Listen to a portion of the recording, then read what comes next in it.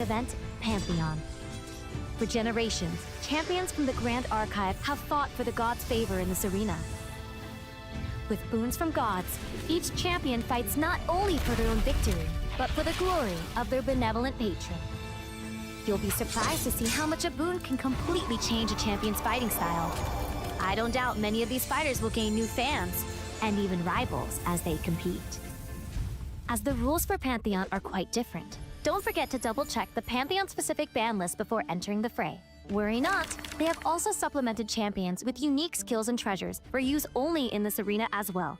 So rest assured that your favorite hero will still shine brightly upon the field of battle. Let's walk through a typical match. Pantheon is a multiplayer format consisting of 3 to 4 players, where the last player standing is the victor. Just the same as a normal game of Grand Archive, main decks consist of a minimum of 60 cards and a maximum of 12 in the material deck. However, in Pantheon, you cannot have more than one copy of each card in the main deck. Players will also start with 1 lesser boon and 1 greater boon card face down in their Pantheon zone. With the battlefield properly set up, we're ready to start the battle. All players will place their level 0 spirits onto the field at the same time. Then, each on-enter effect is resolved in turn order. This will be clockwise around the board. A free-for-all fight might be too much for some of our less athletically inclined champions, so the gods have also granted their wards with a barrier token that absorbs the first 6 damage to them and their allies each game. All players also skip their first wake-up, materialize, and recollection phases, but everyone gets to draw, including the first player. However, players cannot declare attacks on their first turn unless they are the last player in the turn cycle. Champions will need to utilize both wits and brawn to remain the last hero standing. Do not underestimate the weight of a god's gift. A well-bestowed boon could tip the scales in a champion's favor in the blink of an eye. Not only will some boons have a reserve cost, but a god may require a champion to be of a certain level or to use specific abilities in order to bestow their boon. Some boons can even be bestowed at fast speed, so champions will need to strategically think of when to use them to maximize their effects. Given that it is the power of a god, once a bestowment enters the effect stack, players cannot have opportunity or perform game actions in response to it. Once bestowed, the boon will be represented by its card face up in its owner's Pantheon zone. Even if a god bestows their boon, it may apply too slowly or quickly for the champion to make good use of it. For this reason, it is important for there to be a good synergy between patron gods and their chosen champions. Pantheon is an exciting challenge for champions of all levels of experience. Win or lose, you might find that trying an unusual or comedic strategy might even impress some of the gods. Learn more about Pantheon and the Grand Archive at pantheon.gatcg.com.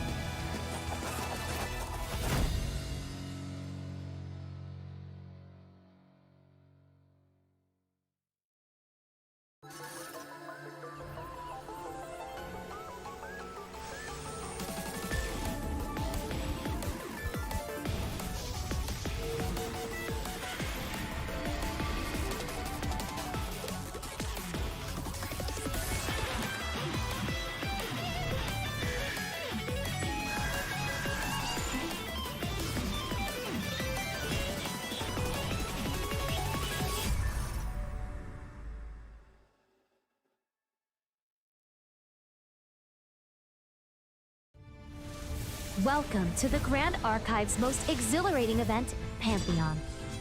For generations, champions from the Grand Archive have fought for the gods' favor in this arena.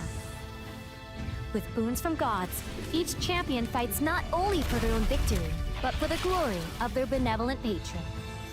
You'll be surprised to see how much a boon can completely change a champion's fighting style. I don't doubt many of these fighters will gain new fans, and even rivals as they compete. As the rules for Pantheon are quite different, don't forget to double-check the Pantheon-specific ban list before entering the fray. Worry not, they have also supplemented champions with unique skills and treasures for use only in this arena as well. So rest assured that your favorite hero will still shine brightly upon the field of battle. Let's walk through a typical match. Pantheon is a multiplayer format consisting of 3 to 4 players, where the last player standing is the victor. Just the same as a normal game of Grand Archive, main decks consist of a minimum of 60 cards and a maximum of 12 in the material deck. However, in Pantheon, you cannot have more than one copy of each card in the main deck. Players will also start with one lesser boon and one greater boon card face down in their Pantheon zone. With the battlefield properly set up, we're ready to start the battle. All players will place their level 0 spirits onto the field at the same time. Then, each on-enter effect is resolved in turn order. This will be clockwise around the board. A free-for-all fight might be too much for some of our less athletically inclined champions, so the gods have also granted their wards with a barrier token that absorbs the first 6 damage to them and their allies each game. All players also skip their first wake-up, materialize, and recollection phases. But everyone gets to draw, including the first player. However, players cannot declare attacks on their first turn unless they are the last player in the turn cycle. Champions will need to utilize both wits and brawn to remain the last hero standing. Do not underestimate the weight of a god's gift. A well-bestowed boon could tip the scales in a champion's favor in the blink of an eye. Not only will some boons have a reserve cost, but a god may require a champion to be of a certain level or to use specific abilities in order to bestow their boon. Some boons can even be bestowed at fast speed, so champions will need to strategically think of when to use them to maximize their effects.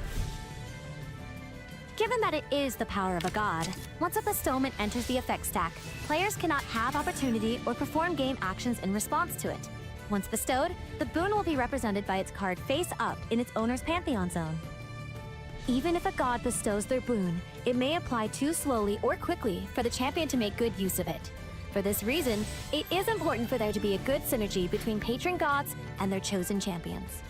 Pantheon is an exciting challenge for champions of all levels of experience. Win or lose, you might find that trying an unusual or comedic strategy might even impress some of the gods. Learn more about Pantheon and the Grand Archive at pantheon.gatcg.com.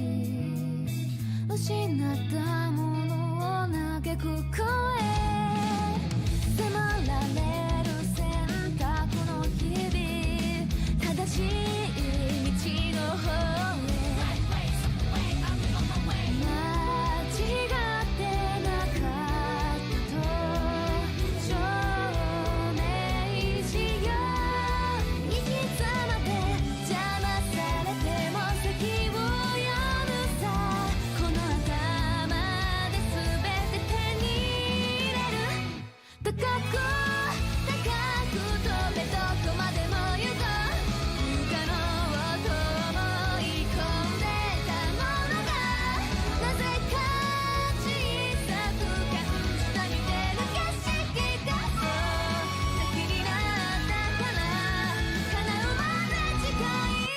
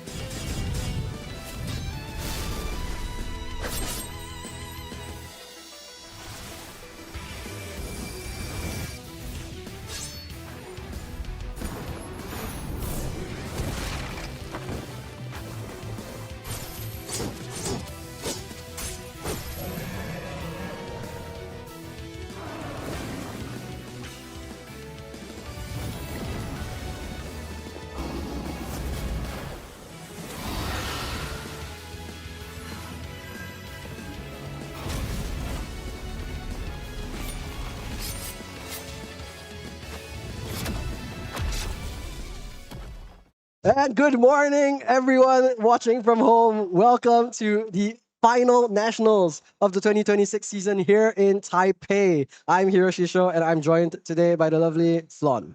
Hello, everyone. Off the heels of OCE Nats, I'm now here to cover the last two Nats of the season. And it's really exciting because obviously a lot of developments have happened in terms of the meta in the past two. You know, starting from NA Nats going towards now, it's just like a lot has changed. And now like this is the last Nats. This is your last chance to make it into Gauntlet or World. So, I mean, how about you just bring us in, tell us what's on the line here? Okay, so today there are 417 players competing. There are a total of 6 slots to Worlds in Singapore in about a month and a half. And if you fall just a little bit short, there are also 10 slots to the Gauntlet held the day before Worlds itself. So it's going to be a lot on the line. 16 positions available, but 417 players. Yeah, that's right. So we're going to be doing 13 rounds in total. So it's going to be very down to the wire because you have to do as well as possible to try and make it into those top 16, ideally top 6 slots. So top 6 is going to get into Worlds, all expenses paid. You're straight in, you don't have to go through Gauntlet. And then 7 through 16 are going to get into Gauntlet from there. And everyone else below that, sorry, you got some pricing. Actually, no, you don't even get any pricing. So There's the day two card. You get a day 2 Necklace of Foresight. And that's about it. So really, this is an event where there's a lot on the line. You have to do as well as possible. I don't expect too many people to be IDing unless they're doing super well already. So it's going to be, you have to try and take every single win, or even the games where you might lose, try and like get a draw out of it. Just try and eke out as much points as you can. Yeah, every single point is going to matter. Of course, to hit day 2, 18 points, so 603, 503 is enough, but that may not be enough to get you to Worlds. So probably you do want to pick up the pace, make sure you don't draw on time. You also don't want to ID. You just want to make sure you get as many points as possible and then make it all the way to the top 8 of today's event and then find out whether you've got the chops to make it all the way to Worlds as well. Yeah, and let's talk a little bit about how things have changed. So obviously, starting into NA Nats, the big thing was Water Exia Jin and Razor Gale, Crucible Razor Gale. Those were kind of like the 2 best decks. And then, of course, Apex from Southeast Asia came in here and kind of dominated the tournament using Water Aetherwing Diana, who has now become the new bane of the entire format. Yeah, she is the boogeyman. If you look at the data as well, Water in general has been the boogeyman of the past 3 nationals. It has the highest representation in the top 8, followed very closely by Wind, and then Fire is just kind of not doing too hot right now. 3 of the last 24 top 8s have been Fire decks only, so very, very little representation. Yeah, and those Fire decks are basically Oblations, One Suzaku. So it's like you're playing aggro, you're playing Oblation. It's kind of the only areas you can go. But the water decks, there's a lot of variety. There's some Genbus in there. There's, of course, mostly Aetherwings. A lot of Aetherwings. There's the Water Ally CL decks.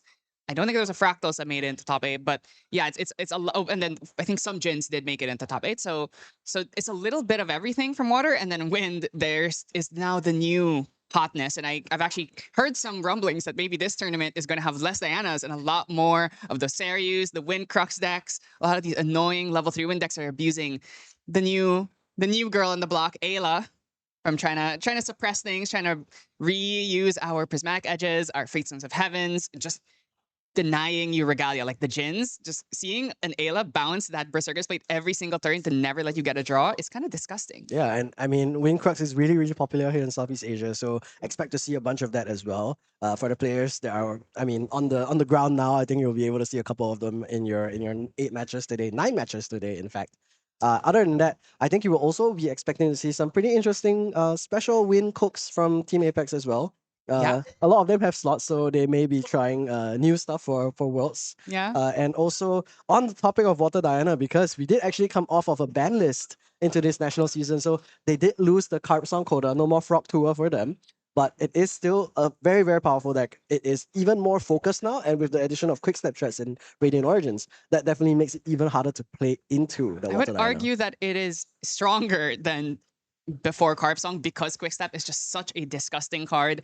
You know, having a tax 2 on every single activation while you're distant on your turn is just kind of disgusting. And it draws you a card too. Yeah. Especially on the deck that plays Weaving Mana Stream. And I think you'll be seeing everyone trying as hard as possible to deny as much Weaving Mana Streams as possible from their opponents. Thurible is everywhere. Sensor is everywhere. Some people are, of course, still on the Bandits and the Raccoon packages. So it's going to be a lot of trying to stop this graveyard abuse. Yeah, basically. from getting out of hand, like getting a lot of advantage from the graveyard, because floating memory is such a very powerful keyword. And then because it was so strong, that's why they've printed so many ways to play around or counter it. And I think that's also why Fire hasn't been doing as well recently, because if you think about Fire, one of their primary resources is the graveyard. Liminal Guide, Cremation Ritual, Creative Shock, Show Floating Memory, Gentle Respite, Fast Cure, cards like that, right? Although those are not Fire cards, you would really consider them to be bread and butter and Fire lists. And because they're not able to get that advantage as easily, a lot of them are struggling, except for the decks, like we mentioned.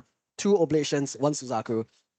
Not as reliant on that game plan. Yeah, and Oblation is notably quite well positioned just because if everyone's on Windcrox, everyone's on Seryu, Oblation kind of eats those decks alive. Well, Seryu can definitely still win. Windcrox, it's very hard to beat Oblation because they literally can just sit there and do nothing and then just drop double Ablation Fuyu and then you just die.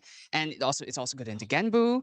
It's also it's pretty okay into Razor Gale. I mean, Razor Gale is one of its weaker matchups. And then Diana, Limelight will tell you that it's good into it, but common knowledge, most pro players you ask say that is not a good matchup. So if they can try and dodge the Dianas and run into mostly Dragons, mostly Windcrox, Oblations could definitely show up big in this tournament. Yeah, of course, skill is going to be on massive display today, but let's not forget luck is always going to be a part of the card game. And if you're not lucky, maybe you don't deserve to be at Worlds either. Maybe that's what we'll find out later today. I've been told many times luck is actually a skill. So luck is a skill. It's putting the best yourself skill. in a position to take advantage of luck is in fact a skill. So but let me ask you, is there any decks in particular that you want to see? I will always say Water Vanitas because it is my own deck. But I think other than that, I really love watching Wind Wake Up, especially from players like Yamikin. Unfortunately, he's already qualified, so I don't think he's here today. And he wasn't on Wind Wake Up. Yeah, he was not. He was on Water Allies. Yeah. But another Wind Wake Up player did make top 8 in one of the other nationals. So hopefully we'll see some people try to replicate that success. Yeah, and for me, I want to see Astra. Astra Ari, because I noticed a lot of these Astra Aris are now playing Astarte to try and combat the Ayla abuse. And I've heard from someone, maybe Aqua, is back on his tried and tested favorite deck. You know, he went to the dark side to play Aetherwing after failing to do well enough in NA Nats, and he eventually did make Gauntlet using Water Diana. But now, you know, he already has his Gauntlet slot. Maybe he wants to just go back to his waifu, go back to his Oshi. Yeah, he wants to get the world slot with the Oshi that he loves, and if he doesn't get it that way, then it's fine. He still can make his way through the Gauntlet, and maybe from there then he'll get, you know, to qualify otherwise. Yeah, and notably, you mentioned it, we just came off the hot tub ban list, and we haven't had a ban list since, because obviously during national season, you don't want to affect the meta too much.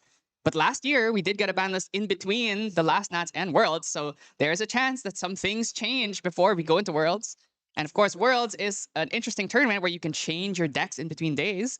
So there is a chance that maybe we see the Water Aether Wing and then Trojan Horse into Astra Arsana in top 8 if he can make it that far. Yeah, that would be awesome, honestly. I mean, we did see last year, especially, Fractal Diachan covered the entirety of day 1 of Worlds, and then suddenly it was all fire aggro in day 2, and even Tristan, who ended up taking the whole thing, Bobo, of course, known for the Tristan now, but actually qualified into the top 8 with Fractal Diachan as well. Yeah. So it is going to be interesting once we get to that point, but today there's no deck changing shenanigans. You have to take the same deck from round 1 all the way to round 13 and then into the top 8. So we will be able to see what decks do make it into that coveted top cut. Yeah, and I gotta say, you know, that's one of the important things about tournaments like this is you have to be consistent playing decks that are like spiky and high variance. A lot of times, you know, you'll just randomly win matches, but also you just randomly lose matches too. And that's, I think, a big problem of Oblation CL. Like I was, you know, testing the deck, helping my team, just practicing, and I'm like, okay, I'm looking at a hand of 3 Povors, 2 Foos, and like a Library Witch and a Liminal Guide. And I'm like, and they still win the game somehow because they're playing against Dragon and they just can't deal with 1 Ablation. Yeah, I But mean, still. that does make sense. I mean, we will have to see what ends up being popular today. We have lots of amazing players here available to put on our stream tables, our featured matches later on. Of course, we've already talked about the people that have qualified. In Southeast Asia, we have so many people that are already qualified for Worlds and the Gauntlet as well. We've talked about Apex at North American Nationals already. So we have Corex, Pro-An, and Zedis, who have all already made their way directly into Worlds. And we'll get the very, very important travel voucher from Singapore to Singapore. Yes, And accommodation so covered. deserving. So deserving of that all expenses paid trip to go to their backyard, basically. Hey, maybe they can book a hotel. Or maybe we can get Weebs to pay for their rent for 3 days. That's true. Does That's that true. work? Does that Weebs, let us know.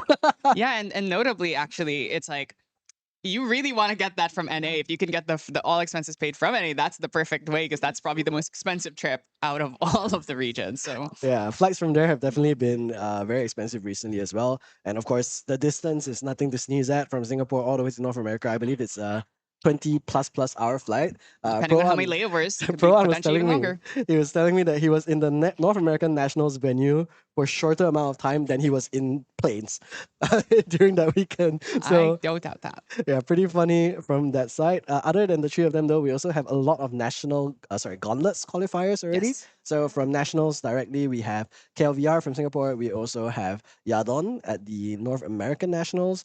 I believe we also have Dennis Yao direct to Yes. Worlds from OCE Nets as well. So lots of great players in the Worlds and Gauntlets from there. Then let's not even forget about all the Ascent winners. Yeah, so Yeah. we have A. Paul who made it in through Ascent Taipei last year. Your first event, actually.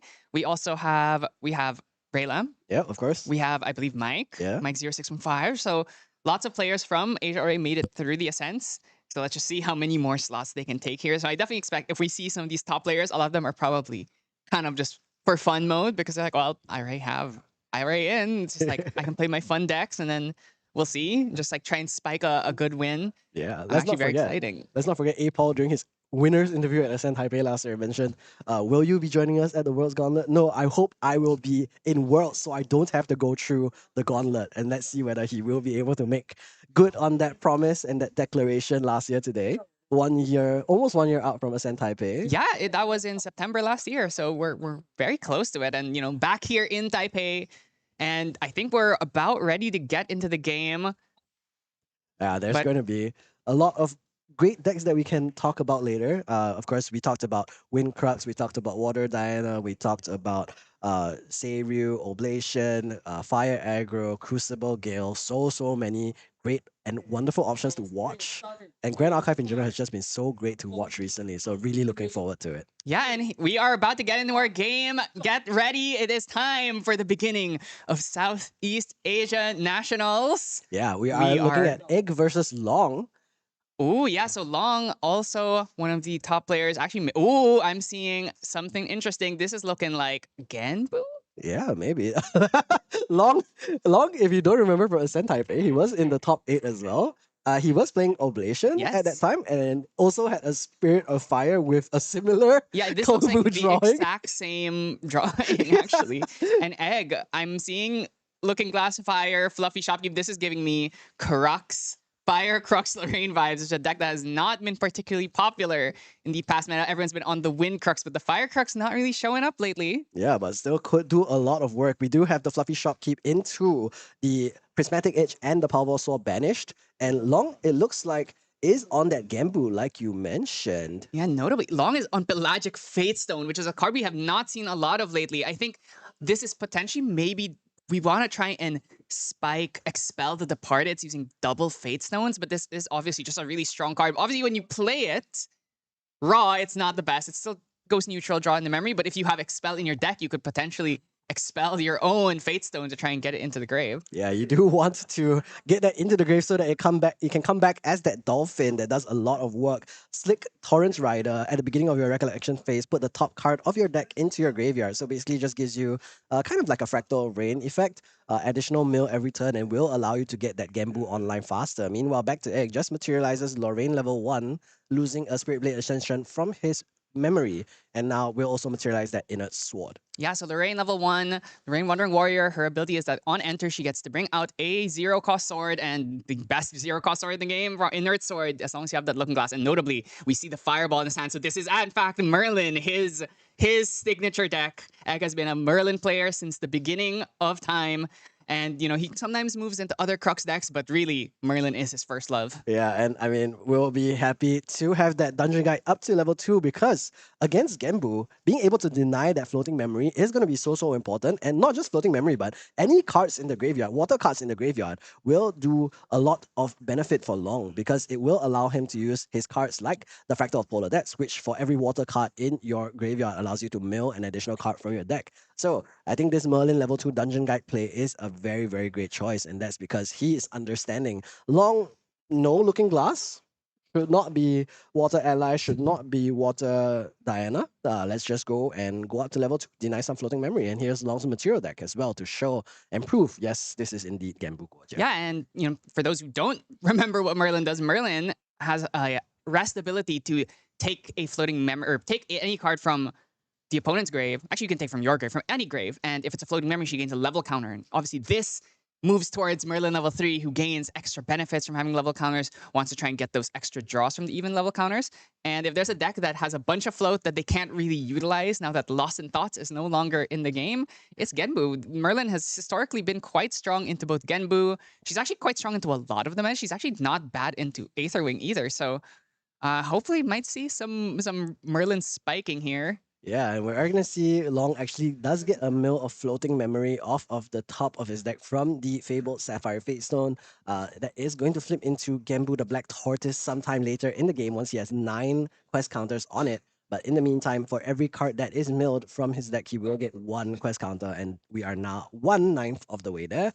Yeah, and notably, he did not open Fractal of Rain, so we're not seeing a lot of the extra milling. We need to find things like the Tidestone Bovines, maybe like the Conniving Plants, just something that can help us accelerate the milling, especially because the Pelagic Fatestone didn't actually get the effect of the Dolphin because it only gets it when it's used for a...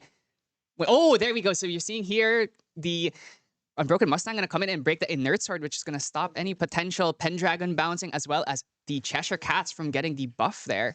Yeah, great option here. Just didn't want to use any other floating memory. Couldn't play the Frostsworn Paladin because Egg would just be able to eat that reflecting missiles in response. But let's see what else Egg is going to do. Just a backup charger turn, taking an off turn, but already has gotten value off of going up to Merlin level 2. So I think he's still in a great position here. Now we'll just draw into memory, get that Power Cell token as well by paying the tree, and Power Cell not that useful in a fire deck, not able to fracturize that for an additional influence, but still great card. Maybe he's on turbocharge like many people are on. You've seen the hand here. It looks like Topsy Decree in hand as well. So that's another way to even hit more cards from the grave. Also notably, Long did banish the Stratagem of Myriad Ice. Not sure how many copies he has in this deck, but usually it is a one of. So that might be one of his major win cons gone already. Yeah, I think it is going to be a very significant option into Merlin, especially because they don't have the defensive options really to get around something like the Stratagem of Myriad Ice. However, we will see what other options Egg has offensively. He does have a Tree of Hearts available in hand and will also be able to use that effect with the remaining cards in hand, but is a little bit low on overall influence. Oh, so you're seeing here, he did in fact put down those fireballs, which means he's definitely not leveling up next turn. Yeah, it could probably be another off turn for Egg. We'll just take out this Unbroken Mustang with that Tree of Hearts, not allowing Long to get any more chip damage onto Egg's life total. Of course, Merlin right now at 22 life, but when she goes up to Merlin Kingslayer as a warrior slash mage, we'll have that 28 life total instead. So we'll be a little bit beefier than Long, who will likely stay at Guojia 1 for a while at that 19 life. Fractal Polar Depths Milk though for the Sapphire Fate Stone. Remember, it's always draw first before mill for no reason. It's just vibes based completely here. And notably, so we've already lost a stratagem. We've lost a polar depths. This means the only, well, I mean, we play 3 polar depths. Yeah. That should be fine. We can find more of them. The other win con in the deck is the Fugue, the Resonating Fugue, which I did see in Long's hand. So he already has it. But as long as we have the Merlin here constantly eating the water cards in grave, we're never going to be able to power up that Genbu enough to actually go for a kill shot here. And that's why you see Long just full pass. But actually, if you think about it, it might be a benefit that we're not milling Floating Memory because then we don't give Egg that extra level counter. And let's see what he ends up doing here. But we did see that Long actually milled a Liminal Guide on Egg's side off of that Sapphire Fate Stone because it does mill both players, which means, and there's a second Liminal Guide in hand, which means we can now use the 3 of Hearts, dump 2 Liminals, level up to 3, and get the double Guide out. Yeah, and he also has a Cremation Ritual available, so can cremate one of those Liminal Guides later. But his hand looks really good. I don't even know what we're going to put down to level up, honestly. Imagine it's probably going to be, it might be Cremate, Topsy, and the Angel Attendant, and just try and get, we want to keep those fireballs, 100%. Yeah, I mean, Long could also just mill Floating Memory for Egg, and then he can just level up with the Tree of Hearts effect. But first, we're just going to see the Cremation Ritual. Is there going to be a response from Long here? Oh, I mean, could try to negate that, but that is 2 cards in hand, so he has to double negate there to get value off of that. An Egg in a very great position, about to go up to level 3 with still 4 cards remaining in hand, and also probably holding on to, not holding on to the Liminal Guy, but does have the Pendragon in hand for when he levels up. Loses a Tidal Lock on long side, so hasn't been milling the float, which is like you said, it's kind of good because you're not feeding the Merlin, but also it's bad because, well, you kind of need to mill the float. Yeah, at the same time, I mean, both of these players have counters going up every single turn. I mean, well, Egg hasn't had his counters go up for 2 turns in a row now, but still in a decent position because Long has now 4 quest counters to his name. And if he is able to get rid of this Pelagic Fate Stone, turn it into that Dolphin, it will be even quicker. He will be able to get his Genbu out in maybe 2 more turns if he's a little bit more fortunate with the mills. Has something like a Primordial Ritual maybe to help accelerate that a little bit, but not at the moment, just going back into his recollection step again. And let's see if he has a play. Fractal of Rain drawn. Fractal of Rain is really good. Fractal of Rain, when imbued, does mill an extra card every single turn, which means that we only need another 5, which means every turn we get the Sapphire Fate Stone plus the Fractal of Rain trigger, which means we're going to get 2 each turn, so 6, 8. And if we go up to Guaja level 2, we could potentially get the extra 2 quest counters from her on enter.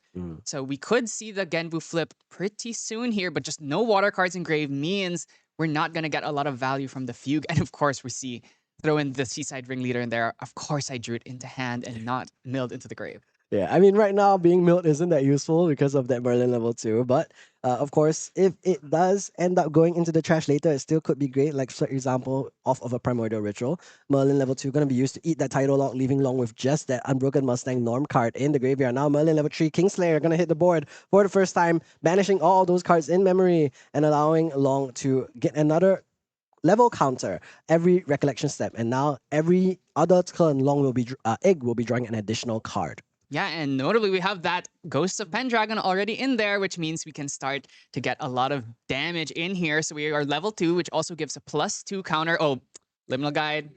Oh, did we forget the Liminal Guide trigger? We did forget the Liminal Guide trigger, and we already drew off of Merlin level 3. So let's see if Egg is allowed to continue with that, because Liminal Guide is technically a compulsory trigger. I think that, but since this was a Liminal Guide that was milled off of Fate Stone, I might have just kind of forgotten. It's like, oh, I didn't bring that in there. But they are allowing Egg to get that draw here. So we are getting, oh, in a way, it's like, oh, the Merlin draw was just the Liminal Guide draw there. Yeah, so they've just made a quick adjustment for that, but hopefully will not be making such similar mistakes in the future.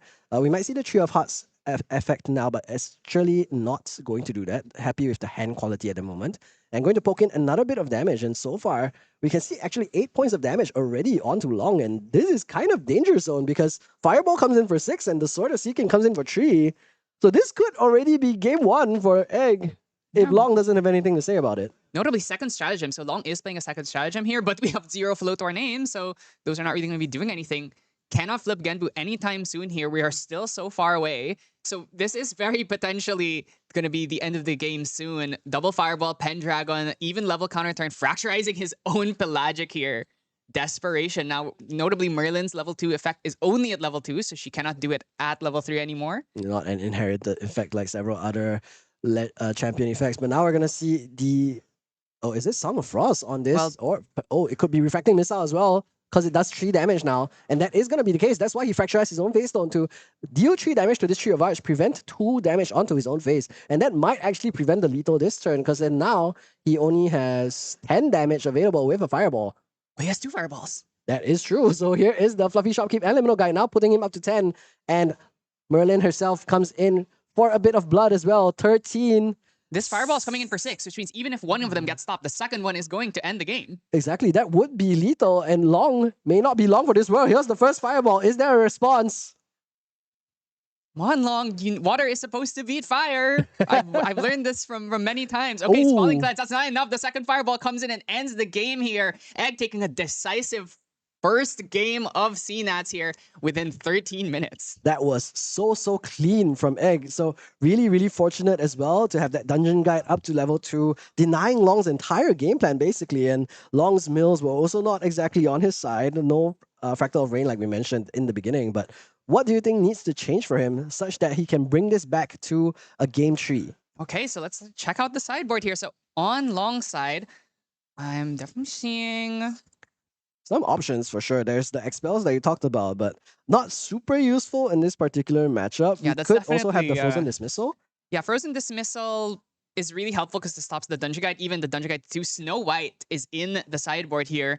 So Snow White is, when you are level 1, she rests a champion, and when they are rested, when they level up, they are essentially bounced back into the material deck. So especially if there are... I'm not seeing other ways to recycle with like Freezing Hail, so like keep them rested, but definitely between the Frozen Dismissal and the Snow White, I can expect Long can try and stymie Egg from getting up to that level 2. Because remember, he didn't Dungeon Guide up to 3. He hard leveled up to 3, but he Dungeon Guided to 2 because we saw how impactful Merlin Memory Thief is at stopping Long from getting all those cards engraved. Exactly. The Dungeon Guide up to 2 is a very standard play in this Merlin versus Genbu matchup. And if there's anyone that's the standard for Merlin, it is definitely Egg here from Taiwan. We're going to see him, of course, try to make his way all the way to the Gauntlet as well. Was stopped in the previous Ascent to Manila by Raylam. Hopefully, we'll be able to take his revenge today. I need to highlight something. So as you know, I'm a very big Kwangming fan, and one of Kwangming's strengths is that she gets to play Nimue. And Nimue with reprogram kills every Shenju in the game. And I'm noticing that Egg has 3 reprograms in main board and 1 Nimue inside. So there is a chance we might see the Genbu come... Oh, so one Nimue in main and 1 inside. So if the second Nimue comes out, reprogram. This is a not open deck list, which means Long did not see it. It did not get milled. He does not know Nimue's in the deck. He might just recklessly flip Genbu and then suddenly, reprogram, your Genbu's dead. And regardless of the Guoja level 2 effect, it will not stop Nimue because Nimue's trigger will go in the stack, and you cannot negate that. You're negating the reprogram, but Nimue is still on the stack. Yeah, And at that the very Genbu goes away. Yeah, at the very least, that is going to be quite a hefty play from Long if he doesn't have the Nimue already set up. It will be 4 from hand from the Nimue itself, and then 3 itself for the reprogram too. So if Egg doesn't have 7 hand cards, I think Long doesn't have to worry too much about that specific combo. And let's not forget, Genbu is one of the decks that is least reliant on that Genbu actually hitting the board compared to something like Seiryu, where you really need to generate those Arcane Blasts. Genbu, in the meantime, actually acts more as a defender than an attacker for Long in this specific matchup. And will, of course, love to have that Genbu hit the board a little bit earlier because we just saw how much chip damage he was taking from just the Dungeon Guide and the Fluffy Shopkeep and the Tree of Hearts was enough to push him to that lethal range for that double fireball to kill. Because if not for taking all of that damage, I think it would have lasted at least a couple more turns. So notably also Egg has 2 Protector at all costs in the deck. So this is a card from the Merlin Recollection deck. So this is an Assassin Merlin card. It's one of those Sheen cards, but Merlin, all Merlins can use it because it's Merlin bonus. And basically what it does is it creates a Mob Memory Obelisk that is one of those kind of Memorite Sheen kind of allies and then redirects the attack towards it. Yeah. So it's very strong in these decks, especially with so many attack-based decks. Diana's an attack-based deck. I mean, Genbu with Fugue is an attack-based deck. CL can be an attack-based deck. Seiryu is an attack-based deck. There's just so many attack-based decks in the format right now. So definitely having something like this that can stop one of those humongous swings can actually come in super clutch. And we see early Fractal of Rain and Pelagic Faceton once again drawn into the opening hand. It's a classic when you play this. That's why so many people stop playing it. At a certain point, everyone was so excited for Pelagic. And now it's like, oh, actually, I don't really like this card. It's a little bit bricky. Yeah, I mean, it's literally a stone. So pretty common for those to be a little bit bricky. We do see Kung Fu Water Spirit make its way back onto the board and Fractal of Rain in the starting hand this time. Meanwhile, Egg doesn't have a Fluffy Shopkeep to start us off, but Refracting Missile will deal 2 damage of chip and also allow Long to level up with this floating memory unless Egg has anything to say about it. Yeah, so that's nothing. Egg does not have anything. We got to go level up here. Looking like Egg's hand's not too great. I saw Turbocharge in the hand, so which means we can obviously go for that huge backup charger turbocharge line, but that might not be enough here. Long might already have too much advantage. Now let's see the mills here. This is going to be really big. Fireball and floating memory for Long, which is great. So Primordial Ritual plus a Frost One, which is of course less than ideal, but still getting that floating memory is really, really nice. Let's see if he has a Frost One in hand as well to try and capitalize off of this. Yeah, you really want to use this now before Egg has a chance to go level up to 1, Dungeon Guide up to 2. Ooh, second Fractal of Rain is huge. We are going to accelerate our quest counters so quickly now. Yeah, that means in 3 turns, we will be able to hit Genbu already. Here's the Tidestone Bovine, so that's going to be 2 turns now. We're milling now 4 cards per turn. So here is another Frost One and a Stratagem of Mirror Eyes milled out for Long. So less than ideal, but Creative Shock now on the stack for Egg during the end step. Let's see if he goes for this reprogram or that Limno Guide into the graveyard. Yeah, I think he definitely wants to try and hold their program so he can use it to try and kill the Genbu, especially with Genbu being so accelerated now. And we want to throw the Limno Guide so we can try and dig extra cards in deck so we can look for that Nimue. Yeah, Lorraine, Wandering Warrior, makes his way back onto the board now, leveling up to level 1 with one of the cards in memory, and then now playing this Limno Guide from the graveyard, getting to look deeper into the deck, drawing cards, always one of your favorite things to do. It's really important here. We can find a Dungeon Guide. We can Dungeon Guide up to 2 and then take this. We can take the Primordial Ritual here. Inert Sword comes out. Otherwise, we can just kill the Bovine. I mean, we can also kill Bovine with Dungeon Guide plus the Liminal. So lots of ways to get rid of some of this extra milling. But the float is already in deck. It's going to be hard to control this. And then, I thought it was Topsy Decree. It's just a Cheshire Cat. I mean, just a Cheshire Cat. That's a 3/3 Spell Shout Stealth ally that can do tons of work as well. But thankfully for Long, at least, he has a lot of quest counters now available. And next turn, he will be going up from 3 to 7. So if he goes up to Goja 2, he can flip the tortoise already. Yeah, see, there's a lot going on here, but does Egg? No Nimue in here, so that reprogram is not going to be able to be used. And definitely that is not a common Merlin tech, so I don't know if Long is necessarily expecting that. Yeah, especially in the main board. But now it is game 2, so he may be considering that as a sideboard option because of how prevalent Seiryu is in the meta as well. Now the Limno Guy coming in for 1 into Long, drawing first blood in game 2 of our game. And Cremation Ritual from hand now will delete this Limno Guide and allow Egg to draw another additional card. He's really looking for that Dungeon Guide, I think, so he can deny this Primordial Ritual. So let's see if he is able to find that. Notably, we did not attack the Bovine using this Limno Guide, which means if we did draw the Dungeon Guide, we cannot play it to get rid of that. But we do play the Cheshire here, so if you haven't seen Cheshire Cat before, I don't imagine, and man, you have to have seen this card. It's been everywhere. It is a ally that can use the effects of distortion objects on field, and she also gains power from distortion weapons on field, which means that Inert Sword, with its 2 base power, is now giving her +2, so she's a 3/3 stealth spell shroud. ally, extremely hard for water decks in particular to get rid of. And let's not forget the Palvor Sword is also a distortion weapon available in Egg's material deck. We saw him banish it last game with the Fluffy Shopkeep. So if Egg goes ahead and materializes that next turn, this cat is going to start coming in for 5. And I noticed he had another cat available as well. So could just push in 10 damage next turn with those two cats. And we know this Long is already at 6 damage counters. 10 damage from the two cats is almost lethal already with the sword as well.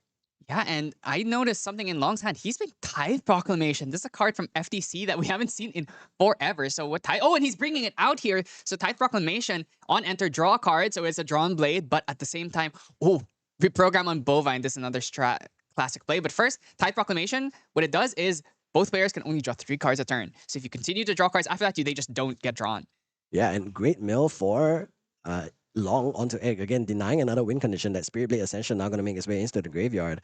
Reprogram, of course, putting Tidestone Bovine at 0 attack for the turn, which means it's not legal to make an attack, and thus Long won't be able to mill. And maybe why Egg decided, you know what, it's fine. I don't need to hit it this turn with my sword. I just need to push in this little bit more damage, and now Long is in a very dangerous position. Yeah, so notably, because that the Bovine cannot swing, we don't get the extra quest counter, and it's just sitting there, basically. So we're now kind of free to do what we want. We can now, Palver Sword, banished 1, could roll the Palver Sword here, buff up the cat, and also banish every water card from grave. So a lot of things that Egg can do here, especially because Long doesn't have a good way to remove Palver because Bovine or Mustang can't hit it because it is a 1-cost weapon. And if you fracturize it, it doesn't technically leave. So your only real way is to fracturize it and then expel it after. I see. Yeah, that would be very frustrating, but at the very least, it would make the cat not come in for 5, which I think is probably more important for Long right now, in quite a dangerous position at this 6 out of 19 damage counters already. We're not going to be able to turn that Bovine, so we're just moving it a little bit off to the side. And let's see what Long has in store for us this turn. Something like a Frostwand Paladin would be fantastic, honestly, to just prevent some damage, but could Got a also... broken Mustang. Exactly. Showing up here, so might just break the sword now, try and spay this cat before she has any chance of causing any more damage. Notably, Egg doesn't have a card that Cat can use her effect on. We don't play the Treads, we don't play anything like Consumption Ring, or even there's a...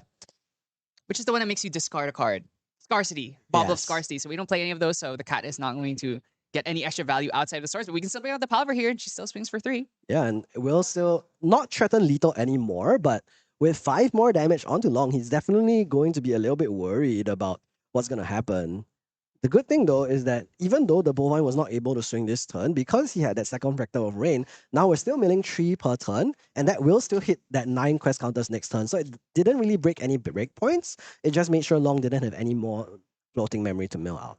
Yeah, but one of the problems now, though, is that we use that reprogram, which means if we do end up drawing into the Nemo wave, we cannot use her to get rid of the Genbu, because Genbu has Spell Shroud, which means you can only use targeting skills, and reprogram is one of the main ones. Does Egg have Resolute Stand in the deck? He does have Resolute Stand, so that is an option. Yeah, I mean, Egg, lots of options still. Of course, we aren't able to use spells, but we are able to use skills. And we talked about it earlier. The most important skill to have is luck. So first he needs to luck out and draw the Nimue so he can answer this Genbu. But maybe he can even find a magical lethal line here with the additional cat in hand and the Palvar Sword available. We will find out what his play is going to be. It's still on the end step right now, just giving him a little bit of time to make this decision. There's still tons of time available in this round 1. Yeah, and Egg is hands down here, so he basically has to just think about the materialization right now. So are we going to go for the Palvar? If we go for level 2, we could at least eat that Bovine in the grave right now, so that's another option as well. Nope, it is the Palvar. So the reprogram is going to be banished for that. Turns Long's entire graveyard upside down. And now the cat is still a 3 attack ally, and we have a second one in hand. We found the second reprogram here, but still no Nimue. Palvar Sword is a level 1 bonus on enter. Banish all cards in target player's graveyard. So we targeted Long of here. So that does mean all the float and as well all the water cards in grave, which means the Genbu is not going to get the buff. Now, this is just a one-time thing unless you Ascension it, which is something that this deck can do, which is actually one of the ways that Merlin does well with the Genbu is she just hits level 3 and she just keeps flickering the Palvar over and over again and constantly take all of these water cards. But thankfully, Long has the really like God mill setup with double Fractal Rain and a Bovine on field. Yeah, we do have that, and Genbu will at least be able to protect Long from any further damage. from the following turn onwards, but already at 11 damage counters. Took 3 from the cat, took 2 from Lorraine Wandering Warrior herself, and Egg. Once again, not paying any heed to this Tightstone Bovine on the board. Second cat now going to hit the board and allow Egg to do even more damage per turn. Too long. Now remember, because of unique ally rules here, we are going to have to sacrifice the other Cheshire Cat, but the second Cheshire Cat will come in and just swing for another 3. Yeah, I mean, we're just paying 3 and our card to do 3 damage. This is basically a kitty ball from Yeah. hand. A little bit, not as potent as a fireball, but still going to be very, very painful for long because now he's in range of Merlin level 3, 1 level counter fireball. Because that is 3 plus 1, 5 damage, and that is lethal already. So we are in a very, very bad spot. Gocha 2 now hits the board, and we're actually just going to draw a card for that. Get 3 quest counters now off of the mill. And we also milled into a Seaside Ringleader, which is going to be great for Long. At least allows him to recover a little bit. Long, of course, hitting that level 2 to, once again, get out of that range of that, like I mentioned, level 3, 1 level counter fireball. No longer going to be able to take Long out. And let's see, again, reprogram onto this Tightstone Bovine. Once again, not allowing Long to get any more additional value out of this cow. Once again, using the programs here means we will not be able to use it on the Genbu if the Nimue is ever found. So Genbu is very hard to remove just because of that Spell Shroud. You either just have to hit it, or you have to find one of these alternative cheeky ways, and Egg is not on Lava Storm, not on some of these other ways of removing the Genbu, so probably just gonna have to either Fireball over the Genbu to try and kill Egg through the taunt, or alternatively, we have to swing into it with a bunch of Pendragons and attack cards. Otherwise, probably just going to be sticking on field, especially if Long gets a little bit too low, though. We'll probably have to just sit on the Genbu and never swing unless he finds the kill. Yeah, at the very least, Genbu only has 1 water card in the graveyard, so won't be able to go into like a bajillion life total. We'll just go from 9 to 10, which is still could be an important breakpoint. So we'll find out what Egg has available in store. Still thinking on that materialization just now. Long, on his turn, only went for 1 damage with the Unbroken Mustang, poke a little bit with their Horsey, and then now going to pass the turn back to Egg. Let's not forget though, Time Proclamation on the board will deny Egg from going for any big plays. Pendragon into Pendragon, for example, is no longer available to draw 4 cards. He also can't even do Pendragon into Ascension to draw cards off of the water engrave. So that's going to be still very, very big. That's going up to Merlin level 2 Memory Thief now, though. Yeah, actually, is Long on... I wonder if he's on Quicksilver Grail. He's on GCR. Okay, he's on GCR. So one of the fun things you could do is you could Quicksilver Grail into the Tithe Proclamation to try and deny someone who's going for a big draw. But okay, Genbu, Black Tortoise flips here.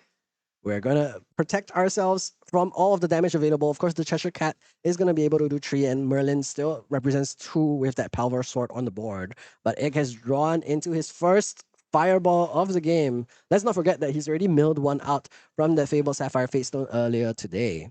And actually, flipping again, remember, this has Taunt, which means we cannot even go and attack into that Bovine. So it's going to be able to stick around and hopefully mill a card finally because we are out of our programs. Yeah, this might be the stabilization turn. And we're actually going up to Guojia level 3 because it is now going to be fully discounted because Genbu Black Tortoise is on the board. If you have a Shenju ally available, you are able to materialize this for free. Another Seaside Ringleader milled out for Long. Once again, gets to pay 2, draw a card into the memory. And also, if he plays any other animal allies, they do come in with a buff counter, which is great to allow him to finally put on the pressure onto Egg in this game 2 of our first round of Nationals.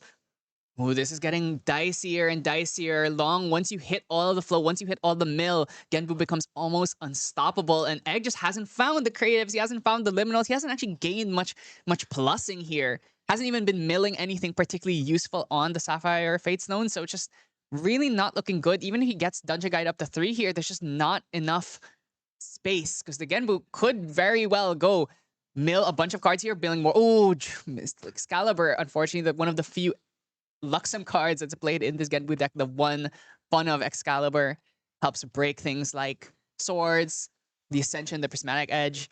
There's lots of different things here could be used on. However, Long just is quite far away from a win con. We saw Egg almost pick up his deck and start counting already. I'm like, yeah, maybe not yet, Egg. We've only got 3 water cards in the graveyard for now. Long still has quite a number of options. He does have the stratagem, he does have the fugue, he does have just beating down with allies. So if he draws Frost on Paladins or whatnot, that would be useful. We're going to see Egg just eat one of those water cards in the graveyard, just slow down Genbu and the Fractal Polar Debts as well. And let's see what is the materialization, because he hasn't done anything yet. There's still the option to reprogram or do another fast speed floating memory in order to try and hit level 3, because without any cards in your memory, you aren't going to be able to level up yet. I imagine he's gonna go turbo here because he has the backup charger, then he has the turbo charge in hand, so we can go for that unless he banished it. No, he went for the backup charger, you're right. I did not see the turbocharge. I believe is the card No, in the banish Oh, area, so we right? did banish the turbo charge, unfortunately, so we cannot use that, drawing into more Crux cards. But do we have the D guy to help us get there? I think so. That might be the first card on the left here, but we do have to worry about full hands up water deck, and we do have to play around, of course, the threat of a frozen dismissal. Yeah, it'd be really huge here if you get frozen dismissal. Then, well, okay, now Fluffers, Fluffy Shopkeep here comes down on enter, banishes 2 material deck cards. So in Merlin's case, what does she often usually remove? It has to be that prismatic edge. There's no majestic spirit in this deck, I believe. So we won't be seeing that make an appearance anytime today. And we have actually seen the Pelvor Sword already materialize. So I think it's just going to be the Sword of Seeking as well. Yeah, so Fluffy Shopkeep here. Ooh, could be thinking of a Drawn Blade, actually. So Fluffy, on enter, banishes 2 cards, draws you a card, and she's an intercept. So 1-3 intercept, very good stat line for a card that actually goes net neutral at the cost of banishing cards. But notably with Merlin, a lot of times banishing cards, Merlin and Lorraine, banishing cards is actually a good thing. Yeah, It's kind of exactly. Crux's gimmick, so... We've glossed over it a little bit, but Long actually very, very far out of lethal range now because of that Guojia level 3. Now has 14 effective life total remaining. Also recovered 3 from the Guojia level 3 on enter as well. Portentous Tangu now going to make his way onto the board. Gets a quest counter. Not the most useful now that Black Tortoise Genbu is already on the board, but will allow Long to draw, and that's going to be great. Does mill out 2 more water cards. I believe no floating memories still. So actually beneficial for him, I believe, because this means Egg is no longer accelerated. If he goes up to level 3, he won't be able to get an additional level counter, and that's going to be a big deal. Yeah, and I think we are just basically waiting for the right opportunity to bring out the Enfeebling Orb and just try and go for a big resonating fugue here, try and end the game. So if you've never seen the combo before, Genbu Black Tortoise has an ability where you can pay 3 to gain life equal to the amount of water cards in grave. And then Resonating Fugue will allow you to swap the life and power stats of your ally, which now lets you, if you have, I don't know, let's say 6 water cards in grave, Genbu becomes a 15 life turtle. You swap 15 with 3, suddenly he's now a 15 damage turtle. Yeah, that's going to be a big deal. And Long swinging with the Tidestone Bovine, not a care in the world about hitting floating memory, and beneficially didn't mill any float out of those 2 cards. So still no additional level counter for Egg. I'm not sure who's the unlucky one here with these mills. And now Egg gonna go up to level 3 Merlin Kingslayer. Once again, finally turning on these win conditions of the scaling level counters so that we can get a bigger fireball. Notably, one thing we need to talk about is the fact that Prismatic Edge does not target, which means it gets around the Spell Shroud of Genbu, and it also gets around Guojia level 2's Lineage Release. And that is one way of punishing a Genbu that goes for a few, because when you swap the Genbu's life and power, that means he becomes a 3 life ally, which means a Prismatic Edge with a fire card can do 3 damage to it and kill it before the fugue finishes. Exactly, and will be very, very nice if he can do that to deny the fugue. But as the game goes longer, both of these decks get stronger and stronger, and different ways, of course, with more cards in the graveyard versus more level counters on this Merlin. And now the Ghost of Pendragon going to make its debut here at the Southeast Asian Nationals 2026. On play, you will get to put a card back into your material deck, and then you'll get to draw 2 cards. Everyone loves that. Are we gonna dismissal this or even maybe engulf it? Okay, yeah, there it is. Dismissal here. Gonna force you to pay 4 cards to activate this Pendragon, or to resolve the Pendragon here. And that would put Egg at 0 cards in hand, draw 2. 2 cards. It's like Resolute Stand or Ascension are like the two own playable cards here. He's already drawn two Ascensions and milled one. So that is looking more and more likely. Then you go Enfeebling Orb and just end the game. And let's not forget, Long has a Tidal Lock in hand as well. So even if Egg pays for this 4, it may not still resolve. And there is going to be the resolution of the Frozen Dismissal, but not of the Ghost of Pendragon. And that means Egg is just down to memory and nothing else.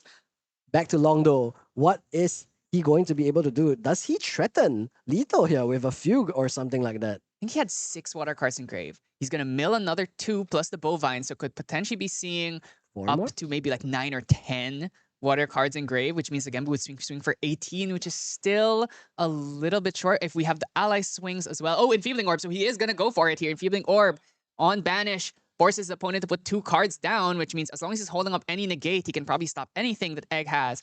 Ascension. Oh, doing it right now. And we're just going to Ascension the Power Sword so that there's no water cards available. Here is Engulf though. Not going to allow it to happen. That means there's no sword available for Egg as well. Yeah, so that's it. So the Egg is all hands down here. Long is completely free to go for the big kill here. Should have more than enough water cards. Resonating Fugue activated in the Recollection phase. Genbu then can be activated in main phase. And this should be all she wrote. Let's see. First, we do need to get rid of this Fluffy Shopkeep going. There it is, the Refracting Missile, dealing exactly 3 damage to the Fluffy Shopkeep, taking it out. Now it's everything coming in into Egg, and Long has going to get lethal already. How many water cards is that in the 11. graveyard? That was 11 water cards in grave. That means Genbu flips to 20 total, and that is going to be game 2 for Long. Finally taking out Egg on this Merlin, and slow, steady, and very, very clean gameplay from Long on this Water Quatia Genbu was able to farm a lot of influence up, slowly push himself further and further out of lethal range, and deny Egg of victory in 2 games in the first round of our Southeast Asian Nationals. And this really is the story of Genbu. If you find the Fractal of Rains early enough, you will mill so many cards that the Merlin cannot deny you. Especially going first there. Wasn't able to really get much going on, but now Egg is going to be going first in game 3, which means if he levels up to when he does the level 2 Merlin on turn 2, and especially if Long doesn't find the Fractal of Rain, not going to be able to mill enough cards to stop the Merlin from just denying everything. Yeah, and I think another thing to not be understated is just Long, not the most fortunate with milling Floating Memory, but that has turned out to be beneficial in this specific matchup. We're slowing down Egg, we're not allowing him to get additional level counters, and most importantly, I think Egg himself just didn't have a clean way to go up to level 2 and took very long, I believe, turn 4 or 5 before he actually was able to start using that Memory Thief ability. Yeah, absolutely true. And I actually am seeing the Snow White not in the deck here, so Long choosing not the sideboard that in.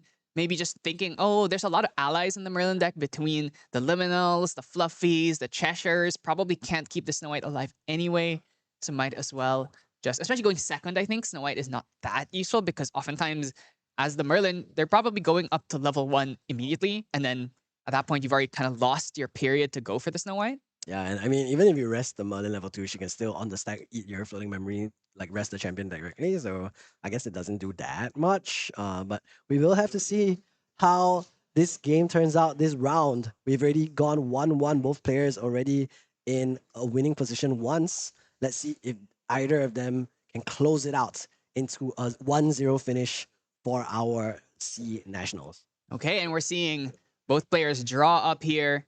Egg, do you have anything? I see there's 3 of 4 are Demolition. We do have Reprogram and the Resolute Stand. Have not found the Nemo way at this whole game, but it would be so huge here. Yeah, I mean, would be able to save Egg a lot of damage given. Well, it's saving Long, but we're going to be able to deal more damage as Egg. And let's see if there's a Creative Shock or anything like that. There's a Fractal of Rain available for Long in the starting hand again. So I think we've lucked out a little bit. No Fractal game 1, 2 Fractals game 2, 1 Fractal game 3. I think that's pretty decent numbers.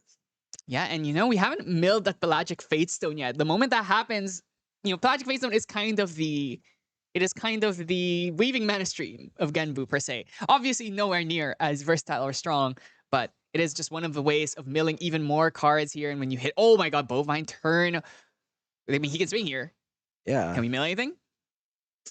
Okay, Spalling Cleanse. Okay, there's no dungeon guide. There- It looks. Is that not a Dungeon that Guide the- there? Or is that reprogram? I think that's reprogram. But maybe we do get 3 draws. Oh! Dungeon Guide off the top. So this Spawning Cleanse may not be long for this graveyard. Might be going straight into the banish. Also has that Shield Mate available to discard 4 floating memory up to level 1. Now Lorraine, Wandering Warrior, once again hits the board. Will allow Egg to, I mean, not do that much. He's just going to get an Inert Sword, turn on those cats. And now let's see Merlin, Memory Thief, make its way onto the board. I imagine we are just going to go for the classic play here. Merlin, level 2 on turn 2, using that Dungeon Guide to eat the float engrave. Now, that does mean that Long, next turn, can just hard level and then mill 3 off of the Sapphire Faithstone plus the Fractal of Rain plus the Bovine. Actually, with 4 off of all of those, which means if we have a Paladin in hand, we can take advantage of it already. Yeah, 3 quest counters would be great. Egg also won't be able to kill this Bovine with Lorraine if he wants to use Merlin's ability, because you do need to rest Merlin in order to use that. But does he have another ally available? 3 of Hearts in hand, so has 8 cards in hand, which means we should be able to play Dungeon Guide plus that 3. But we will be hands down. Long, fortunately, having no cards in hand, cannot play the title. Well, he has 2 cards in hand, cannot play title lock yet. So should be free to just go for this here. That is quite a commitment. Let's see what Egg decides to do, because losing that 3 of Hearts on the crackback may not be great. There is the Dungeon Guide Nimue in hand. Nimue in hand with Reprogram and Resolute Stand. Now, notably, Nimue is a mage class bonus card, which means we do have to be level 2. So what we could do now is we could go level up to 2, hold onto the Nimue, and then just chill.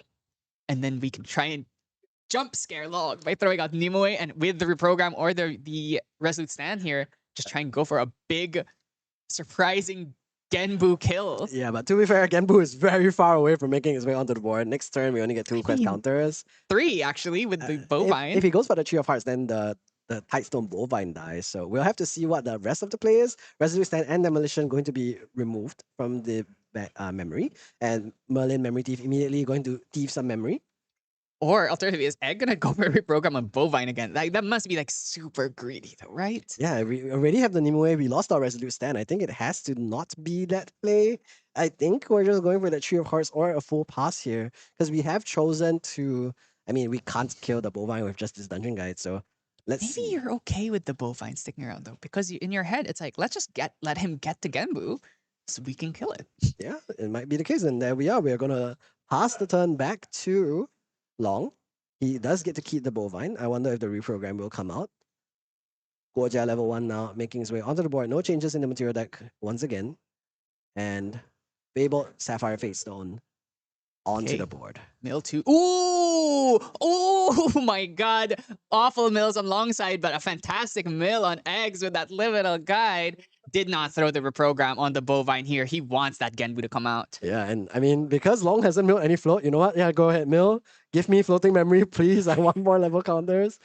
You are a little bit unlucky. Let me give you a few more chances to mill. And there is still no float. Oh no! When it rains, it pours, but at the same time, when there's a drought, you just cannot find anything. Long here getting a little bit of Alzheimer's. Can has no memory. We'll just pass though. And I think, honestly, Egg is probably happy enough with just the 1 level counter, because that will mean when he levels up, he will get the second counter gets the draw immediately on level 3. Alternatively, what we could do here is we could just backup charger, regain our influence. We could play Nimue here. Nimue and Dungeon Guide kills the Bovine. You eat the Bovine, and then you have Nimue with a reprogram in hand to be ready to just kill anything that comes up on the board. Yeah, but let's not forget that Long also has options like refracting missiles to get rid of the Nimue. I don't expect Egg to be putting down this Nimue before Genbu makes its way onto the board. And if we do get rid of the Bovine this turn, that means Genbu needs at least 2 turns in order to make its way onto the board. I think, and in general, at least 2 turns. But if we get rid of the Bovine, that may go up to 3 turns instead. And let's see now, the 3 of Hearts makes its way onto the board, putting down a bunch of Pendragons and stuff. I don't think he's leveling up then. We will just see this 3 of Hearts trade into the Bovine, get it off the board, give a floating memory for Merlin Memory Thief to eat. And that is going to be exactly the play that we see from Egg going up to the 2nd level counter now. And if he gets a 3rd, We can huge. actually get the Merlin draw through 4. Straight to 4 quest or 4 level counters already if we can get another float mill here. Conniving plans, more chance to mill here. I think long. Oh, Oh, okay, that's huge though. okay. That's something. That's something. It's not a float actually, which is also good. Yeah, I mean, you could still eat it. So you would deny the draw, but you won't get the level counter for Merlin. But Merlin's already tapped out, so I think that's fine. This means we will be able to see the Seaside Ringleader used for long. Maybe he has another animal in hand, another bovine perhaps, or Unbroken Mustang can get rid of this inert sword and also come in as a 2/3, which is a pretty standard ally stat line. Let's see though. So we are going to get up to 6 quest counters this turn off of the Frackle of Rain and the Sapphire Stone, which means we're still 3 off. We're still really far away unless we can find more connivings, more bovines. And of course, once that Genbu flips, we have the Turtle Slayer, the snake coming in here to put its jaws over that shell and just crack it in half. Yeah, the Cursed Touch is going to reprogram that card from on the board to off the board. And let's see what Long has in store for us for his materialization, because lots of options still could go up to Guojia 2 and Genbu could make its way onto the board in one turn, but still a bit off. Guojia 2 plus the 2 mills. So instead, we're just going to see the Grand Crusaders ring. Here's another mill, and mills are reprogrammed, so floating memory for Egg. And And no float on his side once again. is there a second It was seaside? it was an engulf. It was Oh, an okay, engulf and something else. So we're gonna now going to see- activate the Seaside Ringleader here. Okay.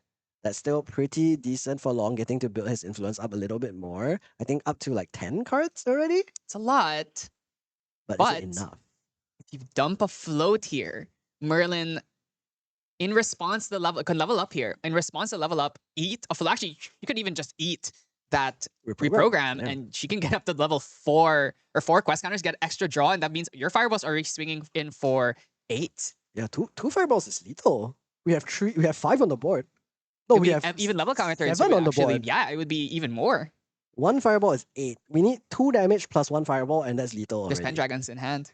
Yeah, of course, Long has a bunch of cards in hand. I don't think he's just gonna sit there and quietly let you go fireball, Pendragon punch you, especially if you only have a total of 5 cards in hand. I'm seeing in Long's hand, I saw Seaside Ringleader, Paladin. So it's a bunch of allies that he can't use because he can't use the float. Actually, hasn't been milling float in the first place, and he can't use the float.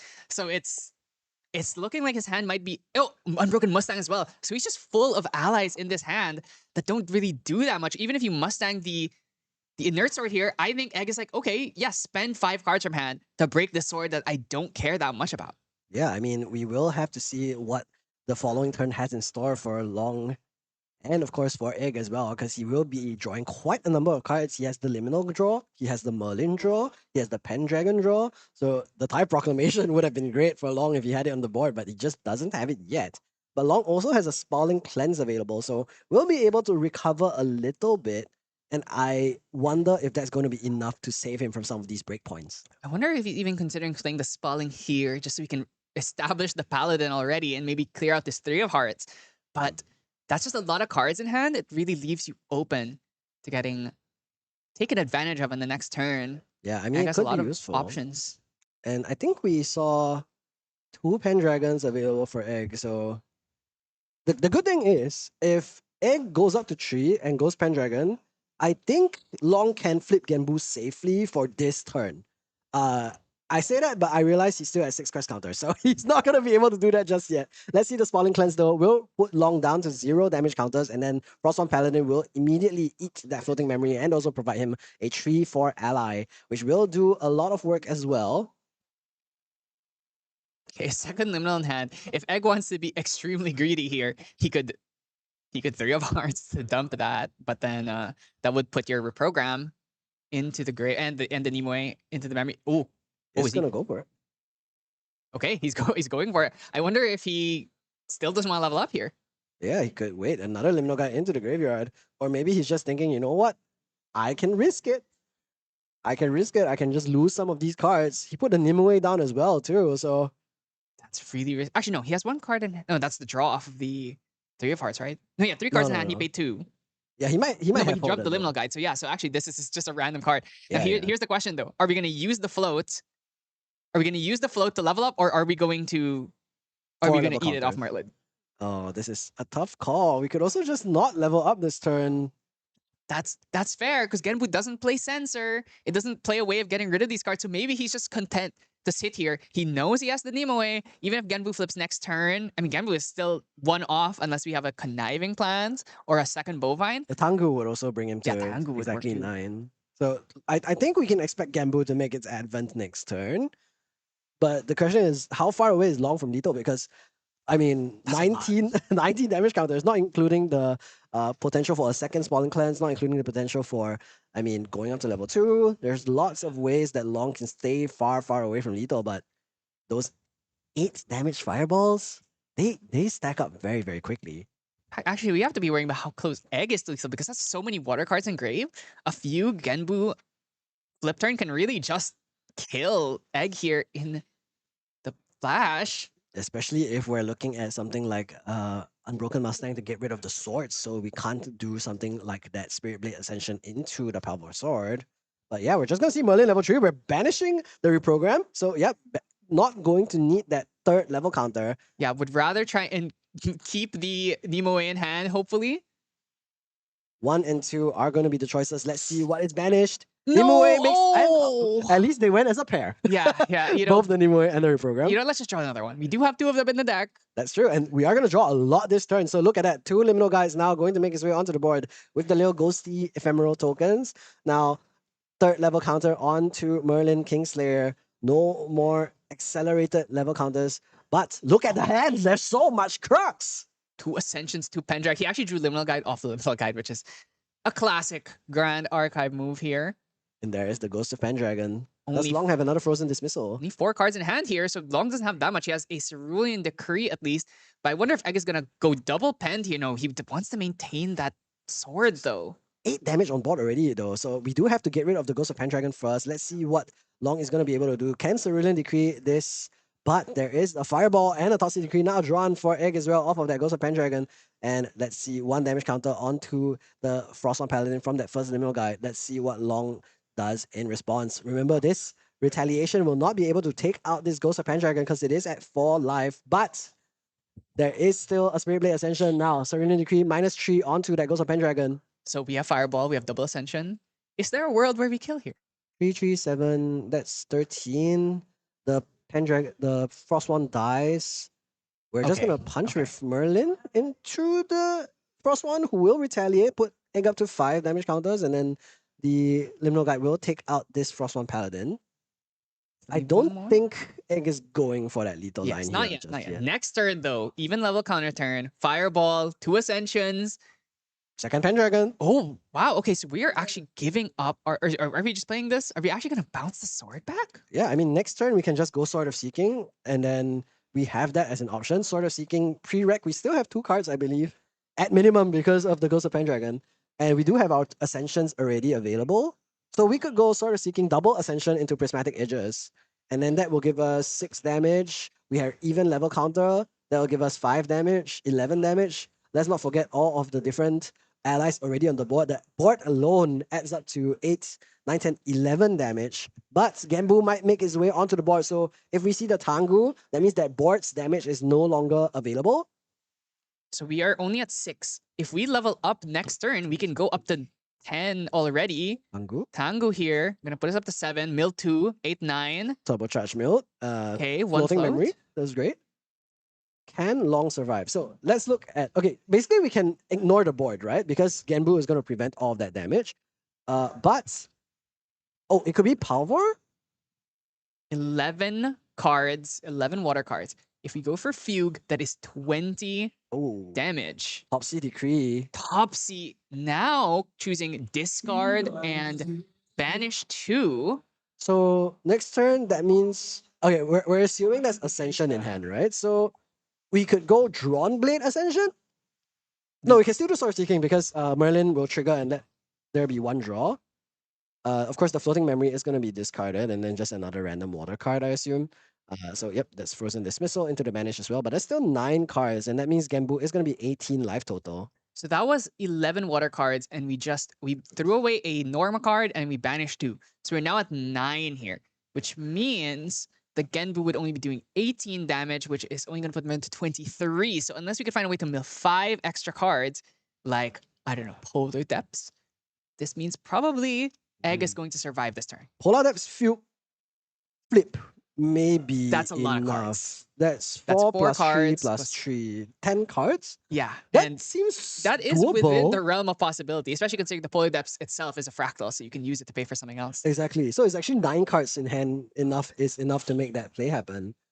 But does he have exactly those 2 cards? Because he needs He's- exactly Polar Depth plus that. But no, he does Oh, not. he doesn't, and this is really risky because now you have to deal with 3, 6, 7, 8, 9, 10, 11 damage, Sword of Seeking, plus the Ascensions. It's just like, this is a lot. This is a lot for the Genbu. Oh, he's just gonna flip now. Yep. Ooh, I wonder if we can draw Nimue. This would be, we have a second, we have the second Resolute Stand, so we could, if we find Nimue, this Genbu could be going away here. I don't know. Fireball Ascension is lethal, no?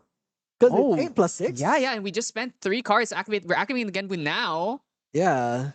Spalling Cleanse puts him out of range. Fracturize is available. We'll have to see. Because, okay, so if Egg tries to go Ascension now, we can just Fracturize the Prismatic Edge. It's no longer a problem. And Long is still holding up a lot of cards. We could engulf it. We 6, I could think. Cerulean this. So it's a little bit risky, especially because you do lose your sword here. Exactly. Egg though. Let's see if he does this pre-recollection. Because if he just recollects, he can definitely very easily go Ascension main without worrying about negates. And that is going to be the play. Egg not one to fall for such simple traps. And let's see if he does go for that line. The double Ascension Fireball will be enough. Okay, I'm not seeing too much here. Now, remember, Ascension removes the sword for cost, which means if we engulf it, that means we lose the sword, which means we can't even play the second Ascension because it's a cost. There's no opportunity to activate a second Ascension anywhere in there, which means we could just be dying next turn. Exactly. Engulf is going to be such a key card. Let's find out. First, the Spirit Blade Ascension is going to be put on the board. We're actually putting the Fireball down into memory. That might have been Demolition. Oh, it could be. Let's see. I mean, Prismatic Edge reveals. Prismedge instead? It is It is a Fireball. Fireball. Maybe that's like the only fire card he's willing to. Oh, are we actually just gonna try and kill Genbu here? Oh, we might? But How much damage is that? Dom has That's so many cards in 6? hand. It gains. I think it had 7. Now it's at 6, so it took 3, so it's at 9. It's at 18 life total. We have 3 damage counters. We're looking at Fracturize onto the Prismatic Edge. Oh wait, he has second Ascension though. But we do have Engulf available, right? He does still have enough Does he have it? cards. I don't know if he has the engulf. He already milled like 2 of them. He has second Fracturize as well if he wants. We could get rid of the. Or are we going for Palver now? Is it time to go for Palver? We're allowing it. We're allowing it. It's going to be second Prismatic Edge trigger. It shows the Fugue. Genbu takes another 3 damage.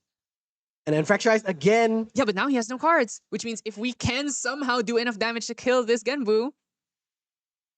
Oh my god, it's 18 life total. It's already taken 6. The Prismatic Edge does make its way into No swing the though. Fracturize. No swing from Merlin Kingslayer, but look at the board. 7th damage counter makes its way there from the Liminal Guide. Now we have 6 from the Pendragons. That puts it up to 13, 14, 15, 16, 17. We're 1 We short. still have a bunch of cards in hand though.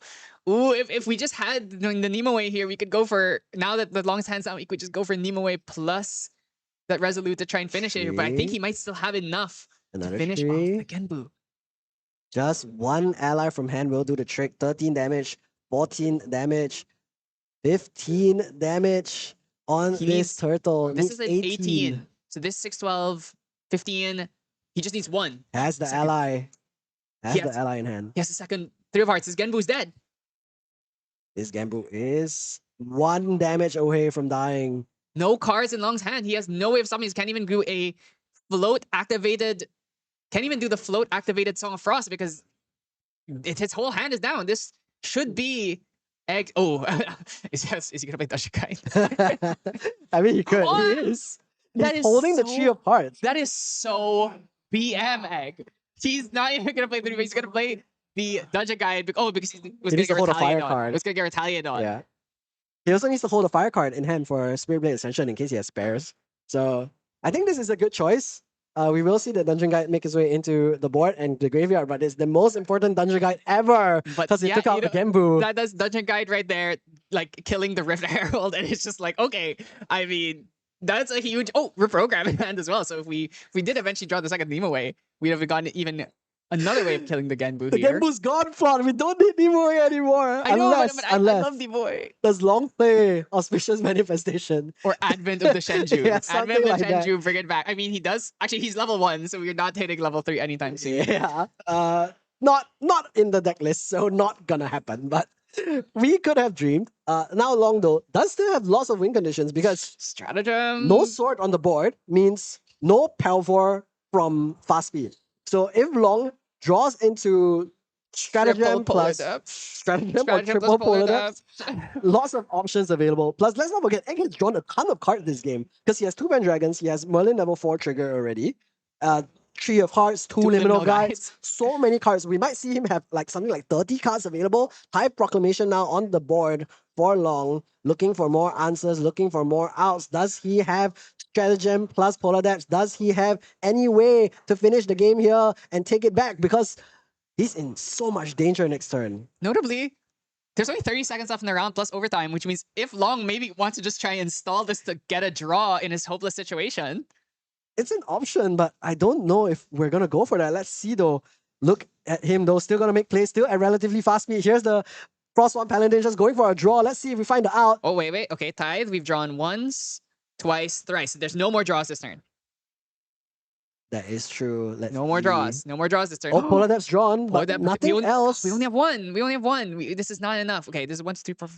That's 7, 8 water cards? Something like that. We will have to see what Long has. Not I even don't think he has close. enough for stratagem. No, definitely not enough. Actually, I don't even think he has stratagems because I think he banished Oh, one that's and milled one true. already. So I think he might just be out of stratagems completely. And I mean, there's still 23 life, and that's just turn, and there's no Tariff Ring. And at the very least, it's an odd turn for Egg, but even the Sword of Seeking is just going to be an additional damage and could be an Ascension again. There's no more Prismatic Edge though. Yeah, so it would just be for power. Oh, Fireball in hand. Did he draw fire? He already had Fireball, had one already. So this is a 9 damage Fireball. So already And- 15. Okay, the On long Pendragon side. and Liminal Guide come in. That's going to be 4, 5, 6. Now 7 damage. 6 is enough to end the game for Egg and take him to 1-0 at the Southeast Asian Nationals. Long, only 6 cards available to make some interaction. 1 damage from the Sword of Seeking. Will there be anything else? I mean, if he commits the Fireball here, it could potentially walk into like a Water Barrier or a Frozen Chrysalis. We don't know what's in Long's deck, right? This is a open deck list. Throws the Fireball and Long just extends the fist. Egg wins the first game of Southeast Asian Nationals on his favorite deck. The deck that has gotten him so many wins in the past. And for this extremely important tournament, he's bringing it back. Yeah, I mean, Long just a little bit short, a little bit far off, and wasn't able to pull back game 3 after a fantastic showing in game 2. And this Water Guocha Gambu deck just so close, but just needs so much time to ramp up if you don't see exactly double Fractal of Rain in the beginning. And that means that was not enough to take game 1 off of one of the best players in Taiwan, Egg. Yeah, and notably, he is a very young player. I think maybe even under 20. So, I mean, I remember the first Southeast Asian Nationals. He was there, and he almost made top 8. He almost made Worlds that year. He's, So, actually, did he make Worlds that year? He might have made Worlds that year. I don't remember. But yeah, he is one of the best players, and at such a young age, and obviously representative of Taiwan. We are in Taiwan right now.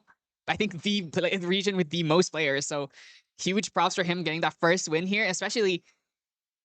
You need to try and dodge this area because Merlin historically not particularly good, but maybe the Nemoes come in for those ones. So hopefully we'll get to see the reprogrammed Nimue one of these days. yeah, we saw so many opportunities for the Nimue to shine, and I think you were looking forward to seeing it on stream I a love lot. it. I love it. It's my favorite combo. Unfortunately, it did not happen this game, but I'm sure Egg will make a very deep run in these 2 days, and hopefully we'll get to see him again. So let's look forward to more Grand Archive for the rest of the day. We'll leave you with that for round 1. Welcome to the Grand Archive's most exhilarating event, Pantheon. For generations, champions from the Grand Archive have fought for the gods' favor in this arena. With boons from gods, each champion fights not only for their own victory, but for the glory of their benevolent patron. You'll be surprised to see how much a boon can completely change a champion's fighting style. I don't doubt many of these fighters will gain new fans, and even rivals as they compete. As the rules for Pantheon are quite different, don't forget to double-check the Pantheon-specific ban list before entering the fray. Worry not, they have also supplemented champions with unique skills and treasures for use only in this arena as well. So rest assured that your favorite hero will still shine brightly upon the field of battle. Let's walk through a typical match. Pantheon is a multiplayer format consisting of 3 to 4 players, where the last player standing is the victor. Just the same as a normal game of Grand Archive, main decks consist of a minimum of 60 cards and a maximum of 12 in the material deck. However, in Pantheon, you cannot have more than 1 copy of each card in the main deck. Players will also start with 1 lesser boon and 1 greater boon card face down in their Pantheon zone. With the battlefield properly set up, we're ready to start the battle. All players will place their level 0 spirits onto the field at the same time. Then, each on-enter effect is resolved in turn order. This will be clockwise around the board. A free-for-all fight might be too much for some of our less athletically inclined champions, so the gods have also granted their wards with a barrier token that absorbs the first 6 damage to them and their allies each game. All players also skip their first wake-up, materialize, and recollection phases, but everyone gets to draw, including the first player. However, players cannot declare attacks on their first turn unless they are the last player in the turn cycle. Champions will need to utilize both wits and brawn to remain the last hero standing. Do not underestimate the weight of a god's gift. A well-bestowed boon could tip the scales in a champion's favor in the blink of an eye. Not only will some boons have a reserve cost, but a god may require a champion to be of a certain level or to use specific abilities in order to bestow their boon. Some boons can even be bestowed at fast speed, so champions will need to strategically think of when to use them to maximize their effects. Given that it is the power of a god, once a bestowment enters the effect stack, players cannot have opportunity or perform game actions in response to it. Once bestowed, the boon will be represented by its card face up in its owner's Pantheon zone. Even if a god bestows their boon, it may apply too slowly or quickly for the champion to make good use of it. For this reason, it is important for there to be a good synergy between patron gods and their chosen champions. Pantheon is an exciting challenge for champions of all levels of experience. Win or lose, you might find that trying an unusual or comedic strategy might even impress some of the gods. Learn more about Pantheon and the Grand Archive at pantheon.gatcg.com.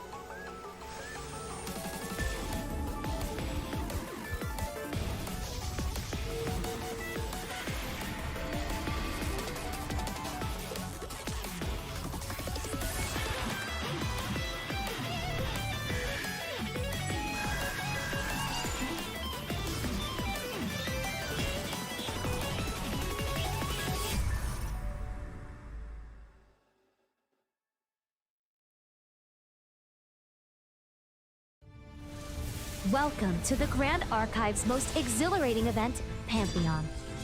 For generations, champions from the Grand Archive have fought for the gods' favor in this arena. With boons from gods, each champion fights not only for their own victory, but for the glory of their benevolent patron. You'll be surprised to see how much a boon can completely change a champion's fighting style. I don't doubt many of these fighters will gain new fans, and even rivals as they compete. As the rules for Pantheon are quite different, don't forget to double-check the Pantheon-specific ban list before entering the fray. Worry not, they have also supplemented champions with unique skills and treasures for use only in this arena as well. So rest assured that your favorite hero will still shine brightly upon the field of battle. Let's walk through a typical match. Pantheon is a multiplayer format consisting of 3 to 4 players, where the last player standing is the victor. Just the same as a normal game of Grand Archive, main decks consist of a minimum of 60 cards and a maximum of 12 in the material deck. However, in Pantheon, you cannot have more than 1 copy of each card in the main deck. Players will also start with 1 lesser boon and 1 greater boon card face down in their Pantheon zone. With the battlefield properly set up, we're ready to start the battle. All players will place their level 0 spirits onto the field at the same time. Then, each on-enter effect is resolved in turn order. This will be clockwise around the board. A free-for-all fight might be too much for some of our less athletically inclined champions, so the gods have also granted their wards with a barrier token that absorbs the first 6 damage to them and their allies each game.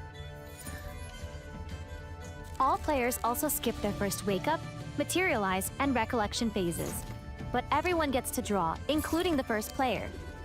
However, players cannot declare attacks on their first turn unless they are the last player in the turn cycle. Champions will need to utilize both wits and brawn to remain the last hero standing. Do not underestimate the weight of a god's gift. A well-bestowed boon could tip the scales in a champion's favor in the blink of an eye. Not only will some boons have a reserve cost, but a god may require a champion to be of a certain level or to use specific abilities in order to bestow their boon. Some boons can even be bestowed at fast speed, so champions will need to strategically think of when to use them to maximize their effects.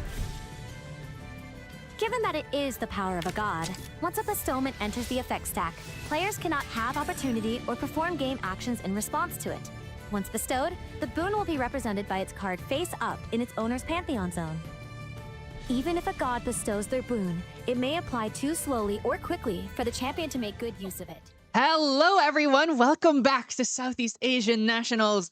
Day 1, round 2. It is me, Flan, with my very old friend, Chryso. Hi guys, it's here, I'm here again. I'm really excited to bring Grand Archive here. We are really excited to bring Grand Archive here. And we have a really interesting matchup upcoming here. Why don't you bring us, what do we have? Okay, so we are having the boogeyman of the format a bit early for the Dianas, but we have a deck we haven't seen a lot of recently. We have Serene, Astra Ari, Wind Ari. Yes. Piloted by our Sana's biggest fan next to Limbo, which is Aqua. So off the heels of a Ascent win during Ascent Las Vegas, now has a god that's not already, and now he decided to bring Ari, and apparently a lot of the Apex players are kind of believers of the Ari deck. Yeah, so like from what I was told last minute, they really were scrambling for cards for Ari Sana. I think initially some of them were like bring the Dyna Oblation, but then out of nowhere a certain someone with the name of P, start with P. I'm not gonna disclose that, but as far as I grow, say, hey, we all should play Ari Sana. And here we all Aqua is gonna be playing Ari Sana, a deck that we haven't seen in a long time, I would assume. But it is a very unique kind of level 3 deck. Why don't you bring us a bit like what kind of deck that Ari does? So Arisana, her style of gameplay is basically she does nothing at the beginning of the game. She just tries to maintain influence, and she hits level 3. When she hits level 3, you're playing Arisana Astral Zenith, and that lets you get a free Star Call every turn. So Star Calling is a mechanic where if you glimpse into a card with Star Calling, you can activate it for its Star Calling cost at fast speed, basically. And so Arisana level 3 lets you get one of those for free every turn, and then you can also just play more of them if you have the cards to pay for it. So her whole game plan is just kind of like hold up cards, do a bunch of glimpsing on your opponent's turn, play something for free. She goes to her turn, she glimpses a bunch of stuff, plays something for free, passes her whole hand, and she just kind of keeps doing that over and over again.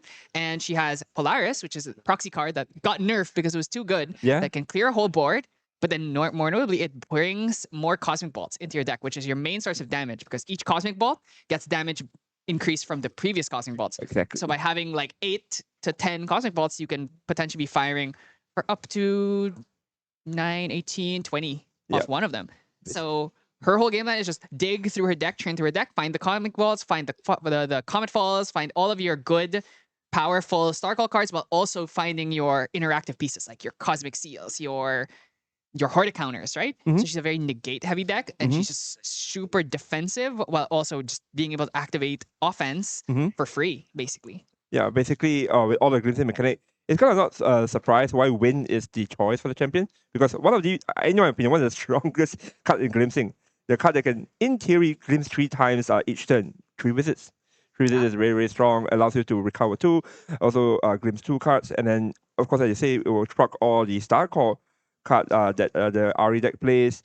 But again, Ari being a fast speed deck, right, you must be thinking, oh, it's pretty good, right, because you can do during your own turn and also opponent's turn. But the boogeyman here, Diana, has a really, really strong card to be a really, really strong card during his own turn, right? A card that basically says, oh, you want to play cards during my turn? You have to pay 2.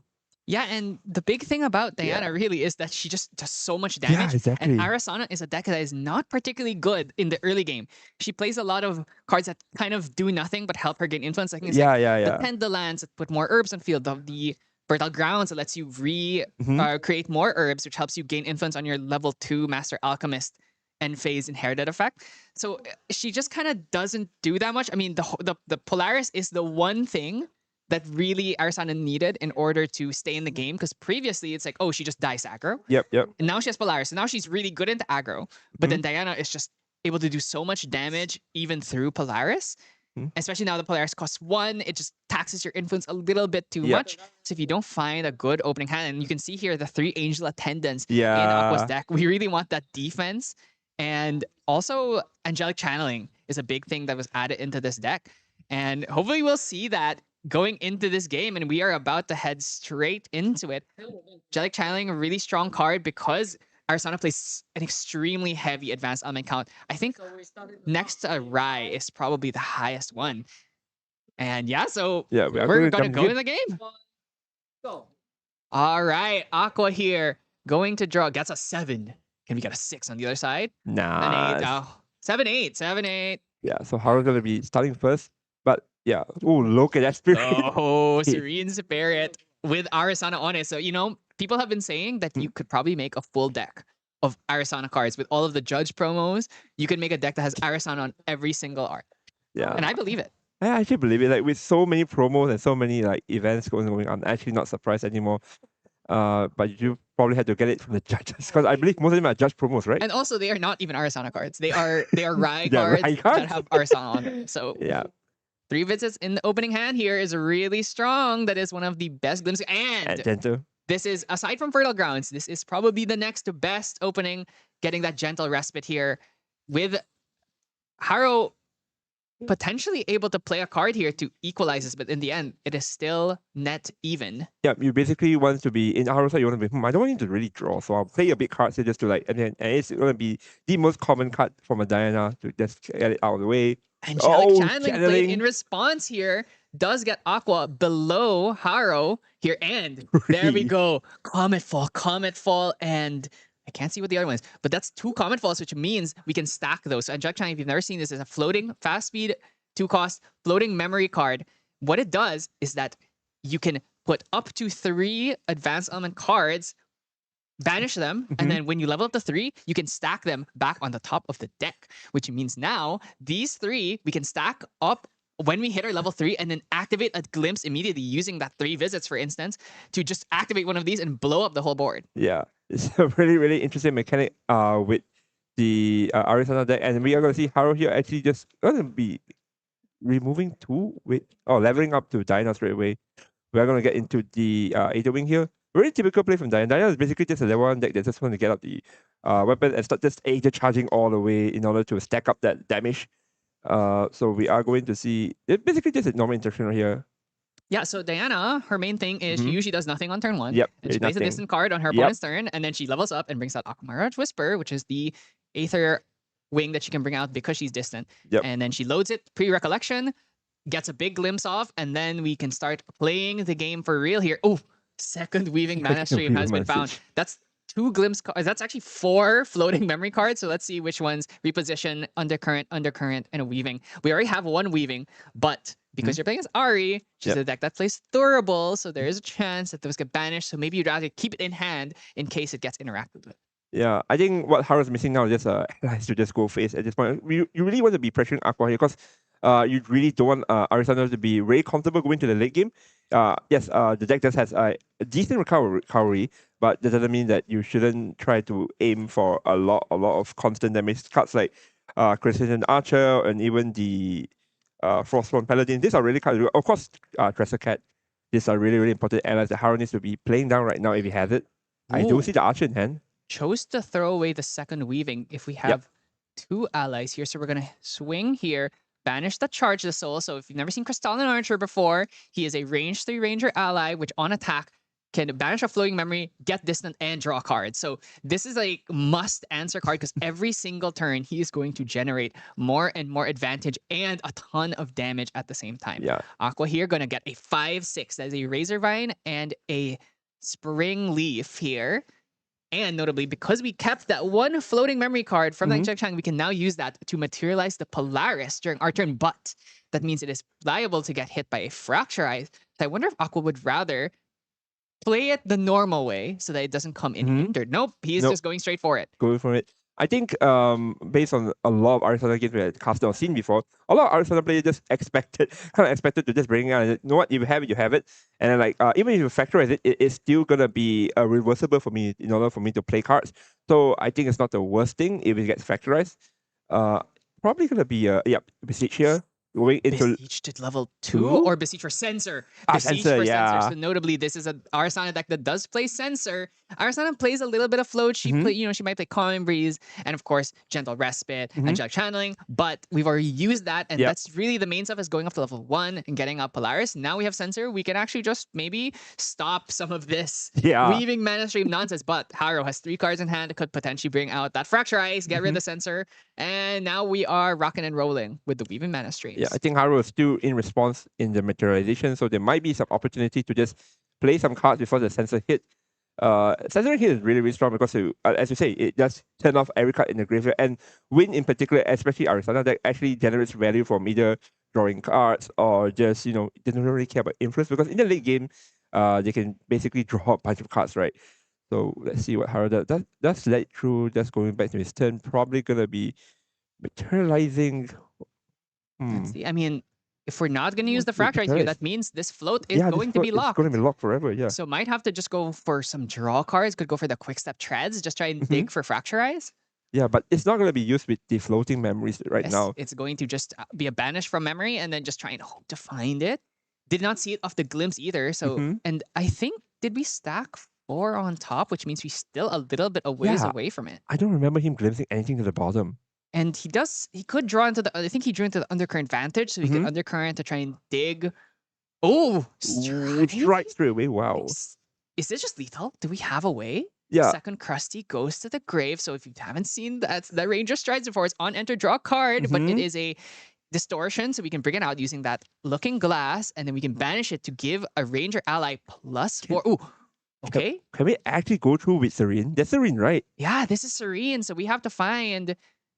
we have to find 15 more damage. Okay, so we are using the Aetheric Calibration here. Glimpses 4, reveal the top card. If it's an Aether Charge, we can put it into our memory. So I'm seeing we have Acal for Acal. That's a classic.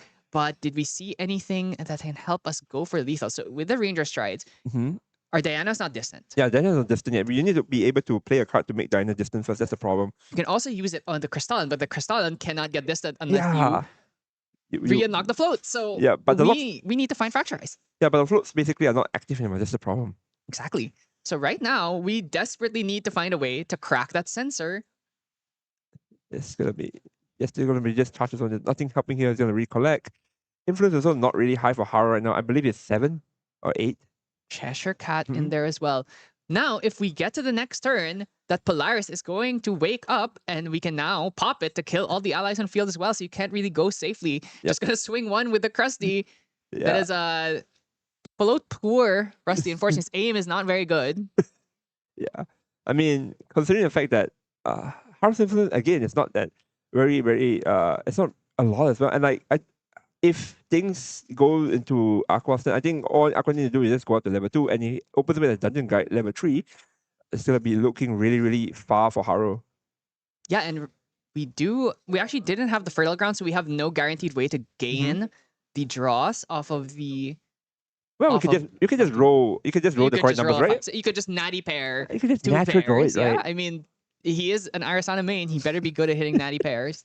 I mean, that's the reason why he loves the deck so much. And if we are going to be playing the Trisai cat here, this is one of the most common ally whenever you see Looking Glass, and it's going to hit for, I believe, just for 1? Yeah, there's Yeah. no inert sword. Yep. And so I think Haro here is kind of telegraphing, okay, I'm going to go inert sword next turn Mm-hmm. so I can start swinging Yep. for 3. Yep. But Polaris Yeah, Polaris is a field. Polaris is a board wipe, which means it can kill the Cheshire. And okay, wait. 4, 8, 8, 4, 8, 15. 15. With the Serene, will recover 6. Yeah, so wait, no, that's 4, 8, 4, 8, 9, 10, 11. It's only 11. 11. So we live with actually we have 3 visits in hand, do we not? Yeah, we So do. that would not keep us safe, but we can just activate Yeah. could activate the 3 visits and then Serene Release. But I think you probably just Serene Release here. Yeah. They want a -1 from hand. Yeah. So that's going to be 4. So if you haven't seen the combo before, the Cheshire Cat can be activated because there's a distortion item on field. She can banish herself Yep, to activate the Ranger Shine's see, effect using Aqua herself. instantly just using the Spirit Serene Wind. If anyone hasn't seen this card, it's basically a lineage release, meaning you can put it into the banish under your spirit and recover 6. Yeah, and so we are going to survive here. And then next turn, we could use that Polaris to blow up any allies to try and end the game. But we are very low on life. So maybe we level up for life. If we have the dungeon guy, Haro is hands down. And he just got his humongous glimpse here. So this is another thing about Diana. The Aqua Mirage Whisper on hit allows you to glimpse equal the damage you dealt +1, which means he did 11 damage, which means it's a glimpse 12 right now. Yep. Also notably, because the Wind Spirit is no longer on the field, Aqua will not be. He basically can't play any wind cards anymore. That's the long story short. It will be. I think he is kind of forced to level 2 into a level 3 via dungeon guide if he has it. If he doesn't have it, then this looks really bad for Aqua now. Haro here just forcing Aqua into a tight spot. Yeah, he's gonna have to hope. Either he has dungeon guard already, or he has to hope to try hit some natty pairs. Yeah. And then maybe like Durable or something, or just try and draw some extra cards here. This is like a really good well played from Haro now. Just making like, you know what, I'm gonna pull out all the damage here. I'm gonna force you to have a certain piece of card in order for you to advance in the game. If you don't have it, then I guess my allies will just stick on the board. But again, next turn Polaris should be able to take care of the archer. I'm not seeing a Fracturize in this glimpse. Yeah, Oh no, there's a there is Fracturize one. in there. Yeah. But he cannot play it until the main phase because he has he has 2 cards in hand actually.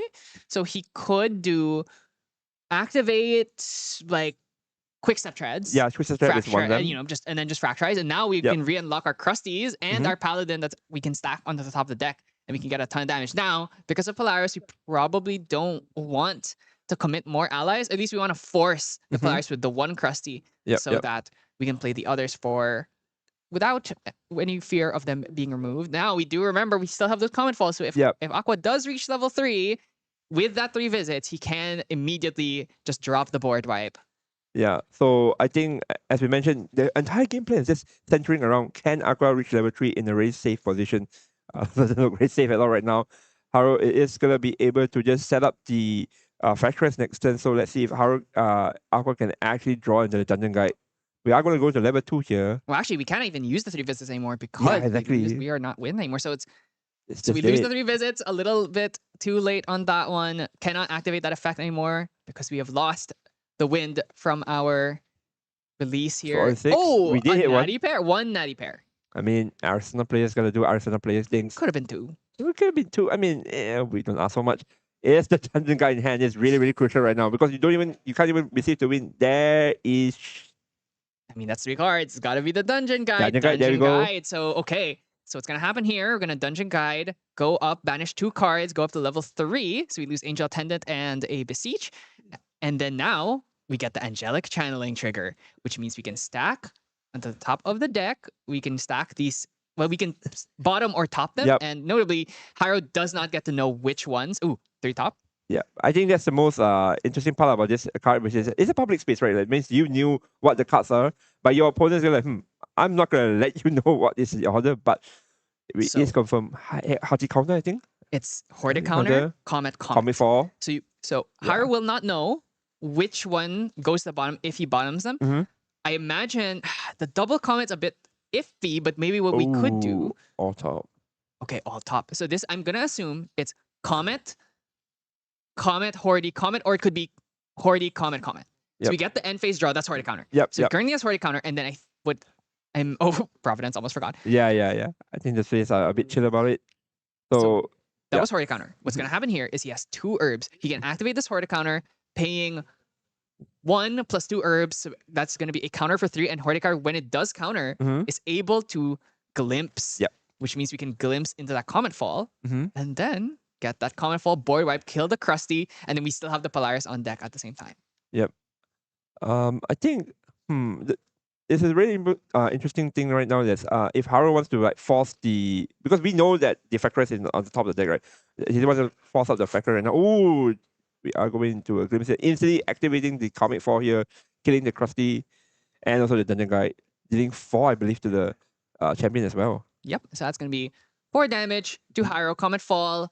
When Star called, 4 damage to all non-Astra units, which means it kills your own board as long as they're not Astra, which means a Lunar Seer would survive, but not in the list in this iteration. Haro here, just gonna try and do a little bit of damage, but it's gonna be hard. If we commit allies, you get hit by Polaris. Yeah. If you try and swing with Diana, that's safe, but then we are not distant. We don't have any Aether charges. This is looking pretty good for Aqua. Now, we don't have any healing because we're not on Regenerate. Yep. And we also don't have 3 visits left. Mhm. So we're now maybe just relying on Ingredient Pouch hit a healer. A power to hit one of the herbs that can basically help us recover. We are going to be rolling the dice here, literally. Rolling the dice, hoping to hit a natural pair here, either a 5 or a 4.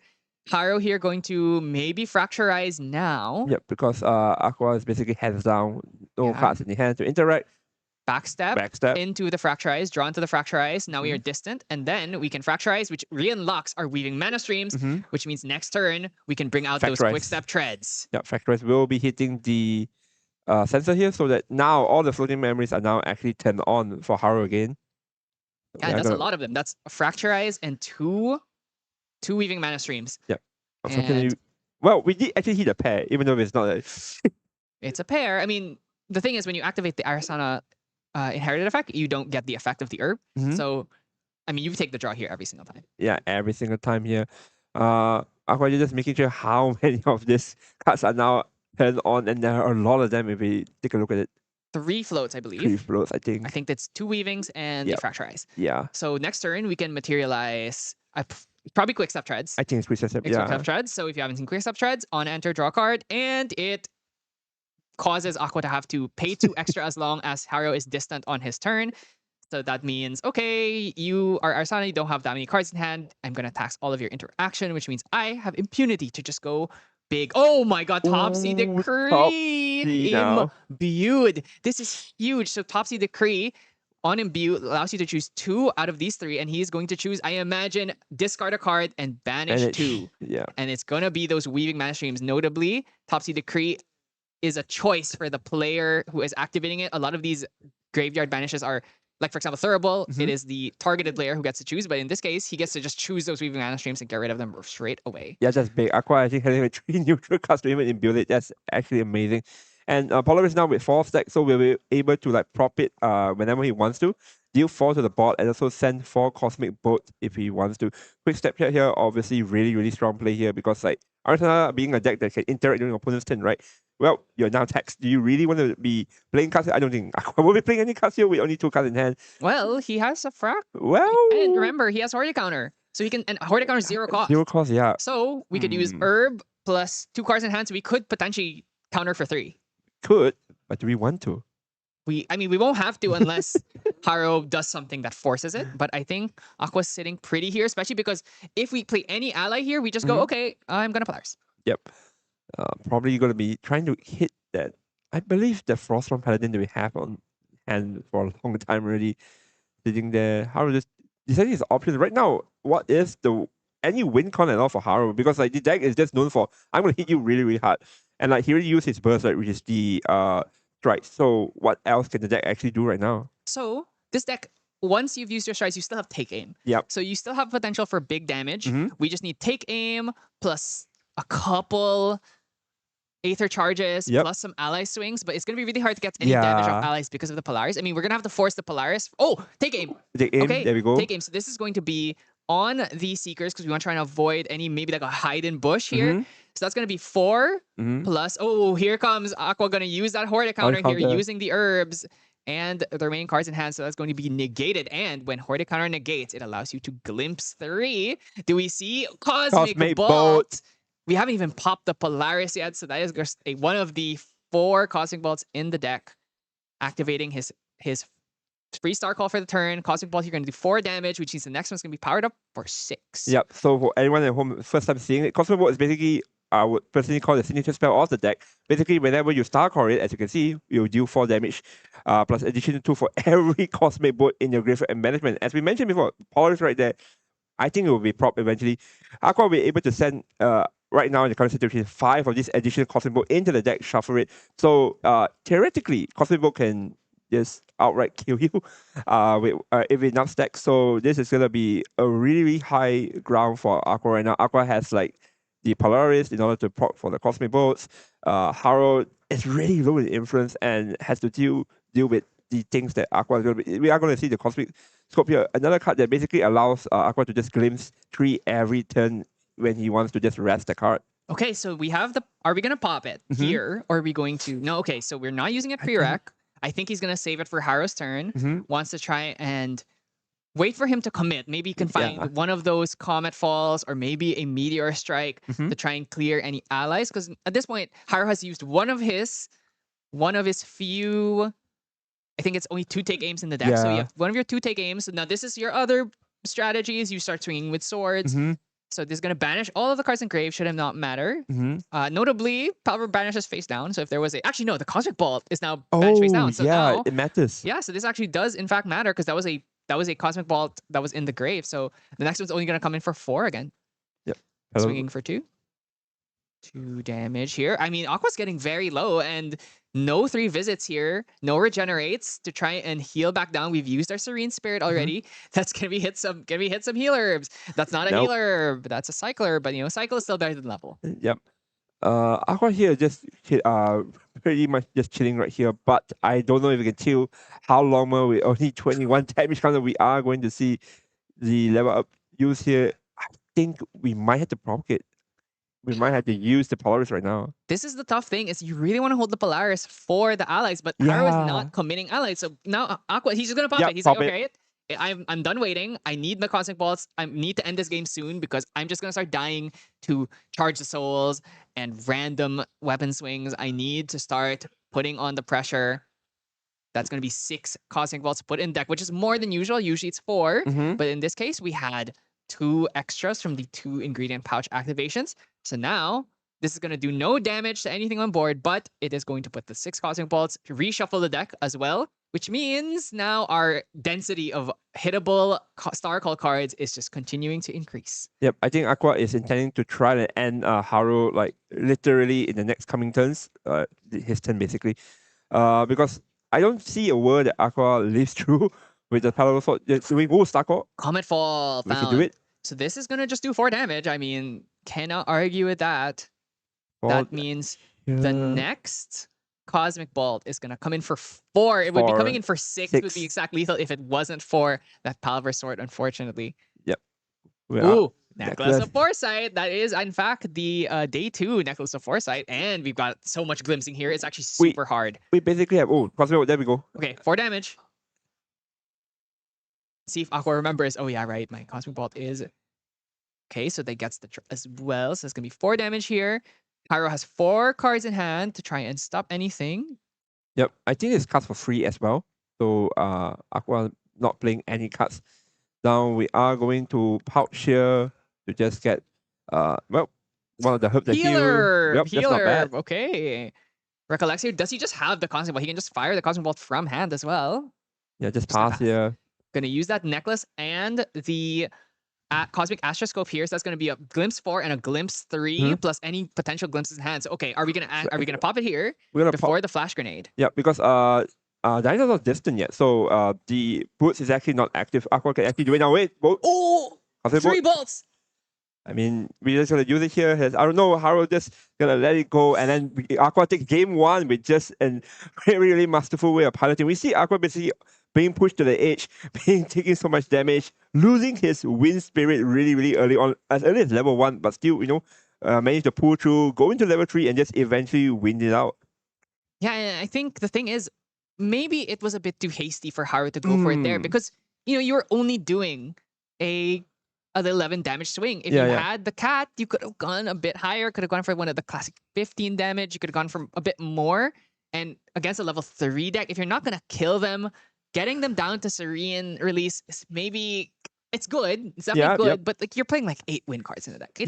It's not the end of the world. Yeah. So maybe could have played a little bit slower, but at the same time, clearly did not have the Fracture Eyes. And the Sensor really coming in clutch there. Aqua with the Beseech for the Sensor really kept those double weavings completely on lock for like the next, and then of course the Topsy after that. Yeah. So those weavings did not get any value actually. It shows you like how strong this, I'll call them generic cards, because a lot of different decks can actually use these cards that Aqua just use, generally speaking, to just shut down Diana, right? Especially Sensor. Sensor is like such a strong card. We have been talking about Sensor ever since the Gambu days, right? Where, this card just literally turns off any type of floating memory strategy, which is mainly water.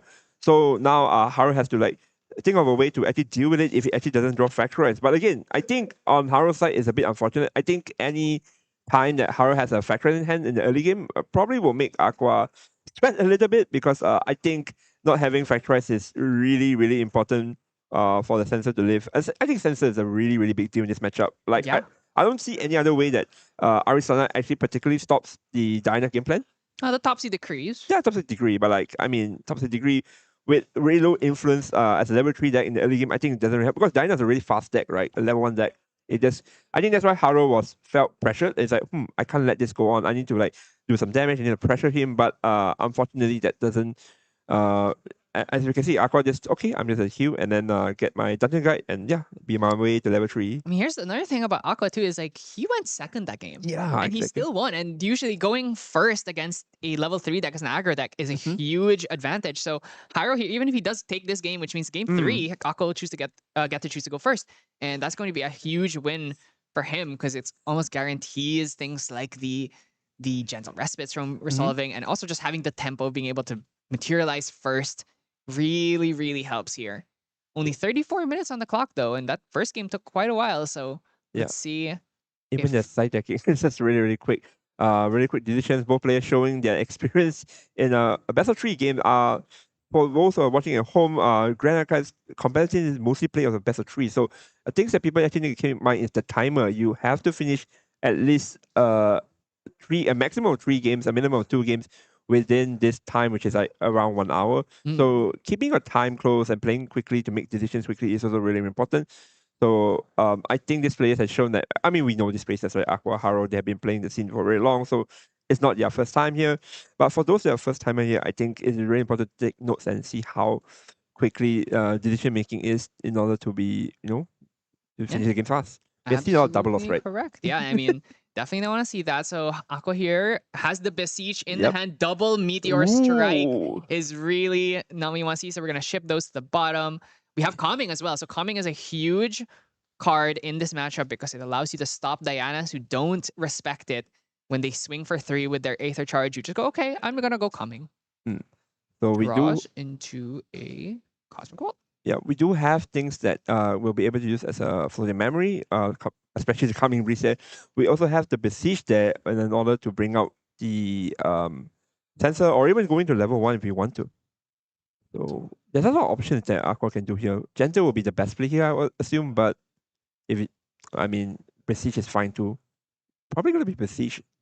Are we beseeching to 1 for Sensor, or are we beseeching 1, or are we beseeching Sensor? Now that is the question here. Probably, maybe just Terrible. Terrible, Okay. wow. Okay, so this is the thing: is that if you beseech for sensor, what happens is Haro Wow. goes, okay, I fracturize your sensor, and then I get to play the game. Now, So by going for Thurible, we have a little bit more insurance at stopping some of the oh, annoying plays. That yeah, could be now coming up Haro, here. any card I play down, if it's a memory, a floating memory just goes to the graveyard and just gets terrible away immediately. That was 3 cards down. Three. Oh, it's oh my god, It's it's tactical retreat. tactical Yeah, so retreat.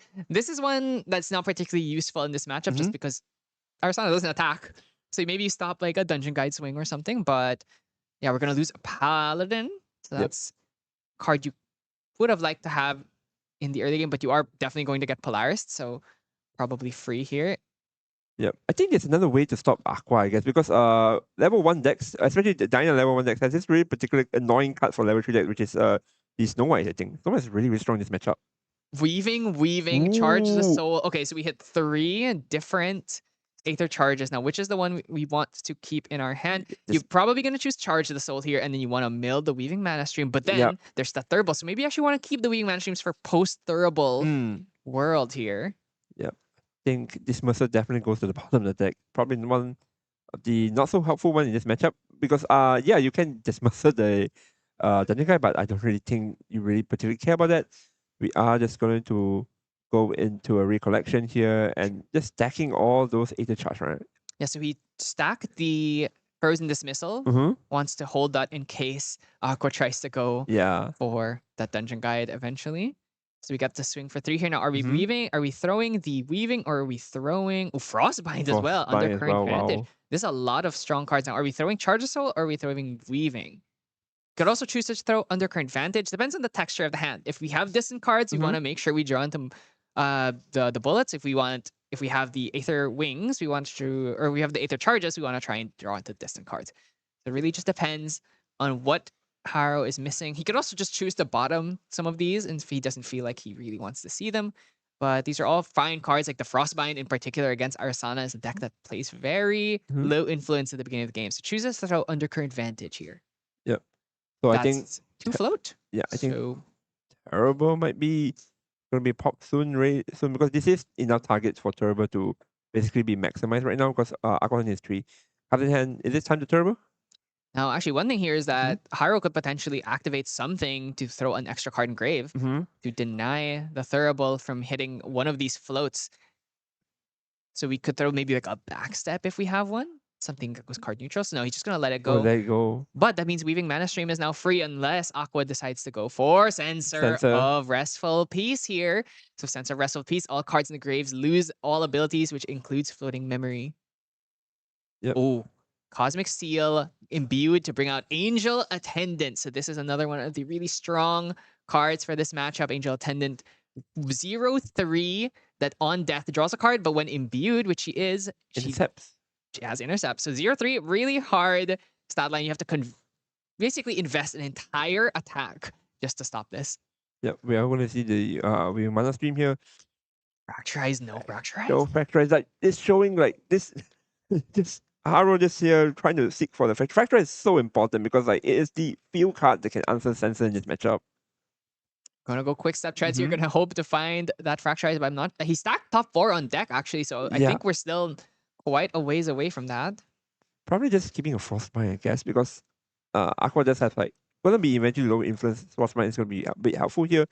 We are going to see into more Aether charging. So prudent knock here. This is a Aether charge that just draws into memory, so it is a card neutral together with Aether calibration. Draws into another Weaving Mana Stream. That is just more insult for injury. We just keep drawing into more things that do not work under that Sensor Restful Peace. Angel Attendant takes this hit. Get down, Miss President. Oh, Fracturize has been found. Double Fracturize, in fact. So you can keep both of these. So you can hit both Polaris and the Sensor Restful Peace. Yeah, the cat is also found. So it's just a matter of timing right now. Can Haro actually find the right time to execute all these cards in order to get the maximum value here? We are going to mill one of the floatings, I believe. I imagine the play is Haro wants to bring out probably Strides or potentially even the Flash Grenade to draw a card, draws into Fracturize, activates Fracturize. And Aqua without like a Zephyr or anything can't really stop that, so the sensor is probably gone next turn. But that is a Fractal, and let's see if he's going to actually bring out the Polaris now, or might try and slow roll it. Yeah, I think Aqua's aware that his Polaris is really safe because like if you're a Haro, right, what you rather factorize? The card that stops your allies or the card that stops your game plan? Well, the answer is pretty clear in my opinion. So I think getting out the Polaris is gonna be an obvious. I don't want to say obvious, but probably something that Aqua wants to do. It's just a matter of does he have enough influence to do everything while going to level 3 in a safe position. Because unlike last game, Haro actually does find the factorize early and actually has like a really good influence. We are going to do Dungeon Guy here. Dungeon to 2 instead of 3 here. Interesting play.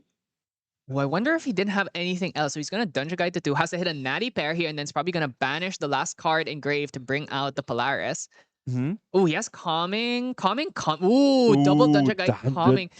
Ooh, I see your game plan, Aqua. So remember, we are going to be under quick step treads here if we find the distant card, which is Frostbind. Okay, once the force card's down, let's see if Aqua takes the bait here. Probably, and so Haro has a dismissal, I think, but just gonna let it go. Okay, he actually did have the dismissal, but Aqua could have paid for it. But then that means we are risking losing the second Dungeon Guide. Yep. So we are going to be paying 2 for the level up to level 2 Alisana. Ooh, it's a natural pair here. Aqua is just skilled. He is a skilled Arasana player. Sees into the future and then just banishes the last card for that beautiful Choco Felicity Polaris proxy card. One of the great things about Grand Cup, honestly speaking, you can pick proxy cards into the tournament. Because we get our first 2 age counters on our Polaris. So Polaris Twinkling Cauldron. Whenever you lose an herb, either through an effect or through a brew effect, or even Arasana's inherited effect, it puts an age counter on your Polaris, and then you can pop it to do damage on board equal to the amount of age counters, as well as in putting that many Cosmic Bolts into your deck. Yep, Ranger Strikes just gets played right here. One of the strongest cards in this deck. Draws a card, and also basically just setting up for damage right here. We do see the Factorize here.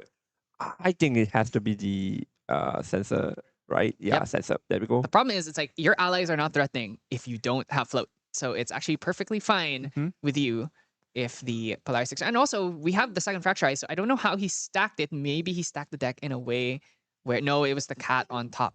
So now we have to get rid of the Polaris first. And then once we do that, we are free to start playing our allies. We actually don't have any allies right now aside from that cat anyway. Ooh, he's putting Frostwall, down. right? Oh, yeah, okay. So that's the thing is, if you put the Frostwall down, that's just like, that's a free Polaris target right there. So I feel like maybe you hold up the Weaving or you hold the... Do you not hold the Frozen Dismissal instead? We can get rid of this before the on-enter, right? Because it's only 3 defense, I think. Oh. Aqua letting it go, though. And letting it go? I think to him, this is not juicy enough. He plays 4 Comet Falls and 1 Meteor Strike in deck. And he probably plays a second... Oh, yeah, actually, the Polaris is rested, right? Yeah. So... But yeah, I mean, he plays 5 board wipes plus 1 inside. So I think in his head, he's like, okay, you know what? I'll take this damage here. It's not really enough yet for me to feel threatened. Especially because he was able to stifle so much of that damage earlier. That now it's like, okay, I'm just going to go up level 3. Haro only has 2 cards in hand, so he can't play Frozen Dismissal. Yep. So, 5 influence as well. It's not really big as well. So yeah, so I think Aqua's free here to just go level 3. Oh, but losing almost every influence here. Is this really the choice to make? We can play it slow, sort of, but... We could go for... Pouch, I guess. Maybe a backup charge or a pouch here. Backup charger, pouch. Like... Okay, we are going to go back up here just to farm a bit of influence because, like, again, I don't think Aqua's in any danger right now. I can take it a little bit slow. No, we're definitely dungeon guiding here, especially with the Fractal. There the Fractal, that's a easy dungeon guide up to 3 here, especially with Haro no cards in hand. Yep. And he still gets to hold up like 4 cards to do a bunch of stuff here. The double dungeon guide here actually can kill a Crystalla Archer you too. smile on Haro. Haro is just like, well, you have it right. Double dungeon guide also guarantees what you're going to banish here. We're going to go to Arasana level 3 here, pouring out the Lost Providence as well. Well, this double swing into the face, 1-on-1. Yeah, this is huge. 2 dungeon guides means Haro cannot even play a Krusty without having it go down here. So I think really has to find the lines here. He does have those Weaving Mana Streams re-unlocked, so which means we could go for Flash Grenade here draw a card and load it, or we could go for Palver, just anything that costs gas. Flash Grenade is the safe choice here. It draws you an extra card, and it also gives you a little bit of safety. Gonna put out that Weaving Mana Stream back into the Aqua Mirage Whisper. Not distant yet, though. Remember, Aqua has a full 4 cards in hand. So he should be free to activate like a Horde Counter, an Astral Seal, maybe even like a Spell Shield Astra. There's so many things that could be in his hand here. I'm seeing a Tendaland in there. Could get us some more herbs. Just another reposition. Okay, so we are now distant. So we have distance, so that means his Quickstep Treads is going to be live now, which means Aqua, if he wants to activate something, probably has to do it here. Yep. It's going to be forcing Aqua to basically, I think, he's going to pop the Polaris here maybe, and it's going to be playing a card. What's it? Oh, it's going to be Calming Breeze. Yeah, so Calming Breeze is a 2-cost fast speed. If you do 3 damage to something, or if something would do 3 damage to your champion, it would instead do 0. Yep. Now, if you do over 3, it will still do the full amount. So it has to block 3 or less. Yep. So that means if Haro has another Aether Charge in hand, he could load it and swing for 4. Yep. It basically, at this point, I believe that Haro will be able to make the damage from the Aether Wings a bit higher, but I think it will definitely block the Frosted Paladin at the very moment right here. Forcing Haro to basically say, you need to charge this Aether Wing up to a minimum of 4 if you want to hit the face. So just forcing cards out from Haro. He has to charge the soul, so he could get this. He could get this to 4, but that means we're not really doing a lot of damage. And the thing that is also important about Calming Breeze is that it's a floating memory card, which means next turn we have a float to bring out that Cosmic Astroscope and start glimpsing away. Yeah. Also, don't forget, we still have the Polaris if we ever commit allies. I think we're probably saving it for Cat. Yeah. But at the same time, Cat can just banish herself in response to get the Strides effect. Ooh, Fracturizing. We're going to pocket. Aqua just like, okay, sure. We just do it right now. Okay, now Aqua gets his Cosmic Bolts in the deck now. And we are now chilling. Yep. I spy my eye, he put in a Cosmic Bolt that's signed. Oh, I mean, I would not be surprised if he has a Cosmic Bolt that's signed. He is an Arsana extra. I'm actually surprised he's not using his fancy herbs, you know, with when he puts the 6 herbs on the top of the field with the proxy arts. I think he never intended to bring the deck today. Oh, there's no way. Nah, I'm pretty sure it was a last minute decision. But anyway, moving on. We are going to see 4 Cosmic Bolt shuffled into the deck here. Aqua now losing the Polaris right here. Haro forcing it out from the hand, passing the turn, I believe. Yeah, so he's going to leave that Weaving Mana Stream in, which means next turn when we bring a Palver Sword, we can load... Do we have a second Weaving? We don't actually have the second Weaving here. So we do get the Astroscope here. Do we Astroscope now just to see the top cards of the deck so that we can potentially draw into something useful? Yep. If we find a Wisdom's Reprise, we could then draw into... Okay, no, we're actually just going to pass turn. Now, this is the important thing. He's not popping that Lost Providence. This is important because with Arisana being a Glimpse deck, it's actually very useful to have a draw card that is free and available at any point. Because now it's like, okay, I can try and dig for something like a counter and then draw into it when I see, ooh, Meteor Strike. Meteor Strike. And also Cosmic Bolt is found, so we're probably going for the bolt, I believe. See, this is the thing. Maybe if he wants to keep one of these, he could choose to draw into it with the Lost Providence, but instead just goes for fires the Cosmic Vault here. And that is Cosmic Vault number 1. So the next one will be 6. Yep. And that means 2 more vaults and you're dead. Yep. That's basically the whole game plan for Arizona. Go to level 3, farm enough boats, and then just shoot your opponent to death with the boats. Well, Haru here now is trying to find a way to go into the opponent's champion safely. Remember, there is still the Serene Spirit underneath it. Everything there for Aqua. Aqua is just in a really, really safe position. Of course, there's also a lot of protection spells or cards that Aqua can play, either negating it or even Spell Shield. There's so many defensive tools that Arizona has right now. Yeah, and Haru, I think, here is probably going to go for the Palver again. Going to load the second Weaving Mana Stream, and it'll also flip down. Flip the Cosmic Bolt once again. So now Aqua's going to be doing 4+6. So it's going to need a little bit of extra damage from either Comet Fall or something of that ilk. So actually, one thing I want to highlight is the fact that under Quickstep Treads, it costs 2 extra to activate cards. Activate cards, right? But Arisana's effect is a replacement effect to make make the cost 0, which means it actually gets around tax effects like the Shushang Yep. and like this. So it actually, as long as we have a card that glimpses that doesn't cost anything, like the Astroscope, we actually can still activate the Star Call cards for free anyway. Basically. But yeah, besides the scope, most of the cards just cost something. So unfortunately, that is the issue here, including like cards like Spellshield Astra, right? Probably the one card that Aqua wants to play against this particular matchup. I think we are going to be shooting here. Shooting for... Ooh, that's a lot of damage. he only glimpses 3 3. here. He only glimpses... 4, I Wait, think. Astroscope is it's a bonus effect. Is Mhm. that I believe it's you can only glimpse 3. Can Yeah, we get yeah. the Astroscope on screen here just so I can reconfirm? So still gets the glimpse 4. So Astroscope, if an opponent would glimpse X, you would have the player glimpse 3 instead. Yeah. So this is important thing if we ever get. I mean, so we got 1 extra glimpse, but if it's a May, it's a May, right? But, Yeah. But Aqua should remember that if we get the big take aim Cat's turn, Yeah. we can just stop that. So Necklace of Foresight here, he could just end the game. I wonder if he wants to try and just like he could also just fish for a cosmic comet fall or a meteor strike to just get rid of this cat. Yep. And the land And here the gets land an extra here. herb. Just a cycle in. Level herb here, not the best. Necklace popped now. Let's see if we can dig for comet. Meteor strike actually, if you activate it on the main phase, can destroy an item, so you can use that to break the ranger strides. Yeah, forcing the strides. I think if Haru loses the strides, I don't think take aim will actually help. So breaking here the strides is really crucial right here. It will actually help Marco survive one more time. But I think Marco's not aiming to survive. Marco's trying to kill. Yeah, pretty much. He still has Serene too, so he's a lot of life to chew through. Have to find another 16, which is definitely possible. This deck, Diana can definitely do that, especially with a cat on field, but I imagine Aqua is going to find some way of removing either the cat or the strides, or have some kind of defensive piece like a Spell Shield Astra they can use here. Okay, he looks like he's star calling something. What's in the box, Aqua? What's in the box? It's gonna be Cosmic Bolt. What a surprise. Cosmic Bolt 1.1. Mm-hmm. Because the Gonna other be- one got banished, yeah. So we are going to do 4 damage right here. Scope right here. Instantly scoping, we are doing another Cosmic Bolt. That's gonna be 6.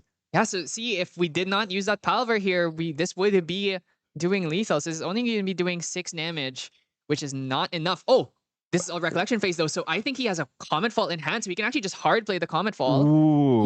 He can free play this Cosmic Vault. Oh, living on top. Because he has the Astral Strike. We are probably just going to Astral Strike here. We are going to review the Cosmic Bolt. He's stacked on top of it. Going to be dealing 6 damage right here. Using it for free. Card. And I believe we are going to use the damage cards from hand, maybe like a Star Call, Star Call, Meteor Strike. Yeah, just Meteor Strike would be Oh, destroyed. destroy, sorry, yeah. There it is. Call Comet Fall yeah. played. It's so rare to actually see a Comet Fall played from hand, but in this case, Haro no card in hand. It was free to just throw that out there, takes out the cat, and takes out Haro's champion there, the Diana Aether Dilettante. Unfortunately, not making it, and that was a 2-0. Yeah, toss in the game. Like, do you really... Okay, so we saw the highlight of the game. We saw Aqua taking it 2-0. And remember, Aqua going second, not first as well. Both games. Both went second. games. Pause on the game. Like, Arisana maybe real? Arisana maybe Arisana real? maybe real, because I think everyone, their impression was Arisana loses to everything. This is why I hear over and over again, Arisana loses to aggro, and it loses to level 3 decks. But maybe Arisana actually real. Yep. I will say that Haro's side at the very least is, I will say, I don't know if it's unfortunate, but like a little bit on the Factorize, right? I think Factorize just play a really important part, and him not getting on game 1 is probably really detrimental to the game plan. But game 2 we saw he does have the Factorize, but Aqua just unfazed, like, okay, you have the Factorize here, but you can't answer the Polaris, right? So my Polaris is supposed to be free to reign, so there isn't a problem at all when it comes to Factorize. I think Factorize was always the card that, personally speaking, when you're playing Arisana, it's a card that you fear. But Aqua basically just say, look, I give you a choice. You either stop the sensor or you stop my Polaris. And also, honestly speaking, he opened like 2 Besiege, so that actually helps a lot. Just showing you that if you actually draw like a very strong starting hand for Arisana, you probably can win the game. Yeah. Arisana she's a deck that I don't think you can sleep on. Yeah. The question is, how does she do into Seiryu? And I see in Aqua's list, he is playing both Ensnaring Fumes and Arrow Traps. So just like lots of ways of trying to remove this Seiryu, doing everything in his power to get rid of it. But the Dragon now has like some kind of protection. Yeah, right? auspicious manifestation is definitely a way. Those ensnaring fumes are not as free as they used to be to get rid of the dragon. So there's just so much to worry about. And yeah, I'm definitely if Marco continues to do well, we might see him run into some of these other level 3 win decks. But I would love to see an Arasana make it into day 2. Yeah, I think matchup wise, honestly speaking, Arisana has always been like a deck that's really does well into level 3 because like, it's a deck that scales, right? Scale meaning like it becomes stronger and stronger as the late game progresses. I think he's not worried about level 3 deck particularly. The only one will be like when you mentioned Seiru. Seiru is not really a level 3 deck, let's be real. It's a deck that just calls a dragon, swings with the dragon, and then you just win the game with a dragon doing like a really big lightning blast. Well, on the other hand, Diana, I think Diana's a really interesting matchup, as we can see just now, right? Like, we thought that it will be like a game where, Diana just farms a lot of Aether Charge, swings big, setup is Glimpse. But again, like Aqua just demonstrated well, if you can't actually answer my sensor and if you can't actually answer my endgame, well, I can win the game. I think it's just going to level 3 safely and then just winning it through Cosmic Bolts. Yeah, that's it for the game, though. That's round 2. It was a really quick one. There's still 15 or 8 minutes left on the clock. Yep. So I believe there's no lunch break today, which means there's going to be constant Grand Archive action, Constant no long breaks. And yeah, so that's going to be it for this round. It is once again Iflon and my Chrism. co-caster Chrisom, and we'll be catching you in round 3. And we're going to start probably getting you some of these like really high level matches between like strong players, imagine. Or we might start giving you the funky stuff, giving you like the off meta decks. But yeah, for now, that's going to be it. And we'll see you in the next round. Bye-bye. Welcome to the Grand Archive's most exhilarating event, Pantheon. For generations, champions from the Grand Archive have fought for the gods' favor in this arena. With boons from gods, each champion fights not only for their own victory, but for the glory of their benevolent patron. You'll be surprised to see how much a boon can completely change a champion's fighting style. I don't doubt many of these fighters will gain new fans, and even rivals as they compete. As the rules for Pantheon are quite different, don't forget to double-check the Pantheon-specific ban list before entering the fray. Worry not, they have also supplemented champions with unique skills and treasures for use only in this arena as well.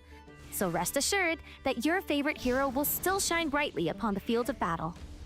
Let's walk through a typical match. Pantheon is a multiplayer format consisting of 3 to 4 players, where the last player standing is the victor. Just the same as a normal game of Grand Archive, main decks consist of a minimum of 60 cards and a maximum of 12 in the material deck. However, in Pantheon, you cannot have more than 1 copy of each card in the main deck. Players will also start with 1 lesser boon and 1 greater boon card face down in their Pantheon zone. With the battlefield properly set up, we're ready to start the battle. All players will place their level 0 spirits onto the field at the same time. Then, each on-enter effect is resolved in turn order. This will be clockwise around the board. A free-for-all fight might be too much for some of our less athletically inclined champions, so the gods have also granted their wards with a barrier token that absorbs the first 6 damage to them and their allies each game. All players also skip their first wake-up, materialize, and recollection phases, but everyone gets to draw, including the first player. However, players cannot declare attacks on their first turn unless they are the last player in the turn cycle. Champions will need to utilize both wits and brawn to remain the last hero standing. Do not underestimate the weight of a god's gift. A well-bestowed boon could tip the scales in a champion's favor in the blink of an eye. Not only will some boons have a reserve cost, but a god may require a champion to be of a certain level or to use specific abilities in order to bestow their boon. Some boons can even be bestowed at fast speed, so champions will need to strategically think of when to use them to maximize their effects. Given that it is the power of a god, once a bestowment enters the effect stack, players cannot have opportunity or perform game actions in response to it. Once bestowed, the boon will be represented by its card face up in its owner's Pantheon zone. Even if a god bestows their boon, it may apply too slowly or quickly for the champion to make good use of it. For this reason, it is important for there to be a good synergy between patron gods and their chosen champions. Pantheon is an exciting challenge for champions of all levels of experience. Win or lose, you might find that trying an unusual or comedic strategy might even impress some of the gods. Learn more about Pantheon and the Grand Archive at pantheon.gatcg.com.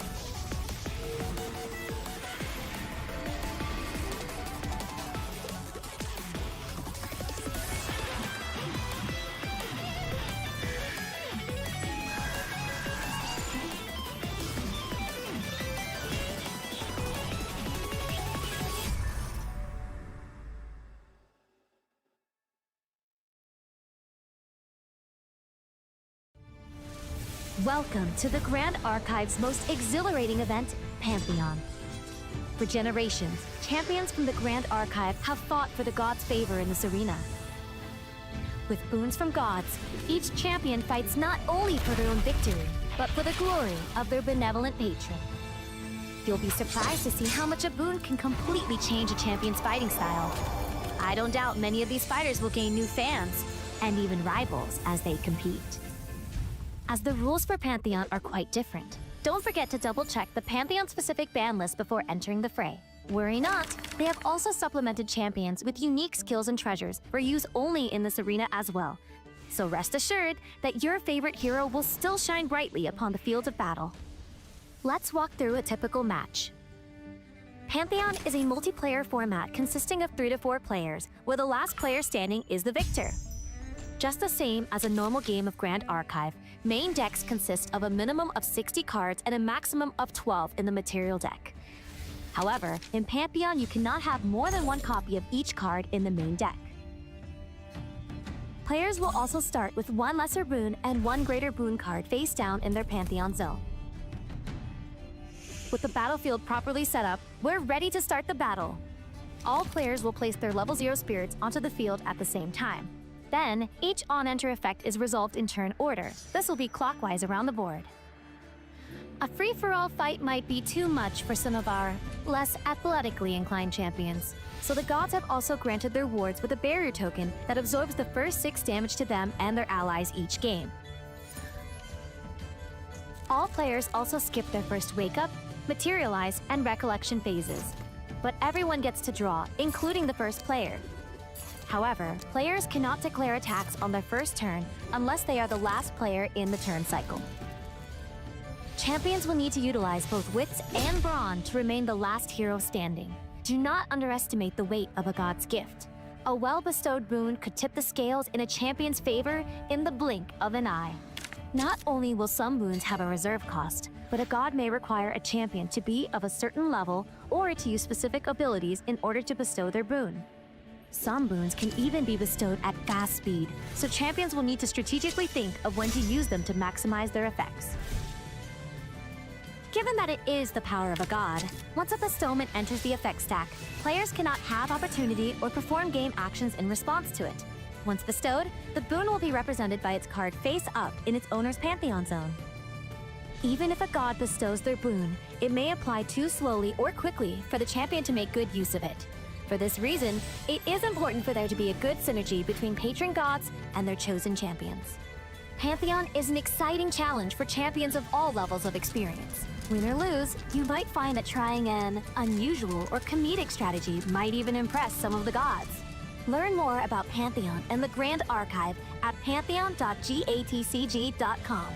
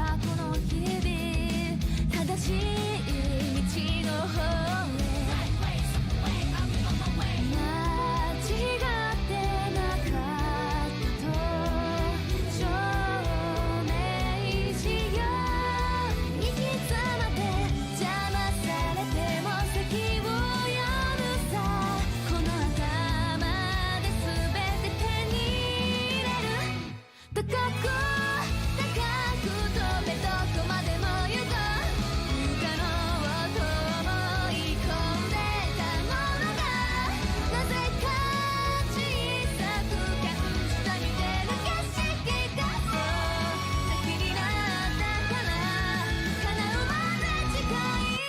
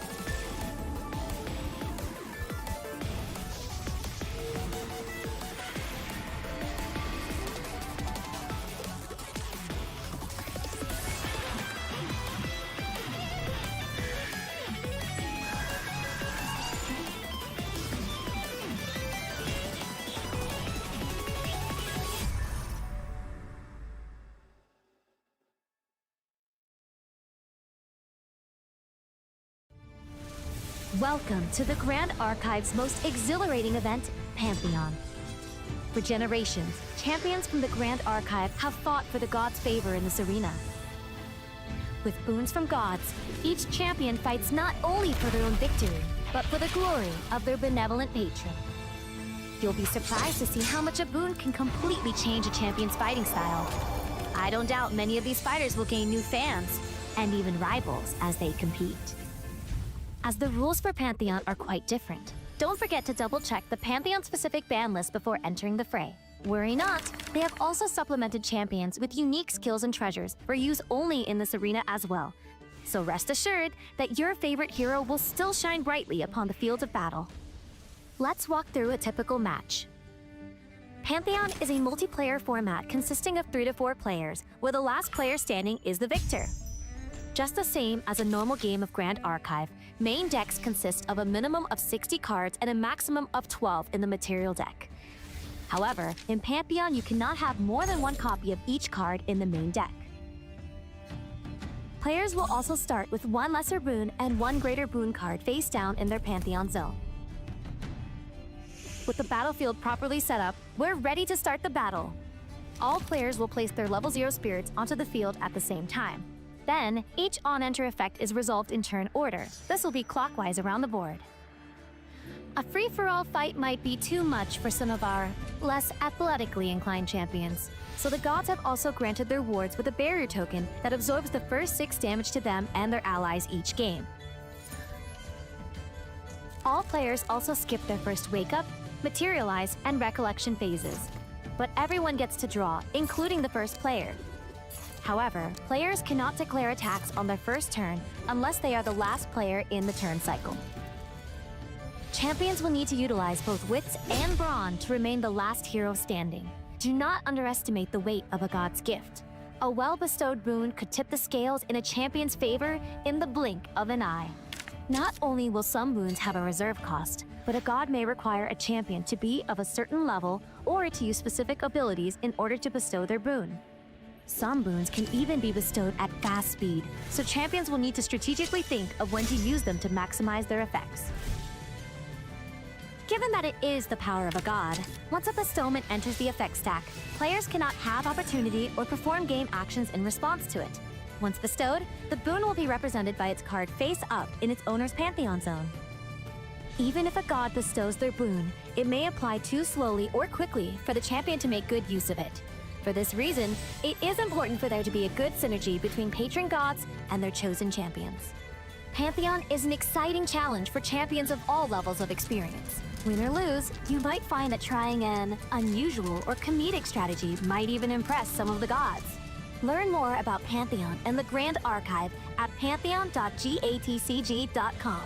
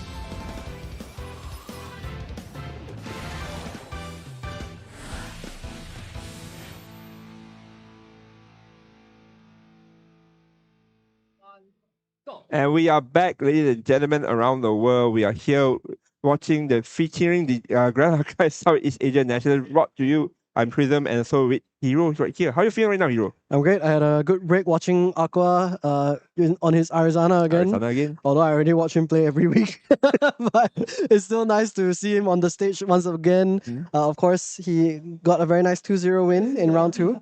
So now we're in round 3 of the Southeast Asian Nationals. We're going to be seeing even more interesting and powerful decks. Yeah, I heard that we might be getting a really, really, really interesting deck. Any thoughts? Anything? Any idea you have? What is it? It's really out of left field, but we're going to see a water deck again. But it's not going to be Diana. It's not going to be Guotia.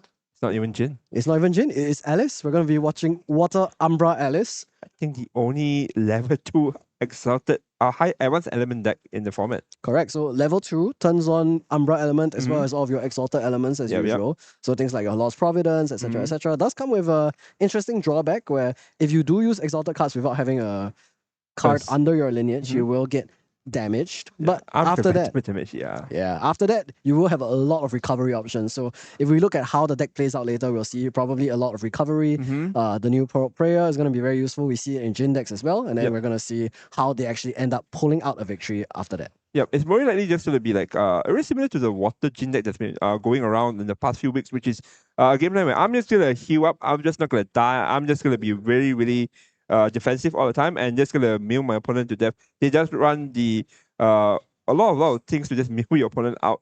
And also, of course, Regal is such a strong card, right? Regal allowing you to, well, I will look at your hand and then I'll say, this card is good, go to the graveyard. Yeah, in the early stages of the game, you do that to remove their threats. And then in the late stage of the game, you just say, 10 hand cards? Okay, mill 10. Yeah, mill 10, exactly. But speaking of other irrelevant decks, right? Or not irrelevant decks, decks that are not really popular in the metagame. Any other decks that you want to see? Yeah. Okay, so far today we've seen Water Diana, we've seen Genbu, we've seen Merlin, and we've seen Arizona. Yeah. So Arizona already kind of ticks off a little bit spicy, and we already have Umbra Alice coming up. Yeah. Show me a Chessman Alice. Show me a Spirit of Chess Alice. Well, we won't 4-0. I don't know if you ever see a Chessman deck, but I think we do see a Chessman card in a really particular meta deck, a deck that's been going around for the whole RDO meta right now. You know him. We love him. He's a man that dressed really well all the time. It's CL with the Oblation deck. That's right. The Loyal Valet, the Omen Bringer, and then the Mirage's Grave, showing us all of the ways that you can use 15 cost cards that aren't supposed to be in your deck. That card is not supposed to be used like that. I can't believe it. They printed an ultimate for Alice just to be used into CL decks. Yeah, they also printed a new 15 cost Arcane card. And I don't see Rise playing the card, so... Hey, from now on, any 15 cost card just goes into one deck and one deck only. Just wait until they print like a 18 cost card or like a 20 cost card. I think what's interesting is that the 15 cost cards are much more. It synergizes, right? Because like now, instead of just having 4 copies, you have like 8 to 10 copies, which means you can actually utilize it with other cards. There's a card that's called Plum Sorcerer, which basically says if you have the same cost of reserve cost as in the Omen, right, you can just draw 1 extra card after discarding it. Exactly. So we always say, ooh, someone raised familiar here for my own homeland, Malaysia, right here, featuring Ruby Zelia D, I believe, second place for Ascent KL. I think he won Ascent Kuala Lumpur. No, I think it was Hachiko. Hachiko that Hachiko won. Yes, he's second place at Ascent Kuala Lumpur, and then 1 year later now at the stream table of the Southeast Asian Nationals, he's facing off against Dragon JG, who will be, of course, on the Spirit of Water, and I guess spoilers will be on the Water Umbra Alice. Now, Ruby Zelia starting us off with just a simple Fairy Whisper, looking at the top 3 cards of our deck, and here is a Dream Fairy. If I have to say what Ruby Zelia is playing, it's very likely just another deck that a lot of people have on their radar as we are speaking to the players. It's going to be very likely the Windcrux deck that's going around. Yeah, Windcrux Lorraine, a very, very popular deck recently, has been doing a lot of work around the area, and now Benediction Angel going to be played onto the board and revealing that Purple Prayer and revealing that Regal Inquisition. So showing us that, hey, this is not the Genbu that I'm expecting. Yeah, I think Ruby Zelia here is, if I'm Ruby Zelia and you're not really aware of the metagame, it's very likely that you are still trying to get information on what my opponent is trying to play or what is his game plan. Like, if it's not Genbu and it is a deck that heals, well, in terms of process elimination, I think you would probably consider Water Jin. Yeah, I mean, the thing is that right now, Ruby Zelia has zero information, right? He only knows that, okay, he reviewed something that heals. So I'm just going to do my game plan and just go to level 3 regardless. So Ruby Zelia here is going to go into the level 1 Lorraine here into going to bring out the Sword of Seeking here. Very typical play from the Lorraine player. Lorraines or level 3 decks, generally speaking, will just farm into their level 2, into their level 3 plans, where that's where all the action is going, right? With your high element cards. And of course, right now it's just a matter of farming influence and just getting there safely. That's right. However, there is no Windmill Engineer, no reclaims yet for Ruby Zelia, so not able to do that farming game plan quite yet. But will slowly continue to draw more cards and get up to that level 3 very, very crucially. In the meantime, let's see what else he has available for him for this few turns at least, because he still, I would imagine he still believes that Dragon JG is on that Jin, like you mentioned. And we might see that change very, very shortly once the level 1 hits the board. But nope, it's still going to be backup charger. Dragon JG still has the element of surprise about him. Yep, still really unaware of what this deck actually is. I think Ruby Zelia is just just trying to like figure out at the release, if I'm Rubens, I'm like, what is my opponent playing? I have no idea what is it still very generic, right? Nothing out of the ordinary. Yeah, for now, just the Benediction Mm. Angel, the Regal, and the Prop Prayer are revealed. So Yep. once again, gonna imbue again. It is gonna be Angel Attendant plus the Prop Prayer revealed for another Angel Attendant from hand. So this will give the intercept for the attendant. And of course, this attendant has a very strong effect where on death, draw a card. Yeah, it is a Library Witch, but stronger at 0-3 instead of 0-1. Notably, of course, only gets the intercept when imbued. So, for example, if you were to suppress this Angel Attendant, it will still have the on death, but it will no longer have the intercept. Yep. So we are totally aware of Dragon JG decks, right? So Dragon JG is probably just waiting for the opportunity to just, I'm going to level up. I'm going to like just hands up and then just wait for interaction. And then once my opponent reach a certain deck size, I'll start milling him with all the mill cards that I have in my hand. While Rubizilla here, I think if he's aware, you need to be able to quickly notice it and try to rush for the game. But that's really hard, right? Because like if your gameplay, especially this particular deck, doesn't, its win con is just basically just bashing face, going face with allies, and like just farming a lot of influence. I don't know how Rubizilla will actually be able to win game one. Especially considering he doesn't have a single ally just yet. No bashing, no rushing, nothing of sort of aggression is showing from Rubizilla's side right here. That's right, and only went up for the Clarence reimagined. So banished the Drawnblade as well as the Sword of Peace. And now we're going to swing into this Benediction Angel with the Lorraine, Wandering Warrior, and that Sword of Seeking. And actually just going to pass the turn. So Ruby's off to a pretty slow start right now. Yeah, holding on all his influence here. Not really sure if it's because of being a little bit conscious. And we are going to actually see the level 1 Alice here being shown right here into the stream.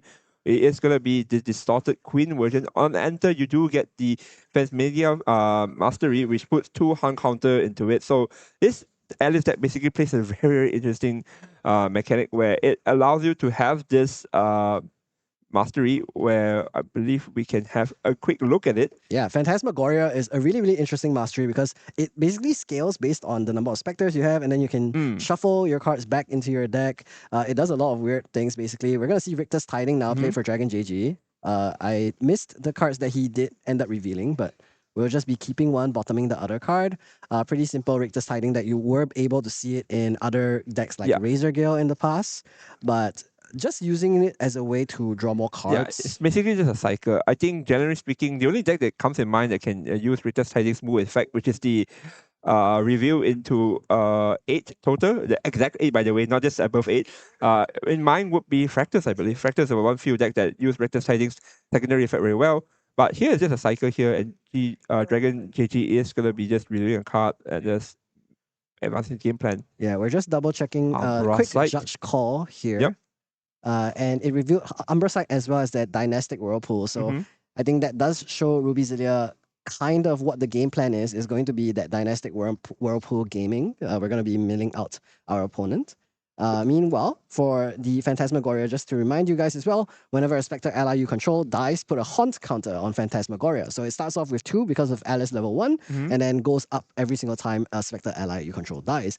At the beginning of your end phase, you may also put all cards from your graveyard on the bottom of your deck in any order. If you do, then you can put the top X cards from your deck into your graveyard, where X is the amount of Haunt counters on your Phantasmagoria. So, for example, here we have the Richter's Tiding and Angel Attendant in the graveyard. We can send them to the bottom of our deck, and then we can mill 2.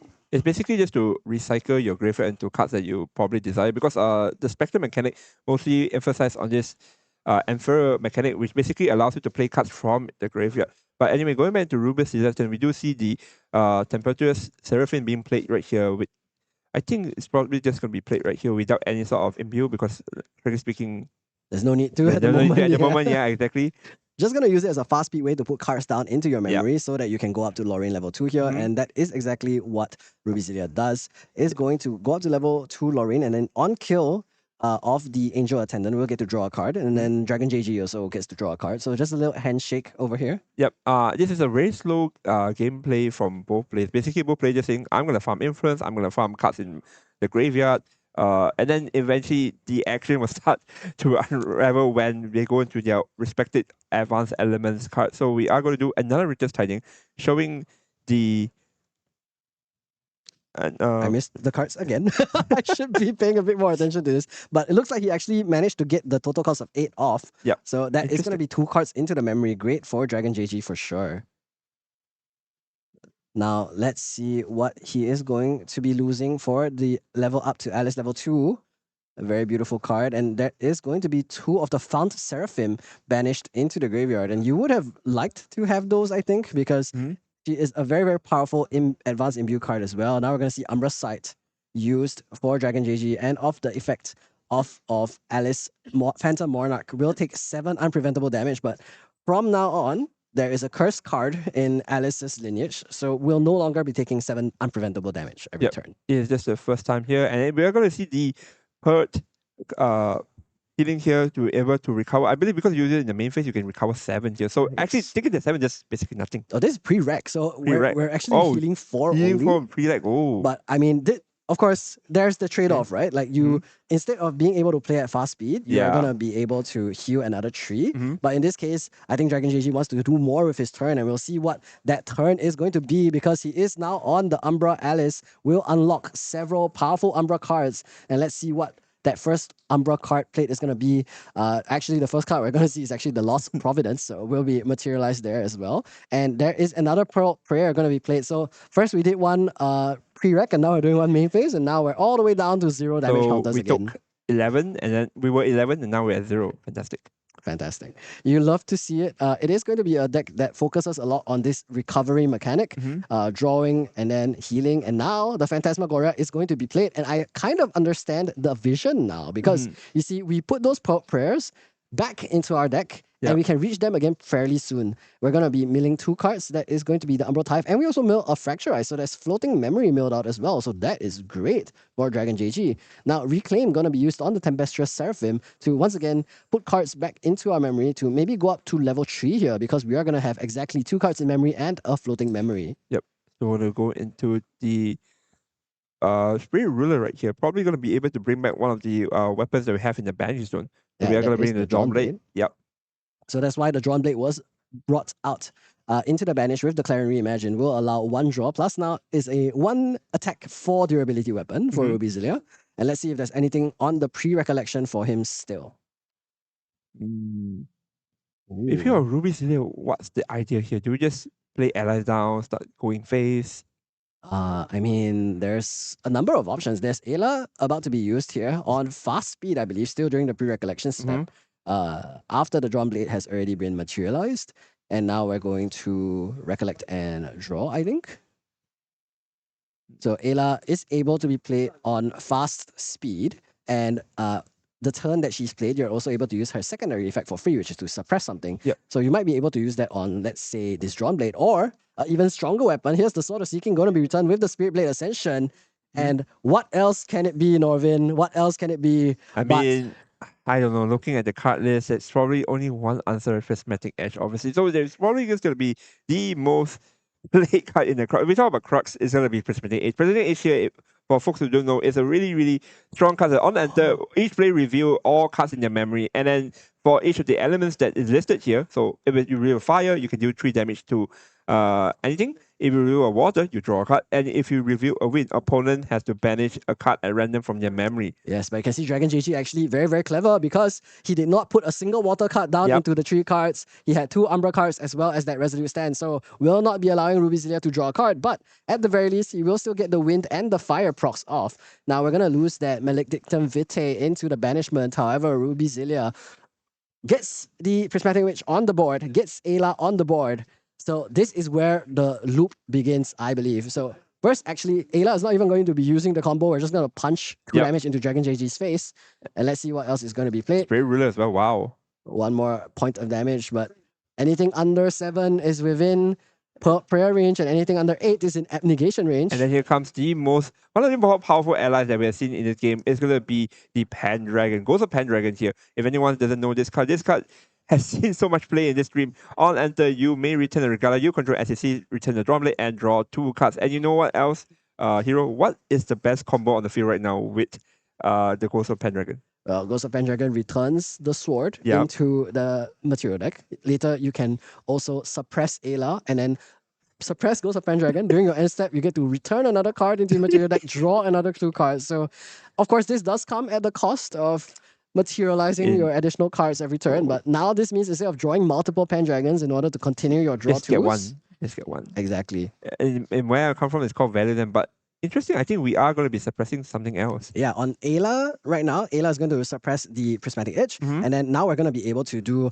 Prismatic the Edge Crux Lorraine shenanigans. Fire and Wind revealed once again, and still no draw for Ruby Zilia, but we do another 3 damage, plus we banish another card from Dragon JG. So this is the play. This is how you're going to be able to use the Ayla Prismatic Edge and the Pendragon combo in this Wind Crux Lorraine deck. And trust me, I think it's very frustrating to be facing off an opponent that lets you discard 2 cards every turn. Yep.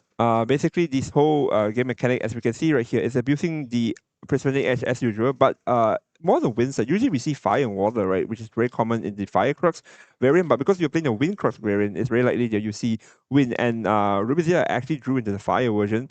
So it's just going to be discarding a card and dealing 3 damage each turn it reveals. We're going back into Dragon turn. He is going to pop into the Honoric Key right here. Honoric Key right here just for more cycles and more draws. Just trying to farm influence here. Basically losing 2 cards and just getting back 2 cards as if nothing really happens. I think it's just going to be a typical turn where he's just going to hands up again and just wait for interaction, or probably just want to recover damage. They have other cards too that can recover. Well, one of the Abnegation. Abnegation is really strong. I believe Abnegation recovers about 8 because you have a curse card.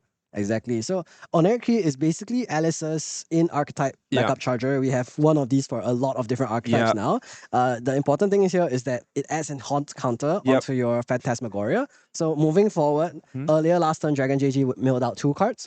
Moving forward, he's going to be milling out 3 cards, and then if he continues to build up the haunt counters, then we'll see that more and more. So getting closer and closer to the pulp prayers at the bottom of his deck right now. We're going to see Dynastic Whirlpool already.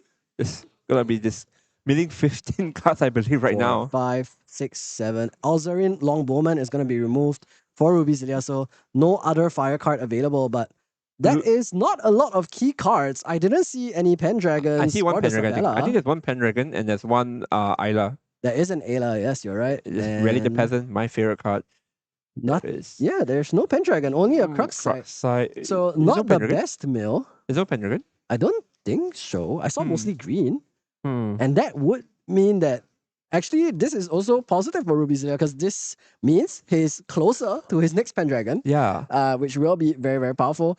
And let's not forget Ayala, for 1, can continue to attack every turn. For 2, the effect that you want, the suppression, you don't need to rest Ayala to use it, so you can still swing into, suppress your Prismatic Edge, get another 3 damage, get another hand rip every single turn, and this is going to be super frustrating for Dragon JG to deal with. But you can imagine that he hasn't put any Water Guards into his memory again, just like he did the last turn. Ruby Zilia going to use Ayala's effect again, and this is going to be Prismatic Edge suppressed once more during the moving to end step.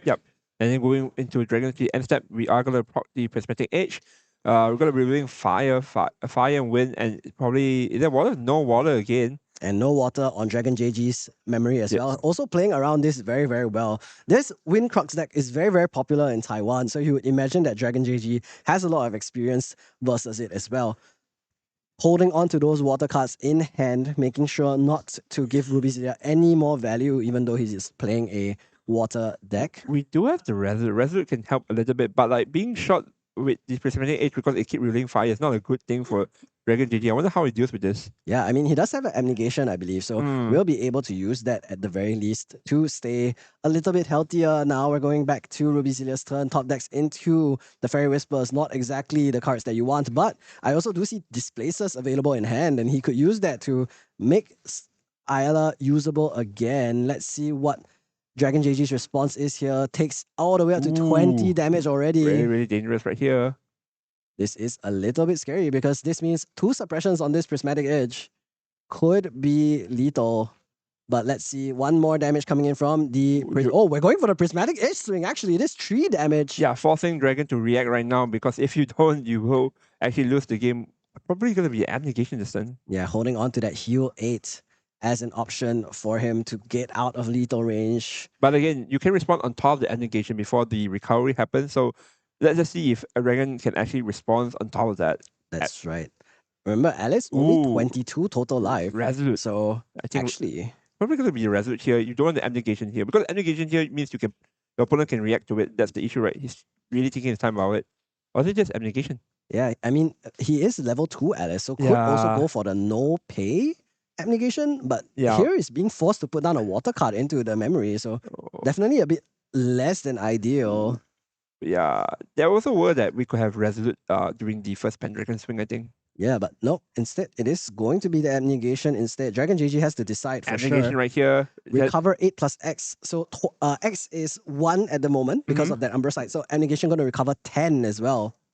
Yep. And let's not forget the secondary effect of abnegation. I don't think it may come up this matchup in particular, but when he's against those water decks, Yeah. he can just magically ephemerate this abnegation out of nowhere and recover another 10. Yeah. So Rubiza here, I think if he has interaction, he'll probably do it now. I think the judges are just confirming what's being paid for the abnegation here. Yes, correct. I believe it is. There's only going to need to be 2 cards in the memory because there was 3 for Mhm. Dynastic Whirlpool. One of them got Yep. ripped by the So- Prismatic Edge, and then now 2 for the So there abnegation. are two methods for Ruby to actually get the prismatic edge effect on. One is actually there's only one. Sorry, he probably has to play the Cruxite to retrieve back the The Spirit Blade Ascension. Spirit extension. So he is going to be doing that. Cruxite going to be used, and Dragon JG actually has the option to Song of Frost here to deny this entire chain from continuing, but is going to allow that to resolve, and Spirit Blade Ascension now going to make his way back into Rubizilia's hand. Does he have any way to prevent the 3 damage from Spirit Blade Ascension? Let's find out. Rubizilia needs to make the call. Cruxite going to be banished off of that secondary effect. Allows him to draw a card, pay 2, then picks up a Crux element card from the graveyard. Yeah, we're still on the stack of abnegation, so Rubizilla can still respond.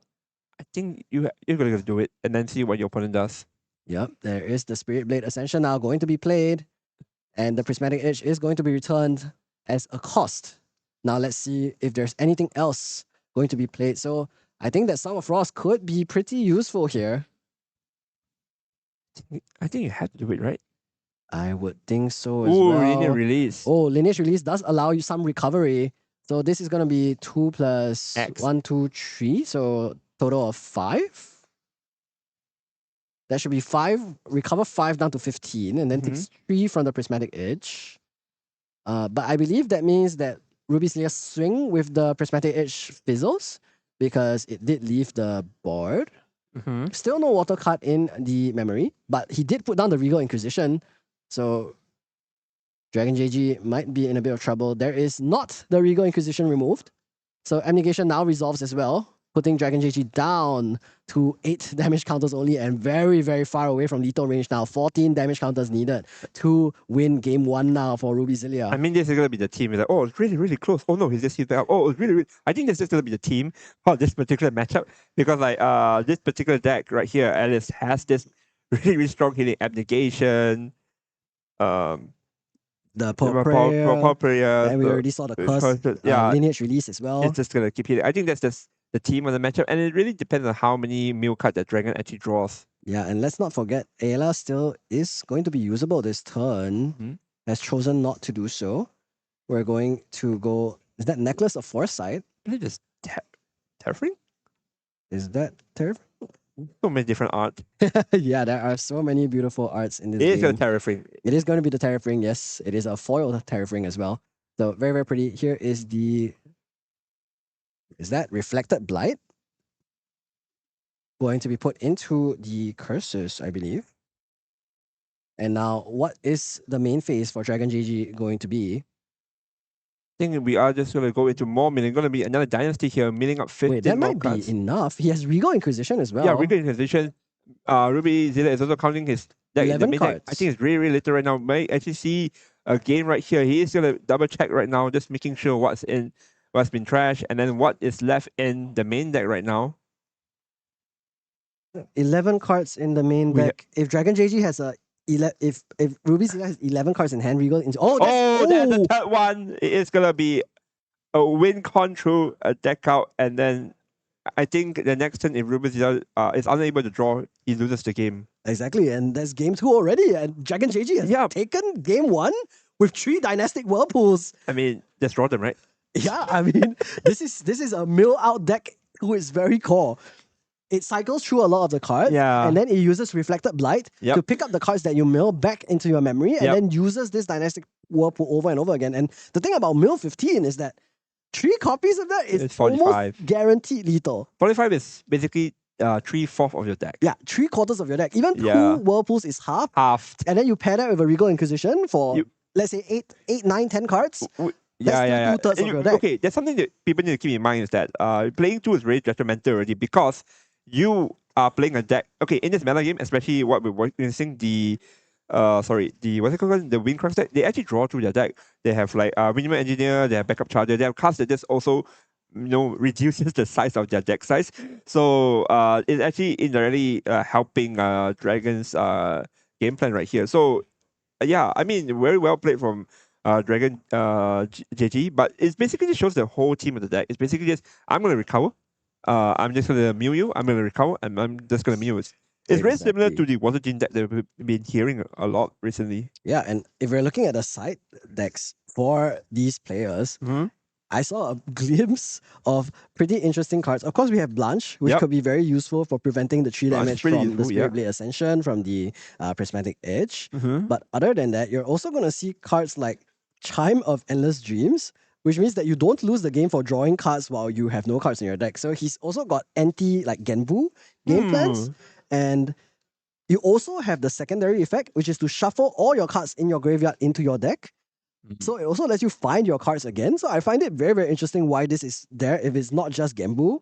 And other than that, we also have Void's Cloak, which prevents you from getting Regal Inquisition. Ironically, but for the mirror, for the mirror, or some sort of mirror. I mean, not exactly like the Water Umbra, but a mill mirror, right? But if your opponent like, I'm gonna mill you, no, I'm gonna save myself. You're gonna mill yourself. So that's a really, really funny way of it. I mean, players do have, maybe they have a foresight saying, maybe Water Mill is a deck to be worried of, especially if I'm playing a mill deck myself. So why not? Anyway, for the Ruby Zilla side there, anything to side in would be, I think, interestingly, Psychopomp Scale could be Psychopomp interesting. Scale will be, I think Psychopomp Scale might be a choice. Regal Inquisition is interesting.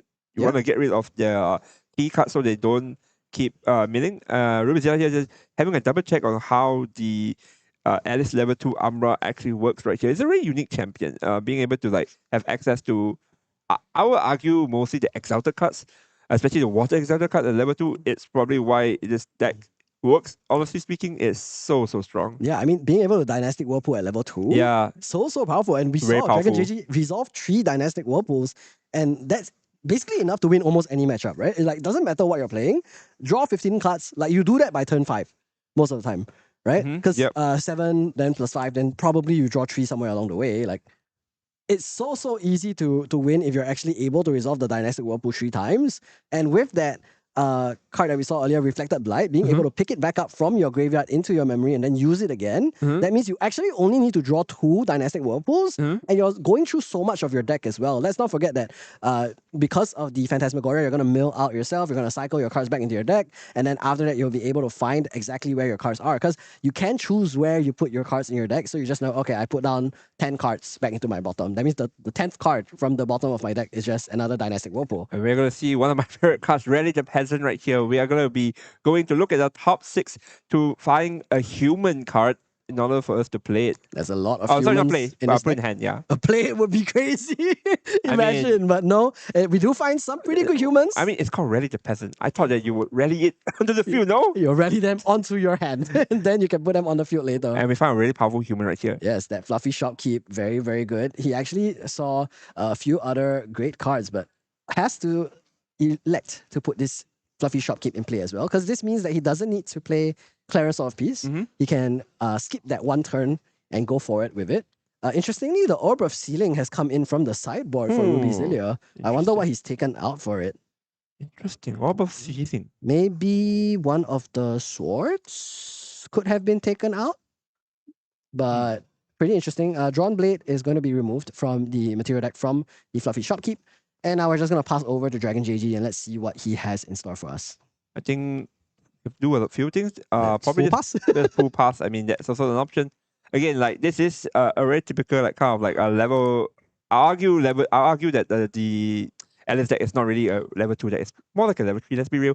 So both of these level 3 decks are going to be a bit slow. They're just going to be passing. They're just going to be playing more pre-active than more active. So they're just going to be like very passive, honestly speaking. Playing turns during the opponent's end phase to put cards down to the memory in order to level up. Ruby here exactly just going to level 1 and then just pass. And then here, backup charger, a very passive approach here, not even going to turbo into his level 1 Alice. There's going to be farming influence. Yeah, I mean, we saw earlier there's no Spectre allies available exactly. for Dragon GG. There's no need to rush into like farming this Phantasmagoria and top deck Top into the deck turbo turbo charge. charger.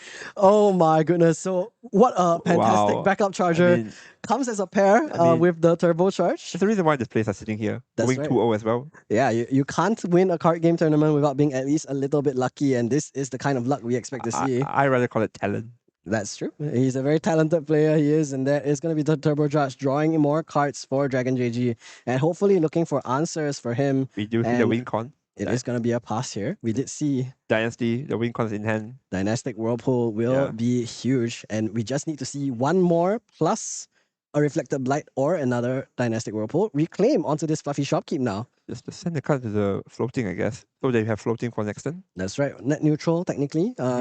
With the reclaim being floating memory now going to be technically a +1. Lorraine Blade Master makes its way onto the board.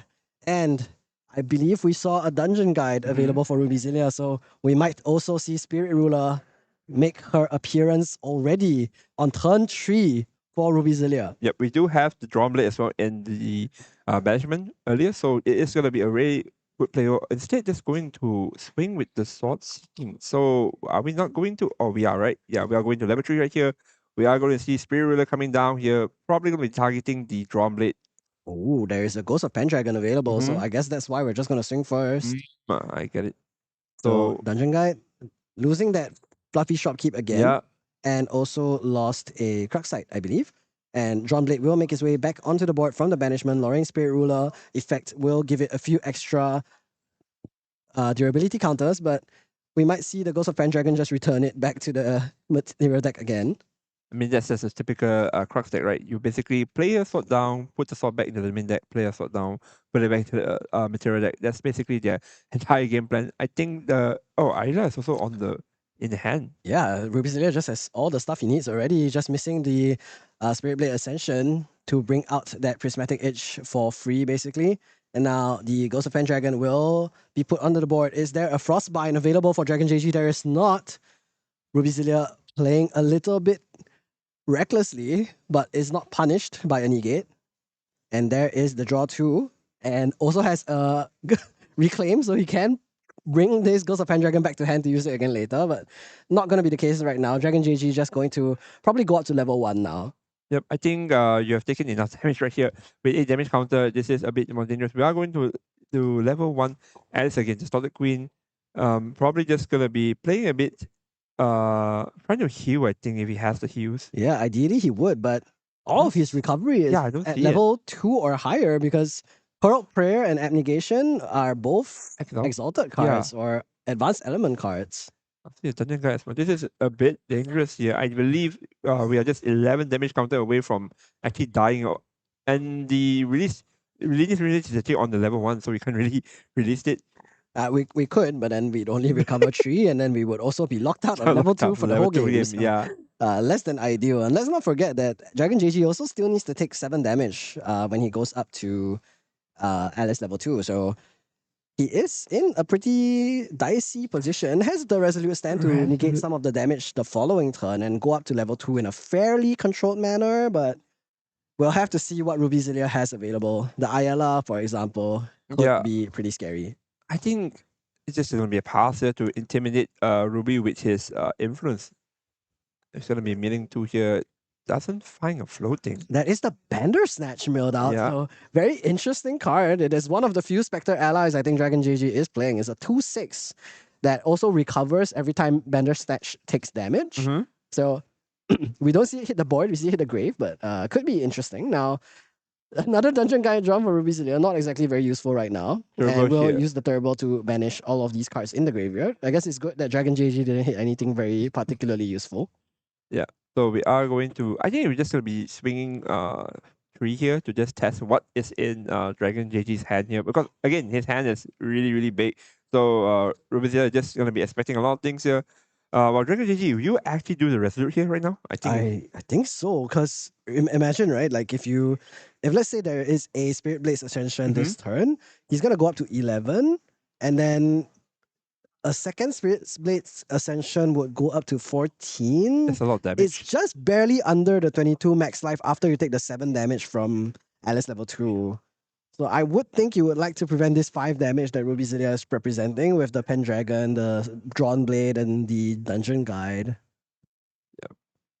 Let's see what he does end up putting down. He does have Richter's Tiding available as well, although I don't think that is going to be the play right this moment. Yeah, just considering like what card he doesn't really want to get banished, because I believe the next turn has to be a level up into level 2 as well. So we're just deciding which cards are not going to be useful.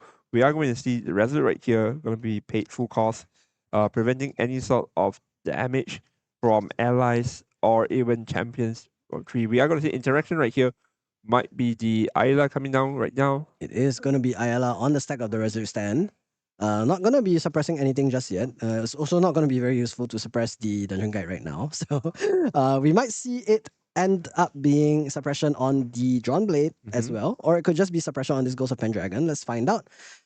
Ayala's effect looks like it's going to be triggered. Ruby Zilia just needs to make that decision as to what exactly is going to be suppressed. The issue with suppressing the Pendragon is that it's going to be going to return the Dawn Blade right now, right? So you don't really have a weapon next turn or any sort of regalia for you to return. So I'm not too sure if this is a really... Oh, we are going to see the Benediction Angel to just cycle through more cards. Yeah, I mean, good for Ruby Zilia. He wants to find that Spirit Blade Ascension if possible. I guess we're just trying to farm more influence right now. Look at Ruby Ruby Zilia's... And there's the Ascension. Yeah, Ascension as well. Look at Ruby Zilia's influence. I believe he's on 8 or 6. No, not 8 or 9. Yeah, something like that. We're already doing a deck count. What? Deck count right now? 6, 8, 9, 10, 11, 12, 13, 14, 15, 16, 17, 18, 19. I think that's 40 cards. 40 cards here. Does drawing 2 actually hurts Ruby Zilia's? 2, 3, 4, 5, 6, 7, 8, 9, 10. He did draw a lot. 2 Whirlpool Regal is lethal. Huh? 2 Whirlpool Regal is lethal. I don't know if he has all of those pieces, but it's lethal. Here is the Umbra side now going to be used, going to take 7 damage. And we're also going to now There's no way. enable Umbra Alice. Now let's see what the play is. Draws 1, 2 hand, 1 to memory. 2 Spirit Blade Ascensions is lethal as well for Dragon JG. This is going to be the Umbra Sight once again. Also going to be put into the curses once again, dealing another 2 damage. This puts Dragon JG at 21 though. Barely alive. He is barely alive. What is his play here? It's going to be the Pearl Prayer during the pre-recollection. Is there a response from Ruby Zilia? There is not. Just going to allow that recover 4. Now, what else will Dragon JG be playing? Here's the Richter's Tiding as well. Let's see if he hits both. Fracturize 2 plus 3. That's not going to be a double choice. So we'll just be able to pick up one of the cards. He's cycling through really, really hard. I think he's trying to find the second copy of Dynastic Whirlpool here. Dynastic Whirlpool. No. Lost Providence going to make its way onto the board as well. Now that we are Umbra. Are able to activate that at fast speed. Now let's see what else. Activate that during your main deck, sorry, not from fast speed. What else are we going to see? That is going to be Pulp Prayer again. Going to go down to 10 damage counters. Again, despite being really close to death, he just draws all this recovery card in order to survive. This is basically the whole deck's team, right? It's just, I'll take a lot of damage and I'll just heal back up to 0. He was at 21 damage counters and we're already back down to 10. And Ruby Zilia must feel like Sisyphus trying Not to good push. enough. I think he can go to 0. Yeah, I think so. I can go to 0. We can. Abnegation now heals Oh. for 12, by the way. So that could be crazy. Phantasmagoria now going to trigger, allow Dragon JG to mill 2 more cards. And that is going to be another... No, that is Engulf as well as the Resolute Stand. So could pick that up if he wants to negate something important. But right now, nothing else available. There's 8 cards in hand for Dragon JG. Song of Frost is also available. Yeah, there are some defensive options, but looking really, really dangerous right now for Dragon JG. I mean, there is still the Lineage release. There are still some recovery, but there's a Ruby Zilia with a bunch of influence is going to try to ask for more reactions from Dragon right now. There is also the Pendragon. Have we seen Spirit? Well, he did pick it up. The Ascension right here is going to be sending up the Dawn Blade, probably going to call the Prismatic Edge. That's right. Let's see what Ruby Zilia does here. Prismatic Edge onto the board from the banishment. Will be able to reveal both players' memory. Is there a water card for Dragon JG? There is not. Oh, there is the There is one, Fracturized. Fracturized. So we'll allow Ruby Zilia to draw, but this might actually be a bad thing for him. Because remember, drawing cards puts him in closer and closer to that Dynastic Whirlpool range. So theoretically, if Ruby Zilla draws another 15 cards, so you can just need one Dynastic. Yeah. I mean, he would need. I believe he was at 40. Yeah, he you're drew 40, right? 2 cards. So right now at 38, we'll draw for 37. So closer and closer to that Whirlpool. Double Whirlpool is available, I believe. Yeah, I do see 2 Whirlpools already. So Dragon JG just needs Ruby Zilla to draw another 7 cards and he is cooked. But now let's see all of the damage coming in. Benediction Angel and Ayala and the Ghost of Pendragon now would put him up to 20. But is there a response from Dragon JG? Abnegation here would go crazy. Will recover 12. And no, it's Maledictant Vitae instead. We'll put it into the bottom of his lineage and then also recover 4. So kind of like a fast cure basically, but still good enough. Negates 1 of these swings basically, so goes up to 16. Also contributes to all the cards that requires cards underneath the lineage, Alice lineage. Yes, including the Alice level 1 herself. Now going to heal for 5 plus 2, I believe. So that's 7. 7, yeah. Yeah, so Dragon JG has a fast speed recover 7 whenever he wants. And Ruby Zilia needs to be able to answer that. Is that the Ghost of Pendragon? It is. So going to return this Prismatic Edge, which means we're not going to see it appear again during this. Oh, not going to return, just going to push in 3 damage with this Ghost of Pendragon. And that does mean the Ascension will be lethal. Actually, no, the Ayala is going to be enough for lethal, actually. But remember, we need to do an additional 7. Now, what are we going to do? There's another Pendragon available for Ruby Zilia. It's just going to play that down once again. Just another ally, just going to be dealing more damage to Dragon JG, putting on the pressure while he can. Yeah. And how many cards are left for Ruby Zilia? Basically, it's forcing him to use the level 1 lineage. And there is the string from this Pendragon currently representing lethal. Will Dragon JG respond to this with the lineage release? It is going to be that. Will there be a Spirit Blade Ascension on the stack of this? There is not, I believe. So now we're going to recover 2 plus 5, going down to 12 damage counters again, taking 3 back from this Ghost of Pendragon, and back and forth. Tug of war is now going to be played between Dragon JG and Ruby Zilia, pushing him ever and ever further closer to lethal, but Dragon JG is playing keep away with his life total. Yeah, basically just like chase the mouse, right? Literally, you just keep chasing for the damage, and then like Explosive the Death is just gonna be recording back. We're gonna reclaim. We're gonna reclaim. No displace. Oh no, we're suppressing the Prismatic Edge. Okay.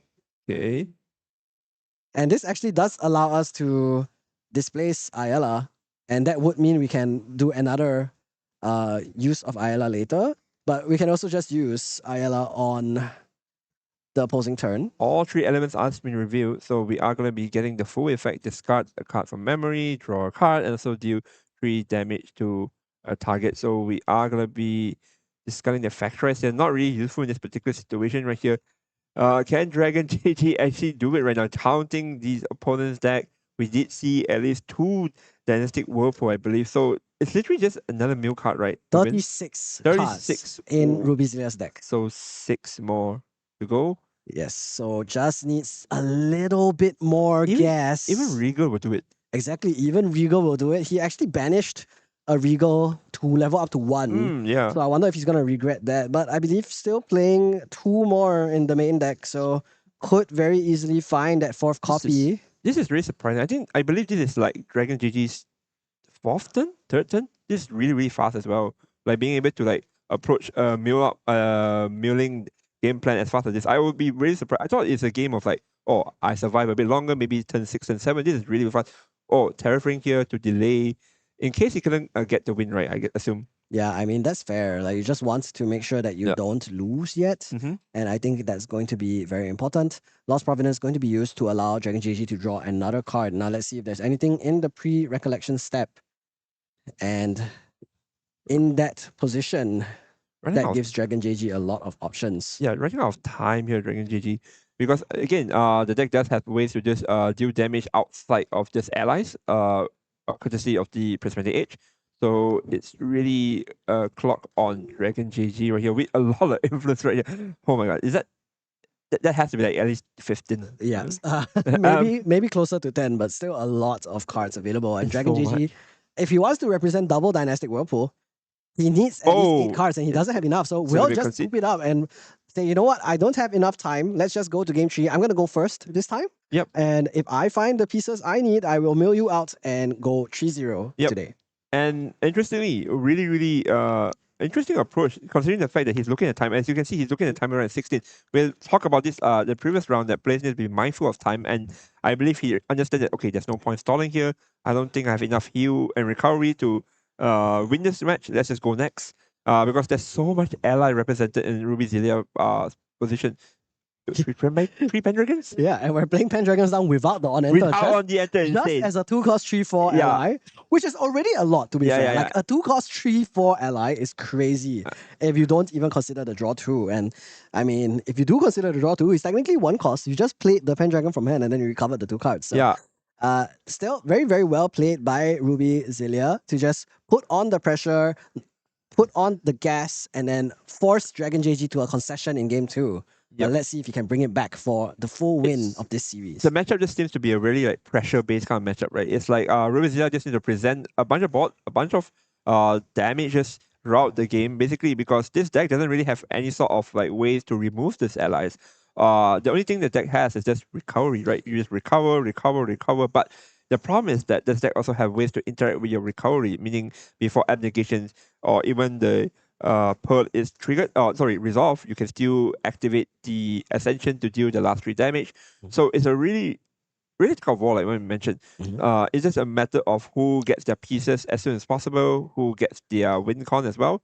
And I think for Ruby Zia right now, I see a lot of green. There's a lot of angels available though for Yep. Dragon JG. Benediction Angel going to be played immediately, allows him to just draw a card into Mem and then set up for leveling up to 1. Meanwhile, like you said, Ruby Zia, seeing a lot of green. A lot of green here. I believe there's an engineer as well in the hand. And continuously draws this Elazarine long bowman. And since you're talking about green, he just drew into a Pendragon. So pretty good hand, honestly. Just looking for that dungeon guide. I would think he wants the Rally the Peasants to Rally the use Peasants. first.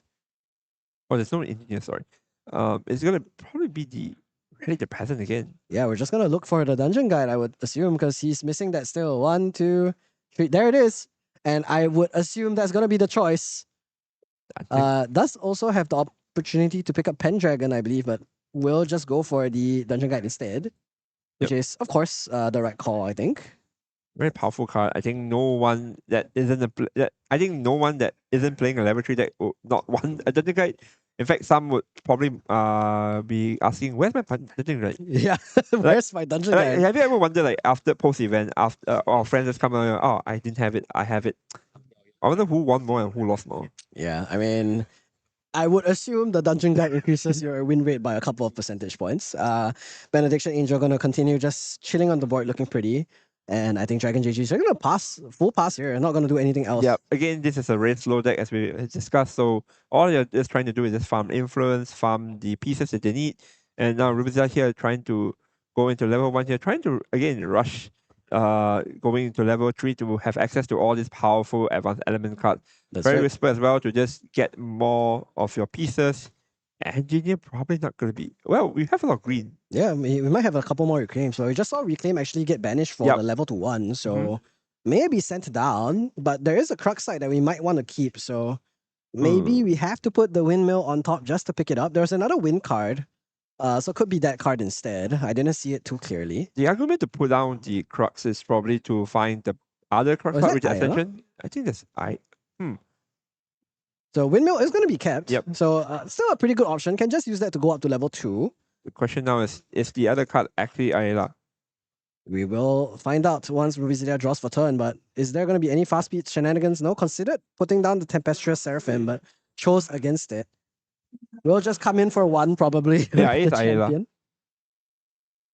It is sort of seeking, once again doing some work here, is the Windmill Engineer, showing off the Tempestuous Seraphim as well as a Displace. and then poking in 1 damage into Dragon JG. Notably, Mhm. Dragon JG doesn't bother with swinging his Benediction Angel. I think he recognizes he's never gonna get 28 damage onto somebody, so Yeah, just gonna leave it active. I think the allies' purpose is that it's not to, your job is not to hit the champion, it's to hit the other allies. Literally, that's for trading purposes. So we are going to see he is gonna go into it and yeah, just gonna retaliate. I mean, very cute retaliate, I would There say. you go. 1 damage. Let's go. 1 damage. Now Rictus Hiding. Let's see if we can hit Fracturized Plus. Is that Reflected Blight? It is. So not gonna be a double pick, but will just be 1 card added to his memory. Probably gonna be the reflected, I think, because Rectorize doesn't really do much in this matchup, does it? Well, it is going to be put straight into the memory, so we don't know. It is going to be Maledictum Vitae banished for the level 2-1. Now let's see if there's anything else recollection. Just remembering the Phantasmagoria. You cannot technically forget Phantasmagoria. It's a must action as well. Now we are going to do Victor's Tiding 3 plus not 5 again, Reflected Blight and a Resolute Stand. I'm going to assume once again that the Reflected Blight is going to be picked up. But Resolute Stand could actually be very helpful here as well. Yeah, I think if what happened? Ooh, another one. Wow. Let's try again. Can we hit this time? 3 Well- plus 2. Nope. And I think he picked up the Regal. Interesting. There's also the Dynasty Whirlpool right there just now. I can't believe he just did Richter's Tiding 3 times in a row. And he didn't hit a single time. Poor guy. I mean, sometimes it's not meant to hit. No, it is what it is. It is what it is. But second Benediction Angel will make his way onto the board. Umbro Tithe and Pearl Prayer are going to be revealed. Allows him to join the memory and recover. So that 1 damage from the Windmill Engineer is going to be negated. And also going to take out that Windmill Engineer. No longer going to be able to deal 1 every turn. So this is the better Windmill Engineer. The Windmill Angel, if you will. For Dragon JG. Phantasmagoria Mills 2. That is going to be Bander Snatch once again. As well as an Angel Attendant. That would have cleared a Richter's Tiding, no? Yeah, that probably would have cleared a resistance. But again, look at the position of the game. Dragon GG right now, a Lawless Influence hand, 0 damage counter. Ruby Zilia still at level 1. Need to probably find a dungeon guide to advance into level 3 in order to start using this advanced elements card.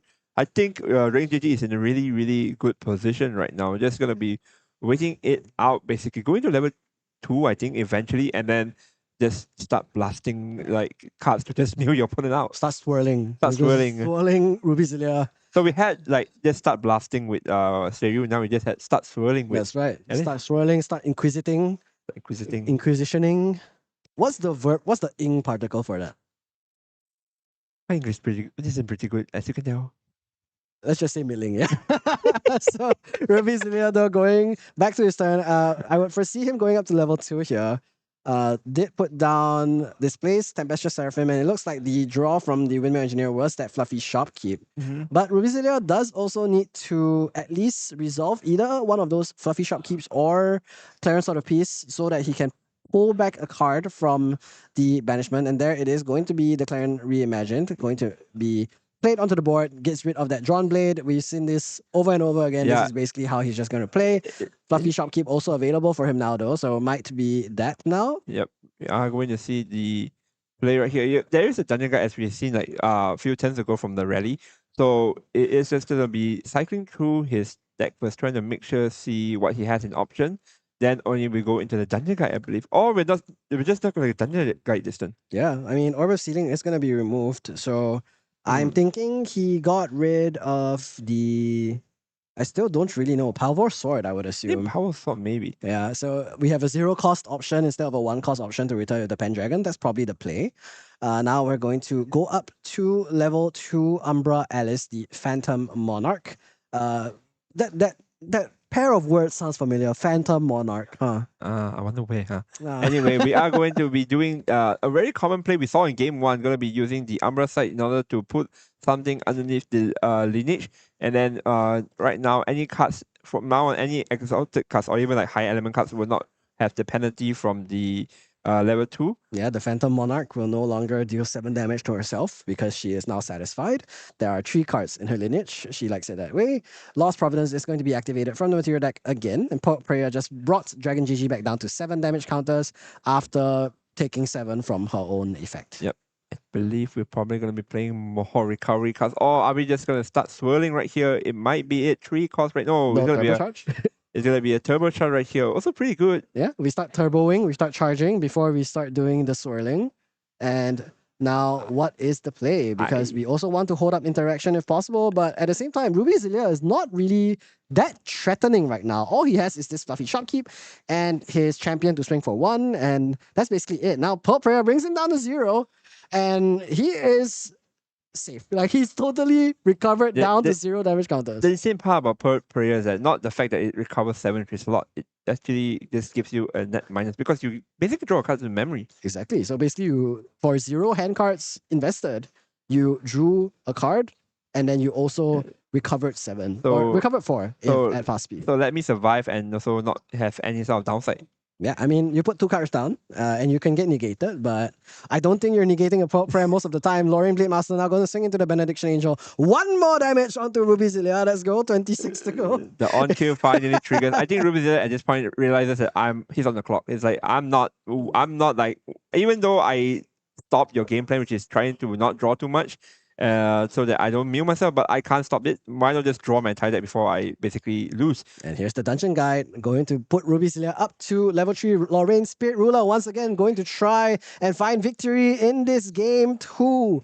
Game 3 of round 3 of the Southeast Asian Nationals. Of course, we already know every single round matters and you need 6 wins at least to make it to day 2. Lost Provenance now going to be materialized from the material deck. Dungeon guide going to punch in for 1, putting Dragon JG at even life counters 2 to 2. I think the problem now is that there's no way to burst it because, like, as we are quite aware, right, this Windcraft deck doesn't really have a burst. The only burst it comes in mind is Divine Retribution, which is way too much of a heavy cost right now. We are going to see the typical Ascension here into the Prismatic Edge, I believe. Yeah, I mean, that is going to allow that amount of damage to go through and also gets to draw, which is great. All 3 elements are reviewed for Ruby Zilia. Because, again, drawing puts him closer to getting milled out. I think at this point, as mentioned, Ruby Zilia just can't afford to like play around it anymore. Not like game 2. Game 2, I think he can because like opponent isn't really like in the best position. But this particular game, the opponent has everything. He healed back to 0, really, really good influence, and probably have found all the mill cards he needs to win the game. Yeah, resolve the turbocharge. That's the game-winning play right there. Now is the Ghost of Pendragon going to return a card into the material deck, allowing more draws. Incapacitate for Ruby Zilia. So that could be pretty interesting, but doesn't have the hand for it right now. Let's see if it comes up later. And this is the main deck. Incapacitate. This isn't coming in from the side. He just runs it in main to deal with a lot of other cards, and there's 2 copies only, but has drawn 1 of them. Let's see if there's anything else for Ruby Zilia. I might go for the Regal Inquisition, or it's just going to be Ayala again, but this means he is out of cards, not going to allow anything to happen on the opposing turn. Now Ruby Zilia going to suppress his Prismatic Edge, draw an additional card, and we'll go up to 1 card, draw an additional card, and then also banish 1 more of Dragon JG's cards. Unfortunately, Dragon JG had 2 water cards in the memory, so we'll still give Ruby Zilia this draw. Yep. And then again, Dragon JG is going to be going into his turn here with a lot of influence here. You actually think that we will just see Herbal Dynasty into win? I think it might be enough, Dynastic into Regal, it's definitely enough, I think. I think it's actually feasible. There's... just estimation, I think there's been 10 cards used already. Voice Cloak is now on the board. We see Dragon JG preventing himself from getting Regal Inquisitioned. So keyword here, you have Spell Shroud. A player with Spell Shroud can't be targeted. So that's going to be very, very specifically I think that's a only sign. Regal Inquisition. I think it's a sign basically saying, look, I'm just going to make sure that I can do my combo and win the game right here. He probably has every pieces that we have seen. I have seen Dynastic Whirlpool. I think at least 2 copy in hand. Yeah, we'll see Dragon JG. What is the play going to be? 1, 2, and 3. Whirlpool number 1. That's going to be a mill 15. 15 cards 5, gone from the deck. 10. 15. That is going to be a pretty nice mill. You get a Ascension and a bunch of other cards that I didn't see very clearly. That's Sabella. I think Sabella got milled out as well. And Dragon as well. A lot of great options now denied from Ruby Zilia. 7, 8, 9, 10, 11, 12, 13, 14, 15, 16, 17, 18, 19, 20, 21, 22, 23 cards. I believe 24 cards left in deck. So, like you said, Whirlpool Regal is going to be lethal. But does Dragon JG have enough cards for that? Does look just a little bit short. Just Passes the passed. turn. Wow. 3 damage counters, only 19 to lose. Also has Alice level 1 lineage release available, which means can use that to recover 5 at the moment with 1 curse in on the lineage. Ruby Zilla needs to present 19 plus 5, 24 damage at minimum if he wants to win. Because the writing is on the wall. Lost Providence is going to put him down to 23 cards in deck. Draw for turn down to 22 cards in deck. And now here is everything turning sideways. Dungeon Guide in for 1. Is there anything from Dragon JG to prevent any more of this damage? Just gonna take it. Pendragon in, takes 3. Ayala in, takes 2, goes to 9. Fluffy puts him at an even 10. What else do we have in store? There is the Alzarian Longbowman. Remember, Regal Inquisition put to the front of Ruby Zilla's hand, but he can't play it because of the Void Cloak. But can use Ayala to suppress that Void Cloak and then use the Regal Inquisition. Putting down 3 cards. Is that going to be the place? Yeah, it is. So Ayala suppresses the Void Cloak. Dragon JG thinking on this allows it to resolve. Now the Regal Inquisition is going to be played.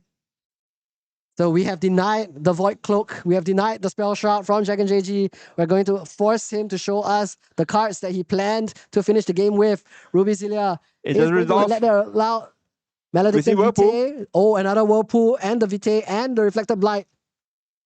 So Whirlpool and the Reflected Blight are going to be removed, not allowing more uses of this Whirlpool in the graveyard. Abnegation also going to be removed. Stand also removed. Everything's gone. But again, just because you remove it doesn't mean it doesn't come back. That's Remember, Regal Acquisition just guarantee. Okay, it's gone, but your opponent can still draw back into it, and both players will know because you have to review it, right? Yes, I mean we've seen that exact play happen in Ascend Manila. But now let's see 5 cards drawn. One is the Umbra side, another Umbra side. Fracturize, Regal. And Song of Frost, though, not going to be able to present lethal just yet, but has the opportunity to draw 4 cards with these 2 Umbra sides. And that does mean Ruby Zilla might still be in danger because, again, now that we have the Regal Inquisition, we only need to draw either a Whirlpool or the Reflected Blight, and that is lethal. But now we're already into overtime, and Ruby Zilla needs to find lethal here. First, he does 3 damage with the Prismatic Edge, and we might see Dragon JG just go, you know what, I drew the Song of Frost, I'm going to use it, or I'm going to Fracturize the Prismatic Edge. But no, Song of Frost is going to be played, not going to allow this 3 damage to resolve. 2 more Umbra sides available for the side of Dragon JG. Ruby Zilla, is he going to be able to find the lethal? He has basically just this turn and the next turn because we're already in overtime. This place, not going to be super useful. Crux side, not going to be super useful. We've already used Ayala once, but we're going to use it again. Ayala going to suppress and remove cards from this memory. The Umbra sides are in hand, so won't be able to be destroyed. And let's not forget, there's also an Umbro type, so Dragon JG can maybe use that for 1 more card removed. It's really, really close right here. Fracturize removed from the memory. The Void Cloak does make its return, but may not be that useful right now. What can be materialized That count's happening. Is there anything Dragon can materialize right now to help 21 cards. Dragon JG can go for the Bubble of Abundance. Abundance is not bad. That would allow both players to draw 1 card. He also has the Umbro Tithe. That would be another 1 card. That's 2. That puts him at 19. So let's see what we draw off of these 2 Umbra sides first. Very, very close down to the wire game right from now. Water, Umbra, Mill, Alice. And let's see if he can find the Mill. Terrafring? Because let's remember, Dragon JG still has 1 more turn. Based on the overtime rules, Umbra Sight going to be used. Draw into hand, draw into memory 1 more time. Umbra Sight again available for Dragon JG. Can draw into hand, draw into memory, but he might have to worry because there's 2 cards for Ruby Zilla. Could be Ascension, but will not be the case. Second Umbra Sight is going to be activated. Did he draw into Reflected Blight? He is going to be activating the lineage release here because he does have a lot of cards under the lineage right now in order to recover. I believe here he can recover 5. Just wants to not die to Spirit Blade Ascension in case Ruby Zilla top decked it off of his first review of that Prismatic Edge. Reflected Blight, though, 1 cost. If he drew into it, he has exactly 2 cards in hand. He could use it right now. It's He just- did not find the Reflected Blight, so just going to recollect. Let's see if he found the Whirlpool though. It might be in Two the memory. copies. It might be in the memory. Again, we didn't see what's in the memory. Yeah, but Reflected Blight in the memory wouldn't be as useful right now. Remember, 21 cards in the deck. We're just confirming how many are available. Is that Whirlpool? He's putting down 3.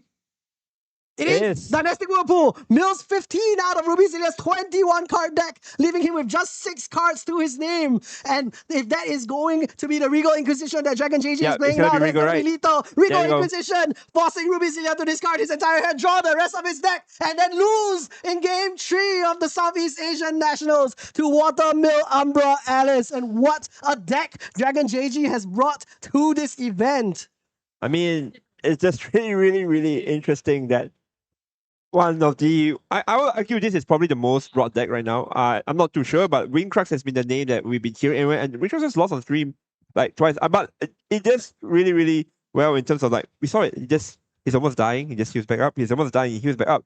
That shows how strong the deck really is. I think people really underestimated like how strong Mew decks are really. I thought that maybe we'll play like a few more turns, but there was many games or many rounds where the guy could have just won around like 10-5, 10-6 really fast. Yeah, because of the power of this Dynastic Whirlpool. Yeah, 15 is a lot of cast Mew. We've considered like how powerful is that like in many other decks. Like Jin gets to use it because he draws a lot of cards. Yeah. He doesn't die easily. Yeah. And he gets to level 3 very quickly. Yeah. Alice draws a lot of cards, doesn't die easily, and Yeah. gets to level 2 very quickly. I think the level 2 makes a big difference, Karloff.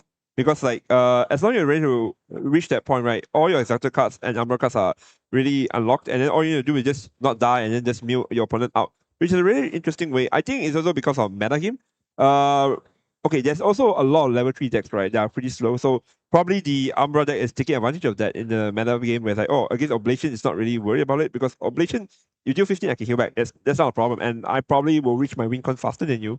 And then maybe against Serial, I'm not too sure how that will go, but I mean, the deck is not really fast. The only thing is probably will be the Water Dyna. You deal damage, I just heal back. Like, why would I worry? So might be a really good meta call. Yeah, I think it's really interesting. So really looking forward to see how far Dragon JG takes this Watermill Umbra Alice. And so much left in today. We still have 6 more rounds of space available. Make sure to keep watching for more interesting Grand Archive gameplay, and we'll see you later. Welcome to the Grand Archive's most exhilarating event, Pantheon. For generations, champions from the Grand Archive have fought for the gods' favor in this arena. With boons from gods, each champion fights not only for their own victory, but for the glory of their benevolent patron. You'll be surprised to see how much a boon can completely change a champion's fighting style. I don't doubt many of these fighters will gain new fans, and even rivals as they compete. As the rules for Pantheon are quite different, don't forget to double-check the Pantheon-specific ban list before entering the fray. Worry not, they have also supplemented champions with unique skills and treasures for use only in this arena as well. So rest assured that your favorite hero will still shine brightly upon the field of battle. Let's walk through a typical match. Pantheon is a multiplayer format consisting of 3 to 4 players, where the last player standing is the victor. Just the same as a normal game of Grand Archive, main decks consist of a minimum of 60 cards and a maximum of 12 in the material deck. However, in Pantheon, you cannot have more than 1 copy of each card in the main deck. Players will also start with 1 lesser boon and 1 greater boon card face down in their Pantheon zone. With the battlefield properly set up, we're ready to start the battle. All players will place their level 0 spirits onto the field at the same time. Then, each on-enter effect is resolved in turn order. This will be clockwise around the board. A free-for-all fight might be too much for some of our less athletically inclined champions, so the gods have also granted their wards with a barrier token that absorbs the first 6 damage to them and their allies each game. All players also skip their first wake-up, materialize, and recollection phases, but everyone gets to draw, including the first player. However, players cannot declare attacks on their first turn unless they are the last player in the turn cycle. Champions will need to utilize both wits and brawn to remain the last hero standing. Do not underestimate the weight of a god's gift. A well-bestowed boon could tip the scales in a champion's favor in the blink of an eye. Not only will some boons have a reserve cost, but a god may require a champion to be of a certain level or to use specific abilities in order to bestow their boon. Some boons can even be bestowed at fast speed, so champions will need to strategically think of when to use them to maximize their effects. Given that it is the power of a god, once a bestowment enters the effect stack, players cannot have opportunity or perform game actions in response to it. Once bestowed, the boon will be represented by its card face up in its owner's pantheon zone. Even if a god bestows their boon, it may apply too slowly or quickly for the champion to make good use of it.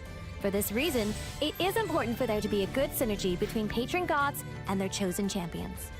Pantheon is an exciting challenge for champions of all levels of experience. Win or lose, you might find that trying an unusual or comedic strategy might even impress some of the gods. Learn more about Pantheon and the Grand Archive at pantheon.gatcg.com.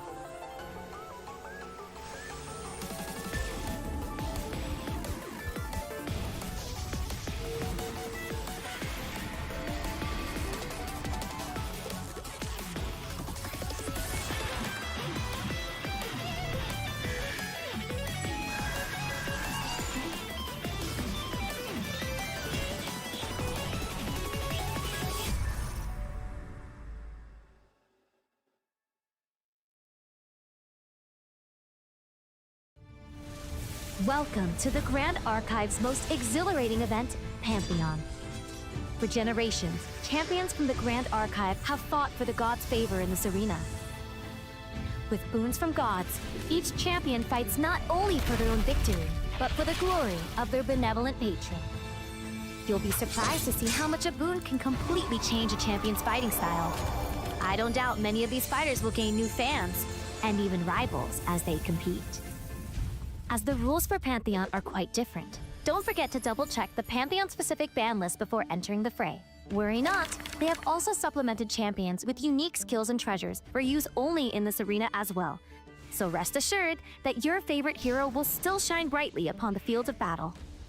Let's walk through a typical match. Pantheon is a multiplayer format consisting of 3 to 4 players, where the last player standing is the victor. Just the same as a normal game of Grand Archive, main decks consist of a minimum of 60 cards and a maximum of 12 in the material deck.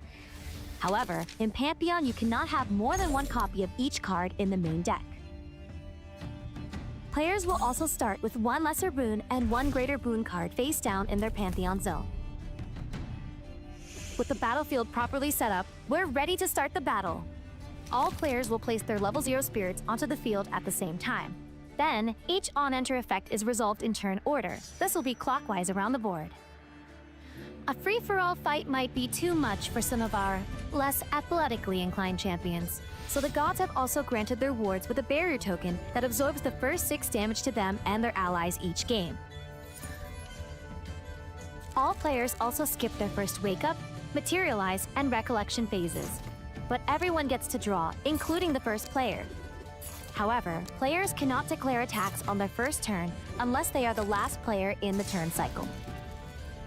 Champions will need to utilize both wits and brawn to remain the last hero standing. Do not underestimate the weight of a god's gift. A well-bestowed boon could tip the scales in a champion's favor in the blink of an eye. Not only will some boons have a reserve cost, but a god may require a champion to be of a certain level or to use specific abilities in order to bestow their boon. Some boons can even be bestowed at fast speed, so champions will need to strategically think of when to use them to maximize their effects.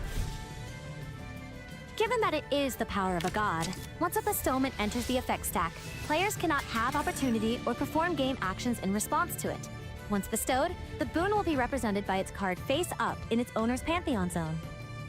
Even if a god bestows their boon, it may apply too slowly or quickly for the champion to make good use of it. For this reason, it is important for there to be a good synergy between patron gods and their chosen champions. Pantheon is an exciting challenge for champions of all levels of experience. Win or lose, you might find that trying an unusual or comedic strategy might even impress some of the gods. Learn more about Pantheon and the Grand Archive at pantheon.gatcg.com.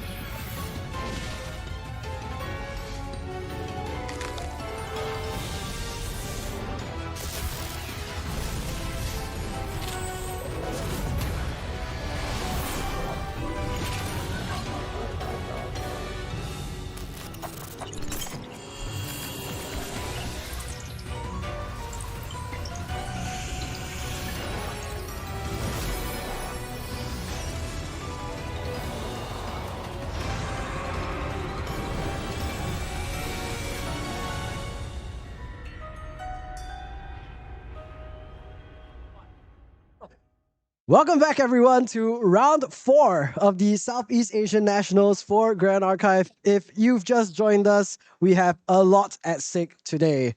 The top 6 players make it all the way to Worlds with travel and accommodation covered, and the remaining top 16 players, so 6 then 10 more, will get access to the Worlds Gauntlet. Yeah, and we saw a lot of people on stream already, people, known names, a lot of familiar faces who are really bringing their A game. We've been featuring a lot of like top players, a lot of Ascent top 8ers, Ascent winners sometimes. But for this one, we're actually featuring some rather unknown players or people who haven't really had as much competitive history. But one player is from Brunei, and we want to feature them because obviously we want to showcase players from less represented regions. And he's playing everyone's favorite deck that we love to see on stream, Fire Luxem Xander. That's right. And he's against a player from Singapore, Centritus. And we'll find out a little bit more about him later once we're in the actual round. But in the meantime, we're going to be watching Luxem Xander versus Oblation CL. So we haven't seen any of those yet on stream today, but out of the 3 national events thus far, has made it to the top 8 in 2 of them already. So maybe we'll be trying to repeat that today. We'll see the top 8. I'm hoping we finally see a nationals with 2 fire decks in the top 8. So far, all 3 of them have had 1 each. So it's been Oblation, and Suzaku.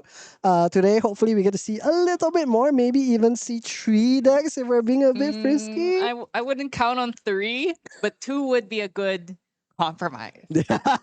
We could do like 2-3-3. Yeah, That's that'd a be good nice. split. Nice Yeah. even split. We've been doing 5-2-1, 5-4-3-1, Today 2-3-3, maybe even 3-3-2. We could see, yeah. And then Yeah. we'll find out. Or maybe all the win players will implode and then there'll be only one. You never know. I would actually be surprised because Oblation is pretty well positioned here, and I actually think Luxem, for all of its flaws, actually works kind of well into a lot of these win level 3 decks. It works pretty well into Seryu. It works pretty well into a lot of things. The main problem is obviously the Diana matchup is not great. And of course, if these Mill Alice, Mill Genbus, and the Mill Jins just suddenly show up, then it's like, oh, yikes. We all know what happens when you get your Regal, your Light Reapers Regal, and you get your whole deck milled out. It's just like, oh, your cockroach can't survive till the end of the universe. Yeah, right? you can't roach that hard, and you cannot roach without any experience or any cards available in hand. So let's hit right into the matchup and let's see how it ends up working out for either of these players. So Awi and Centritus, both players from Southeast Asia, of course. This is the Southeast Asian Nationals, but we do have a lot of foreign players with us as well. As mentioned, Awi over here on the right is from Brunei, a bit of a lesser represented region in Southeast Asia, but will be on that Luxem Xander with the Spirit of Serene Fire, and even has the Xander himself Spirit of Serene Fire, CPR. And let's see what the mill is going to be. Yeah, and as far as the list goes, 4 Topsy Decrees on the Luxem side, and I imagine as well probably going to be 4 Topsies on the CL. Yeah, let's see what Centritus is going to be doing. I've actually played against Centritus a couple of times at my locals. He's a big CL fan. When he wasn't playing Fire CL, he was playing Water Ally CL, and it looks like he's gone back to the Fire CL version again. So looking forward to see what he does. Angel Attendant, Cremain. Oh. There we go. It's the classic start incapacitate, maybe. No, nothing on Awi's side. So Centrita's gonna draw here. Yeah, Awi probably just going for the creative shock and step play. Pretty standard. You see a Luxem side Looking Glass foil as well. Angelic Channeling. So Angelic Channeling, the new card, the new chase card from RDO. This is a 2-cost fast speed float that you can use that will put your advanced element cards, banish them, and then when you go up to level 3, you can stack them back on the top or bottom of your deck, which is actually perfect for Luxem because oftentimes Luxem's plan is to go level 3 and then play Backup Charger, play Prism Spark Scepter, play a Tangu to draw a card into memory. Yeah, and I think the most important part about this is that when you're trying to go up to level 3 as Luxem Xander, you're trying to not banish those Luxem cards. You want to make sure that you're banishing Norm or like Fire Element cards, and then after that, once you're level 3, you start drawing all of those level 3 Luxem cards. And Angelic Channeling does exactly that. Once you're level 3, the Luxem cards you want go to the top of your deck, and looks like we also have Angelic Channeling from Centritus as well, and we'll be doing a similar thing, but this time only one Umbra card, and it is going to be that Carter. It's interesting that we're having this matchup because I think these two decks are actually incredibly similar to each other.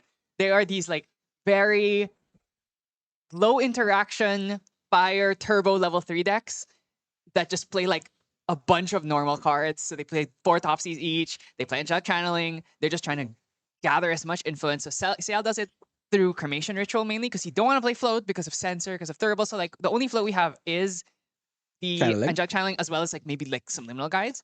And so on the Xander side, it's like it's just Angelic Channeling, and then you want the Assassin actions that you can use to recycle with your Xander. And I mean, I saw a Creative Shock on Aoi's side, so do we find a different float here that we could potentially use? And not only a float, Angelic Channeling off of the top 2, so you're gonna love to see that. But other than that, you also want to make sure you have an Assassin type card in the graveyard so you can pick it up after with your Xander level 2. Notably, the Xander sleeves available for Aoi also. So a lot of commitment to this Luxem Xander deck. You know, I also like that on Centratus' side, he has the arcane slash Astra Angelic Channeling on Aoi's side. He has the Luxem slash Exio one. No, Yeah. Luxem. What is it? Luxem Umbra one. Luxem Umbra, yeah. I mean, close. Pretty cool. Although technically Centratus is Umbra, but he also does use arcane cards very frequently. Now we're gonna see Aoi had to banish this Angelic Channeling because of a non-imbued Topsy Decree from Centratus. So Yeah, non-imbued. That's actually pretty rough because you really want to imbue that so you can at least get the -1 from hand as well.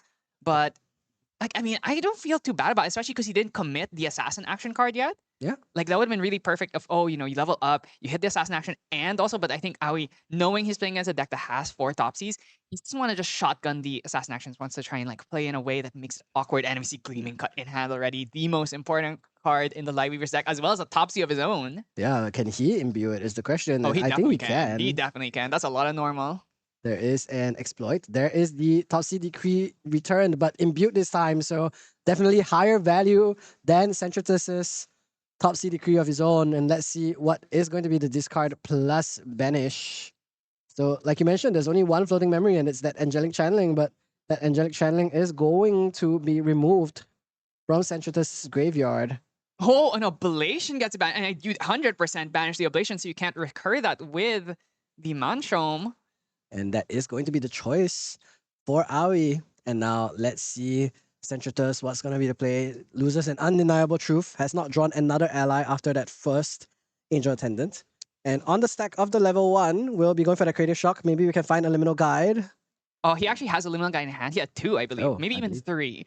So he should get this at least. Okay, we good go. enough. We will now enter with Ciel, and there is the Liminal Guide going to make its way onto the board. The Liminal Guide will allow the 1 draw. And of course, we do see the Omens as well.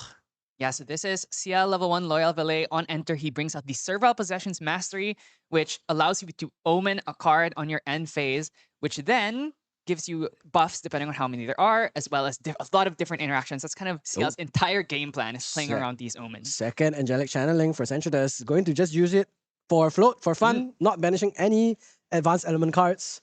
Was that a Recollection phase? No cycle Angelic Channeling? Yeah, just putting a floating memory in the yard. It's a bit risky considering you're playing against a deck that has so many Topsy Decrees, but let's see if this ends up paying off. Aoi obviously is not really... He actually imbued for his Topsy. He showed a Dungeon Guide, so unless he has another one, he probably can't level up here. Yeah, we'll have to see if there's a second copy available. Centratus now just going to consider passing turn here. And that is going to be turn for him. And Aoi will actually be going up to level 2, it looks like. So we'll just risk that Dungeon Guide. Does lose it, along with a very beautiful Resolute Stand promo. And now we are going to see Xander level 2 on the stack of that on-enter effect. What will be the assassin card? It is that Exploit Vulnerability.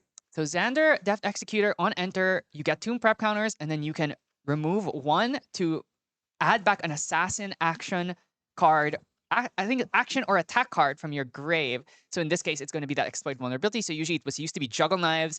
Exploit is kind of Juggle Knives, but instead of doing 1 damage, it gives you this bonus effect that also has the ability to prepare itself, and another Liminal.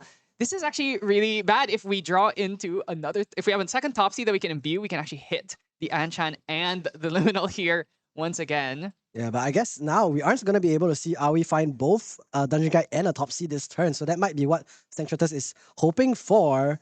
And that's why he's just put in the Angelic and the Liminal Guide. Let's see if there is the Dungeon Guide available for Aoi. Did draw a second sight here, which means when we add the sight from the top, oh, Sadie instead. well, that's not great. It is. There's no dungeon guide available for Aoi, so won't be able to go up to level 3 this turn. Just has to play down this card, put down cards into memory so that he can level up to 3. And next turn, the two liminal guys are threatening that Sadie to force Aoi to put 2 cards down back to bounce her back to hand. I mean, at that point, do you even bother doing it? Wouldn't you? It's just such a rough spot because unless we have a fast speed way of playing cards to put stuff down, we can't even get any of our Luxem reveals off. Exactly. I mean, that would have been Sadie, but now Centritus is going to be able to go up to CL level 2. Omen Bringer hits the board. Not going to be very useful later, until much later in the game where there's 6 omens available. But first, we're going to use the Angelic Channeling as floating memory. Now, the Liminal Guide will allow a 1 draw for Centritus. And because there's no omens available, he won't be able to draw 1 discard 1, but still going to be in a good spot, all things considered. 2 Liminal Guides, level 2 already. Lots of cards in hand. Hero, how come he chose not to omen something last turn? Well, if you're not familiar with the Oblation version of CL, you will notice that this deck list actually tends to run a number of cards with a very odd cost, specifically 15 cost. Now, I would ask you to read the card Baleful Oblation, chat. If you look at what this card does, it does damage to all allies and all units actually, other than CL Champion, up to the lowest cost of omens you have, which means how people have decided to play this CL deck is to just leave only 15 cost omens, and then after that, when you use Baleful Oblation, you do 15 to everything on the board. Yeah, that's right. And there's many different debates about how many of these cards you should play. So Limelight is on the side of 7. Many people used to be on like 10 or even 12, which is a pretty ricky amount to have. Notably, we are not on 7? Blackjack. So we're on 7. So we're on 3 Ionized Asceticism, which is just a different flavor of Advent of the Stormcaller. They're both arcane cards that you're never going to activate. And then of course we're on the 4 Golden Checkmate. That is the preferred choice because it is a Norm Exalted card, which means it can still be cycled with Angelic Channeling, but can also be used to imbue Topsy Decree. And also can be used to imbue the Angels as well. So Yes.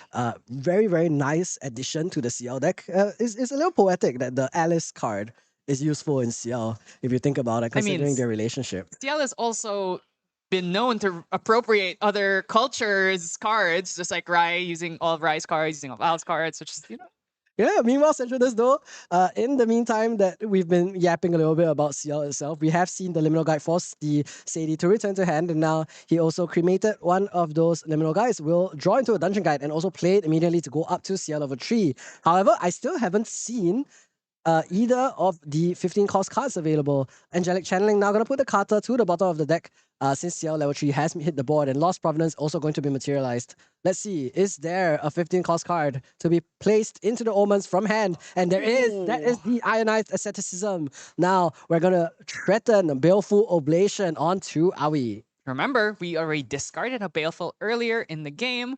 Aoi here obviously stumbling a bit to hit level 3. So at least Centratus has a bit of space here. Doesn't necessarily. We're going for the Prism Spire Scepter here instead. And we can't even use it pre-rec, so we're probably going to use this to try and level up.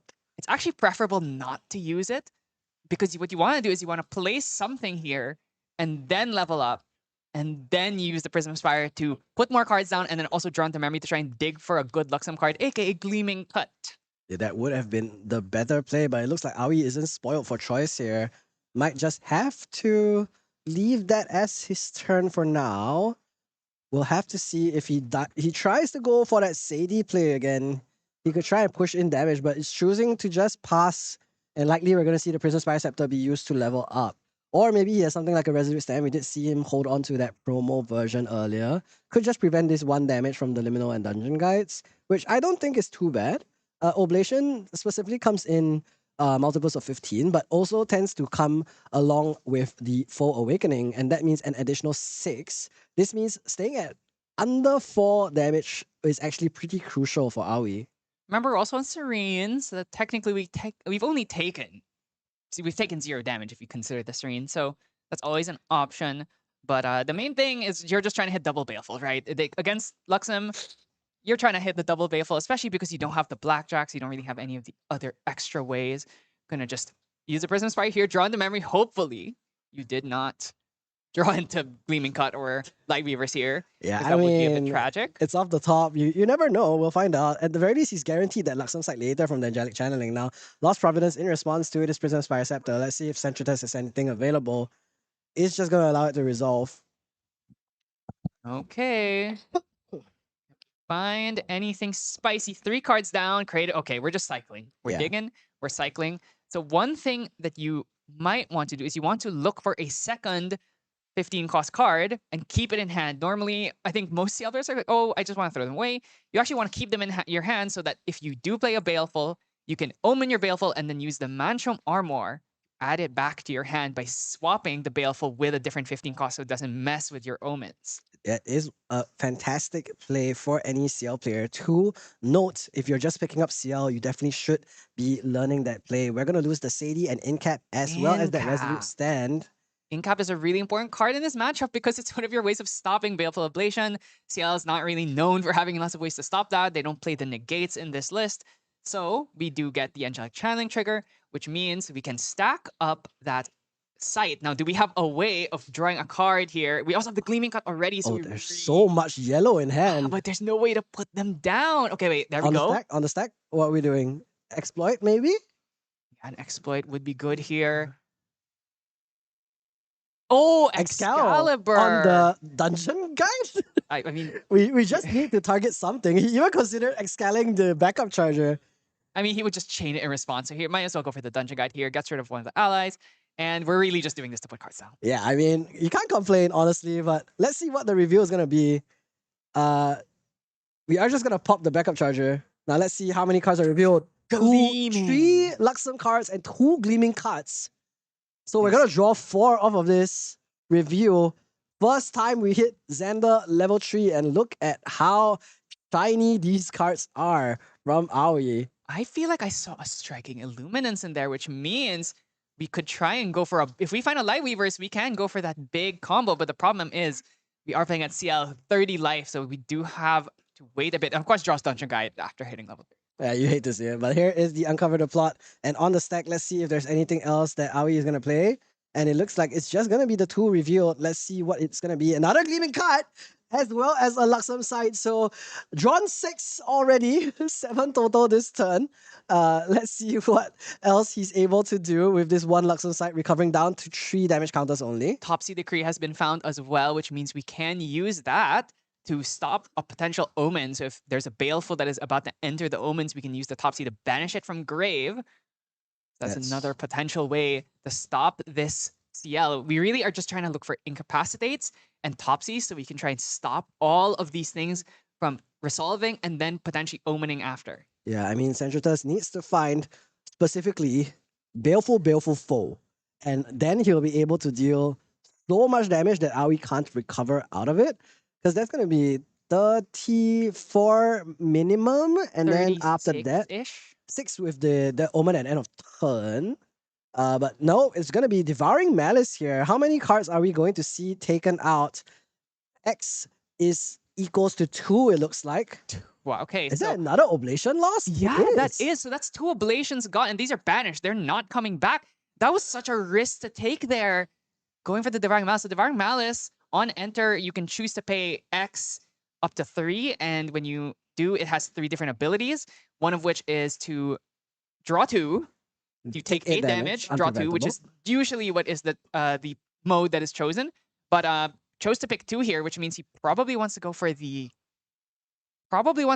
heal or deal 3, heal 3. Yeah, I think the deal 3 could be useful at fast speed, but he's gonna use it now. Draw 2. Yeah, he's gonna take 8 damage, uses one of the counters, and now let's see what the remaining choice will be. Later, he does have 3 fast speed damage, which could be good. Regal in the hand. Oh, And that is Luxem's #1 biggest nightmare, is getting all of your yellow cards regaled. Now, we only know about Sight. So if you regal here and he reveals, oh, I actually don't have that much yellow, you kind of just spend a regal on nothing. yeah, but CL is one of the only decks that can use this regal multiple times. We're just gonna see Varukan, and that's gonna remove the Lost Providence, denying another draw off of Aoi. He's like, okay, you've drawn enough. 3 Gleaming Cuts I can accept. This Lost Providence, maybe not. So Barukan Acolyte destroying that Lost Providence, just dealing an additional 3 damage as well. And are we not able to really deal with this for now? Could, of course, review a Light Weaver's Assault and ping it for 2, but we'll have to see what the next turn has in store. Sensutus also would like to use most of his cards because Aoi's going to force him to put them down anyway. Yeah, that's absolutely right. So Xander, level 3 Blinding Steel on the beginning of the Recollection phase will reveal all the Luxem cards in his memory. And when that happens, he forces the opponent to put down cards equal to the amount of yellow he reveals here. So looking at the graveyard, seeing, so we are not omening anything. You notice that? He's not omening anything. And the reason is because he doesn't want to mess with the oblation math here. But that also means we are not utilizing Ciel Mirage's Graves on Omen trigger to do 2 damage. Yeah, but here is the Luxarius map, and now Topsy Decree once again. Unimbued. Just gonna force a discard. Imagine it's going to be the discard here. So we are going to Topsy in response. Yeah, I mean, we could Topsy in response, and then force a discard from Aoi, who will just drop a floating memory. A floating memory. Not like I think that Doesn't really matter. Oh, Boo has been thrown away, which means we... Oh yeah, so that was not unimbued, so we're not banishing anything here. And it's 2 sides, so we're going to get a lot of healing, but that means we're also not really progressing our game plan, unfortunately. Yeah, and you realize that that's the 3rd Gentle Respite that Aoi has. He already discarded 1 for the Topsy, now shows 2 more Mercenaries Blade. Gonna use that to get rid of this Barukan Acolyte. Just an easy way to convert Prep Counter into quote-unquote recover 3, because you won't be taking the 3 damage anymore.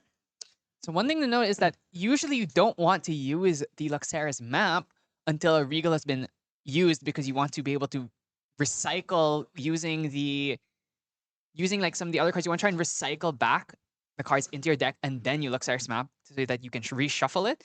So is Aoi on Tabula? He's on Tabula on side. Tabula on side. So that's not going to be important for this match. But in the next match, he's going to use the Tabula to recycle some of the cards that get thrown away by Regal. But ideally, you just don't get Regal. Yeah, I mean, that would be ideal. But Sensutus now just materializing the Grande scenario, going to try and apply some more pressure with his champion directly. Because at this rate, Aoi is just recovering 6 every single turn. And that means that he's not going to be able to apply any pressure unless he does it himself. So let's see if he's going to be able to keep up this pressure onto Aoi. I mean, think about it this way, though. You're dealing 6 damage, but he's just gonna heal. Or you dealt what? That's 1, 2, 3, 5, 6 damage. 5, exactly, 6. Yes, you deal 6 and he heals 6. So in a way, it kind of is just even. Yeah, I mean, it's better to put him at even than on positive, I would suppose. Kohazi, Insignia of the Kohazi is going to be materialized for Aoi now. Just going to be able to put down 3 cards every turn. That's the 2 Luxem sites, forcing 2 cards down from Sensutus, but that does also mean he has the option to play some cards, because only 2 cards down. And I believe that's Spore in hand. So if he does draw into an Oblation, he can do that at fast. Yeah, but we've already gotten through a lot of our draws. We've already used our Devouring Malice. We've already used our Providence. So chances are, I mean, at this point, Aoi is really just trying to look for probably striking Light Weavers. Yeah, he actually put a Light Weavers in and then changed his mind. So I wonder if that's still Light Weavers at the bottom or he went for something else. We'll find out later on when he does that review at the beginning of every turn. Just showing us a little bit of what he has available. Incapacitate in the hand, so we can at least stop 1 Regal, unless Centratus wants to do Regal, Incapacitate, Boo in response, and discard his entire hand. Yeah, I don't know if that would be worth it, but we'll have to find out. There's the Manjom Armoire, now going to be picked up for Centratus. And let's see what he's going to pick up from the trash later. Then now the Liminal Guide comes in for 1. And the Grande Soneri could come in for another... okay. We're going to Full Awakening into the Omens. Okay, so in response to the Omen end phase trigger, we're going to see Aoi here do something, probably going to use another Topsy Decree. Oh, Excalibur on the Manchom? Or... Yeah, oh wow, on the Grande Soneri. Just preventing that additional 6 damage per turn, which could be good. And now Full Awakening put into the Omens again, dealing 2 more damage into Aoi. Don't tell me you're gonna Topsy this too.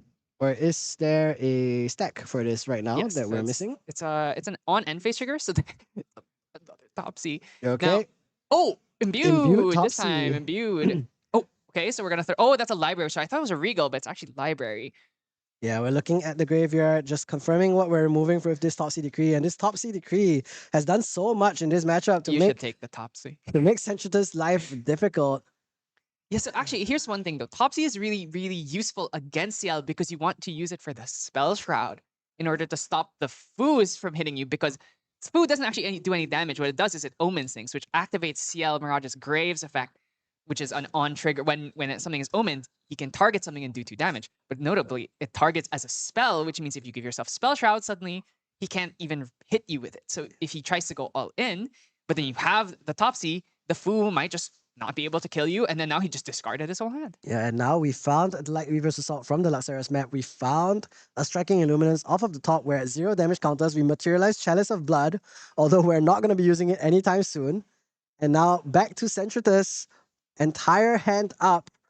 Can Sensutus find a way out in this game? You can see in his eyes, he's a little bit dead inside from all of the draws, just not really going his way thus far. All of the Banisher is also not going his way. Orb of Sealing going to be played so he can finally start to put some of these cards into the Omens and then later seal them so that they no longer are seen by the Baleful Oblation. But does he find the Baleful Oblation? Because that's going to be the real important part. Now, Quasi, There's only 2 left in the deck. Like, he banished 2 already, so there's only 2. And then, obviously, if you can't Terraframe? recur it, let's say this Manchom gets destroyed, you basically are stuck with that. That's 30 damage, and let me tell you, Luxem Xander can absolutely heal through 30 damage. Yeah, 100%. Now, Aoi, what are you going to be doing? I think the other important thing here is that Sensutus isn't being allowed to draw that many cards, because if you're trying to do double Oblation 4, you need at minimum 9 influence, and that is a lot of influence, all things considered.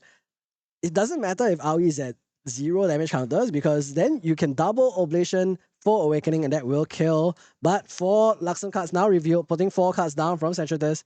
And I think at some point, you might have to just say, okay, game 2? Okay, so we have a Striking Illuminance and a Light Weavers. If we can find a way... I don't think we have 2 Light Weavers. Normally, the way Luxem wins... Oh my god, planted Explosive prepared on face. That's going to be an extra 4 damage here. So Striking Illuminance does damage based on the amount of Luxem cards you reveal, plus its base power 4. But when you activate a Light Weavers during the on attack, you can actually get the Light Weavers to reveal, which shows even... which the Striking Lumens will see, therefore pumping it up again. I So you think could he potentially has hit. I enough. think he should have enough. This is 12 Yeah. damage. That should be really easy. Remember, this is not Serene CL. Yeah, he's counting it out already. He's put down the 3 with the Striking Illuminance. He's put down the 5 for the Light Weaver's Assault. And I think he might just be sending it because we might want to go to game 2 already. Did Sen try to split cards down for the Luxem reveal? He did. Okay. So he has 4 cards left, so you still have to be a little bit worried about like a Resolute, perhaps. Yeah, that could be a concern. I mean, Aoi is not really in any danger right now, but the longer you wait, the higher the chance of double Oblation full Awakening becomes, and you do not want that to be the way you go out here. In round 4 of the Southeast Asian Nationals, you definitely would rather go all the way to the top 8, all the way to the top 6, and all the way to Singapore for the World's Championship. Now, Mahjong Armor going to be used on the 15 cost Just to do 2 damage? to himself, so he can Oh! Chalice of Blood. Okay, so yeah, that's pretty desperate though. You've just used one of your extreme, and he dropped Top the decks the Oblation. Baleful, but I don't know if that's enough. That's not, especially now that you've used the Manchum, you can't recycle this anymore, which means that's one of your only 2 remaining Balefuls left in the deck, and you've done 0 damage to Aoi. Baleful full is 21. Sensutus looking for a second Baleful Oblation, does not find it. Even, we still have the Incap as well, so it's tough, because if you go Oblation, Oblation? and then you Foo, he Incaps, you Foo, you can't play the second Oblation even if you had it. And let's see what Aoi is going to be doing. Is going to try and incapacitate. And gonna let's see Foo this. Sensutus, he's going to... Oh, he does have the second Oblation! And he does have the full Awakening available as well! So, second Oblation on the stack of the Incapacitate. So, the stack now is Baleful, Incapacitate, Baleful, and now there is the full Awakening, and Sensutus hasn't given up yet! And that might be game for Sensutus, dealing 30 damage! Okay, so the Fu Awakening has Introduction, which means you cannot respond to it, but once the Fu resolves, you can now respond to this. So now he's gonna take... He didn't omen anything, he couldn't because it's gonna mess with the math, but now he can just Serene Heal and he's gonna live. That's right, but end of turn he takes 2 more. He can What just else Light is he? Weavers here. Light Weavers here to heal. Recover To heal 6? 6. He also has Serene still, so he is so far away from dying. 6. He recovers 6 here, plus the Serene goes down to 3 damage counters. Then the Baleful Oblation resolves. That was 15. Devouring Malice does 3 damage here, but that's still not enough. He still has Serene. He has. So he's not dead here, though. Yes, he is not dead. And I think that means that Sensutus doesn't have game here. 6 damage to Sensutus. Like, Striking Illuminate still available for Aoi. Striking would do 6 here, so he's 1 off. Already used the Mercenary's Blade. So and then he even used the Serene here as well. So there he goes. 4 damage off, but 4 damage is all that he needs to survive. He just needed to not die this turn, and I think he has it next turn. Let's see though. Here now, Full Awakening added to the Omens, but not able to use it right now. Okay, he needs to find Light Weavers. I realized that Sensutus could have done the Full Awakening to Omens, because on the stack he could have Orb of Sealing to the Omens for You're Full right. Awakening. You're So right. this might have been a blunder. That was absolutely a blunder here. Now, of course, that does leave you open to getting Excalibur. Wait, is that a scoop? I think so, because he's used all 4 Baleful Oblations now, and that means that he doesn't have lethal available, and he can't really find a way out. The Grande Soneri is banished, and Aoi's gonna heal 6 every turn, so finally calls it quits, but it's 30 minutes in already, and you need to win 2 games in order to come back. Against a deck that is the best at stalling and cockroaching it out.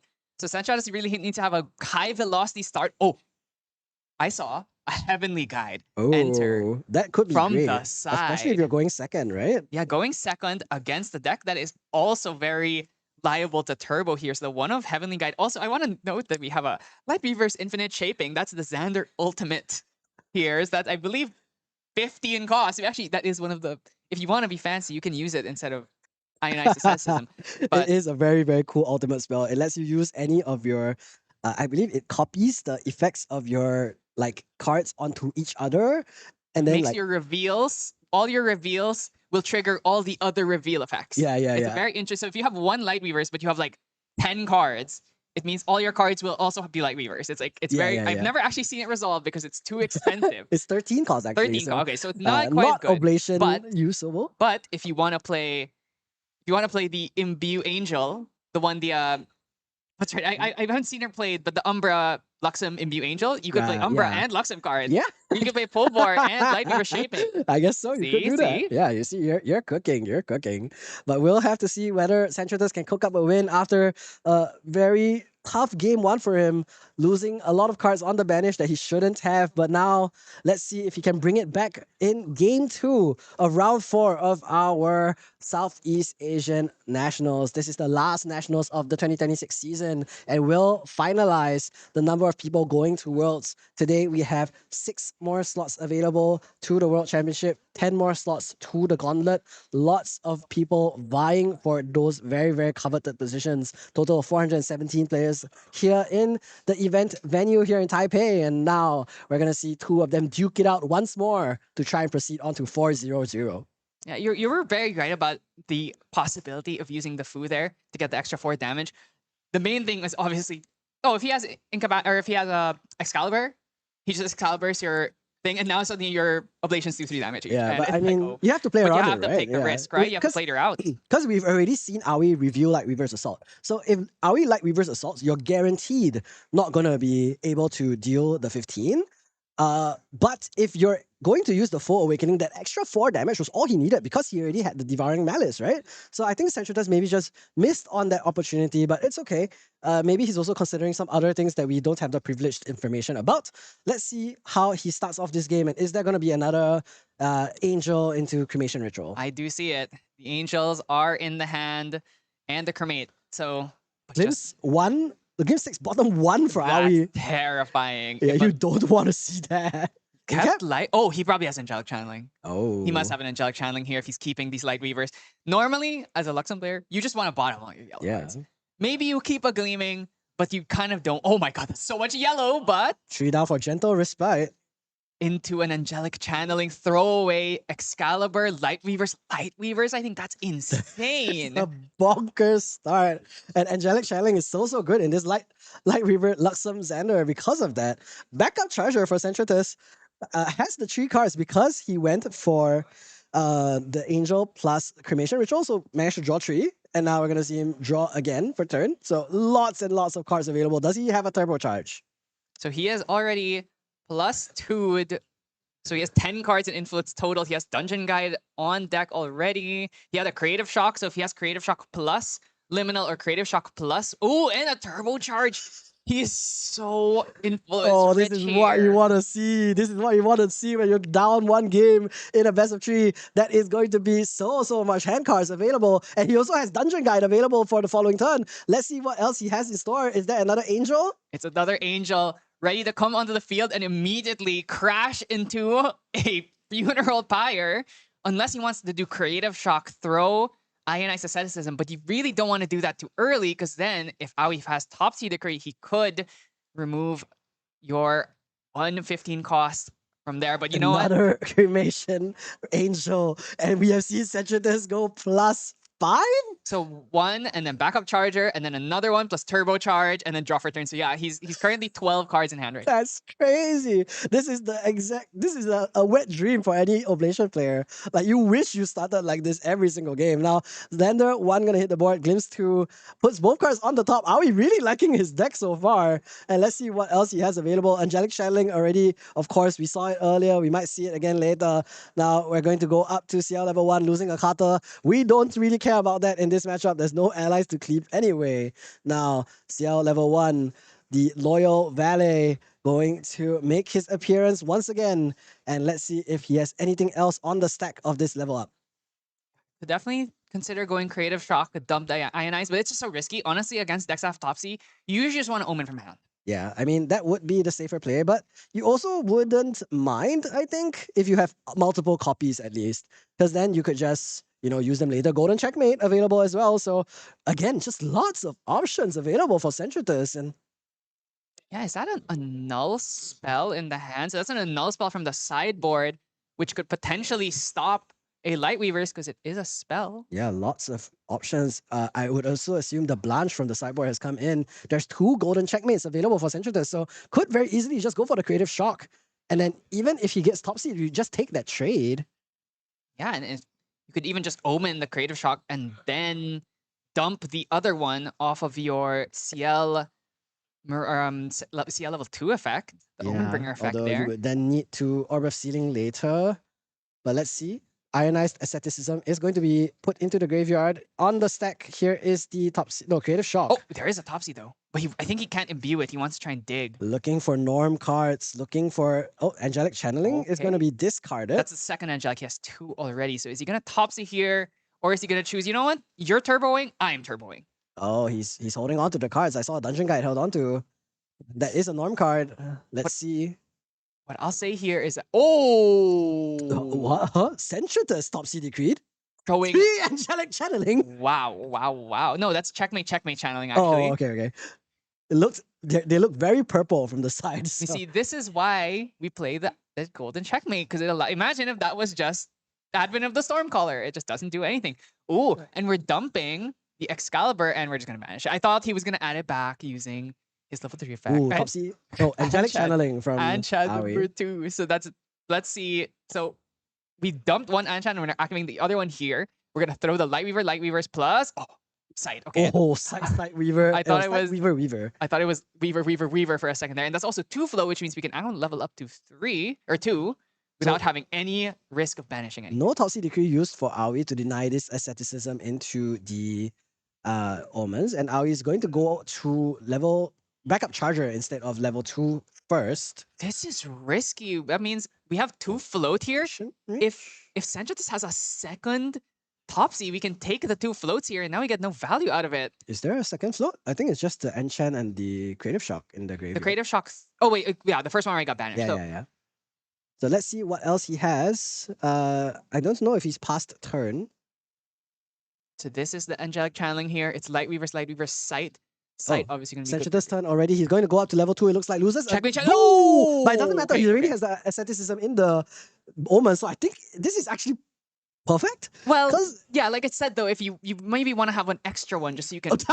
He does have the extra okay, one. well he has the extra one, but you need it in hand if you want to use it off for the Manshome here. Yeah, so I think just doesn't really care about that right now. Has the dungeon guy, might just go up to level 3 already. And if he goes up to level 3, he can already threaten Baleful. Creative Shock going to be used. Is there a liminal guide? No, just undeniable truth. Not the best, but just cycles out a not so useful card anymore. And now we're going to go Another dungeon Angelic guy. Channeling. Baleful Oblation topped up. Okay, so we can do, if we have full ablation, we can threaten 19 damage here, but that would still leave us dead to the Serene, so we cannot go for it quite yet. We do have full and Oblation. Now we're going to see the dungeon guide played. 15, 16, 17, 18, 19, and face trigger. That would put us at 21. Dungeon guide swings 22. So we wouldn't kill. Also, if there is a Topsy or if there is an incap, this is the kind of situation where you cannot actually incap the Fu. Actually, yeah, there's only one 15 cost in there, so you would not be Exactly. able to pull off. You can use one Fu stack to make one omen. Use one Fu. Golden Checkmate just going to be added to the Omens now during the end step. So not going to do anything too fancy just yet. 2 damage. It's 2 damage. 3 damage total on Aoi. And he has double Fu ablation. Yeah, making Aoi say Aoi real quick. Exploits vulnerability. So very controlled level up here now from Aoi. Unless Enchantress has Topsy, which I don't think he does, but this would be a pretty big blowout here. Float plus an assassin action. Oh, 3. Oh, is he gonna ablate here? He is. Baleful Oblation going to be played by Sentritus. Deals 15 damage to Aoi. That is a big owie here. Yeah, Huge damage. Did not commit the incapacitate. It's just gonna take it. Yeah, that might even be an ouchie. Oh god. Okay. Okay, here we go. And Full Awakening. We're gonna do Topsy Decree. Is it imbued though? Full Awakening has interdiction.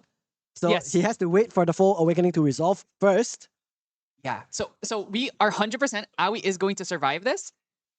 With the Topsy Decree, yes. I mean, he would have survived this with Serene too. Yeah, very, very close though. Too little. Puts the Baleful Oblation into the Omens alongside maybe another Full Awakening. Yes. It's just the Baleful Oblation. Okay, so that's Crystallized Destiny gone. There actually would have been very good for that Baleful Ablation there. Cremation Ritual also going to be put into the... Okay, so now he has to discard his whole hand. Oh, okay. So okay, so there we go. So this is 2 Mirage's Grave triggers on the stack. Then we are going to use the Topsy Decree here to give ourselves imbued Spell Shroud. -1, but there is literally actually there was no point to imbue that. Yeah. I guess you no, get you the can food, banish you get the food. the second foe, Yes. yeah. And I guess Floating the Memory? No, you should hit the Angelic so that he can't bring out Sonri. Yeah, Floating Memory Yeah, out yeah. for Sonri. No, Oh wow, not just hitting the Topsy. Did he forget? I think he forgot about. He Oh yeah, right. forgot? He has There's Sonri. more He has costs? Devouring Malice. He has a lot of things that he can use. Sonri here. comes in for 8, by the way. Yes, that's a So big. that's a lot of damage, yeah. And that means... Has he released it? He hasn't released yet. No, he has not released yet. And did he 4 find plus Dungeon 3. though? He should have Dungeon Guide. Yeah, we saw it earlier. So he will be picking up this Light Weaver, and Luxon side. But does he have one more turn? That's going to be the important question because there is Uncover the Plot here, but he's not able to draw 3 to get this yet. If he tries to do this backup charger, he won't be able to pay for the Uncover the Plot. So we'll have to see. He needs to live one more turn minimum. So we get a draw off this, and then we can also use the 1 float to bring out the Sonri. Sonri with 4 omens is going to be doing +2, +4. So it's going to be swinging in for 4 + 2, 6. And then Dungeon Guide 7. So that's 25, but we still have Serene. If we top deck foe, we win. But we've already thrown 1 Fu. 2 Fus are gone. What are the chances we draw into another one? About 2 in 30, I guess. I don't think we've That's not quite too cycled bad. 30, have we? I mean, the trash looks very big. Remember how this game started? That's true. Yeah, it is the Sonnery. Yeah, Aoi here choosing to go for the Topsy instead of And being punished. Not enough hand for Oh. Aoi. He can't use the Topsy Decree later as well. So if Sentritus top decks Full Awakening. This is game over. Are we going to be able to see it? Top deck. Don't see it yet. Dungeon Guide comes in for one. He hasn't used the Providence yet. That's right. We're going to force the Serene now. Release. That is- Mirage's Grave swings into Blinding Steel. So this is coming in for 4 plus 2, so that's 6 damage, which would put The release is going to be forced. So 19 goes to 13, back to 19. and then end phase trigger puts us to 21, which means Chalice of Blood. Actually, He's are really- you sure 20. about this? Do is it you 7? want? Do you want to do this? It looks like he did 7 with Sunray. Sonri 3 is plus Sonri 2 plus 2. Oh, right, it is 7. Oh, yeah, yes. Okay. So we get Chalice of Blood here because this is huge. We just drew into Lightweaver's sight. Yeah, we have just drawn everything here. We And can now there's a pack up backup backup charger, and we're about to get a humongous. Actually, he still even has so many yellow cards in hand. Yeah, that's a lot of yellow cards. And let's see how much he's going to recover here. There's going to be 2 sights, 1 Lightweaver. So the second Lightweaver was unfortunately kept in hand because we could not put enough down here. Okay, but he has the Uncover the Blood, which means we're about to go mega healing here. down to 10 damage counters. But that means a Baleful Oblation actually is lethal if you No, can find it. But he has way too many Yeah. omens now, so you'd have to find Orb of Sealing, 2 turns. 2 and turns not of Orb get of Sealing. Excalibur at Yeah. any point within that period. So very unlikely. So we're actually going to go safe here. Or actually, no, we haven't exploit. So we could go exploit, put that 2 down, uncover, put the 2 Lightweavers down, kill the Dungeon Guide, and then we just go fishing. Yeah, that would be enough. Now, Let's see. now CL has 5 omens though. Yeah, he'll get to which draw means- into memory. Swings 1 Exploit? into the Oh, he's gonna use the Lightweavers. base. Oh yeah, uncover Lightweavers. Okay. Oh, Oh, Sadie to clear. agility. Okay, Interesting. He I wants to mean, put more cards down. So that's pretty Sadie, good actually. Sadie is one of the few ways that you can actually put down like your entire hand because you can activate her effect as many times as you want. Yeah. She'll only come back to hand once, and you only get 1 prep counter. But then you can technically just spam like 2, 2, 2, 2, 2, put your whole hand down. Yeah, down to 9 damage counters now. Centritus up to 8. So Aoi's already equalized it basically. But Aoi is no longer representing Topsy Decree. He will, after the agility tree trigger, if he remembers it. And he also has Lightweavers in hand, so he could just Lightweavers to heal another 6 if he so pleases. Yeah, let's see what the materialization is here. The Orb of Sealing might need to be materialized, but it's going to be Manjom Armoire, so we might actually be looking at a Full Awakening 8 damage turn, but that's not enough right now. 5 damage, sorry, not 5 damage, but 4 plus 3 damage, 7 damage from this swing. And draw into memory. The very rare 5 omen draw into memory on attack of CL here. Yeah, that never happens, That basically. like never happens. Now let's see what Centritus has left in the tank, because 7 damage is not enough. It's going to be healed by 2 Luxem sites very, very quickly. But an Oblation here could go crazy. It's just that Centritus doesn't have enough hand cards. Yeah, and here's another thing though, is that next turn, or actually at this end phase, he's gonna put his 6th omen in, which actually means he can activate the lineage release of CL Omen Bringer, which also almost never comes up because it's pretty rare for CL to actually be 6. When he was playing the Beguiling Crew style that actually did omen like pretty regularly, it was possible. But in these Oblation styles, it's very rare for you to actually hit this many omens. Yeah, and we're looking at it. And it looks like the Manjom Armor is going to be used. We're going to take the Full Awakening back to hand. Deal 2 damage to Aoi already. And now, are we going to do it again? He's shaking his head. He's like, oh, Because he can do full Lost Providence, and then Manshom. No, he already used the Manshom. yeah, he already used the Manshom. Manshom. So, and then we're gonna just heal 6 again? Yeah, Okay. no, Prison's Fire Scepter. We should not. Okay, we're gonna make him put the 2 cards down. So we're playing safe here. We're not gonna put the Lightweavers down.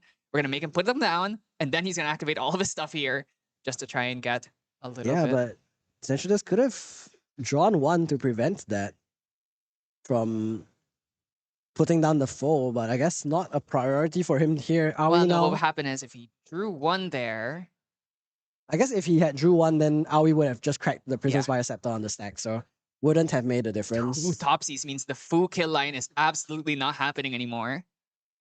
Yeah, but we do still have another 7 damage from this last durability counter on the Grande Scenarii. Let's see if Centridas can pull this series back into a game tree. Yeah, so we have 20. Orb of Orb of Sealing? Sealing comes down, so we're going to have to activate this a bunch of times. Just twice would be enough. Yes, So 6 omens, so he'd have to hit 2, 2. the other two are 15, so just twice is enough. Yeah, so he has to activate Yeah. twice. If we can get there somehow, and then especially if with Aoi not drawing. Oh, Whoa, foe? Here? Now?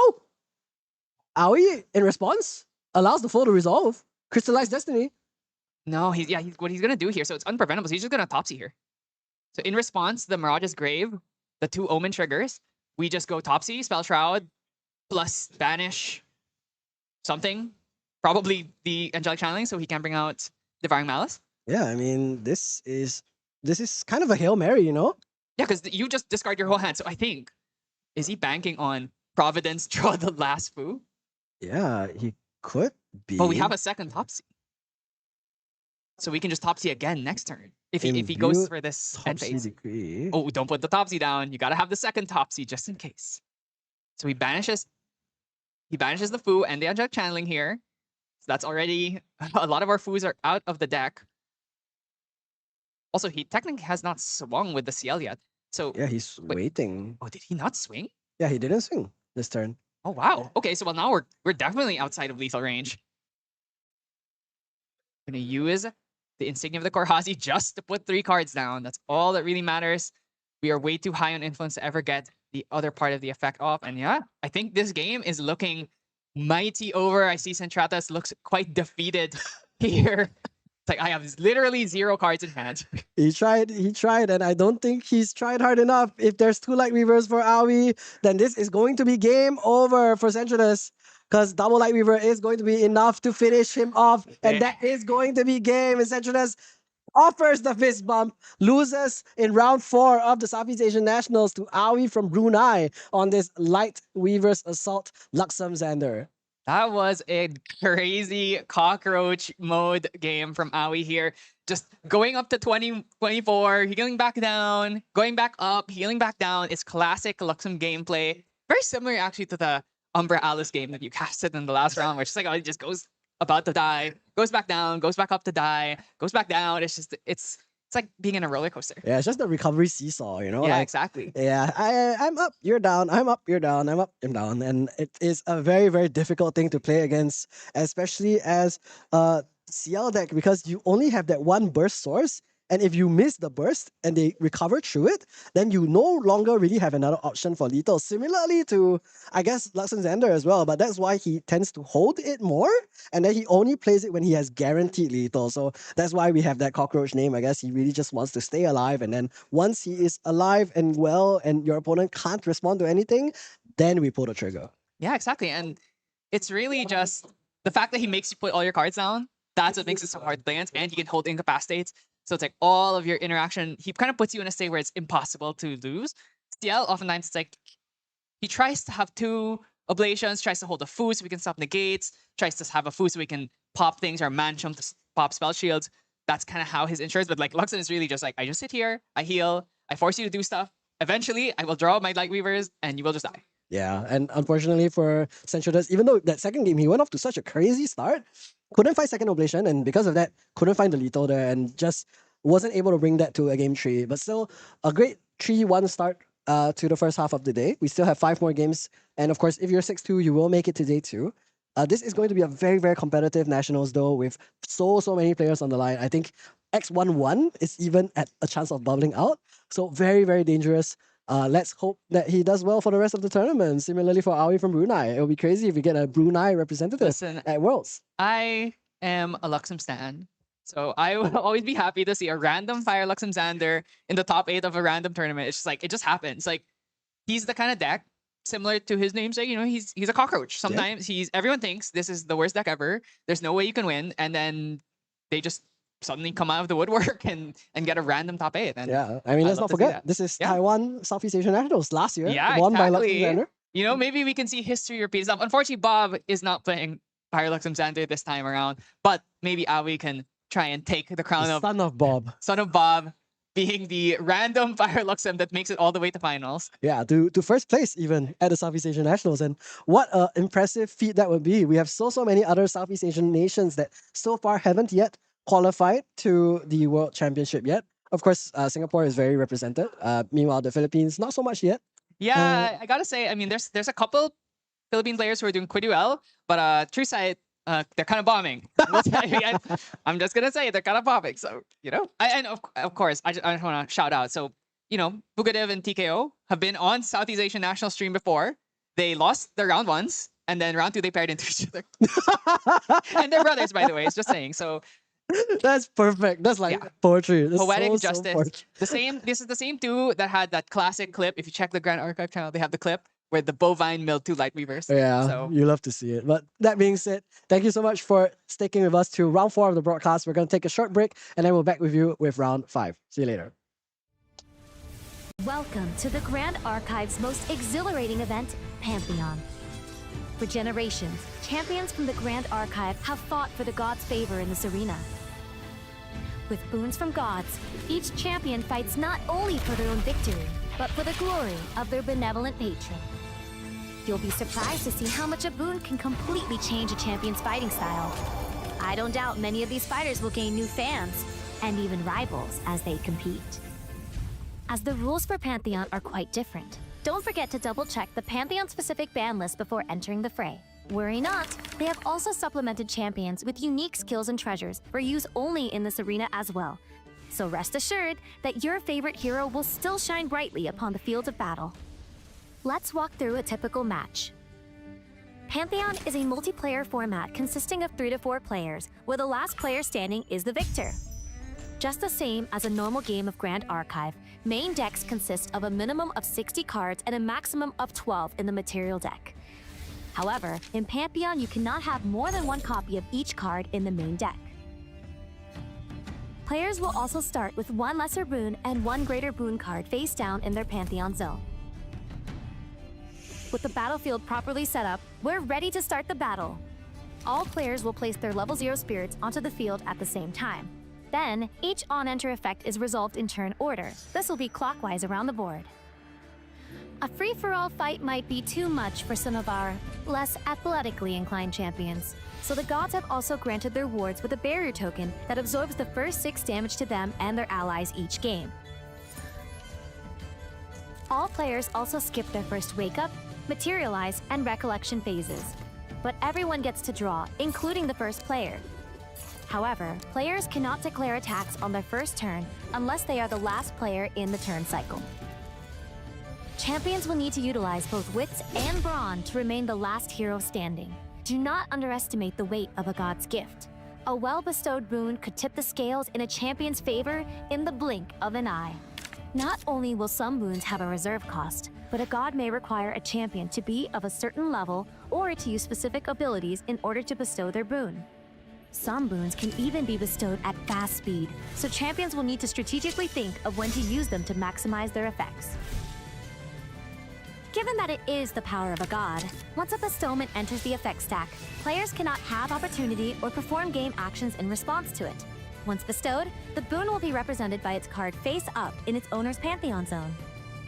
Even if a god bestows their boon, it may apply too slowly or quickly for the champion to make good use of it. For this reason, it is important for there to be a good synergy between patron gods and their chosen champions. Pantheon is an exciting challenge for champions of all levels of experience. Win or lose, you might find that trying an unusual or comedic strategy might even impress some of the gods. Learn more about Pantheon and the Grand Archive at pantheon.gatcg.com.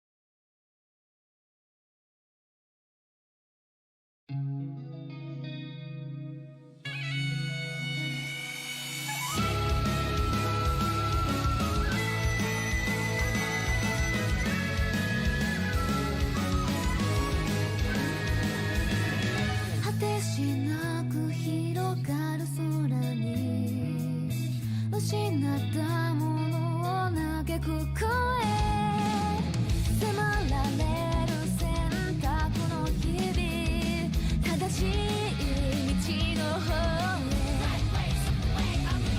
間違ってなかったと証明しよう行き詰まって邪魔されても先を読むさこの頭で全て手に入れる高く高く飛べどこまでも行こう不可能と思い込んでたものがなぜか小さく感じた見てる景色がそう先になったから叶うまで近い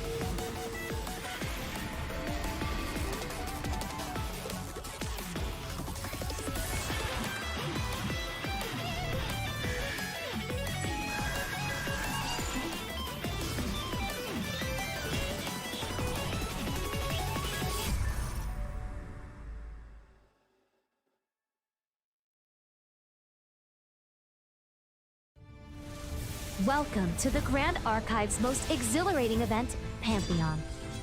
For generations, champions from the Grand Archive have fought for the gods' favor in this arena. With boons from gods, each champion fights not only for their own victory, but for the glory of their benevolent patron. You'll be surprised to see how much a boon can completely change a champion's fighting style. I don't doubt many of these fighters will gain new fans, and even rivals as they compete.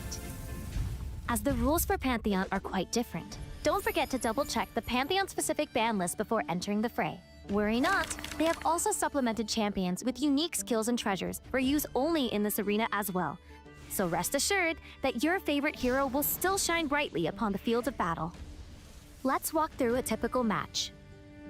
Pantheon is a multiplayer format consisting of 3 to 4 players, where the last player standing is the victor.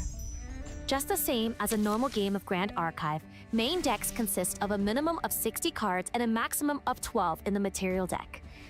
However, in Pantheon, you cannot have more than one copy of each card in the main deck. Players will also start with one lesser boon and one greater boon card face down in their Pantheon zone. With the battlefield properly set up, we're ready to start the battle. All players will place their level 0 spirits onto the field at the same time. Then, each on-enter effect is resolved in turn order. This will be clockwise around the board. A free-for-all fight might be too much for some of our less athletically inclined champions, so the gods have also granted their wards with a barrier token that absorbs the first 6 damage to them and their allies each game. All players also skip their first wake-up, materialize, and recollection phases, but everyone gets to draw, including the first player. However, players cannot declare attacks on their first turn unless they are the last player in the turn cycle. Champions will need to utilize both wits and brawn to remain the last hero standing. Do not underestimate the weight of a god's gift. A well-bestowed boon could tip the scales in a champion's favor in the blink of an eye. Not only will some boons have a reserve cost, but a god may require a champion to be of a certain level or to use specific abilities in order to bestow their boon. Some boons can even be bestowed at fast speed, so champions will need to strategically think of when to use them to maximize their effects. Given that it is the power of a god, once a bestowment enters the effect stack, players cannot have opportunity or perform game actions in response to it. Once bestowed, the boon will be represented by its card face up in its owner's Pantheon zone.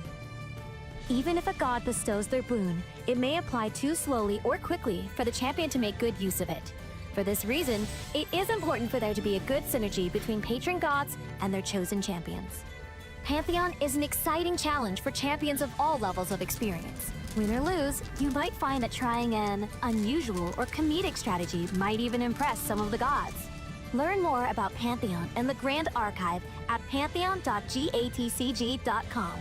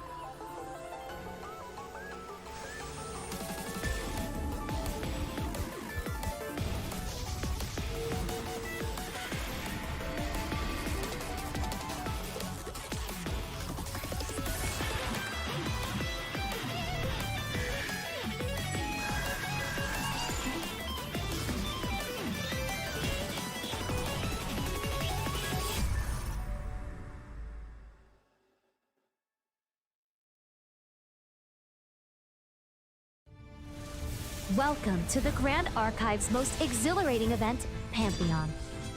For generations, champions from the Grand Archive have fought for the gods' favor in this arena.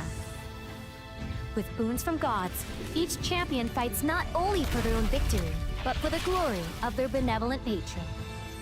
You'll be surprised to see how much a boon can completely change a champion's fighting style. I don't doubt many of these fighters will gain new fans, and even rivals as they compete. As the rules for Pantheon are quite different, don't forget to double-check the Pantheon-specific ban list before entering the fray. Worry not, they have also supplemented champions with unique skills and treasures for use only in this arena as well. So rest assured that your favorite hero will still shine brightly upon the field of battle. Let's walk through a typical match. Pantheon is a multiplayer format consisting of 3 to 4 players, where the last player standing is the victor.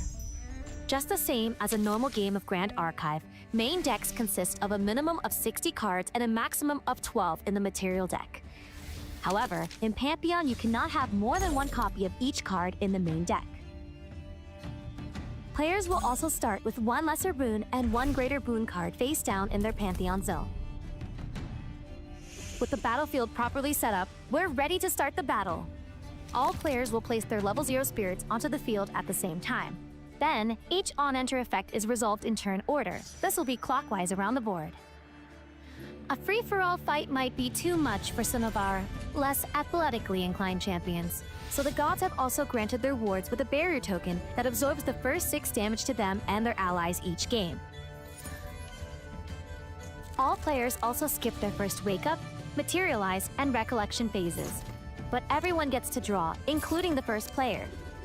However, players cannot declare attacks on their first turn unless they are the last player in the turn cycle. Champions will need to utilize both wits and brawn to remain the last hero standing. Do not underestimate the weight of a god's gift. A well-bestowed boon could tip the scales in a champion's favor in the blink of an eye. Not only will some boons have a reserve cost, but a god may require a champion to be of a certain level or to use specific abilities in order to bestow their boon. Some boons can even be bestowed at fast speed, so champions will need to strategically think of when to use them to maximize their effects. Given that it is the power of a god, once a bestowment enters the effect stack, players cannot have opportunity or perform game actions in response to it. Once bestowed, the boon will be represented by its card face up in its owner's Pantheon zone. Even if a god bestows their boon, it may apply too slowly or quickly for the champion to make good use of it.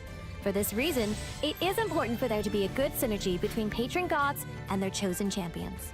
Pantheon is an exciting challenge for champions of all levels of experience. Win or lose, you might find that trying an unusual or comedic strategy might even impress some of the gods.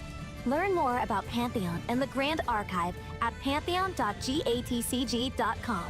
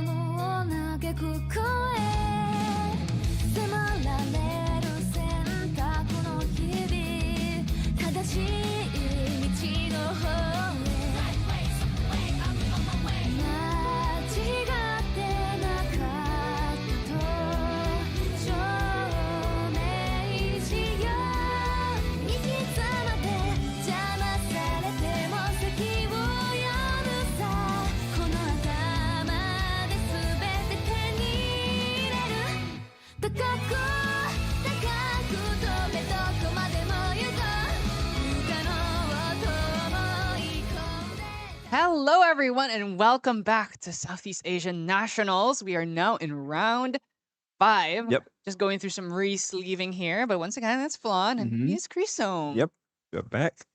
And we have a really interesting deck for this particular round. Want to bring with us what are the decks? Yeah, so we are going to be doing.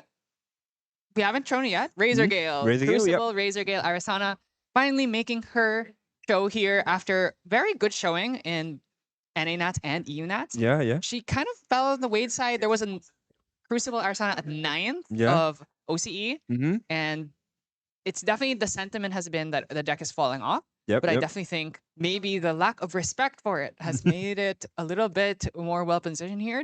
Mhm. And on the other side, you're having Fortuitous, Wind, Rai, Arcane Rai, my beloved. So it's insane to see the words Fortuitous in this competitive scene other than Jin. I think Fortuitous Spirit has been very underrated. Like a lot of people didn't really use it, but now we're looking at it. Rai of all element win. So I want to like talk about the deck a little bit. Like, what's the win con of the deck? So, speaking of Fortuitous, basically there's only 2 decks that play Fortuitous, Mhm. and one of them is Jin, and the other one's Yeah, Rai. right. So Yeah. these are basically the 2 decks that play it just because they want to make sure they have an okay opening hand. So Rai plays a lot of Arcane, usually Yep. it's like 30 plus. Mhm. So if you go normal Spirit, you might just brick. And you Yeah. don't want to play Fragmented because you don't want to have Yeah. a 6-card starting hand. Yep. Because you don't have a way of gaining levels early. Yeah, you know, you do you- have too many high element cards, right? So you Yes. don't really want to break. Yeah. So the main thing about Rai is he's trying to get as many banished arcane cards as Mhm. possible so that he can go into level 3 at a very high level, Mm, and then he can try and play cards like Advent of the Stormcaller, Yep. 15 cost efficiency, Yep. that also dumps a bunch more arcane cards in the grave. Yep. He also wants to play Arcane Elemental, which is an ally that comes in, swings for 7. It's just swing for 7. It's probably. And, Yep. you're playing Win, Yep. and you're playing a deck that has a lot of cards that bounce back the hand for free Mhm. with efficiency. So you can swing with this one card for maybe Mhm. 3-4 times, 28 damage. Yeah. And Just, yeah, and we'll see if that's exactly what's going to be happening here in this game as we get into it. yeah. There's like so many cards in Win right now in the Arduo set that basically allows you to just return the allies and play it back, and then you can basically attack for free. Especially with the fact that this Elemental Arcane is basically free, right? It's a 7/7 free. You swing and then call it back, doing sort of like a multi attack.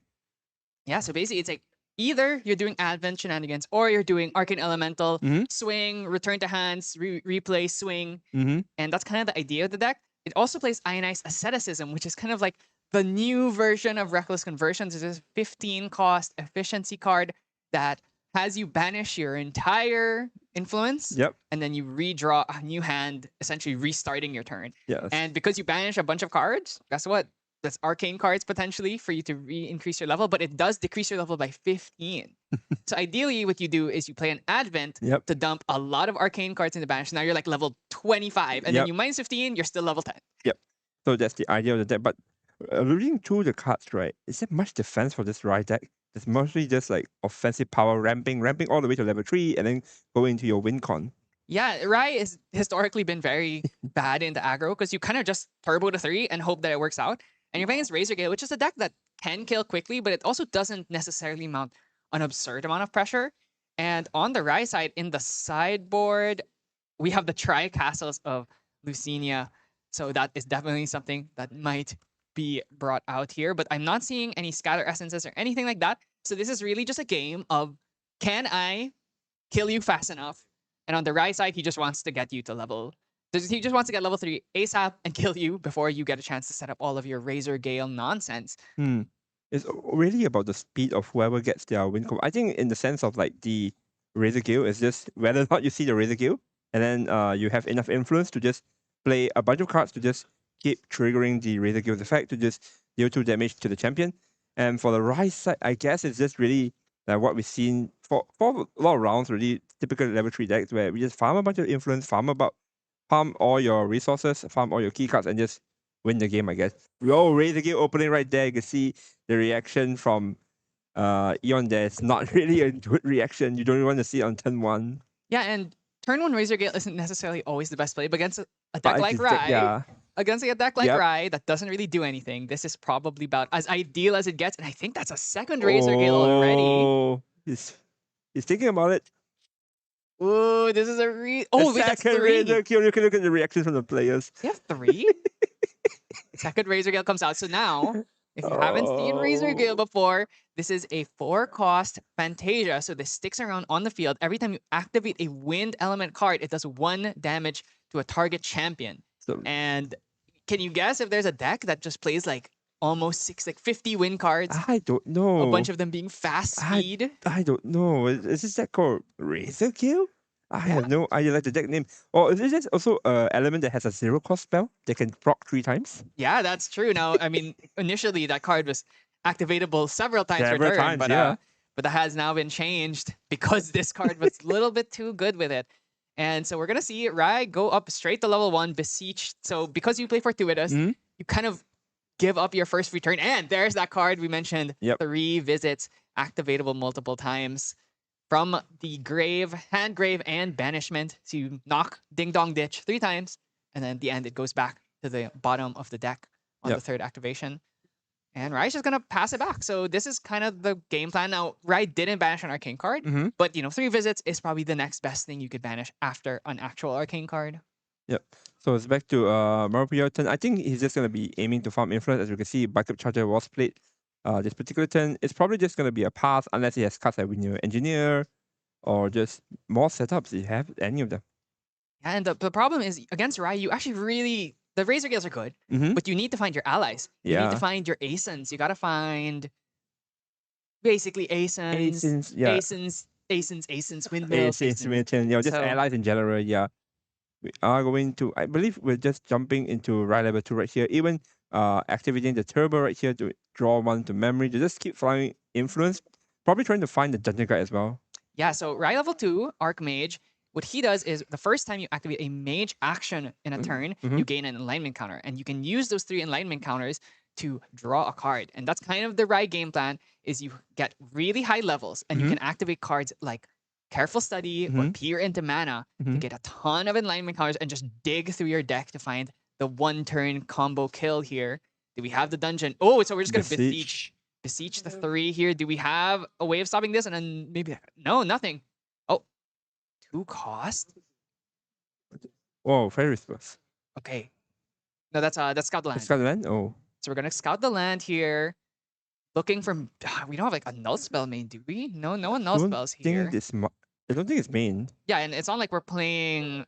We can't stop this. And that's the thing, is one of the benefits of Beseech the Winds is that you can't Stifling Trap this. Yeah, because Stifling this, you can't really interact this out of like negations. Exactly. So especially in a meta like this where there's a lot of Gyres and there's some Stifling Traps running around, it's pretty good to have this as an option. Okay.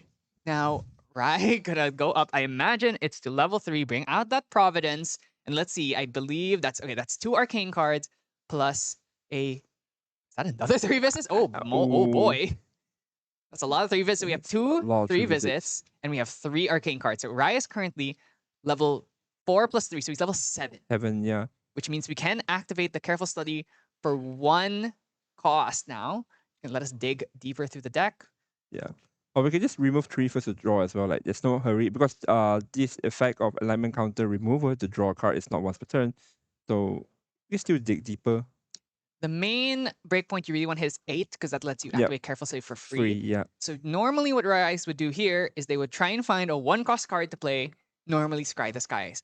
Put 2 arcane cards or 1 arcane card and draw 1 into memory, and you bring out Tome of Sorcery or Tome of Knowledge. In this case, this deck is playing Tome of Sorcery.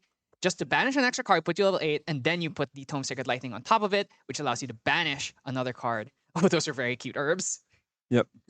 So looks like both players are able to like reach a really comfortable board state for each of them.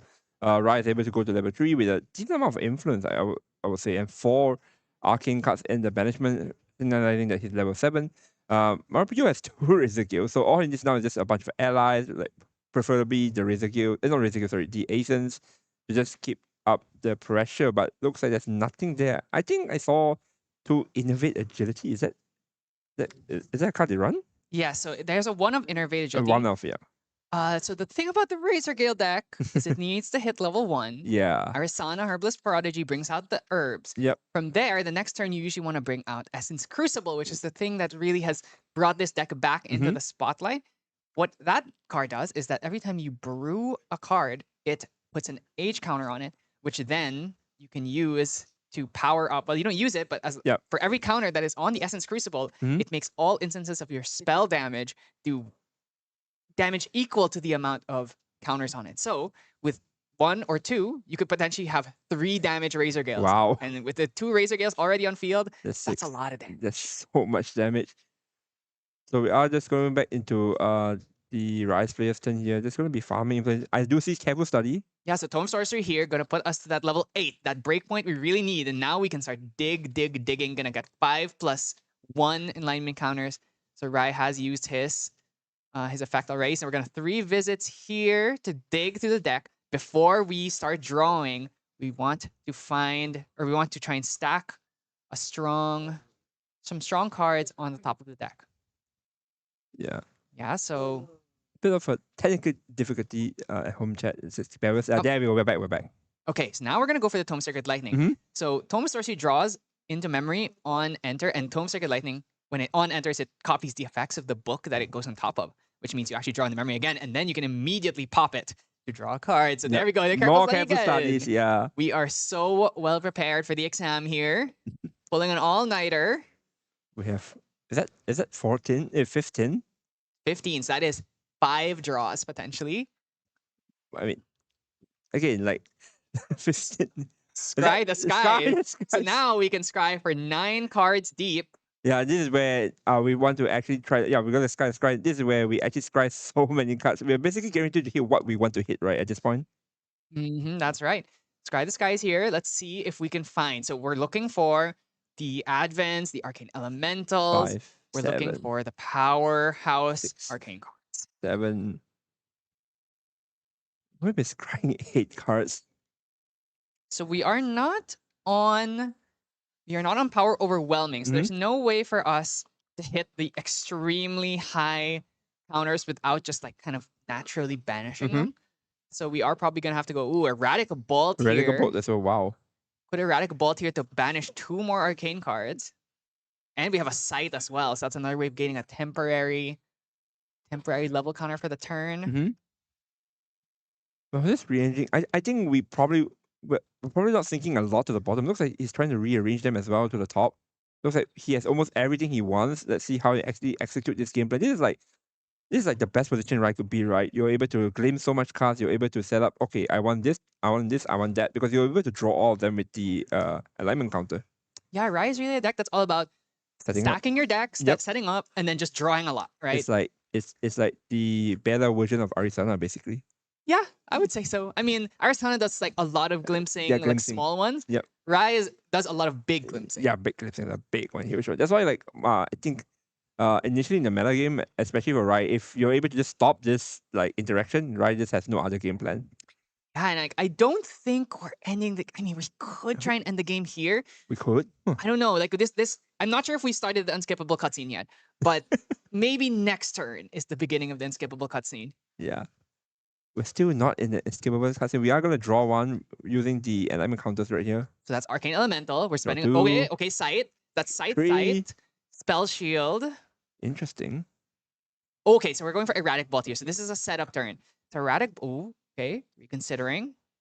So Erratic Bolt does level damage to the opposing champion, and it also banishes 2 cards from your memory at random, which means if we're currently level 8, if we activate the Erratic Bolt and banish 2 arcane cards, it would be hitting for 10, and it also draws you 2 new fresh cards from there. That's a way of gaining even more levels here. So we're currently at level 9, I believe. 6 plus 3. We are, yes, this would be, we have to do the banish first. We do the damage first. So we're doing 8 damage here, and then we would draw 2, which would put us, if we banish 2 arcane, up to level 10. I wonder if Mario Pio, he cannot play the Innervate because he has not taken 5 damage yet. So I wonder if he wants to play like a Veiling. Yeah, that's an interesting way that Innovate is. You need to actually have 5 damage counter to pay the cost to recover 5. Exactly, it's a cost in order to use the Innervate here. So we're gonna Fairy Whispers. 2 pings of that Razor Gale. What we're looking for is we need to find the potions, right? So when we bring out the Essence Crucible next turn, we still have to brew the cards that will give the Essence Crucible its counter. So we need to find either the Speed Potion or the Distilled Water. And I see the Distilled Water in hand already. I think he wants to try and find 2 of them so we can activate Distill. Wow, are we going to Failing? Failing here? Oh, Tempest Downfall? Tempest Downfall right now? So we haven't... So I think it's really interesting if we go for Tempest Downfall now. You'd think you want to do the Tempest Downfall when the Essence Crucible comes out. Yeah, that's the extra damage. Instead, we're just going to fire it here. Oh, because he wants to get a big Veiling. Okay, well, the issue with this is that we've obviously done a ton of damage, but look at that. No. Okay, we have the Speed Potion. We have the Speed Potion. But put it down. Which means when he banishes for the Crucible, if he chooses to do it, he potentially could banish that, making the Crucible moot because he will not have a potion. It's 1 out of 8, right? What's the odds of hitting it? 100%? No, you have to have belief. I believe in it not hitting. I believe in the fact that when you play GA, you just have to have the heart of the cards and believe it. And we are going to be banishing 2 cards. It's going to be 1 Arcane. That's not bad at all. That's not bad at all. Yes, we're now currently level 9 here. There is also a Shattering Discharge there. So that's... Actually, no, we're level 10. So we're level 10 here. That's pretty good, but we still do need 4 more if we are to hit the big Advent of the Storm. I mean, you could just pay for it. Pay for it. I'm not going to say that paying for the Advent is necessarily wrong. Ooh, Arcane Elemental has been found. Elemental as well. But you're not going to be able to do enough damage with that Veiling Breeze currently live. So actually, I don't think Arcane Elemental is the play to try and end the game here just because Veiling Breeze is such a house. I think what you're trying to do actually is to do Advent, force a Veiling, become like level 20 to 30, and then just go for Erratic. Yeah. For like 40. Good. Green Fairy. Nothing of value was lost. We are going to go Brew here. We are going to, basically, as mentioned before, we're going to be putting Deus Age counter into the Essence Crucible. Yes. So we now have the refinement counter on the Essence Crucible using the Speed Potion, which requires 2 any herbs. That's why we play this one. Any herbs, and it's actually very useful effects. So Speed Potion not only when brewed draws you a card, but also when you can sacrifice the potion and gain Agility 3. Wow. So that's a way for you to extend. So now it's like, oh, you play a bunch of slow speed win cards, and then you activate the Speed Potion Agility, and then pick up 3 cards, and then start playing fast speed cards instead.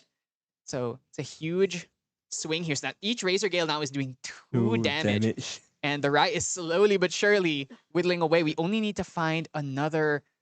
More Fairy Whispers. That's more fall damage right here. Maripio might just instantly play down here to see more cards to deal 4 damage. Each one of these is do 4 damage. He just needs to find 1 more win card. I mean, I think there's going to be an interaction. It will be Astro's Spell Shield right here. Yeah, so this is going to be blocking 2 of one of those pings, but that is not going to be enough. That's not enough.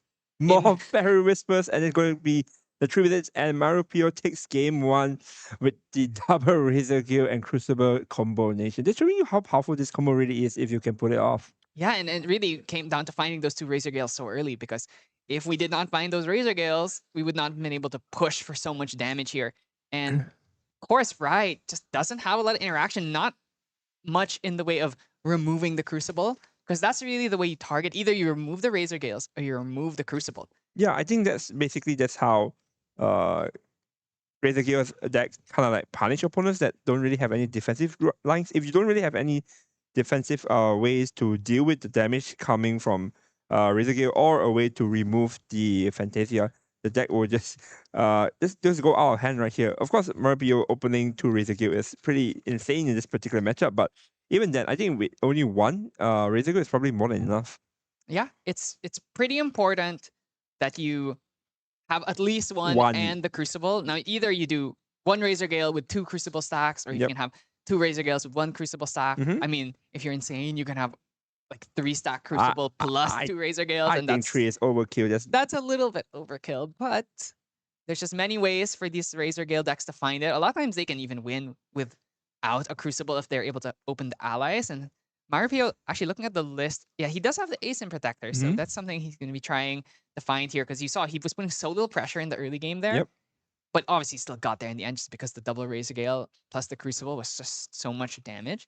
But imagine if he was playing Windmills and Asins on the way to that point, then it would have been even more damage that we would have had to worry about before actually maybe having to commit like resolutes in the early game. Yeah, I think that's why like not all level 3s are equal in terms of the meta game, because like as you can see, Razor despite losing its popularity, it's still a deck that you need to be very off. Like you need to ask questions like, okay, if I do meet a Razor during my Swiss round, how do I answer it? How do I play against it? If your deck has no defensive tools or a way to answer the Fantasia, then you need to reconsider a way to answer this kind of deck. That's why certain level 3 decks are very popular. That's why like Win is really popular as a level 3 deck. Seiyu and Windcrux both run cards that's able to deal with Fantasia. They can have Fantasia hate cards. And then, well, Diana just kills you, so nothing much right there. But even then, I heard like the matchup is more favored to Razor Q Yeah, the main issue is definitely going to be finding a way to deal with. to deal and looking at the deck. Yeah. We have Noble Disillusion in the size. Noble Disillusion is a fast speed. Wow. It removes. It's exalted. It's exalted. It's exalted, and it's fast speed to destroy. Is it fast speed? I can't remember if it's fast speed or not, but it's destroy 3 Fantasias on field. So you know, is there a deck that plays Fantasias? I mean, it's definitely better against a Razor Gale than Yep. Fractals. You'd rather play Dissipation, which is the thing that destroys all Fantasias on field. But that one is a little bit unnecessary against Razor Gale because it's likely they're not going to have more than 3 Fantasias.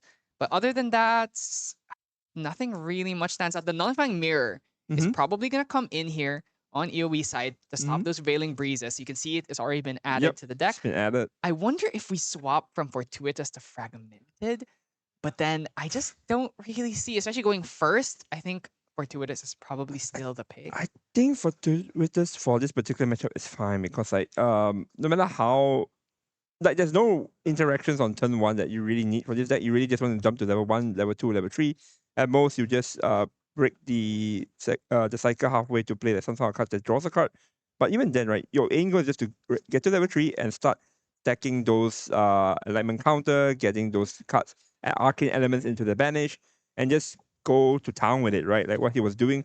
It was just a little bit unfortunate, I think, that last game Mario PO actually opened double Razor Q and had like the had the Fairy Whispers alongside with the Crucible. It's just a full onslaught at that point, and the Riot player just couldn't do anything. Maybe it's a bit different if we can actually reach level 3 and actually draw into our tech card, which is the way to remove the Fantasias with the Noble Dissolution. So we'll see how it goes. Yeah, and there's another card here that is actually backbreaking against Razor Gale, and that's Tricastus of Lucenia, which is it's a siegeable domain that stops players from activating anything that is not advanced element unless they banish a normal or advanced element card from their hand.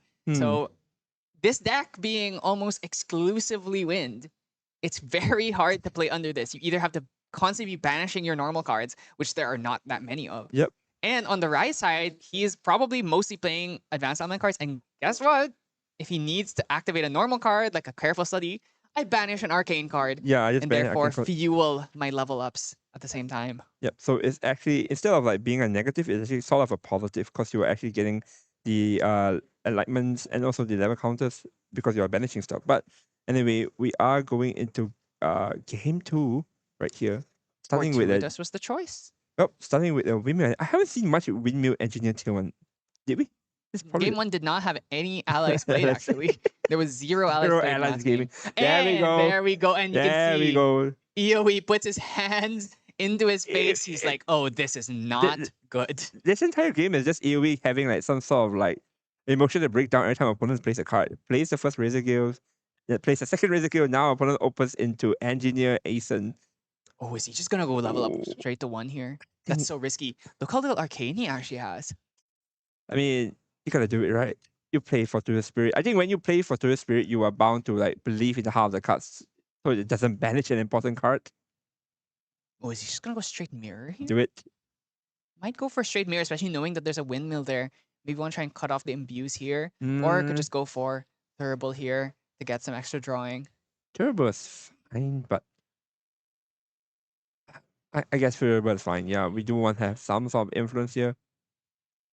Notably, there was that Tricastles of Zucchini in the hand. Main problem with the Tricastles, though, is that there's an Asen on field, and that means he can swing for 3. Tricastles has 8 durability, so it can take potentially like 2 turns with Windmill Asen just to kill it.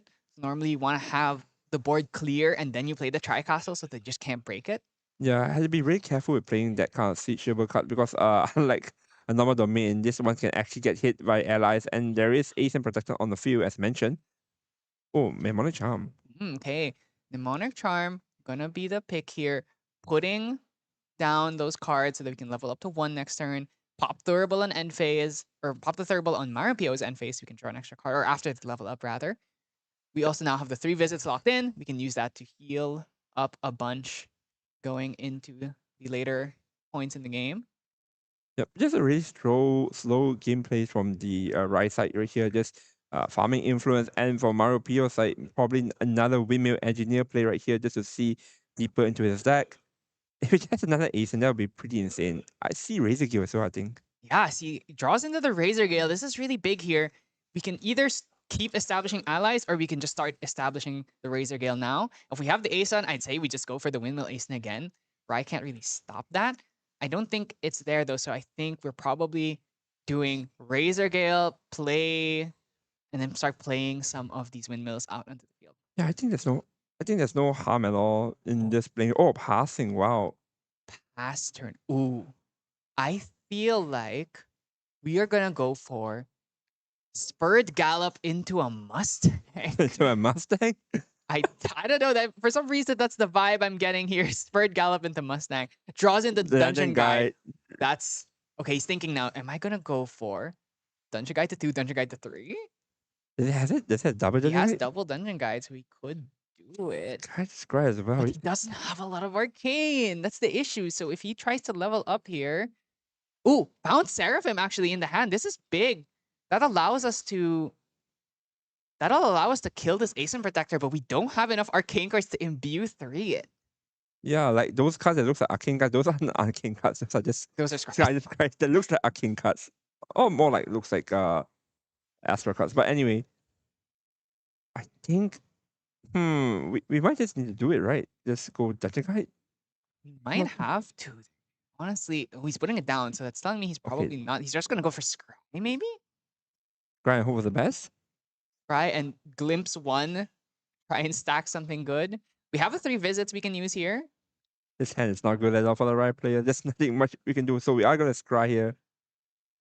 Let's see what we can scry this guy's into. Bottom. It was not arcane. Bottom.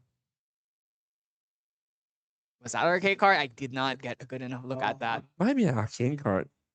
Yeah, unfortunately, this Found Seraphim is just not going to be doing much.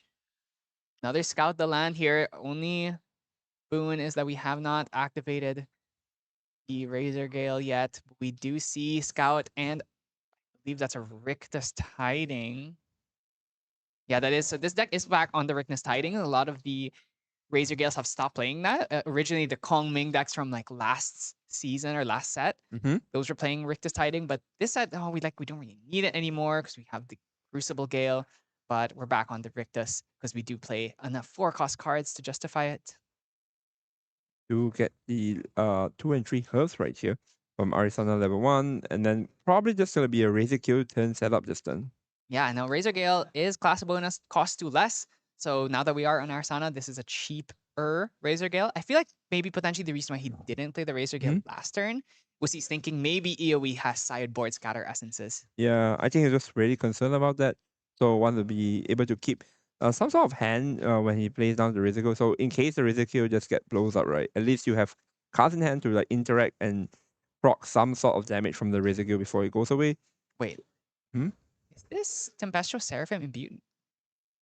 What did we imbue it with? We imbued it with Arcane Sight Tri-Castle. Yeah, Tri-Castle Exalted. There comes Razor Gale. All right. We gotta make something happen soon. Getting rid of the Ascent was really big there, at least. Because it does stop a lot of the damage that's going to be coming in. Yeah, I think right now, from the Riot player side, is just really trying to establish a really good tempo to not basically get outblown by the Razor Gale player. Looks like he has enough. Okay, now Mirror comes as well, so we are going to be stopping all this imbue. Yeah, that's really big. Mirror will stop the Veiling Breezes, and now so EOE has found the point where he can now try to get to level 3. Are we gonna level up to 2, or are we just going to Slow. Okay, we're dungeon guiding the two. It Dungeon seems. guiding. I think he wants to do it. There's another dungeon guide in hand. We might actually see a double dungeon guide this turn right here. Don't know if there's enough arcane cards for the double dungeon guide, but also maybe he just wants to hit level 3 now. Yeah. Currently only has 1 banished arcane. That's 2 more banished arcanes. Now we're at 3, which means we'd be level 6 if we were to reach that point. We do have the mnemonic charm that we can throw in order to make at least 1 spell empowered to. Careful study in the hand. Yep. And the tri-castles. That's definitely something. I think he's not going to go for it here because he wants to try and maintain that tri-castles. Ideally, we can go maybe backup charger here, then level up next turn, drop tri-castles. Yeah, maybe just to slow things a bit, farm a bit of influence. I think there's no hurry right now. We are just gonna be basically just chill here. There is the prerequisite as well to just look into your deck to ensure that you want to draw your cards or not just sing the cards. We are going to be using prerequisites here in order to see what's on the top 2. Oh no, we're just gonna activate the alignment counter first. Then only we glimpse. Interesting. Ooh, those are some arcane cards. Now Mhm. he has to think about whether he wants to keep those or not. So use the alignment counters there and then activated 3 visits. I better be... it's interesting. 3 visits actually does trigger Rai because it is a mage action. That's really interesting. I think that's a really interesting fact right there.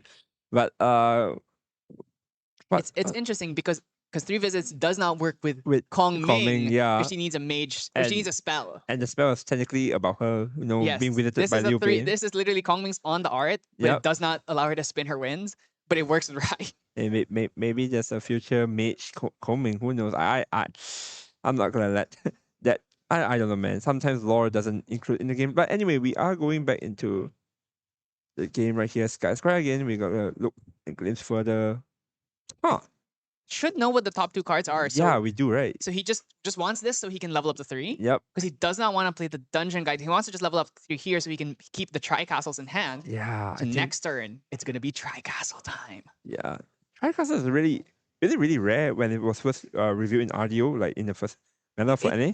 Well, I think when tri-castles was first revealed, everyone was kind of like, whoa, this card's like really strong. Yeah. And it just didn't really work out. I think this meta, in the past 2 events with OCENAS and CNAS, we're starting to see a lot more of the tri-castle coming out because of decks like Aetherwing Yep. and like Razor Gale that are so basic element, non-norm coded that they're just like, yeah, we're just gonna abuse this. We're gonna play the Scout the Land here. Gonna do 1 damage. And then look at the top cards of the deck. Double See? charge. Or charge could be used. Essence Crucible. Oh.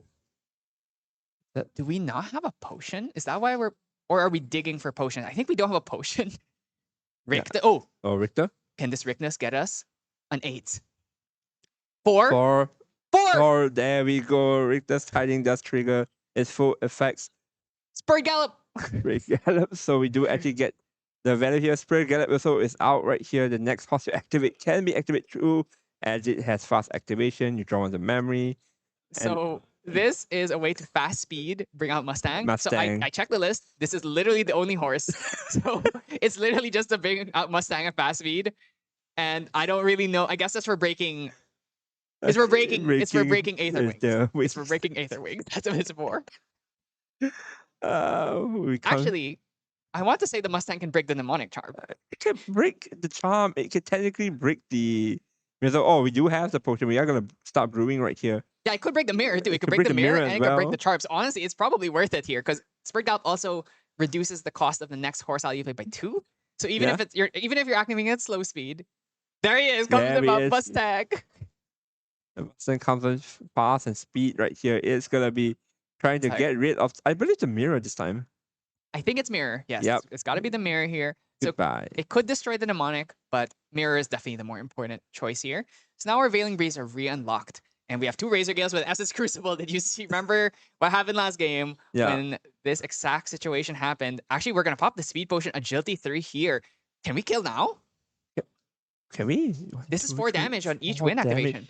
Activation. So this is 21 or 22 minus 9. That is 13, which means 13. we need to activate 4 win cards here. Yeah. We need to basically be able to deal at least 13 damage 4 instance. I think 4 instance is definitely enough. More than enough, in fact. Ooh, so yeah, so we're gonna go for the Tome Sorcerer here. Huh. Banish another card, then we're gonna Dungeon Guide up. That's another Arcane card that gives us 4, which means we'd be level 7. Our influence is really, really concerning low right now. We are going to only, I believe, 7 influence after recollection. This is extremely low. There is the Careful Study in hand, but I don't think there's enough level to cast that for free. Fact that Mario did not throw everything out definitely does tell me, though, that he didn't have it yet. I do see Cyclical Breeze in hand, which can let us recycle a Fairy Whispers if we've used one. Spurred Gallop a spell, actually? I'm not sure. Oh, Gallop a spell? I want to say that it's not very spell coded, but I mean, it is a spell that basically allows you to call a horse at it's a fast skill. speed. It's a skill? It's a skill. So it's not sorcery. It's just you're so good at It's animal husbandry. Yes, you're so good at hustling an animal that you can call the animal at fast speed. Fantastic. Anyway, you are gonna go to That is Expeditious Opening. Expedition Opening, there we go. Which lets us play an ally at fast speed. So this deck has a lot of fast speed ally shenanigans. Yeah, wait, is he just dead? Does he have Veiling Breeze? Just Veiling Breeze, right? And yeah, that's it. Oh my god, fast speed Eternal Magistrate! Imbued Eternal Magistrate. No Dungeon Guide for you, Mario, with the huge play here. He's not just killing his opponent, he's also preventing his opponent from playing the game. And then his opponent just concedes, right, just gives it up, and Mario Pio is your winner for round 5, advancing next round, being a 4-0-1 record. That's a crazy, crazy game here. Really quick one too. Just with, I'm actually really enjoying the innovation of this deck with the Expeditious and the Spread Gallop. Such weird text. Spread Gallop, literally a card I don't think I have ever seen played in a professional game or Grand Archive. I only know it because I like horses. So I know the horse cards. Unfortunately, the Tricast was not able to come out, because if that ever dropped, it would have put Mario in a situation where he just cannot play anything.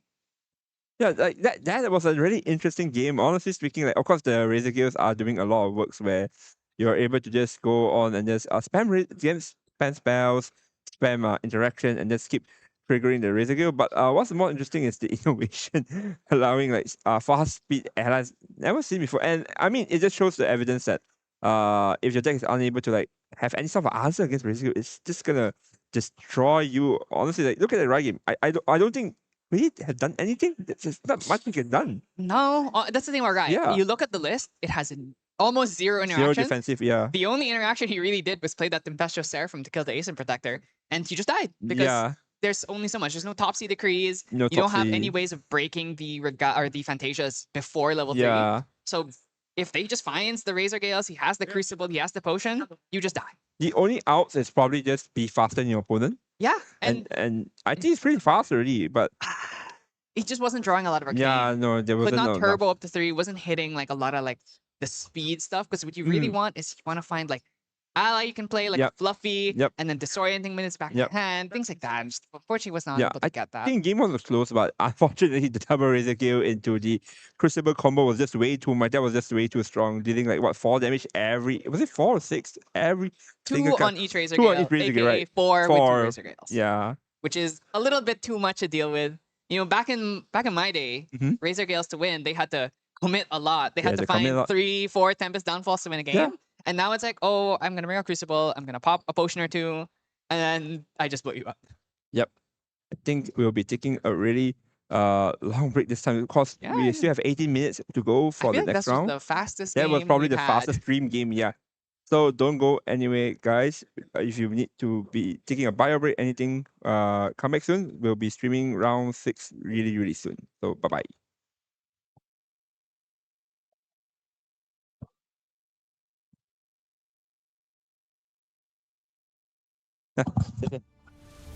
Welcome to the Grand Archive's most exhilarating event, Pantheon. For generations, champions from the Grand Archive have fought for the gods' favor in this arena. With boons from gods, each champion fights not only for their own victory, but for the glory of their benevolent patron. You'll be surprised to see how much a boon can completely change a champion's fighting style. I don't doubt many of these fighters will gain new fans, and even rivals as they compete. As the rules for Pantheon are quite different, don't forget to double-check the Pantheon-specific ban list before entering the fray. Worry not, they have also supplemented champions with unique skills and treasures for use only in this arena as well. So rest assured that your favorite hero will still shine brightly upon the field of battle. Let's walk through a typical match. Pantheon is a multiplayer format consisting of 3 to 4 players, where the last player standing is the victor. Just the same as a normal game of Grand Archive, main decks consist of a minimum of 60 cards and a maximum of 12 in the material deck. However, in Pantheon, you cannot have more than 1 copy of each card in the main deck. Players will also start with 1 lesser boon and 1 greater boon card face down in their Pantheon zone. With the battlefield properly set up, we're ready to start the battle. All players will place their level 0 spirits onto the field at the same time. Then, each on-enter effect is resolved in turn order. This will be clockwise around the board. A free-for-all fight might be too much for some of our less athletically inclined champions, so the gods have also granted their wards with a barrier token that absorbs the first 6 damage to them and their allies each game. All players also skip their first wake-up, materialize, and recollection phases, but everyone gets to draw, including the first player. However, players cannot declare attacks on their first turn unless they are the last player in the turn cycle. Champions will need to utilize both wits and brawn to remain the last hero standing. Do not underestimate the weight of a god's gift. A well-bestowed boon could tip the scales in a champion's favor in the blink of an eye. Not only will some boons have a reserve cost, but a god may require a champion to be of a certain level or to use specific abilities in order to bestow their boon. Some boons can even be bestowed at fast speed, so champions will need to strategically think of when to use them to maximize their effects. Given that it is the power of a god, once a bestowment enters the effect stack, players cannot have opportunity or perform game actions in response to it. Once bestowed, the boon will be represented by its card face up in its owner's Pantheon zone. Even if a god bestows their boon, it may apply too slowly or quickly for the champion to make good use of it. For this reason, it is important for there to be a good synergy between patron gods and their chosen champions.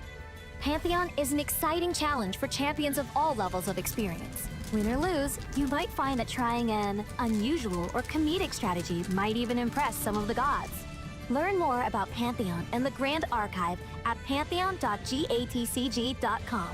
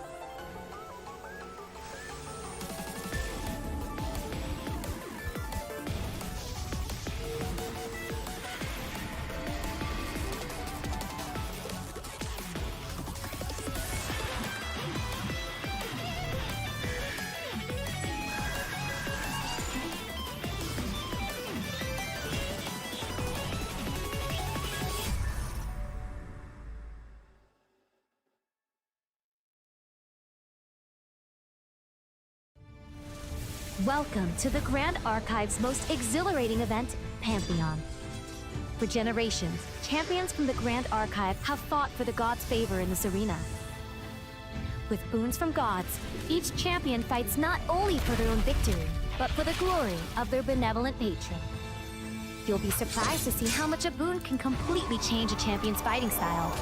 I don't doubt many of these fighters will gain new fans, and even rivals as they compete. As the rules for Pantheon are quite different, don't forget to double-check the Pantheon-specific ban list before entering the fray. Worry not, they have also supplemented champions with unique skills and treasures for use only in this arena as well. So rest assured that your favorite hero will still shine brightly upon the field of battle. Let's walk through a typical match. Pantheon is a multiplayer format consisting of 3 to 4 players, where the last player standing is the victor. Just the same as a normal game of Grand Archive, main decks consist of a minimum of 60 cards and a maximum of 12 in the material deck. However, in Pantheon, you cannot have more than 1 copy of each card in the main deck. Players will also start with 1 lesser boon and 1 greater boon card face down in their Pantheon zone. With the battlefield properly set up, we're ready to start the battle. All players will place their level 0 spirits onto the field at the same time. Then, each on-enter effect is resolved in turn order. This will be clockwise around the board. A free-for-all fight might be too much for some of our less athletically inclined champions, so the gods have also granted their wards with a barrier token that absorbs the first 6 damage to them and their allies each game. All players also skip their first wake-up, materialize, and recollection phases. But everyone gets to draw, including the first player. However, players cannot declare attacks on their first turn unless they are the last player in the turn cycle. Champions will need to utilize both wits and brawn to remain the last hero standing. Do not underestimate the weight of a god's gift. A well-bestowed boon could tip the scales in a champion's favor in the blink of an eye. Not only will some boons have a reserve cost, but a god may require a champion to be of a certain level or to use specific abilities in order to bestow their boon. Some boons can even be bestowed at fast speed, so champions will need to strategically think of when to use them to maximize their effects. Given that it is the power of a god, once a bestowment enters the effect stack, players cannot have opportunity or perform game actions in response to it. Once bestowed, the boon will be represented by its card face up in its owner's Pantheon zone. Even if a god bestows their boon, it may apply too slowly or quickly for the champion to make good use of it. For this reason, it is important for there to be a good synergy between patron gods and their chosen champions. Pantheon is an exciting challenge for champions of all levels of experience. Win or lose, you might find that trying an unusual or comedic strategy might even impress some of the gods. Learn more about Pantheon and the Grand Archive at pantheon.gatcg.com.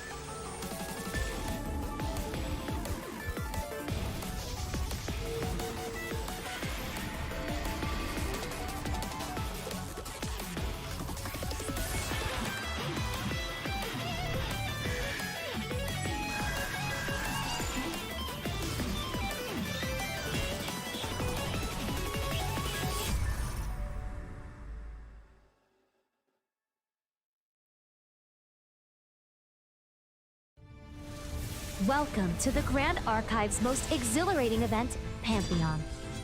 For generations, champions from the Grand Archive have fought for the gods' favor in this arena.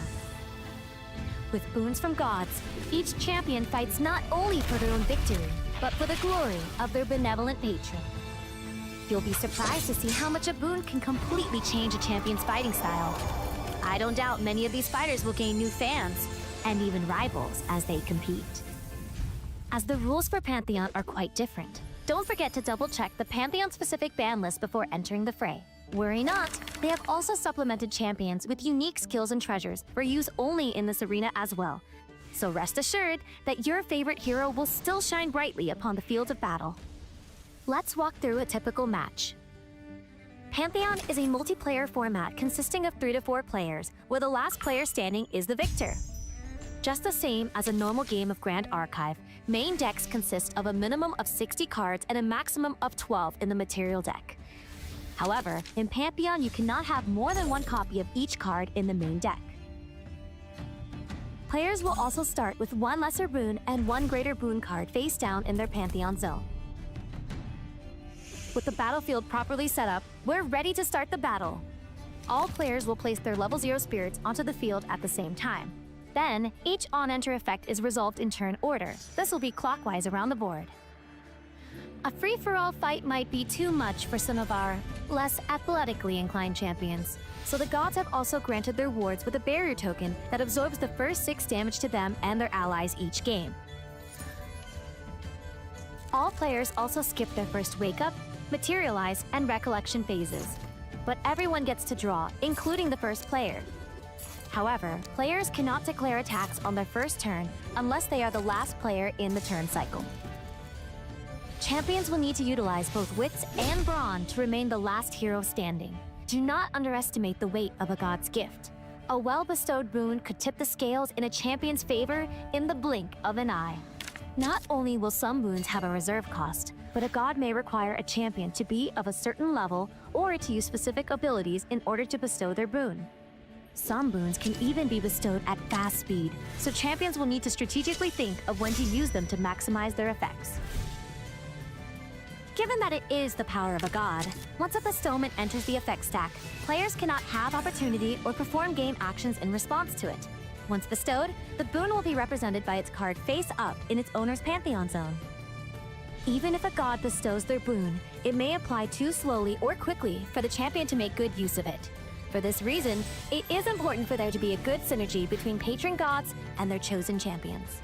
Pantheon is an exciting challenge for champions of all levels of experience. Win or lose, you might find that trying an unusual or comedic strategy might even impress some of the gods.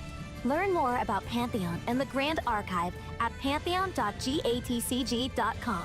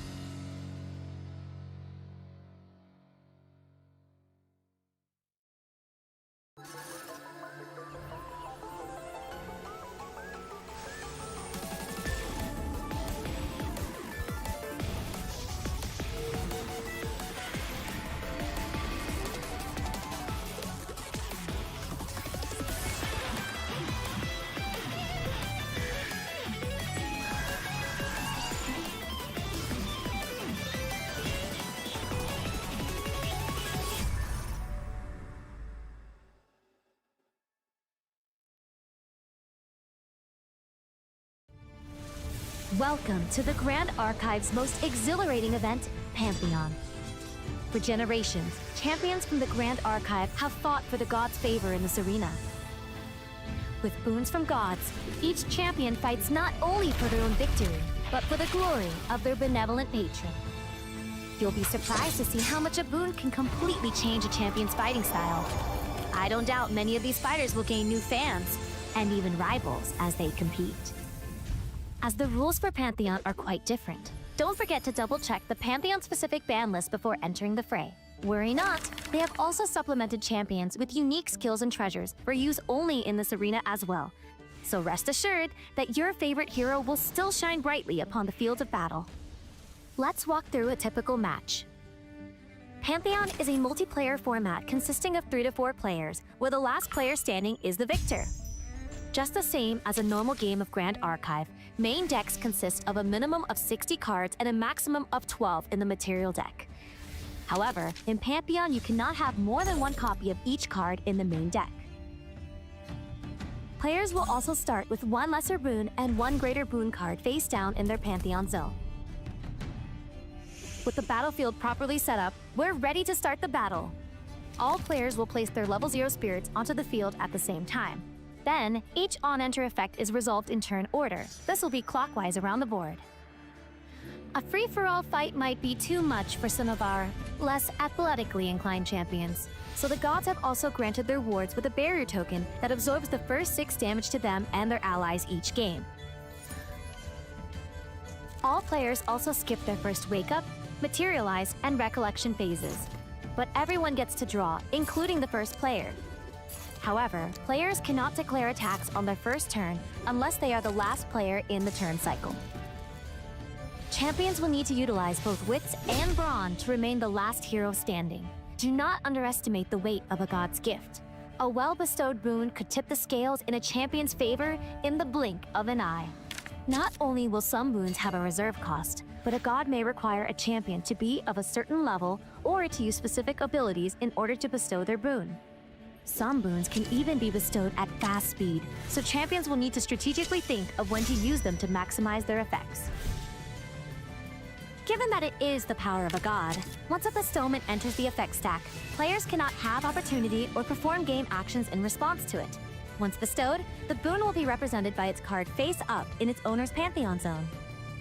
Even if a god bestows their boon, it may apply too slowly or quickly for the champion to make good use of it.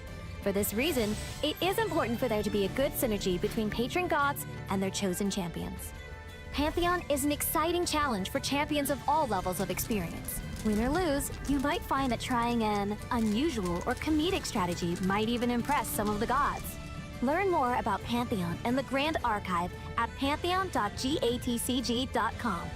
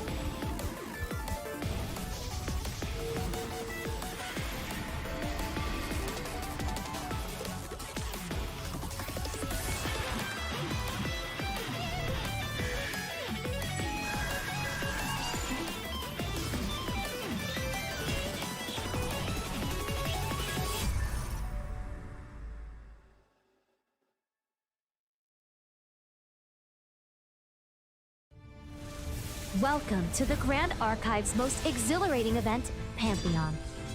For generations, champions from the Grand Archive have fought for the gods' favor in this arena. With boons from gods, each champion fights not only for their own victory, but for the glory of their benevolent patron. You'll be surprised to see how much a boon can completely change a champion's fighting style. I don't doubt many of these fighters will gain new fans, and even rivals as they compete. As the rules for Pantheon are quite different, don't forget to double-check the Pantheon-specific ban list before entering the fray. Worry not, they have also supplemented champions with unique skills and treasures for use only in this arena as well. So rest assured that your favorite hero will still shine brightly upon the field of battle. Let's walk through a typical match. Pantheon is a multiplayer format consisting of 3 to 4 players, where the last player standing is the victor. Just the same as a normal game of Grand Archive, main decks consist of a minimum of 60 cards and a maximum of 12 in the material deck. However, in Pantheon, you cannot have more than 1 copy of each card in the main deck. Players will also start with 1 lesser boon and 1 greater boon card face down in their Pantheon zone. With the battlefield properly set up, we're ready to start the battle. All players will place their level 0 spirits onto the field at the same time. Then, each on-enter effect is resolved in turn order. This will be clockwise around the board. A free-for-all fight might be too much for some of our less athletically inclined champions, so the gods have also granted their wards with a barrier token that absorbs the first 6 damage to them and their allies each game. All players also skip their first wake-up, materialize, and recollection phases.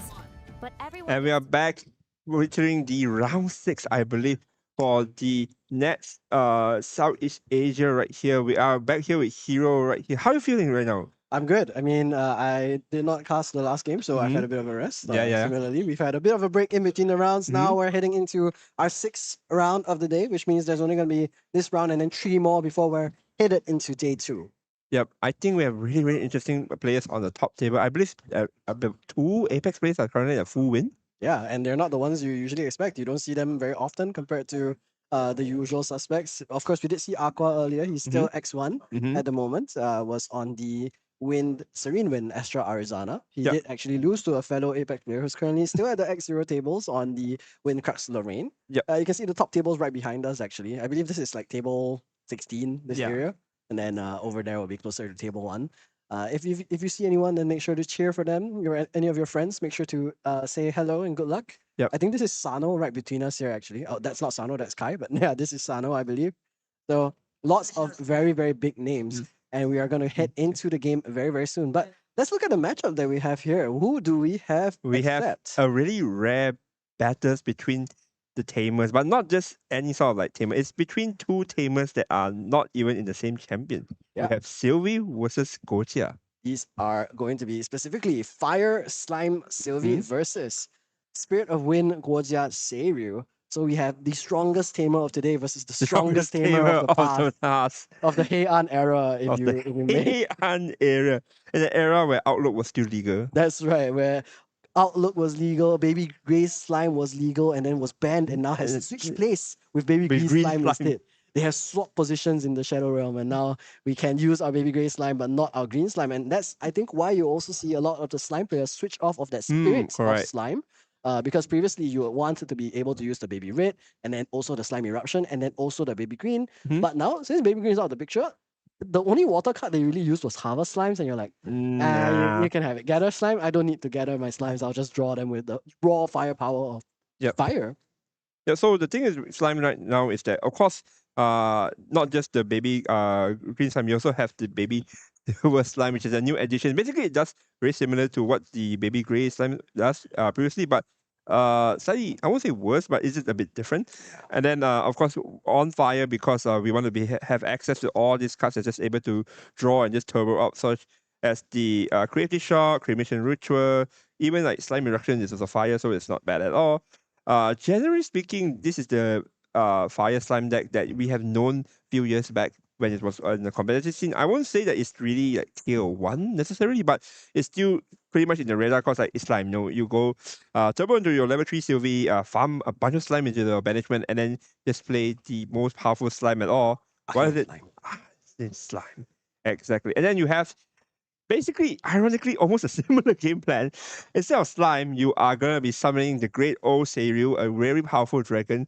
Gocha, also playing around with the management, ironically. And Arcane as well. Arcane as well, yes. Both are using Arcane. The power of Arcane. Both are basically borrowing the power of Arcane to just shoot each other. Why can't Tamers just stick to their own elements? Why are neither of them using like Terra bosses, Luxem bosses? Both of them have to steal from Well, Arcane to have a technically boss. speaking, Terra is Mother Nature, right? Nature borrows power from every other elements, every other help. So I think they determine that Arcane is the strongest element. So in theory, right, if you want to make argument, what's the strongest element? Isn't it just Arcane? Mother Nature has chosen. Gaia has chosen Arcane.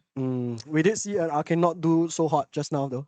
So maybe Arcane is just best as a supporting element, like with the CL as well. CL also uses Arcane cards, if you think about it. So maybe Arcane is going to be relegated as a secondary element. I don't know. We'll see though. It's very, in this game. It is very hilarious. So we are going to jump into it. We are going to sing. I believe Zambu will be piloting the Fires Slime deck versus Ray Pig will be playing the infamous Seiryu deck that is basically I think has top or even like make it to the finals of Ascent multiple times and even Ascent right now. Yeah, I mean we've seen Seiryu literally win Ascent Taipei last year.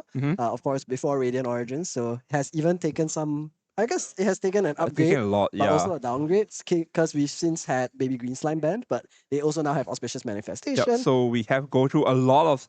Oh, this is quite a turn. So to catch up to the viewers, we have basically seen Gocha going up to level 1, getting out the Besiege Phase Stone. yeah, to Besiege go up to Phase 1. Stone, the Panda Stone is right there. Now we see Baby Grey Slime and all its glory unbanned. Finally legal to be seen for everyone on the chat. I missed him, he's so cute. I don't. You don't miss him? I miss him. I miss Baby Grey Slime. I I'm just don't. glad that it's not that useful in like Razor Gale anymore. Because last time Baby Grey Slime with Baby Green Slime in the Razor Gale package, that was very irritating. But when it's in Slime Sylvie, I don't mind that much. We're gonna see the panda make its way onto the board. Famously, Chrysom, you told us that you could take this panda on one before. I tried. I think I went to China recently. Oh. I didn't really try. We tried with a baby panda, and I think I actually lost. It's okay. You don't have to tell us these embarrassing stories on stream, but in the meantime, Rapik will flip that panda. Zabao will go up to Sylvie level 1, losing a baby Silver Slime, the younger cousin of the Baby Grey Slime. We don't have to call it the lesser version, call it a younger cousin, right? That's right. That's right. It is just not there yet. Not but will there be one yet, day not once it there becomes yet. adult Silver Slime. Yes. They do have to print adult Silver Slime one day, right? Well, do we have a Grey Slime? I think we have a Grey Slime. Do we have a Grey Slime? We need to pull that up later. But in the meantime, Sylvie, the Wild's Whisper does make their way onto the board. Oh, Escape the Wreckage on this Baby Grey Slime. This card is really infamous with this particular deck. I still remember a lot of people like discussing its ratio. I think everyone just jumped to a consensus of 4 at one point, 3, and then eventually just 2 right now. Yeah, I mean, it goes back and forth. You like the card because it pulls that Baby Grey Slime back into your memory, and then you also draw a card into your memory. So it's technically a +1. And let's not forget that Baby Grey Slime also drew you a card on enter. So very, very good to build up this influence and very in line with what this Fire Slime deck wants to try and achieve. Yeah, at the current meta game, as we discussed, usually turn 1 to even 3 is just basis of just farming hand, or sometimes if your deck can't really compete with the speed of your opponent in terms of farming resources, you just stop the resources farming, right? So in this case, Zambu is I'm just gonna keep farming resources because I can't stop the dragon. I don't think there's any way to stop the dragon. So the only way out is probably just to farm enough influence and to banish the chance to just banish the highest amount of slime so that I can push my arcane slime. Oh, okay, but we do have a forest cake here, so this will allow our next animal or beast to come in with another buff counter because we already get one from Sylvie, the level 1. So that means we could go up to 2 buff counters on something like this limitless slime that I do see in hand. Or it could be even a red slime. Be one of the Grays of Silver again. Yeah, we could have a 3/3 Baby Grey Slime. That would be kind of scary, but the Daunting Panda would still be able to trade into it. So I think you would... Oh, never mind! Wow, another Forest Cake. This means any slime will get a buff 1/1 counter twice. If he really wants to progress now, we are going to see the Baby Grey Slime here being played here. Gets a buff counter immediately from Sylvie level 1. Are we going to eat the 2 cakes? Are we going to make a 4/4 Baby Grey Slime, Chrysom? Is it? Wait, this is gonna be the thickest Baby Grey Slime Slim currently on stream. It's gonna be a 4/4 into a 3/4. Oh my goodness, the Baby Grey Slime just ate up this Daunting Panda, and there he goes to the graveyard. Wait. If I lose to a Panda, and the slime beats me. But I think I can kick a slime. So doesn't that... Can you beat the slime with 3 buff counters? It's a slime. Yeah, but it has 3 buff counters. We It's just a eat it big like a buff we slime. just eat it like a pudding. Isn't that how it works? Okay, let's consider how much does a buff counter make you grow, right? Because it basically this slime is quadruple its usual strength. So But- if you think about it, can you take on like 4 times stronger baby gray slime? It's baby green slime. It doesn't have any elements. There's no fire, no water. Okay, but there's- would you kick a baby? This is not a place to discuss this. But anyway, we're back to the stream. Right? Gocha just goes up to level 2. Going to Dungeon Guide right now. Instantly turboing into a level 3 Gocha. Just going to... I don't think the dragon is... wait, technically Yes, you can summon exactly dragon. enough. Yes. Exactly enough, right? Because you banish 2, and then you can pick the level 3 effect to gain another 3 quest count. That's 10. Probably going to flip the dragon right here. So the dragon comes out before any of the other advanced element slime will be coming out. Even gets out the Lost Providence. And he's actually choosing to pass turn without using Hmm. serious effect either. So he likes the card he has left in his memory. Nope. Nope, flipping the dragon. Flipping Okay. the dragon. Here comes a great Strayu. This card's been terrorizing the meta for so long. Yeah, I think ever since HVN basically. So Since its release, basically. yeah, super, super powerful deck, of course. Took a while to be fully refined into its final form, but I mean, what a form it is. And Seiryu Azure Dragon now making its advent on the board finally. Battle Shroud, Taunt. On attack, basically, you can generate an Arcane Blast and banish it, basically allowing you to use it as well as long as it's penetrant. And then you can empower X plus 2. X equals to the amount of arcane cards in the banish zone. Yeah, and I just find it so funny that Ray Pig had to use Seiryu to hit a baby gray slime. And it took it out, but that's a lot of investment. 4 damage to kill 1 baby gray slime. I mean, It's the crazy. Baby Grid is 4/4. Let's be very honest. It is 4/4. It's kind of scary. I think we had to take it down. And this establishes the tempo swing right now for Ray Pig, because Ray Pig now basically say that I have this Arcane Blast right now in my benefit. So all I need to do now is just get enough influence or empowerment in order to cast the Arcane Blast for a very cheap cost. Yeah, but we are going for the Beastborn boots now. So not going up to level 2 just yet. Would prefer to have an ally stay on the board so that you can get the draw Yeah. off of the level 2 Sylvie. Yep, because we're not on we're not on the normal slime sprint. Neither, even if you are, Baby Green doesn't exist anymore, so you'll have that quick fast activation to play down an ally before the on enter for level 2. So we are going to see another Baby Green slime here. Probably proc the effect so that you can draw one and then reveal one from hand. So Zabal's just making sure to keep revealing the same 2 cards over and over so Mhm. Raypick doesn't get any additional information on Yep. his hand. We have a normal 1/1 Baby Grey Slime this time. Not going to be Intercept. that scary. Intercept is kind of good in this particular matchup because you just don't want the Sayu to hit you. Or in this case, there is a Dungeon Guide, right? So it is a bit troublesome. But generally speaking, if they only have a Sayu, right, Intercepts and Taunt are really, really good so that it doesn't go face multiple times with the combination of like the Byaku's command, and eventually he might actually play out the Saryu's command as well. So Raping now is going to slow down a little bit, but notice 4 influence, it's going to go up really fast next turn with the Relinquish. Yeah, with the Reliquary, it Yep. would allow him to draw a card additionally every recollection phase, and Raypick is already at that critical mass. Yes. Because what's the number of cards that you need in this deck to do double command? The 7. 6. 6 or 7?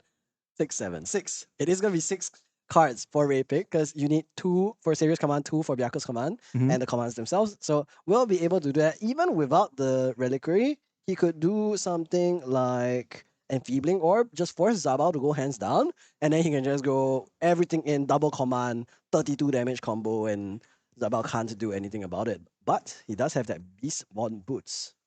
So will you use the Red Baby Slime to just take out the Dungeon Guide because you don't want it to take out the Baby Grey? I think that's a pretty decent play. The red slime, of course, allows you to discard a card, and if you do, you draw a card in your memory. Mm. If the discarded card was a fire element card, the baby red slime also gets +1, which makes it a 3 attack ally. Yep, it will be enough to take down the Dungeon Guide on the field. And that would allow Zabao to have this baby grey slime potentially protect him from 1 4 damage swing from Seiryu. I think it's probably going to do it. Yep, that is going to be 2 damage into. Doesn't Dungeon discard Guide- fire though. Yeah, so we'll need to play another ally. No, the baby grey Ooh, slime going baby to take grey it out slime. herself. Just take it out on itself. Seiryu is going to be allowed to swing to the face if it really wants to. We are going to see that one card. You think this card is really, really powerful right now? Yeah, I mean, Incandescent Reliquary, it's so good. I mean, every turn you draw an additional card. I mean, it is conditional technically, but with how much you have to banish to go up to level 3 so quickly, generally it's always active. And here we're going to see whether Raypick is going to send it already. We do have the 6-card hand that we talked about actually sitting on 7 now after the reliquary. Here is Seiryu being picked up, put down, still needs to commit. Oh, it's going to be Brisk Oh. Windshotter. Windstroller. This card's, I think it hasn't been seen a lot in Seiyu recently. Yeah, recently most decks have chosen to cut this card a lot, but I guess Raypick still enjoys making the dragon even beefier. And now from 412, Seiryu is now a 614. Jeez. Meltdown right here. We are going to be banishing some card, getting rid of The the slime top. eruption. Slime eruption, yeah. So banishing 1 slime to increase the number of slimes and banish. It's also floating memory, which is great. And Another second one. This dragon is really, really big. 8, 16? 816 dragon. Oh my goodness. And now the dragon's gonna kill the baby gray slime still. It's not gonna let a single one of these He looks slimes so stay proud. on the board. Look at him. He looks so proud of this dragon. Yeah, he's 816. Like, that is crazy. We've gone up an entire multiplication set from 412. We've gone up another multiple table of See, 4. we just don't teach people how to play cards. We teach people mathematics. Exactly, you see. So after 4, you go to 8, then 12, and then 16. In this case, if you add 4 to both, Yeah, we go to level 2 Sylvie with a pack, without the pack, technically speaking. So you don't get a draw. But we are going to go to Dungeon Guide this year to actually go into the level 3 Sylvie, which allows us to basically play a slime with 2 lesser costs, I believe. yes, 2 lesser costs, and also comes in with 2 buff counters. So Mhm. that could be very useful to take down the Seiryu if it did not have 4 buff counters on it. Okay, what we need? How do we deal with this 16? Do you actually think we can take down a 16 I defense don't ally? think so. I think the angle for Zabao now is you ignore the big scary dragon and you go hit the little girl instead. And that is going to be an option. Instead, we'll first punch the horse with the dungeon guide. Yep, get rid of the horse first. Then maybe we aim for the tamer. Oh my goodness. The dragon is coming in for 8. With Byaku's command, it'll go to 9. This is gonna be Raypick 9. doesn't even need Seiryu's command. He just needs Byaku's command. Byaku's Like, if he command. has 2 Byaku's command, Byaku's- it's 8, 9, 10. It's yeah. Byaku's command is 8, 9, 10. Oh, here's the Storm Slime though. We're going to use it to Okay, face. we are going to see Storm Slime right here. What is it going to target? I believe that's coming in for 4. Yep, it is going to be able to only target one. I think it's only going to target the champion for sure. And then you're just going to hit for 5. And then probably just pass turn, unfortunately. Yeah, I mean, the good thing about the Storm Slime is that usually people don't really want to kill it. Here's the baby Ooh. Silver Slime finally going to be make its way onto the board. And we'll also have that intercept. So very, very nice. Even though it is just a 0-1 ally, it will protect you from this big, scary 816 dragon. Yeah, I mean, okay, the good news is that we still have the boots, right, on the field. So you can basically protect yourself from any damage. But we honestly, in filming up here, we're going to be able to force Zabu to put 2 cards down if he really, if it's on danger. So Raypick is going to be, I think he's just going to be a swing with the dragon turn this turn. Yeah, I mean, ideally, of course, you'd love to get rid of this baby Silver Slime, but Yeah, I don't know if that's available.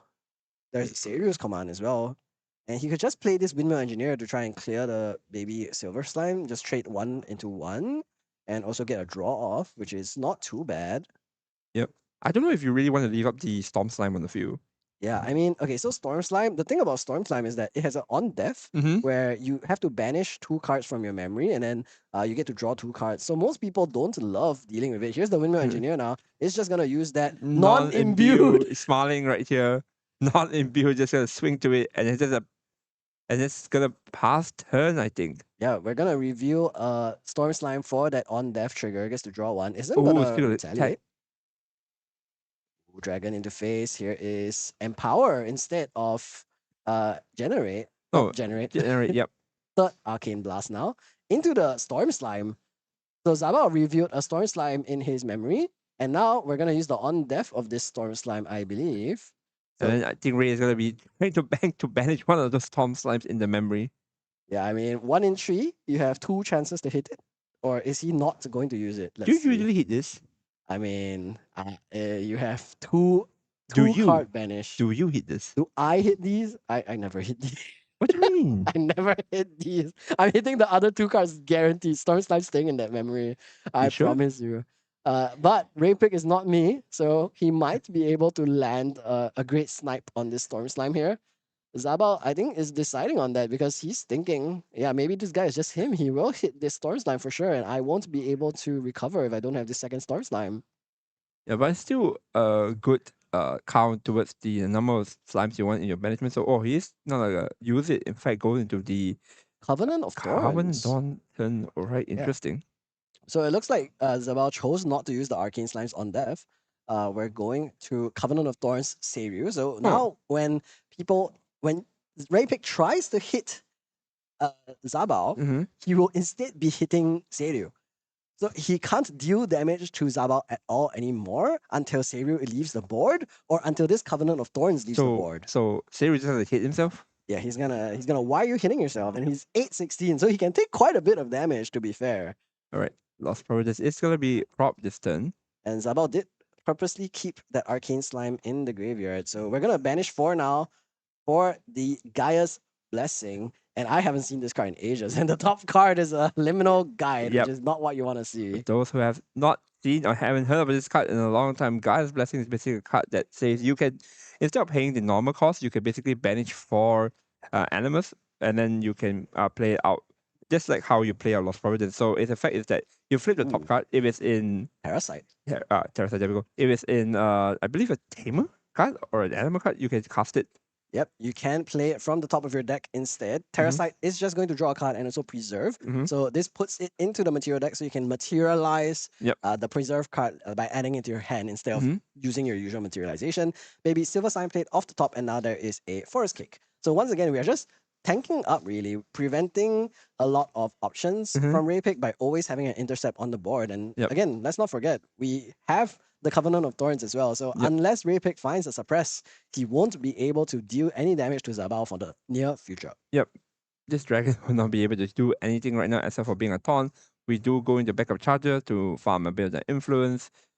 What does Raypick do right now? Yeah, I mean, he can't deal damage unless he sacrifices his dragon. And I suppose he could use the Auspicious Manifestation here to bring it in and out of the board. And that would make the Covenant of Thorns disappear. But I don't think he has it yet.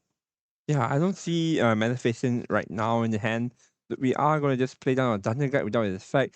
Really just smiling right here. Just like, I'm just going to hit your baby great with a 1-3. We are going to playing a bit of an ally gaming, but not the ally you expect to see actually. Yeah, showing the Arcane Slime again, revealing the top card of the deck is a Creative Shock.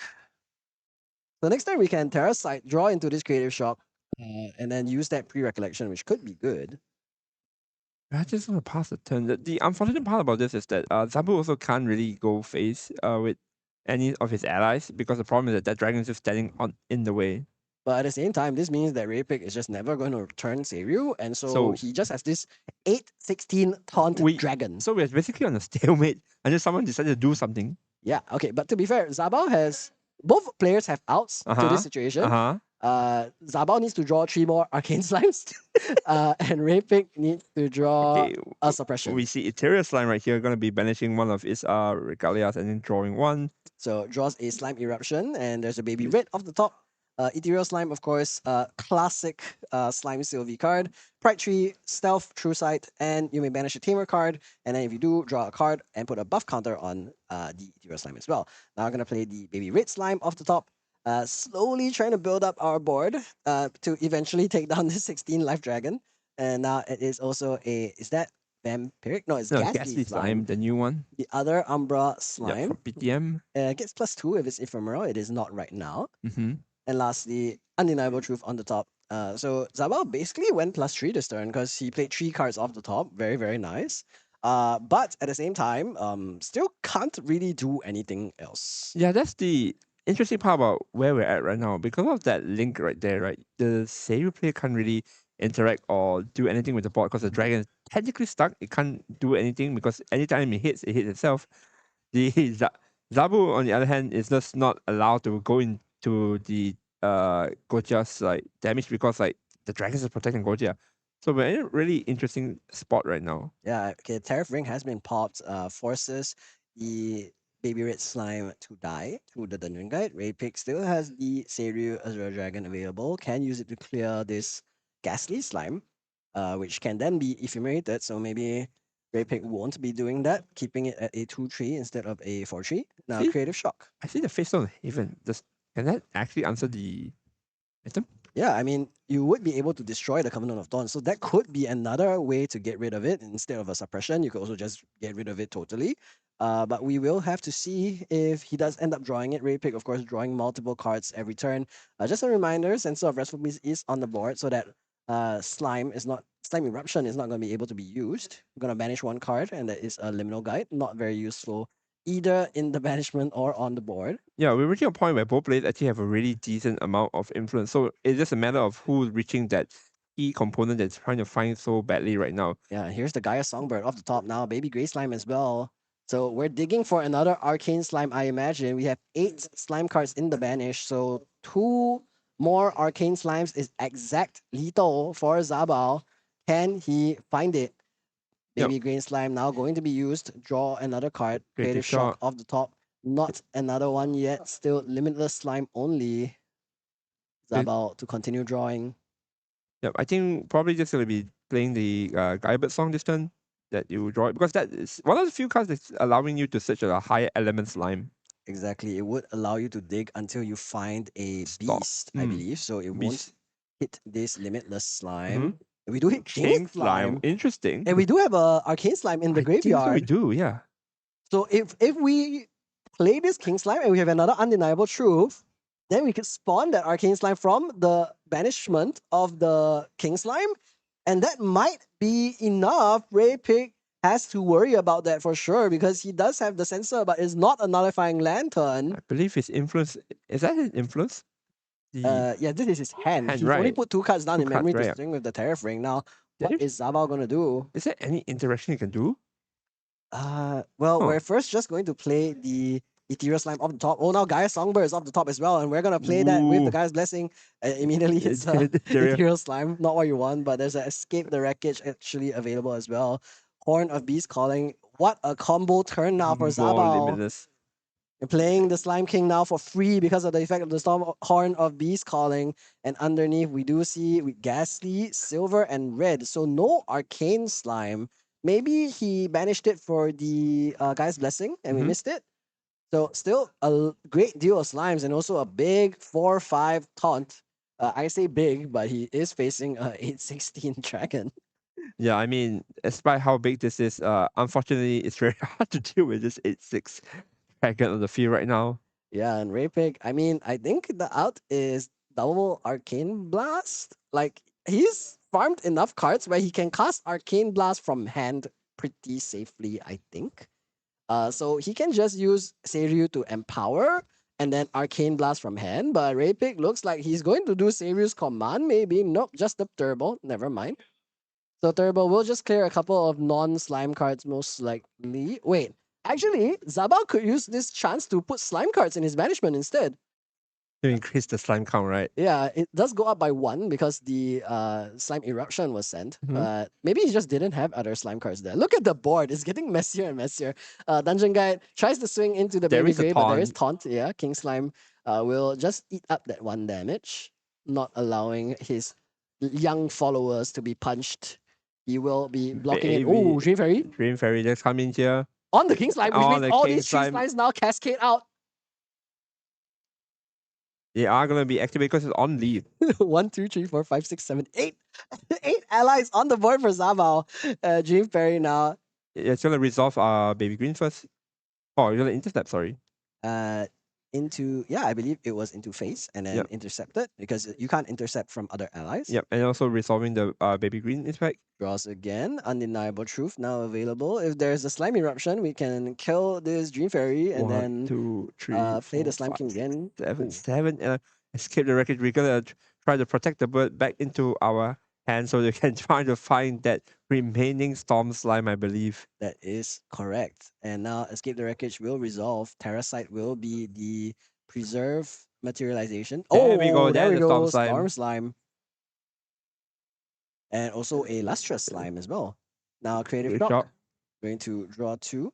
Oh, that's a Slime Eruption, which is nice. But actually it is not usable as floating memory right now because of the sensor. So not that nice. And just look at how many cards are in Zabao's hand. Too many. Whoa, too many. That's like 1/4 of the deck. Yeah, but we can use the Slime Eruption in order to kill this Dream Fairy, and then we can play our King Slime again. That's First, really interesting. Red Slime going to be used to swing into Seiryu, and then discard a card, draw a card. Cycles the top card. We see Top C Decree on the top as well. And Zabao just continuing to build an entire deck in his hand, basically. 2 more damage into this Seiryu. Now taking 5 so far. Now taking 6 from the Gaia Songbird. 7, 8 from this Ghastly Slime. 9, 10, 11 from this Ethereal Slime. So 5 more left. Wait, he's kind of Very close, isn't he? You just need a bunch of friends to just destroy the dragon. That's right. The power of friendship will take down the strongest tamer of today. Maybe. Let's see though. Gaia Songbird now going to make his way onto the board. Top C Decree, Limitless Slime, Baby Silver, Lustrous Slime is going to be picked up off of that. Look at how top thin his deck is. It's so small. Ooh, Baby Red though. Baby Red might be enough. Gaia Songbird puts it to 12, 14? 12, yes. 12 with the Baby Red Slime. Just 1 damage point off. So this is 13. 13, 16 from this 3 Baby more. Red. Does he have a fire card in hand? I believe so. I believe you just play down the baby. Yeah, you can just play my Baby Red Slime and then attack and then discard a fire card. I think that's probably the play here. Like you can discard the Creative Shocks. That works too. Yeah, there is that Baby Red Slime now going to make his way onto the board. Storm Arcane off the Slime. top. This is the Storm Slime, the one that we've been looking for. Yeah, but now we're already about to take out Seiryu, Azure Dragon. Ray Pig has been kind of just sitting pretty, waiting for an opportunity to answer this Covenant of Thorns, but hasn't been able to find it just yet. And now we're going to see how much damage this Arc Storm Slime does. From the dices indicated, it's probably 12, but we need to have a double confirmation. We are going to go into the Storm Slime here, dealing damage, I believe, to the Gotia. Yeah, Seiryu is Spell Shroud and Storm Slime is as a spell, so won't be able to use that into the dragon. But interestingly, we could try to swing Storm Slime The into ball is Seiryu. so everywhere. Beta retaliate, but yeah, the board is just so full. It's everywhere. 9 allies on the board right now, and there's another Storm Slime we can expect as well. Does Ray Pig have something like the Top C Decree to give himself Spell Shroud? That's the important question here. He's thinking about it. It's probably going to be just... He's probably just going to let it resolve. No, not yet. No, oh. We're going to have the countermeasure, not allowing the full amount of damage to come in. But Eruption does come in here to just stop the damage. I think Zabu takes game 1 with that. No, it only does 1 damage. Imperial countermeasure is not like Crystallized Destiny, so it will just prevent 4. Auspicious Manifestation. He's going to flicker this Seiryu off the board. And now we're looking at the Gotia 2 effect as well, just to make sure. Yeah, things are happening. Cards are being flying right and left. Cards are being like... So basically, we're just trying to identify the timing right now. So what happened was that both players just played... Yeah. Okay, so to clarify, Slime Eruption is a skill, so you can use it to target Seiryu. Exactly. And Zaba was trying to use that on the stack of the Auspicious Manifestation to get rid of Seiryu, Azure Dragon. And so Zabao has taken out the 8/16 dragon, but now Innovate Agility will be played to return Guojia Tree Heaven's Favored back to Ray Pig's material deck. And now suddenly, he's staring down 10 allies and the Beastborn Boots. He's got nothing left to play. I mean, this is... How many slimes are we looking at? 1, 2, 3, 4, 5, 6, 7. 7 slimes and 2 birds. 2 birds, yes. And now the 8th slime is going to join them all. And Ray Pig is not going to be long for this world, I believe. Now, we're revealing a couple of slimes for the Lustrous Slime effect, giving it 3 buff counters, and that makes it a 4/8. And another baby gray slime as well. And there is just so much on the board that you have to look at. And what are we looking at? So the problem I have now is that can Ray even win the game? Let's ignore the bot, right? This problem, you can't solve it. This is unsolvable. Look at the bot state. I don't think there's an out necessary. So Ray, probably now his mindset is, how do I win the game? Can you win the game? Your dragon is dead. You do have arcane cards in the bench. Sure, but like there's like two things protecting. There's a Luxpress and the Baby Grey protecting his Zabu's face from being hit from the dragon. I don't see it out here. Do you? I don't either. Rapik paid 3 to level up the Guojia tree and just hasn't found anything. I mean, what are we to do now? Yeah, I think It's the scoops, scoop. Yeah, yeah. the scoop said, yeah. Wow, well played by Zabu, just patiently gathering all the friends, all the slimes, and just going into the dragon. He doesn't need to gather slimes. He's been gathering them even without water in the deck. He's been doing the actual card, gathering the slimes, just manually getting them one by one. Wow, played by Zabu. What a game! Did you expect this kind of outcome? No, I did not expect the strongest tamer of yesterday to win against the strongest tamer of today, but it looks like old is still gold in this matchup. Fire Slime versus this Wind Satyr deck. I think what's interesting is that once the dragon was linked, Ray hasn't been able to do anything at all. The dragon just stuck there, but unable to move, unable to attack. And judging from Ray's fixing, because Tamer has a lot of builds, right? Some of them actually do focus on like a bit of a ally heavy focus. I thought he would be doing that because he does run a lot of trotter.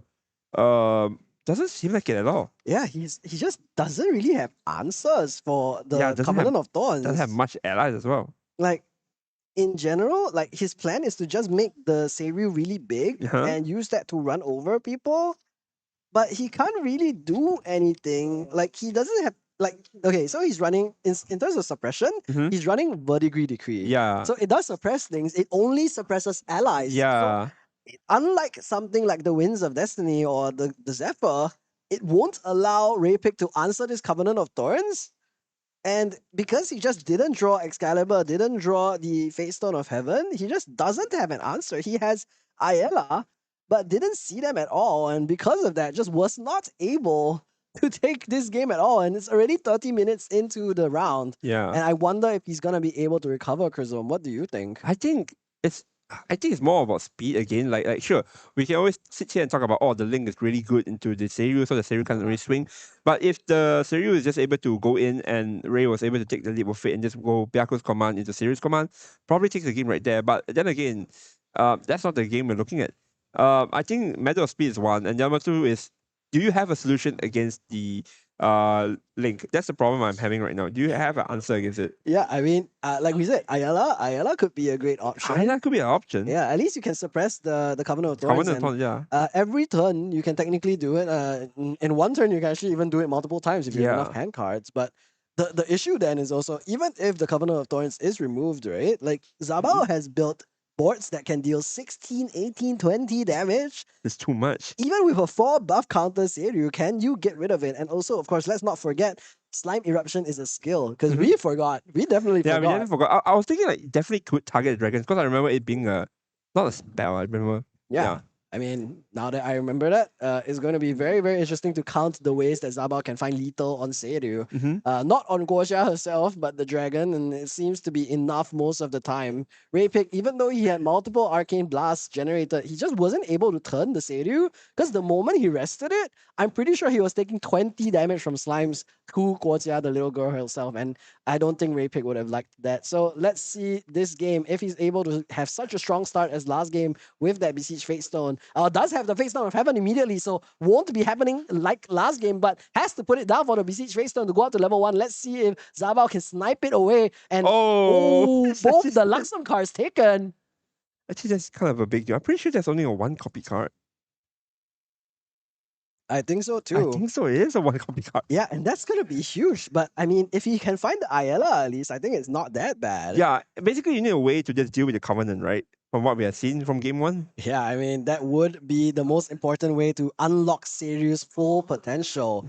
But oh my goodness, what a start still though. Being able to go up to level 1 on turn 1 is still so good for anyone. And I wanted to highlight the other Luxem card that was actually banished, which is Optical Control. So Optical Control is a Fantasia which enters the field, and then you can choose a card type. Cards of the chosen type your opponents activate cost 4 more to activate. So it's like a tariff ring for or like a consumption ring for Luxem event, Luxem cards, and like you can do it on allies. And now Zabao suddenly has to pay 6 for Storm Slime, and that's a very very big deal. But let's see now the Panda making his way onto the board. Meanwhile, Zabao just played the Baby Gray and will now go up to level 1 as well. So pretty similar start from last game. Dungeon Guide actually going to make his way to the banish, which implies there's at least another copy in Zabao's hand. It was actually 2 Dungeon Guides in the memory, Here's actually the so second one. quite a lot of options. Now let's see if we're going up to the level 2 or if we're gonna play another Baby Gray, and that is going to be the Tixies Backsies. We're gonna decide what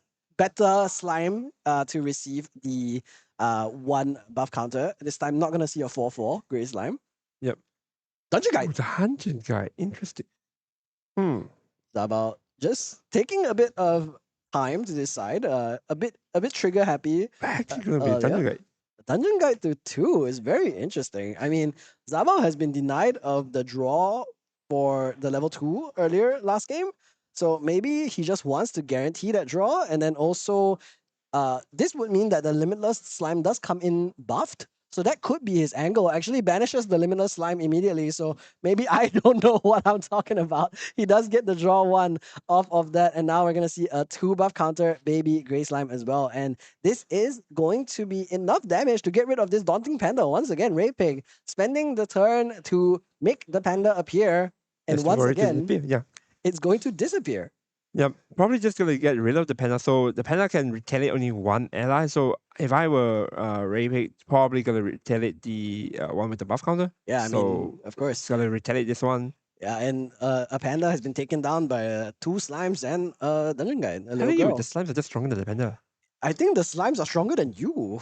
You lost to the Panda, and now these Slimes twice Okay, now no, have I beaten lost up a to Panda. a baby Panda. I don't know if a baby Panda is weaker or stronger than a Daunting Panda. Let's be serious. Let's be serious. Pull up the card art, chat. Pull up the card art. Let's look at the Daunting Panda. Tell me that's weaker than a baby Panda right now. Hey, the baby Panda quite scary. Eh? The baby Panda, I'm sure is scary. I'm sure the real Panda is scarier than the They cardboard had a Panda. bamboo stick to whack me. they weapon mastered you instead of just hitting you in the face. But meanwhile, Benediction Angel gonna make his way onto the board for Ray Pig, allowing him to get a draw into memory. So does have that alongside the Windmill Engineer. Will clear the other Baby Gray Slime. No more shenanigans from the side of Zabao. But of course, Zabao will be able to trade into this Benediction Angel with this Dungeon Guide. So quite a back and forth board control battle right now. But once that Seiryu hits the board, I think you can consider the board controlled. Yep, so we are going to go backup charger just to farm a bit of influence here, taking it a bit slow a little bit. Or maybe he has that dungeon guide that we're not really seeing. Yeah, Dungeon Guide to 3, Dungeon Guide to 2. I mean, he already banished 1 for leveling to 1. We're going to trade the Dungeon Guide into the... reclaim. Ooh, yeah, reclaims the Benediction Angel, not allowing the Benediction Angel go down. Slime Eruption in Wow. response. This is pretty decent. I mean, you get a floating memory into the yard, and you also deny your opponent 1-hand card. I think that's a 50-50, right? You just trade 1 card for 1 Yeah, card. you just trade 1 for 1, and then you Oh. can get 1 into, or trading 2. Getting 1 into the... getting 2 slimes, I think, into the banishment, and so getting a floating memory into the graveyard. That's already passing right here. Probably going to be playing another quick spell. I do see another erupting slime, I believe. Yeah, I mean, another Slime Eruption would Yep. be a great way to go up to Sylvie level 3, and then we could see the Slime Sovereign make her way onto the board, give 2 buff counters to another Slime, but now Serious Command gonna be banished to go up to level 2 for Ray Pig, so we are gonna see the draw instead of the 2 quest counters, because I believe Ray Pig should have his own Dungeon Guide as well to make Seiryu appear on the board once again in our round 6 of the Southeast Asian Nationals. Yeah. I mean, the thing is that even if you have the dragon up, right? That, okay, we're gonna be using the card from the RDO ultimate here. Auspicious Manifestation, and interesting that he would choose to use it now, Hmm. because I thought he would want to save this in order to flicker Seiryu so that the Covenant of Thorns disappears, but has chosen to just use it to put another quest counter onto his champion and loses another Seiryu command as well. So Wow. Ray Pig is playing very differently from how you would expect a Seiryu player to play. Creative Shock now for Zabao, going to use that as the way to put cards into the graveyard instead, and he actually top decks another Dungeon Guide, so will actually just be going up to level 3 regardless, even though he did top deck that Dungeon Guide, and wants to use that materialization to get this level 3 Sylvie Slime Sovereign onto the board. Yeah, the ideal slime here to probably play, I think, would be the Terror Slime. Yeah, Probably the- Ethereal would be great. It would be a 4/4 beta with stealth, and that means that the Serial will not be able to take it out, and Zaba will be able to either apply a lot of pressure every turn by swinging with the Ethereal Slime, or he will force Serial to not swing and stay active. But here's a stifling trap onto wow. the Ethereal Slime. But let's remember, yes, you are preventing the draw 1, but you are not preventing the buff counters from Sylvie level 3. So it will just prevent it from being a 5/5. It will just stay at a 4/4. But that was one card. I don't know if that's worth it. 1 for 1. Oh, and Storm Slime. Storm Slime right here. We are going to see 6 damage out, and then going to be 3 damage to the face as well. Yeah, we've done already quite a bit. 15. There's second Storm second Slime. time. Is that lethal? Is it little?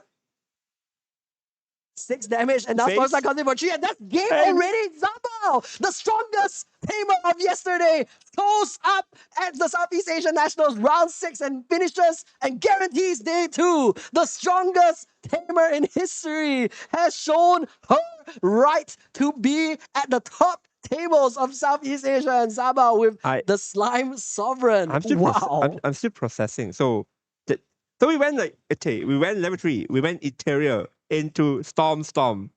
When have you seen this before? Oh, that's why this is the strongest tamer in history. Don't you remember how much this traumatized us in the past? Like when I was playing Nico and this happened to me so many times. For those that are not familiar with this, what we just saw, this is actually a really common line back in the days when everyone there's no dragons, there are no magical girls shooting like a bow or anything. Back in the days, this particular tamer, this one, Sylvie right here, this interaction was really, really strong where you jump all the way to level 3, exactly what you see, Ethereal Slime, and then we had, I believe, 6 damage. So because of that amount of damage that you have, right, every time you play a Storm Slime, that's deals 6, and then with the Storm Slime itself having a 3 attack, right, that's 9 damage. So that's 9, 9, 12, that's 22 damage. Double Storm Slime is a line I haven't said in a while, but it still strikes fear in me the same.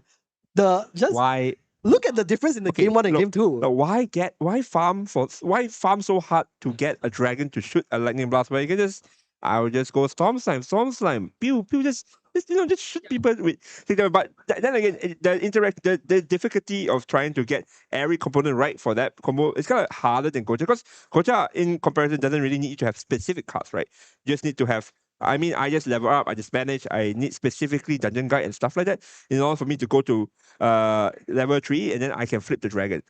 Storm Slime, you need to have a specific number of traits into the banish, decent amount of hand, and then just go ham with it. So I don't know, like what do you like? You like Dragon or Slime? I mean, I think dragons are cooler, but slimes can do a lot of work, and we saw it on the stream just now. And I think like the interesting dichotomy between the first game and the second game is why people don't like slimes that much anymore. Because game 1 is like, I am digging for my life to find this second Storm Slime, and I can't find it. No, not even second. It was a third. He needed 3 Storm Slimes to close out game 1. He couldn't find it. He couldn't find it. Eventually won in 30 minutes with just like 10 slimes on the board, and that's enough. And you can see Ray's reaction. He's just smiling there, like he knew, like, oh no. The first slime, like, wait a minute. He looked at his hand. I have no interaction. Please don't tell me. Oh, second one. Yeah, that's just the beauty of slime, because like you just need 6 hand to do this combo. Remember, Ethereal Slime comes in for free, and then you draw a card, so you basically net neutral, and then you have 6 cards in hand. It's Storm. Storm. Oh my gosh. What a storm indeed. And I think this slime deck is going to take the rest of C Nationals by storm as well. We do have another 3 rounds for today. Of course, you would expect Zabao and Raypick to both want to guarantee day 2 with 1 more win. Zabao already locked in. We will tell you a little bit more about who else is 6-0 at the start of the following round. But in the meantime, we will see you after the break. Peace out. Welcome to the Grand Archive's most exhilarating event, Pantheon. For generations, champions from the Grand Archive have fought for the gods' favor in this arena. With boons from gods, each champion fights not only for their own victory, but for the glory of their benevolent patron. You'll be surprised to see how much a boon can completely change a champion's fighting style. I don't doubt many of these fighters will gain new fans, and even rivals as they compete. As the rules for Pantheon are quite different, don't forget to double-check the Pantheon-specific ban list before entering the fray. Worry not, they have also supplemented champions with unique skills and treasures for use only in this arena as well. So rest assured that your favorite hero will still shine brightly upon the field of battle. Let's walk through a typical match. Pantheon is a multiplayer format consisting of 3 to 4 players, where the last player standing is the victor. Just the same as a normal game of Grand Archive, main decks consist of a minimum of 60 cards and a maximum of 12 in the material deck. However, in Pantheon, you cannot have more than 1 copy of each card in the main deck. Players will also start with 1 lesser boon and 1 greater boon card face down in their Pantheon zone. With the battlefield properly set up, we're ready to start the battle. All players will place their level 0 spirits onto the field at the same time. Then, each on-enter effect is resolved in turn order. This will be clockwise around the board. A free-for-all fight might be too much for some of our less athletically inclined champions, so the gods have also granted their wards with a barrier token that absorbs the first 6 damage to them and their allies each game. All players also skip their first wake-up, materialize, and recollection phases, but everyone gets to draw, including the first player. However, players cannot declare attacks on their first turn unless they are the last player in the turn cycle. Champions will need to utilize both wits and brawn to remain the last hero standing. Do not underestimate the weight of a god's gift. A well-bestowed boon could tip the scales in a champion's favor in the blink of an eye. Not only will some boons have a reserve cost, but a god may require a champion to be of a certain level or to use specific abilities in order to bestow their boon. Some boons can even be bestowed at fast speed, so champions will need to strategically think of when to use them to maximize their effects. Given that it is the power of a god, once a bestowment enters the effect stack, players cannot have opportunity or perform game actions in response to it. Once bestowed, the boon will be represented by its card face up in its owner's Pantheon zone. Even if a god bestows their boon, it may apply too slowly or quickly for the champion to make good use of it. For this reason, it is important for there to be a good synergy between patron gods and their chosen champions. Pantheon is an exciting challenge for champions of all levels of experience. Win or lose, you might find that trying an unusual or comedic strategy might even impress some of the gods. Learn more about Pantheon and the Grand Archive at pantheon.gatcg.com.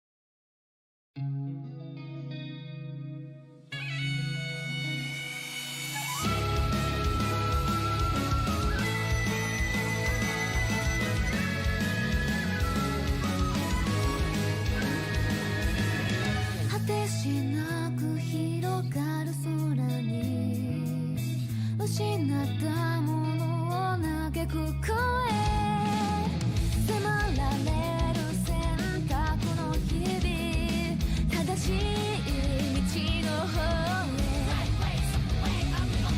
間違ってなかったと証明しよう行き詰まって邪魔されても席を読むさこの頭で全て手に入れる高く高く飛べどこまでも行こう不可能と思い込んでたものがなぜか小さく感じた見てる景色がそう先になったから叶うまで近い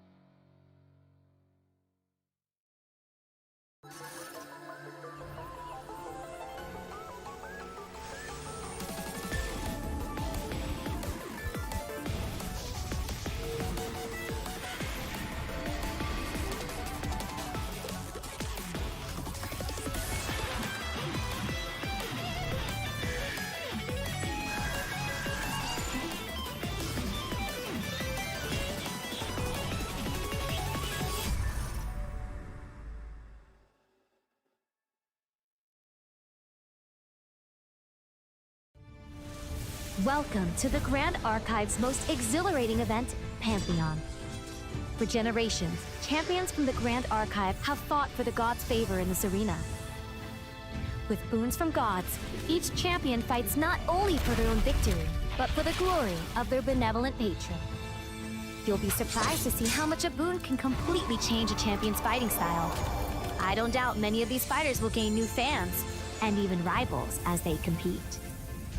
As the rules for Pantheon are quite different, don't forget to double-check the Pantheon-specific ban list before entering the fray. Worry not, they have also supplemented champions with unique skills and treasures for use only in this arena as well. So rest assured that your favorite hero will still shine brightly upon the field of battle. Let's walk through a typical match. Pantheon is a multiplayer format consisting of 3 to 4 players, where the last player standing is the victor. Just the same as a normal game of Grand Archive, main decks consist of a minimum of 60 cards and a maximum of 12 in the material deck. However, in Pantheon, you cannot have more than 1 copy of each card in the main deck. Players will also start with one lesser boon and one greater boon card face down in their Pantheon zone. With the battlefield properly set up, we're ready to start the battle. All players will place their level 0 spirits onto the field at the same time. Then, each on-enter effect is resolved in turn order. This will be clockwise around the board. A free-for-all fight might be too much for some of our less athletically inclined champions, so the gods have also granted their wards with a barrier token that absorbs the first 6 damage to them and their allies each game.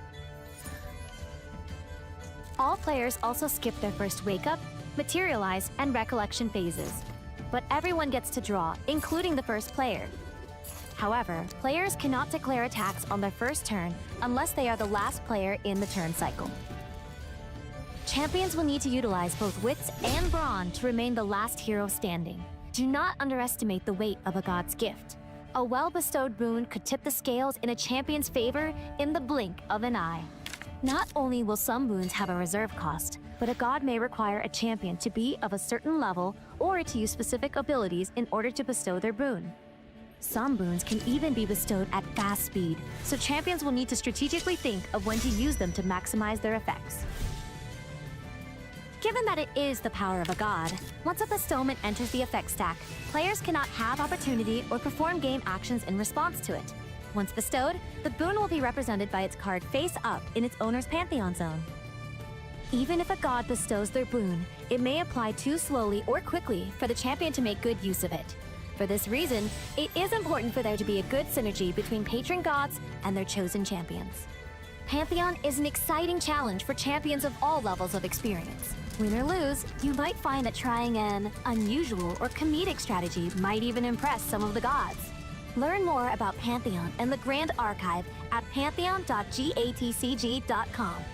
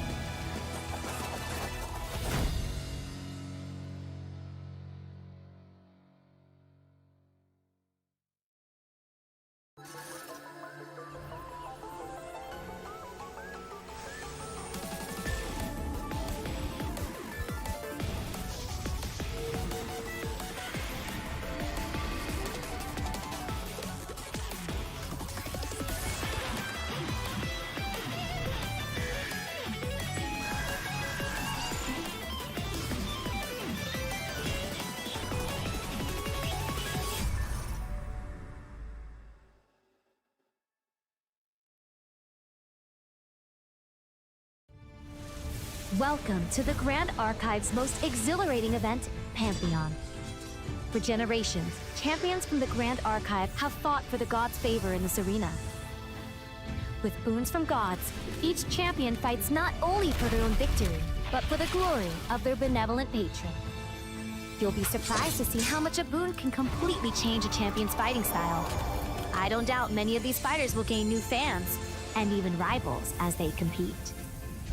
As the rules for Pantheon are quite different, don't forget to double-check the Pantheon-specific ban list before entering the fray. Worry not, they have also supplemented champions with unique skills and treasures for use only in this arena as well. So rest assured that your favorite hero will still shine brightly upon the field of battle. Let's walk through a typical match. Pantheon is a multiplayer format consisting of 3 to 4 players, where the last player standing is the victor. Just the same as a normal game of Grand Archive, main decks consist of a minimum of 60 cards and a maximum of 12 in the material deck. However, in Pantheon, you cannot have more than 1 copy of each card in the main deck. Players will also start with 1 lesser boon and 1 greater boon card face down in their Pantheon zone. With the battlefield properly set up, we're ready to start the battle. All players will place their level 0 spirits onto the field at the same time. Then, each on-enter effect is resolved in turn order. This will be clockwise around the board. A free-for-all fight might be too much for some of our less athletically inclined champions, so the gods have also granted their wards with a barrier token that absorbs the first 6 damage to them and their allies each game. All players also skip their first wake-up, materialize, and recollection phases, but everyone gets to draw, including the first player. However, players cannot declare attacks on their first turn unless they are the last player in the turn cycle. Champions will need to utilize both wits and brawn to remain the last hero standing. Do not underestimate the weight of a god's gift. A well-bestowed boon could tip the scales in a champion's favor in the blink of an eye. Not only will some boons have a reserve cost, but a god may require a champion to be of a certain level or to use specific abilities in order to bestow their boon. Some boons can even be bestowed at fast speed, so champions will need to strategically think of when to use them to maximize their effects. Given that it is the power of a god, once a bestowment enters the effect stack, players cannot have opportunity or perform game actions in response to it. Once bestowed, the boon will be represented by its card face up in its owner's Pantheon zone. Even if a god bestows their boon, it may apply too slowly or quickly for the champion to make good use of it. For this reason, it is important for there to be a good synergy between patron gods and their chosen champions. Pantheon is an exciting challenge for champions of all levels of experience. Win or lose, you might find that trying an unusual or comedic strategy might even impress some of the gods. Learn more about Pantheon and the Grand Archive at pantheon.gatcg.com.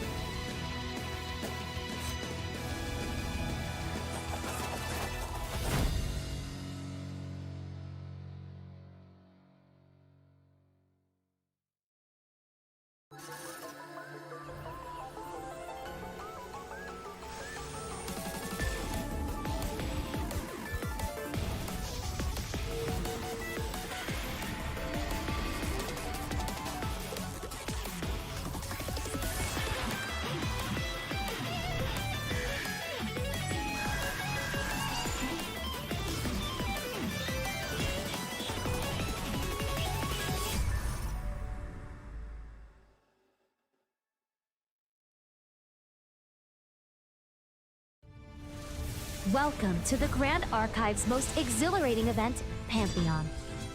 For generations, champions from the Grand Archive have fought for the gods' favor in this arena. With boons from gods, each champion fights not only for their own victory, but for the glory of their benevolent patron. You'll be surprised to see how much a boon can completely change a champion's fighting style. I don't doubt many of these fighters will gain new fans, and even rivals as they compete. As the rules for Pantheon are quite different, don't forget to double-check the Pantheon-specific ban list before entering the fray. Worry not, they have also supplemented champions with unique skills and treasures for use only in this arena as well. So rest assured that your favorite hero will still shine brightly upon the field of battle. Let's walk through a typical match. Pantheon is a multiplayer format consisting of 3 to 4 players, where the last player standing is the victor. Just the same as a normal game of Grand Archive, main decks consist of a minimum of 60 cards and a maximum of 12 in the material deck. However, in Pantheon, you cannot have more than 1 copy of each card in the main deck. Players will also start with 1 lesser boon and 1 greater boon card face down in their Pantheon zone. With the battlefield properly set up, we're ready to start the battle. All players will place their level 0 spirits onto the field at the same time. Then, each on-enter effect is resolved in turn order. This will be clockwise around the board. A free-for-all fight might be too much for some of our less athletically inclined champions, so the gods have also granted their wards with a barrier token that absorbs the first 6 damage to them and their allies each game. All players also skip their first wake-up, materialize, and recollection phases, but everyone gets to draw, including the first player. However, players cannot declare attacks on their first turn unless they are the last player in the turn cycle. Champions will need to utilize both wits and brawn to remain the last hero standing. Do not underestimate the weight of a god's gift. A well-bestowed boon could tip the scales in a champion's favor in the blink of an eye. Not only will some boons have a reserve cost, but a god may require a champion to be of a certain level or to use specific abilities in order to bestow their boon. Some boons can even be bestowed at fast speed, so champions will need to strategically think of when to use them to maximize their effects. Given that it is the power of a god, once a bestowment enters the effect stack, players cannot have opportunity or perform game actions in response to it. Once bestowed, the boon will be represented by its card face up in its owner's Pantheon zone. Even if a god bestows their boon, it may apply too slowly or quickly for the champion to make good use of it. For this reason, it is important for there to be a good synergy between patron gods and their chosen champions. Pantheon is an exciting challenge for champions of all levels of experience. Win or lose, you might find that trying an unusual or comedic strategy might even impress some of the gods. Learn more about Pantheon and the Grand Archive at pantheon.gatcg.com.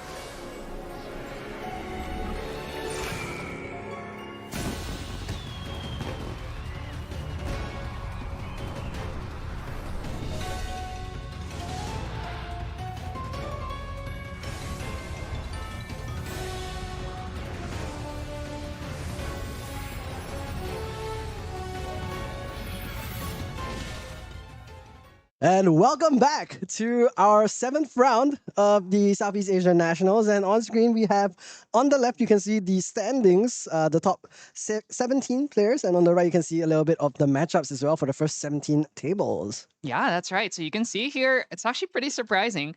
Quite a lot of CLs up there. Yeah, I mean, none of them are X0. So you can see the first two tables. We have Slime Sylvie that we saw on stream earlier in Zabao. And we also have Aoi, who we also saw on stream earlier on Luxem Xander.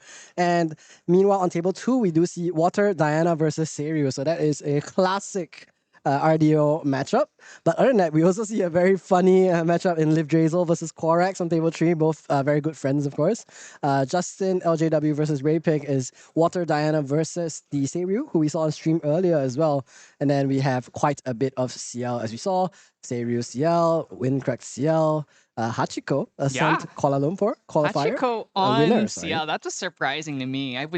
I didn't peg him as a CL person, but I guess he just, he sees it as a well-positioned deck. Yeah, So no, you're on seeing Twitter, here- he's been on CL ever since he stopped playing Fractal. So Yeah. quite a CL enjoyer, as you would say. But we are gonna go into the games pretty soon. You can see some of the other decks though, like Fire Aggro Merlin. Yeah, and there's even a Wind Astra with Limbo. Yeah, Another and another Suzaku. Wind Astro fan. Lot- And we are going to be featuring, though, not any of these decks. We're going to be featuring Water LCL versus. So we're going to be fighting Joel on Water LCL versus Neptuna, who is on Wind Seiryu. Yeah, it's gonna still be a pretty interesting matchup. Of course, we have this Water LICL that Kaben has popularized.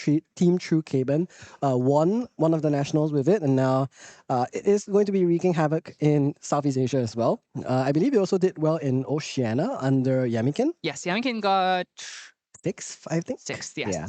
And the main thing about this deck, though, is that it was built to fight against Razor Gale and Diana. And we are not playing against either of those decks. Kaben brought that into a field that was expected to be like almost all that. There was not a lot of series. There was like barely any series in OCE Nats. And so it's one of the worst matchups of this Water LCL deck is Seiryu because it's so hard for them to actually get through the dragon. Yeah, but we do see now the Treasure Cat makes its way onto the board on turn 1. So right now only coming in for 1, but we'll be doing a lot more work after this. Fairy Whispers finds the Besiege Fate Stone, which is going to be great because Neptunal is going second. So it's going to be able to draw for turn. And then I think we'll be able to play that. The big thing, though, if you ever commit, going second, you have 8 cards in hand, you play it, 6 cost, negate. Yeah, I It's mean, really in the Kree, Frostbind. It's very hard to commit into a water deck, especially one that has holding up cards in hand. yeah, it is going to be a little bit difficult and just making the player take off their jacket. Pretty interesting. We're going to see what else is going to be the play. Actually, is it that did Neptuno go first?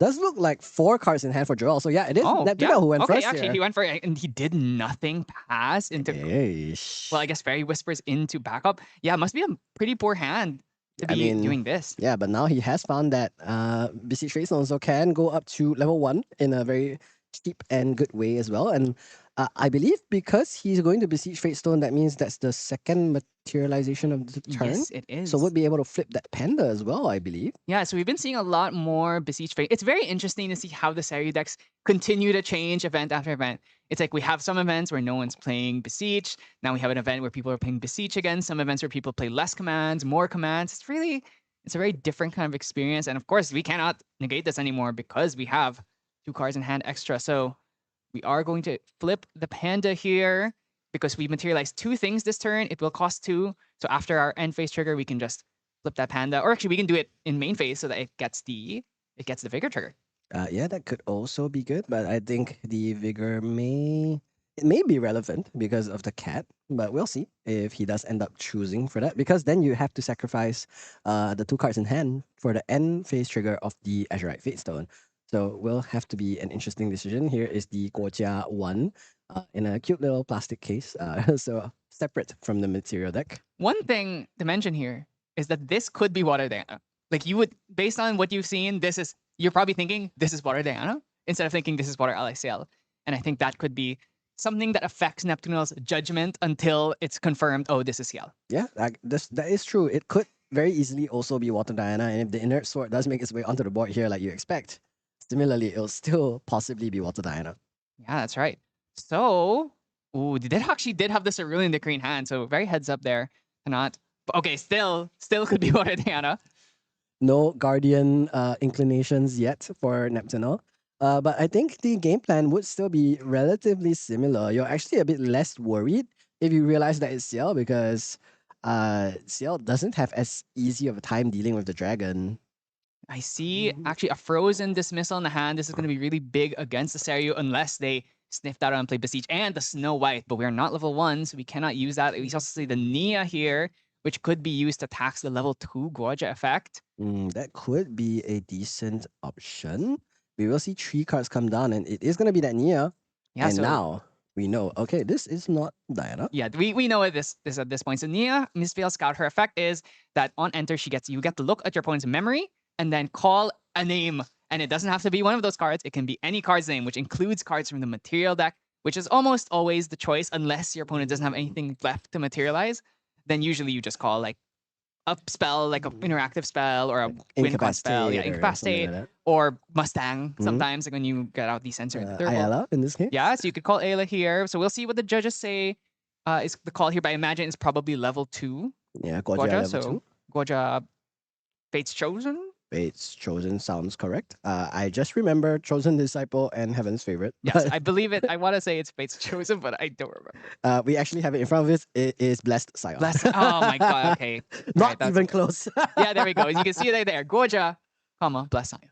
That is the case. Now, Portento Sangru going to be materialized, giving another quest counter to Neptunel, up to 2 now, still quite a bit away from the Seiryu making his way onto the board. But what a grip of cards he has in hand now.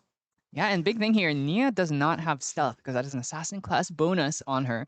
So she can be killed here, and he has to read it again. It's like, okay, make sure what this card does not have stealth. But this deck, does it play enough allies to actually combat it? If we did flip that Panda last turn, we actually could have tried to contest this. Yeah, but we have a not, and therefore do not have this Panda as an option. We're gonna flip it now. Instead of prioritizing the ally, we have just prioritized having something to put cards down into memory this turn, which I think is also valid. This is a little trick you can do for those who are a little bit lazy to flip your Panda or any other Fate Stones all the time. You can just put them in a separate sleeve outside and then just place them on top. Everyone knows what you've done. Now we're gonna go end step trigger, losing a serious command, and we'll go up to 3 quest counters and draw for that. And we should get the Vigor trigger here, which means it's going to be quite hard to get rid of this mana unless we decide to go for like Cerulean Decree minus. Actually, no, Cerulean wouldn't even stop retaliation damage, would it? Yeah, I mean, you would not allow that since it is on attacks only. Yes. It's not gift -3, it is gift -3 to attacks. Daunting Panda will be pretty daunting, but I guess if you don't poke the bear with the cat won't be able to die either. So we could just take this 3 damage every turn and say, yeah, that's fine. Or we could go Pelvor Sword here and start making that 5 damage every turn. And that would be a lot of pressure. Let's see if that's going to be the play for Joel here. Is in fact going for the backup charger instead, just getting some extra influence. No complaints here. Paracel is going to be played onto the board and then allow him to draw into memory and recollect for turn. Yeah, so let's see it. Ooh, Aquifer Seneschal has been found as well as a Frostborn Paladin. Ooh, there's just like so much allies in this hand, but not like too much interaction. We have the Storm of Thorns. That could be big. That could help stop something from dying to a Panda swing. Yeah, Aquifer Seneschal will come in hindered, so will not be able to protect the Nia this turn. Will, of course, have that class bonus. If you have a multitude of omens, you will be able to come in active instead, but just isn't on the table right now. Should also highlight the fact that if you use Dungeon Guide, you can get around the Nia. Oh, Tweedledee. No, Tweedledum. No, Tweedledee. Tweedledum is fire. You know it's because fire is dumb. That is true. No, it's because she is dumb. She can't choose the targets, Yeah, right? she is dumb and fire is dumb. So Tweedledee. And Tweedledee because she's the defender. Yeah, she is the defender. See, this is how you remember things. Let's go. Mnemonics. Mnemonic charm. Mnemonic charm. Mnemonic charm. Yeah, and so Tweedledee here is a taunt when you're Guardian, which we do play Guardian, so eventually it will become a taunt, but she is effectively like a 3 damage burn spell. You can just throw it at the Panda here, do 3 damage, and then she loses 3 power for the rest of the game unless you can bouncer back in hand. Yeah, so of course you would not love to see. Ooh, Resolute Stand Resolute stand on the Panda. on the Panda is crazy here. Oh my goodness, that Panda is resolute as all hell. Oh my. Actually, Tweedledee is an on hit, right? It is. Which means it didn't technically hit. It never swung, yes. Cat interface though. So yeah, Joel's So- like, okay, yeah, I'm not touching the Panda, Yeah. but here's 7 to face response. Yeah. I mean, that's so. But actually, maybe we just swing with the Tweedledee if we're crazy. But no, I'm sure we're just gonna leave this up here. That does keep. No, wait, the taunt's not even live, so actually we could just swing with it. But then that might be a little bit greedy. Yeah, we're really trying our hardest to keep this Panda on field, and Joel's just ignoring it, which I think is probably correct. You're an aggro deck. You normally wants to try and maintain board, but when the Panda can retaliate on whatever you play, it's kind of hard. Oh, he is just gonna go up to Guojia 2 by paying three. 3, which usually is a bad thing, but this deck does allow you to draw a lot of cards once you are level 3. So second Serious Commando will hit the banish. As well as that Ayla. Ayla is a really important piece of this puzzle because you can use that Fate Stone and the Ayla together to basically just completely tear apart boards. Yeah, just make sure we're on the Fate Stone. Yeah, of course we're on the Fate Stone. Definitely a very, very strong Son. combo. And Guojia 2 will draw on enter. Has Third a Serious third Command Serious- in hand. They're That's glued. crazy. And now we are gonna go up to 4 cards in hand. Maybe we'll see Guojia 3 even hit the board. Oh, there's actually 7 cards in hand. That's That's- a lot. 2 Auspicious and a Serious Command. Joel has a Frozen Dismissal though, so this Dungeon Guide will be getting negated. Definitely not gonna allow that to resolve for free. But that does mean the Panda gets to kill the Nia here. But the Nia isn't really doing anything anymore because we've already committed to leveling up to 2. Yeah, and the dungeon guide also not gonna be on the board, so won't be able to help you kill this Tweedledee. Maybe we just end up killing the Nia anyway, because it is a 3 health ally. Just nice, you will be able to sort that out. We'll see what Neptuno ends up deciding. Just goes to end step actually. Yeah, I mean, this doesn't have taunt, so he could definitely kill the Nia here. Maybe just didn't realize. Wanted to double check with the judge and 3 into the Nia, allowing Neptuno to go back up to Guojia 2 if he innovates down to 1. But still not the best position you would think for Neptuno. Joel has done a good job of applying some pressure into this matchup. Yeah, the main thing is just that we do eventually have to get rid of this Panda or it's going to keep tearing apart our board. So the main issue though, how are we getting rid of Seryu? When Seryu hits the field, we can just leave it up as a taunt, or we can use it to, get rid of board, and we do lose the Snow White there. Do we have a second one maybe? A second Snow White here would be insane. Yes, CL level 1 finally makes his appearance, Loyal Valley, and the Serval Possessions does appear alongside him. Right now, no omens yet, but once he does start getting those, he will be ramping up his damage quite a bit. So with each of his swings getting bigger and bigger. Now, what is the play? There is the Aquifer Seneschal, like you mentioned, another Nia, another Snow White as well. So Snow White will be the play.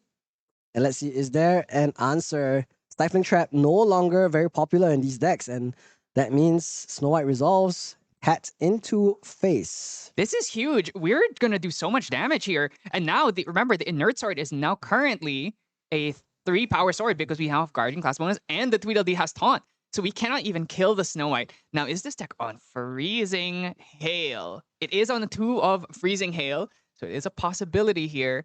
Okay, but the good thing for Neptuno is that he does have those auspicious manifestations that we saw earlier. So that means with 2 of them, we go up to 8 quest counters. In 2 turns, we can still flip the dragon. Yeah, so remember that Auspicious does not give you quest counters past 5. Or it does not give quest counters past 5. So we cannot use it here to go up to 10. I mean, we can just use it to play something so that we can eventually reach 10 off of random banishes. But I think the game will probably end long before that happens. That is probably true as well. That is fair. If you do have more than 5 quest counters, you can't use that auspicious manifestation. So what does Neptuno have to do? A lot of exalted cards in hand. Yeah, I do see it. The Fate Stone and the Ayla and a second Dungeon Guide, but we just cannot get past that Snow White. Yeah, none of these cards are usable, and you really wish he had that Dungeon Guide go off last turn. Fairy Whispers now. Hopefully, maybe find like a stifling trap. Dream Fairy works as well. Dream But does Fairy. he have But enough hand for I want Dream to Fairy say Dungeon no. Guide? I want to say no. Not enough to do Dreamberry and then play Dungeon Guide and also have something against a negate. Okay, but Dream Fairy would allow Dream Fairy Dungeon Guide. You could get rid of Tweedledee, but then it would retaliate into the Dream Fairy, and then you don't really want that either. Not to mention, if you attack Tweedledee with the Panda, Joel could play Storm of Thorns and retaliate and do 4 damage back to the Panda. Yeah, but the Panda hasn't contributed that much to Neptuno's game right now. It's kind of just sitting there being a little bit daunting. And even though Neptuno wasted a resolute stand on it, it's just there and not really doing enough to justify that investment in it just yet. But maybe he'll clutch up, maybe he'll show us why he was worth that resolute stand.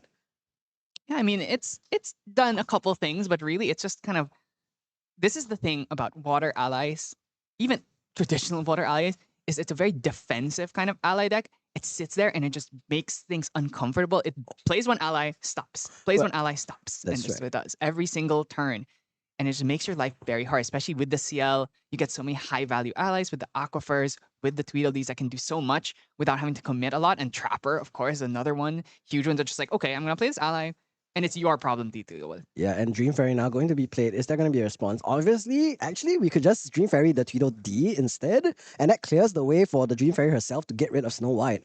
And it looks like Neptuno has the same idea, so Tweedledee going back into the memory will not be allowed to play this Tweedledee anymore. And this Tweedledee may not have enough value. Storm of Thorns is available, but Daunting Panda is still allowed to punch into the Snow White. So, if you think about it, since Neptuno is forced to hit into the Snow White, that Storm of Thorns could actually prevent like 3 damage instead. This is a big thing. I saw in Joel's hand, he had Crowd Guard Slash. Crowd Guard Slash is a 3 power attack a 3 cost 3 power attack that gains +3 if the opponent has 2 allies on board. I believe that's its effect, which means we could be swinging in for 9 next turn with just CL alone. That's actually a crazy tech card. Yeah, so instead of going for the heavy swing, we can go for the Crowd Guard Slash here. So, oh, actually, no, it's a 4 power that gets +2. So that means we could. Plus So it's a 3 6. plus 1. It's 7, 10. 8, 9, 10. Oh, wow. That's lethal, actually. Literally, we kill unless he has Veiling Breeze or Resolute in stand. And I think Joel, seeing the situation we're in, we kind of have to go for it. So let's see. If Neptuno does not find a defensive piece, he literally just dies here. And we also have the Cat Swing. Let's not forget that. Yeah, so that's a lot of damage. I don't think we see interaction in Neptuno's hand. Yeah, no, he's got nothing. He's got Serious Command. He has Imperial Countermeasure, but that's Windmill? an exalted card. All right, Joel, is Joel going to sniff out the vulnerability? Or is he just going to go for it? This could be a crazy YOLO send play, but this is a bad matchup, like you mentioned. If he doesn't have it, he's dead. And that could be the chance you need, especially here in round 7 when you're 4-1-1 in your worst matchup maybe, and you really need that win. Yeah, absolutely. And I definitely think in this spot, maybe you could even think about Mirror, stop Veiling Breeze. Yeah, I mean, there's not many other great options. You could always just go for another draw, but the Mirror could be so much more impactful. So considering either that or the Wind Resonance Bauble now. Yeah, there's so much to think about. The problem with Seri is like Resolute Stand, Veiling Breeze. It's just like there's so even calming. Oh, Mirror is the choice. Yeah, he wants to see. And yeah, so now at this point, Mirror has resolved. The only other option is Veiling Breeze, and we know it's Resolute Stand, probably Free Blade. And used on the Panda earlier, and that might be the doom for Neptuno. The Panda eating your Resolute Stand just was not worth it. 3 cards down. Is it the Crowd Guard Slash? 3. It is. It is. I don't think I've ever seen this card played, so Joel might be farming so much points on Fractal of Insight for this. He's literally reading it right now. He's doing achievements, he's doing side quests, and Neptuno looks at the card and realizes it spells his doom of game 1. Is there an interaction for him? It looks like there is not. And the interaction you will see instead is the handshake into the game 2. If we are unless There's nothing. I think he's just completely befuddled. He's like, what just happened? Isn't this like a free matchup for me? But I just got crowd guard slashed. he's lost, and so are we. We've never seen this card on stream before. Crowd guards slash goes crazy. Oh, but I think the question here is 3 or more units. Champion is a unit, is it not? That does count. Oh, I wonder if this is the discussion right now. Is like, Oh, does that's the that count? judge call. That's what Yeah, the judge yeah, call yeah, is yeah. for. I see. Okay. Well, I very unfortunately already went into my monologue. So, I mean, okay, chat? even if it does not get the +4, it's 4, 5, 6, 7, 8. It still kills. One off. Oh no, yeah, it's It still Gosia too. kills. Yeah, it kills. still Yeah, it kills. kills. So it doesn't matter, but it'd be so funny if it was for 9 or 10. Yeah. Wait, then give me back my monologue. I already did it. I already said the cool line and everything. And no, it is gonna be lethal guaranteed. Yeah, you're right. 8 points is going to kill regardless. But maybe let to know was just confirming for next game, right? Yeah, Because yeah. in the future you are gonna see that crowd guard sash happen again, and Neptuno will suddenly have to be like, okay, if I play this Dream Fairy, I die to crowd guard slash. Yeah, that's the thing. It's like because you had the 3rd unit on field, suddenly the crowd guard slash just got to kill. This is a line that I've never heard a person utter in my life. If I play this Dream Fairy, I die to crowd guard slash. Question mark? I don't think I've ever heard. That's definitely an original right there. This is going to be a Neptuno original. We're going to call it that from now on. In the sideboard, it doesn't look like there's that much available for help except for the Veiling Breeze. I don't see answers for Neptuno into this Water Seru. And the question is, does he need answers or does he just need to draw a little bit better? Because you remember, turn 1, pass, Fairy Whisper, and step. Not what you want to see. Yeah, I definitely think it's a just draw better. But the thing is, you're playing against aggro, and sometimes aggro just draws well, especially an interactive aggro deck. Usually when you're playing, it's like, fire aggro, you hit Seru, you flip. If they can't kill the Seru, you kind of just like eventually win. But against water, they can hold things like the Cerulean Decrees, like the dismissals. Yeah. And you saw the dismissal basically won that game there. Yeah, denied the Dungeon Guide. The Snow White also did a great job. And since we're talking about Snow White, we can talk about protection for Snow White. And there is actually 3 copies of Unyielding Raveguard in this sideboard as well. I assume probably meant to deal with Diana, but also does really good in this matchup. Because if Neptuno doesn't draw like allies, clearing that 0-2 taunt twice is very irritating. Like compared to clearing a 0-4 taunt, clearing 0-2 twice is actually a pretty significant difference, even though it's the same amount of life total, right? Yeah, and especially because it's in 2 different chunks, because you can't just like do 4 damage once. You have to do 2 damage and then 2 damage again, especially for a deck that doesn't play a lot of allies. That's pretty hard. Not to mention the Song of Frost here in the side, which will probably come in as a way of maybe stopping the Seru from getting off one of those big commands, and then maybe just getting a kill shot in with crowd guard slash while the Seru is rested. Even the Topsy Decrees will be great, because, I mean, Spell Shroud, no Arcane Blast for you. Ally decks only go to level 1. 2 Arcane Blast is lethal. Arcane Blast plus 2 Seru Swings is 19. 1 point off lethal. The Dungeon Guide finishes that off also. So a lot of options available for Joel and the sideboard to come in. I think you can expect things like Bandit and the Protector Raccoon that he does run most likely for most other matchups other than Seru will probably be going out to make space for all of these cards. But at the same time, this does mean as an ally deck, you lose allies, you lose attackers and damage options in the early game. So maybe he won't even side all of those things in either. Yeah, I think maybe the bandits or the protectors go out for unyielding. You could maybe keep the bandit just because this deck doesn't play reclaim. Yeah, I mean, it shouldn't, but we will find out in a bit. No reclaim. So, because some of these series do play reclaim. So that was a consideration. And of course, it's like, what else are you removing? It's like, I think Topsy could come in, but I feel like you're probably not Topsying this deck. And then Song of Frost. So it's just, you could put in Fracture Eyes maybe, just to Fracture Eyes the Reliquary. That's a classic play. Yeah. But let's see how it starts here. Bandit is a 3/1/3, so still a pretty decent ally. I think you wouldn't really mind just playing that down. But we do have Stifling Gyre in the starting hand from Neptuno. He could go just Frostsworn Paladin or Nia. Aeson himself. Or Aeson? Yeah, Aeson? I don't know. The Nia did a lot of work last game. Or you could call Snow White. You could call Snow White as well. Yeah, both of those cards did a lot of work last game. I don't know if he's going to be happy to allow Joel to just do whatever he wants and slow Neptuno down so much. We will see what the judges put down on the screen later. Yeah, there's so many options here. It's like between Frostmourne, Nia, Snow White. Or your own Asen. Yeah, I mean, I don't think it's Asen. Is he even on? He is on Asen, but Yeah, eh, he has one in hand right now. That's why I'm thinking that he I might see. pick it. Yeah, now we deny our opponent from denying us. I think if you just go, oh, there we are. Bladed Rift here. So this is once again another card he has to look at. So this is a 3-cost 2/3 that when you are level 1 has True Sight. Yeah, It's a Dream Fairy killer. it is Simple as a that. 2/3. You as an ally player, as many 2/3s as possible, please.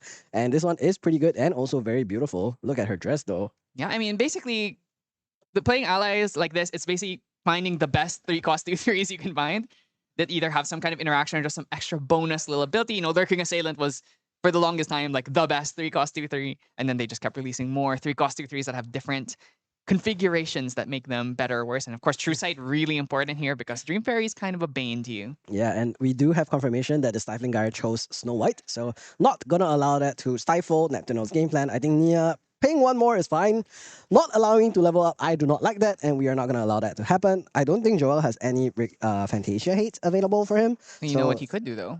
He could just play Snow White and pay 7.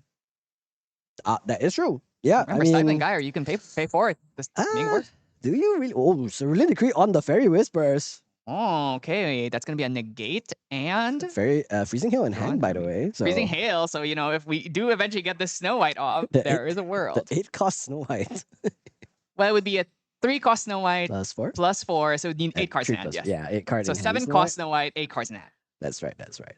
And And looking now at it, I'm seeing a lot of level 3 cards. We do see the 8. Wait, does he have 2 Asens? 2 Aces. He has 2 Asens. I'm and just he has saying. Benediction Angel. Just saying. Maybe he should have picked 8. No. Oh no, it's yeah, he does have the Benediction Angel. Not so enough cards to play all of it. could just recover too and go back down to 0 damage counters, poke a little 1 point into the Spirit of Water, which is not too bad. I don't think you would complain about doing that either. Yeah, it's probably gonna be Benediction. Oh, Pass. Oh no, Asen into Asen then Asen back to hand. just to put cards down? Question mark? Because if you put down the Benediction Angel, Oh, you can't trigger Seiryu end of turn. he only has 1 advanced online card, I think, because it's Byaku's Command. Oh, It you're was Fate right. Stone it was Byaku's Command and Fate Stone of Heaven. He can't imbue, so he has to go Asen, return Asen back to hand. This is so bad. Yikes! This is a really rough And turn. then he loses the Fate Stone of Heaven too. Yeah, that angel is not making his way onto the board. Can I just say, if he picked Asen Protector right now, he wouldn't be having this problem. Yeah. The Snow White's not even in the hand. I'm just saying. Well, you know what? If he did draw it, he would have gotten punished. But top decks into a dungeon guy, which is great for him. So next turn, the option is there to go level to 2, then dungeon guide. Right now only at 1 quest counter. 2 should be at 2, right? No, he just leveled up this turn. Oh, right. Okay.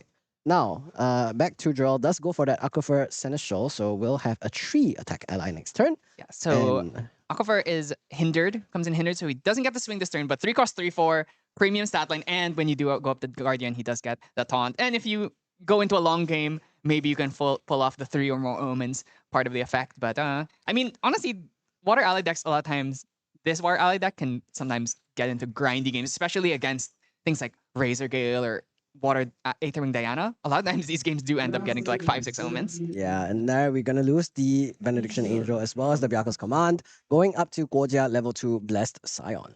Has a Frostbind, but I don't see a Dismissal. So currently has 3/4, draw for turn plus draw, 5 cards. He went for quest counters already, it Oh. looks like. So No, not Dungeon yet. Guide. Still thinking on it. He gained the quest counters from leveling up here. Went from yes. 1 to 3. So he actually won't be able to flip Dragon if he doesn't go for quest counters here. Yeah, so if he goes for quest counters, he can flip Dragon, but now he's in Frostbind range. 5 cards in hand.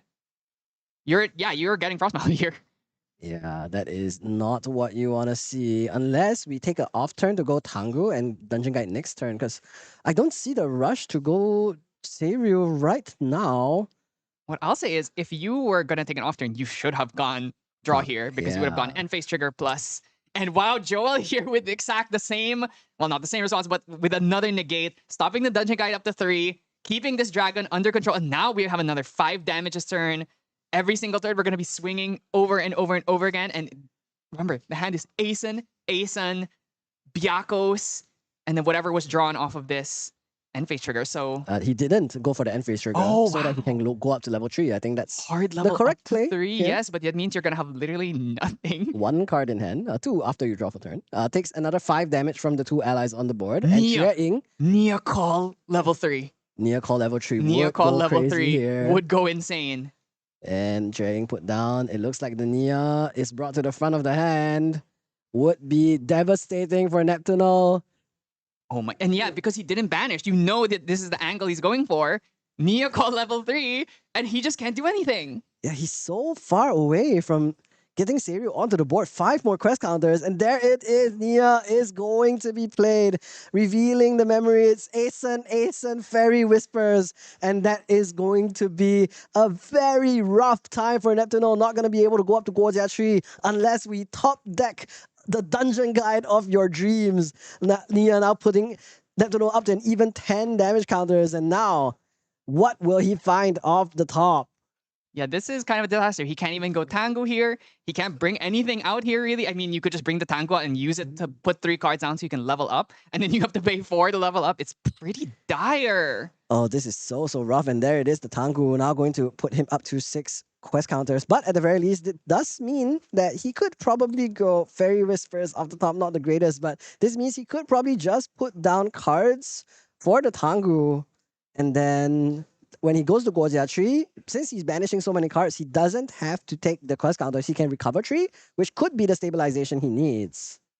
Yeah, this is really rough. I mean, you could go Fairy Whispers, 7 quests, then end phase, 7 quest counters, dig for that dungeon guide, dig for something that'll help you. And then we just hope. We just believe. Yep, Fairy Whispers in response, Nullifying Mirror, not super relevant. Veiling Failing Breeze, Breeze, not doing anything for us anymore. Yeah, that is going to be pretty rough. Dungeon Guide is found, but not able to pick that up because it's not a wind Well, card. we could draw into it for the end phase trigger, but then It's too late. Yeah. Like, okay, wait. If we go pick up that Dungeon Guide, then we yeah, no, take we put it to the another off bottom. turn. We put it to Yeah, the no, bottom. I think he knows that he doesn't have much time left, and especially if you play this dungeon guy and gets negated again, you're just completely screwed. End of turn. Are we triggering Seiryu, the Fable Azurite Fatestone, Asen Protector, number 1, going to leave? And we draw to Second another Gyre. staff playing Gyre. Not super useful right now. The angle here is Tangu to put 4 cards in memory so you can hard level up to 3, which is awful. 6 damage available on board for draw. If he goes Inert Sword Cat, 1 more ally, he has lethal. He has Crowd Guard Slash in hand, by the way. Just Again, saying. He yeah, does. He does. a great card. So that means one one game swing 4, 5, 6, 7, 8, 9, 10. That's just 2 more. Inert Sword Crowd yeah, Guard wait, slash is yeah, lethal. yeah. Inert Sword Crowd Guard Slash, if you assume there's, and we can't play Veiling. So it has to be Resolute Stand. Exactly. This is almost the exact same situation as last game. Yeah, I mean, okay, we have Nullifying Mirror. If Joel doesn't randomly tap it pre-rec for some reason, then yeah, Neptunal is out of options. But let's see, what is the play? Inert Sword, Crowd Guard Slash to take game 2 of round 7. There is no way. Inert There is Sword. no way this is happening. Buy for your the Crowd Guard second game in a slash row. Buy your Crowd Guard Slash chat. This is an insane card. 3 damage from the Aquifer Seneschal, pushing Neptunal to 13. If you were going to play Resolute, you should have played it now. So that means, 1 okay. more damage, 2 more damage. That's 16. exactly a Crowd Guard Slash once again. Are we really going to see the Crowd Guard Slash 2 games in a row take the game for Joel? Take them to a 5-1-1 finish, and it looks like the 3 cards are down. The Crowd Guard Slash is played. Is there going to be a response? Neptunal, what do you have to say to this? How does it feel to lose to a card you have never seen but there are 2 games in a row? Oh my gosh. Let's see what the response is. Neptunal now going to maybe dig with the Fairy Whispers, but I don't know what he can find. Yeah, the Fairy Whisper. Oh, wait. Second Veiling Breeze. Has to Second be Veiling exactly Breeze? second Veiling Breeze because you can Veiling Breeze and then he mirrors. He And found then, it! Oh, he found second Veiling Breeze! And that means that he has finally found an out to not die right here, right now. Let's see though. But if we have to play Veiling, we have 3 cards in memory. We can't level up because of the Neon. We can't pop the Tangu. Oh, I mean, okay. Yes, but it's better than dying right now. Yes, it But is. what's the out? I don't know either. Let's see though. Neptunal is just going to try for the Veiling Breeze now. And we're going to see the Nullifying Mirror going to be tapped in response. Oh, there's a Freezing Hail in hand. So there's no guarantee. 1 more Veiling Also, Breeze how now many going to be wind is played. this? How many wind is this? like 2 maybe. He might still die end phase and then just go freezing hail here. 'Cause this Yeah. is, remember, this is 6 damage. So if it's only 2, it's gonna go up Four? to 20, and then you end phase, and then on Neptune's turn you freeze 3. 3. Okay. Okay, We're so safe, no we're safe. lethal yet. But the crowd guard slash has almost taken out Neptuno for the second game in a row. But we can't level up still, so unless we top deck Dungeon Guide once again, makes you think maybe he should have kept that Dungeon Guide there, but who is expecting this to happen? Yeah, I mean, dread it, run from it. Crowd guard slash comes for you again. And oh my gosh, chat, pick up your crowd guard slash on TCG player right now. This card is bonkers. It's a 3 cost 4 attack, and has put Neptuno in such a difficult position 2 games in a row. 19 damage counters now to his name. And maybe this matchup isn't as bad as it looks. You know, when you draw this bad, it definitely doesn't look. I mean, let's be real. I'm just okay. Once again, I'm gonna say it again. Imagine if he just called Ace and Protector. Yeah, I mean, it could have been a decent way for him to try and deal with the board. We just go ally gaming 3-4-3-4 Alright, and he punch into the better- rest of the You board. better remember, you can't level up to 3 here. Oh dear, he knows, and there's the And enabling Enfeebling orb. Orb is not going to help you. Is not going to save you at all. Neptuno can top deck exactly Resolute Stand as well. Nope. Harness Lightning not going to save you, but is there any other answers? We already saw Asen, Byaku's command, nothing available, and Neptuno's just gonna pass. And now he may have bought him a turn, but now it is Joel's turn to show him who's gonna make it past this round of the Southeast Asian Nationals. Backup Charger is just gonna be the materialization, getting another draw into the memory.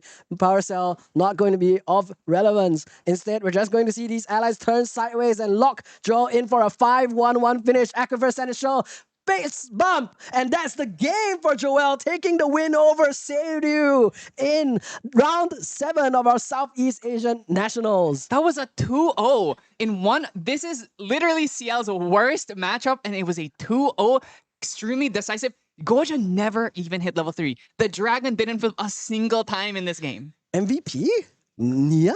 Nia, honestly, Nia? Snow White, Nia, Clutch. crowd card slash carried this game. No, like, okay, in both games, Nia did such a great job. And yeah, Crowd Guard Slash, of course, had the final glory, take the final hit. But Nia slowed down Neptuno so much in both games that one influence sounds like, oh yeah, it's just one card. But just one card is so important in so many different cases in a game as close as Grand Archive at these levels of play, at the 4-1-1 line, at the 5-1-1 line, 6-1-1 line, wherever you are playing Grand Archive at a Nationals event, every single bit counts, and that Nia put in the work. Yeah, and like you saw, game 1, that Nia was the difference between playing or paying for that frozen dismissal. In the third game, it was the difference between being able to hard level 2 turns straight in a row. It just completely took over the game. Yeah, did so much to just stop Neptuno in his tracks, couldn't proceed, even though you would think he had decent starts. I mean, okay, game 1, pass into Furious Burst, not ideal, but still had the BC Space Stone afterwards to catch up. Game 2, just a bunch of Ace and Protectors and no cards to bounce up. Can't imbue the Benediction Angel. It's a little unlucky, we can't deny that. I want to see the world, like the universe where he called Ace and Protector there. I want to see how different the game would have been, because it's like, oh, Ace and Protector, swing, try and kill your allies. And it's like, that game could have been very different. Now, of course, I think it would have still not been a super advantageous position, but it just, at least you didn't call a card that didn't even get drawn. Yeah, right? I mean, that's the thing Hindsight. about It's all Stifling Dire, hindsight, right? right? Yeah, of course. We can see that, yeah, he didn't have Snow White anyway, Yeah. but it could also have just been like, because the Gyre was there, then the Snow White never came down from his perspective, right? Yeah, and imagine the difference where, oh, if he was able to imbue his Benediction Angel, and he also drew the second Ace in like after the fact, because he had one Ace in hand, I think, and then he drew the second one. It's like, oh, that's when like, oh, maybe I should have called Ace. That's true, yeah. Right, and especially with no windmills, no other allies he can play, that's what makes it, oh, now it was really bad luck. Yeah. I hate to say it, but really it was a very bad draw in that second game. First game was definitely more competitive. Maybe the Resolute on the Panda was something, but yeah, I mean, props to both players here, but Joel really showing up in the worst matchup that the CL deck could possibly. I feel like he was probably dreading the thought of even running into a Seiryu, but it was a 2-0. Yeah, he cleaned house, like crowd guard slash, everybody, and the crowd goes wild. And I mean, you can see they're not exactly, but hopefully, if he brings it all the way to the finals and everybody is watching, then the crowd guard slash will, of course, make everyone go wild. In the meantime, though, we do still have 2 more games for today. It will be, of course, very, very high impact and intense games, round 8 and 9 of Swiss, and will only be 2 people at the 7-0 line moving forward. Yeah, that's right. And currently, I think there's like 4 undefeated players left. So that is not raping. The Spire Slimes. Zwan? Yeah, and then there Something. was Mike0615, who is on Water Diana. There was a Sarayu KLVR who's in Sarayu, and then there was one more I can't remember. Oh yes, he is Aoi from Aoi, Luxemzander. Fire Yes, Luxemzander. the one How we could I saw on forget? round 2 of Yes. stream. So once again, we find ourselves in a situation where, for some reason, Fire Luxemzander is undefeated. 6-0-0 at Southeast Asia Nationals. Maybe it's just the air in Taipei. Yeah. The air in Taipei is particularly hospitable for Luxem. Yeah. Yeah, I even though agree, it's I raining agree. so hard recently. Yeah. So yeah, but that's it. Gonna be it for round 7. Gonna be a bit of a long break because it's such a fast game, but don't go anywhere. We have the last 2 rounds of the event, and we'll be crowning our day 2 entrants and the people who are hopefuls to getting into Worlds and the Gauntlet from here on out. Yeah, See you don't go soon. anywhere. Welcome to the Grand Archive's most exhilarating event, Pantheon. For generations, champions from the Grand Archive have fought for the gods' favor in this arena. With boons from gods, each champion fights not only for their own victory, but for the glory of their benevolent patron. You'll be surprised to see how much a boon can completely change a champion's fighting style. I don't doubt many of these fighters will gain new fans, and even rivals as they compete. As the rules for Pantheon are quite different, don't forget to double-check the Pantheon-specific ban list before entering the fray. Worry not, they have also supplemented champions with unique skills and treasures for use only in this arena as well. So rest assured that your favorite hero will still shine brightly upon the field of battle. Let's walk through a typical match. Pantheon is a multiplayer format consisting of 3 to 4 players, where the last player standing is the victor. Just the same as a normal game of Grand Archive, main decks consist of a minimum of 60 cards and a maximum of 12 in the material deck. However, in Pantheon, you cannot have more than 1 copy of each card in the main deck. Players will also start with 1 lesser boon and 1 greater boon card face down in their Pantheon zone. With the battlefield properly set up, we're ready to start the battle. All players will place their level 0 spirits onto the field at the same time. Then, each on-enter effect is resolved in turn order. This will be clockwise around the board. A free-for-all fight might be too much for some of our less athletically inclined champions, so the gods have also granted their wards with a barrier token that absorbs the first 6 damage to them and their allies each game.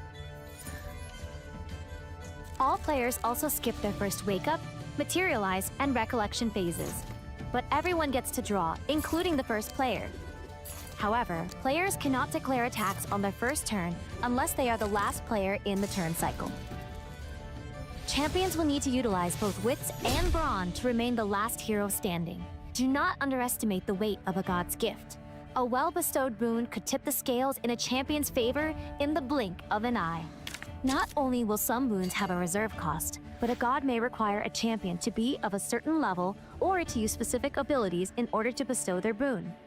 Some boons can even be bestowed at fast speed, so champions will need to strategically think of when to use them to maximize their effects. Given that it is the power of a god, once a bestowment enters the effect stack, players cannot have opportunity or perform game actions in response to it. Once bestowed, the boon will be represented by its card face up in its owner's Pantheon zone. Even if a god bestows their boon, it may apply too slowly or quickly for the champion to make good use of it. For this reason, it is important for there to be a good synergy between patron gods and their chosen champions. Pantheon is an exciting challenge for champions of all levels of experience. Win or lose, you might find that trying an unusual or comedic strategy might even impress some of the gods. Learn more about Pantheon and the Grand Archive at pantheon.gatcg.com.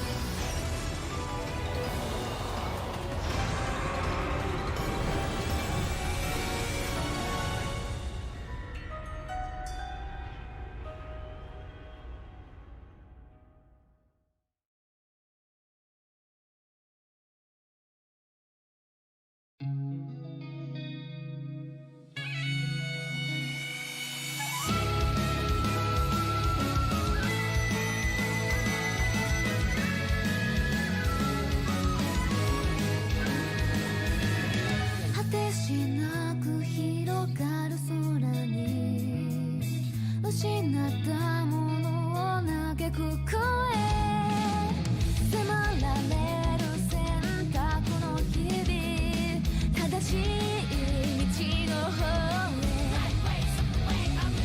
間違ってなかったと証明しよう生き様で邪魔されても席を読むさこの頭で全て手に入れる高く飛べどこまでも行こう不可能と思い込んでたものがなぜか小さく感じた見てる景色がそう先になったから叶うまで近い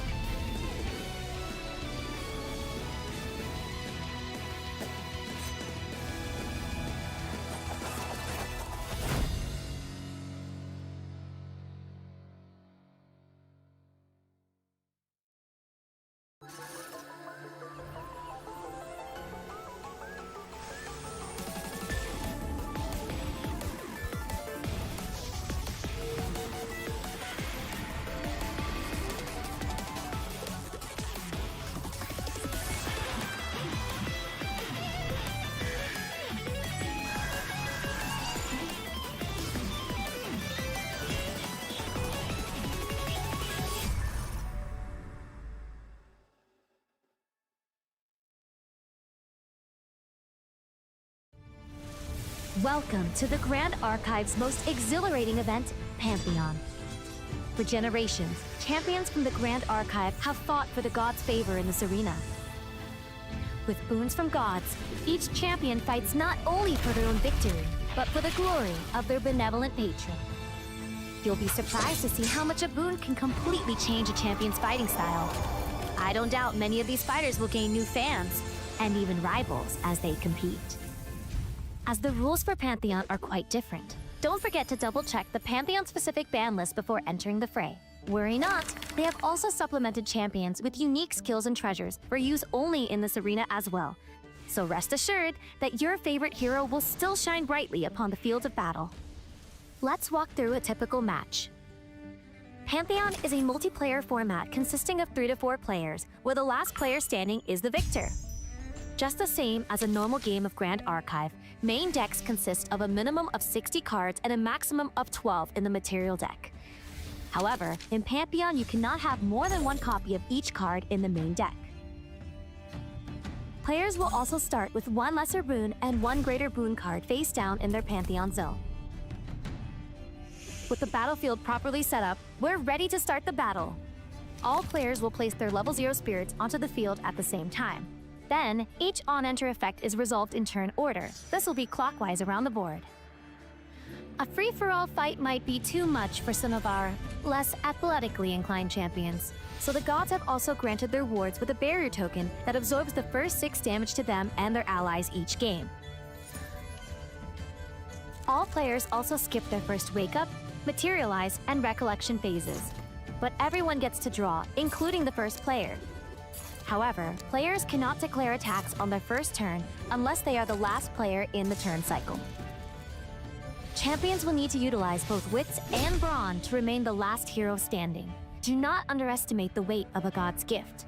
A well-bestowed boon could tip the scales in a champion's favor in the blink of an eye.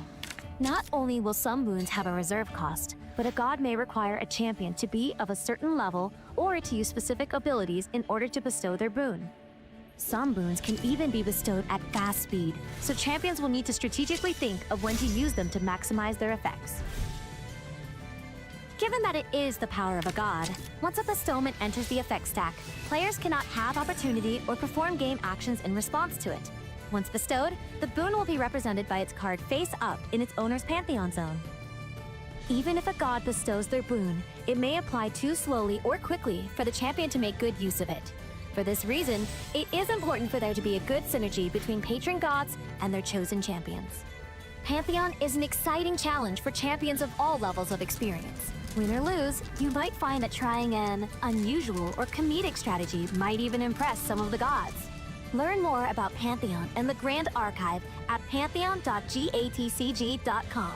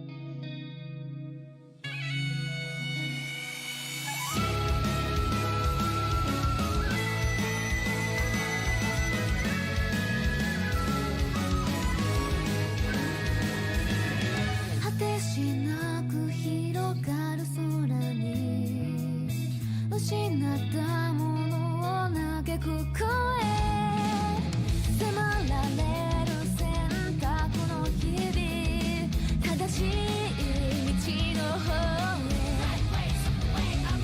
へ間違ってなかったと証明しよう行き詰まって邪魔されても先を読むさこの頭で全て手に入れる高く高く飛べどこまでも行こう不可能と思い込んでたものがなぜか小さく感じた見てる景色がそう先になったから叶うまで近い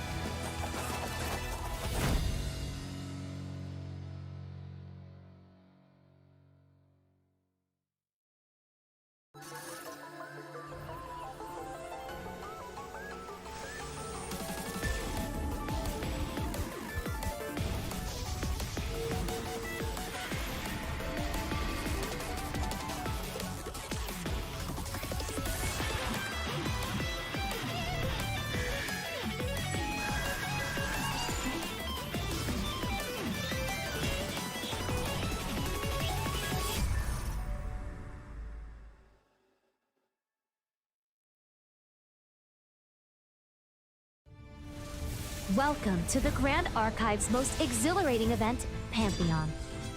For generations, champions from the Grand Archive have fought for the gods' favor in this arena. With boons from gods, each champion fights not only for their own victory, but for the glory of their benevolent patron. You'll be surprised to see how much a boon can completely change a champion's fighting style. I don't doubt many of these fighters will gain new fans, and even rivals as they compete. As the rules for Pantheon are quite different, don't forget to double-check the Pantheon-specific ban list before entering the fray. Worry not, they have also supplemented champions with unique skills and treasures for use only in this arena as well. So rest assured that your favorite hero will still shine brightly upon the field of battle. Let's walk through a typical match.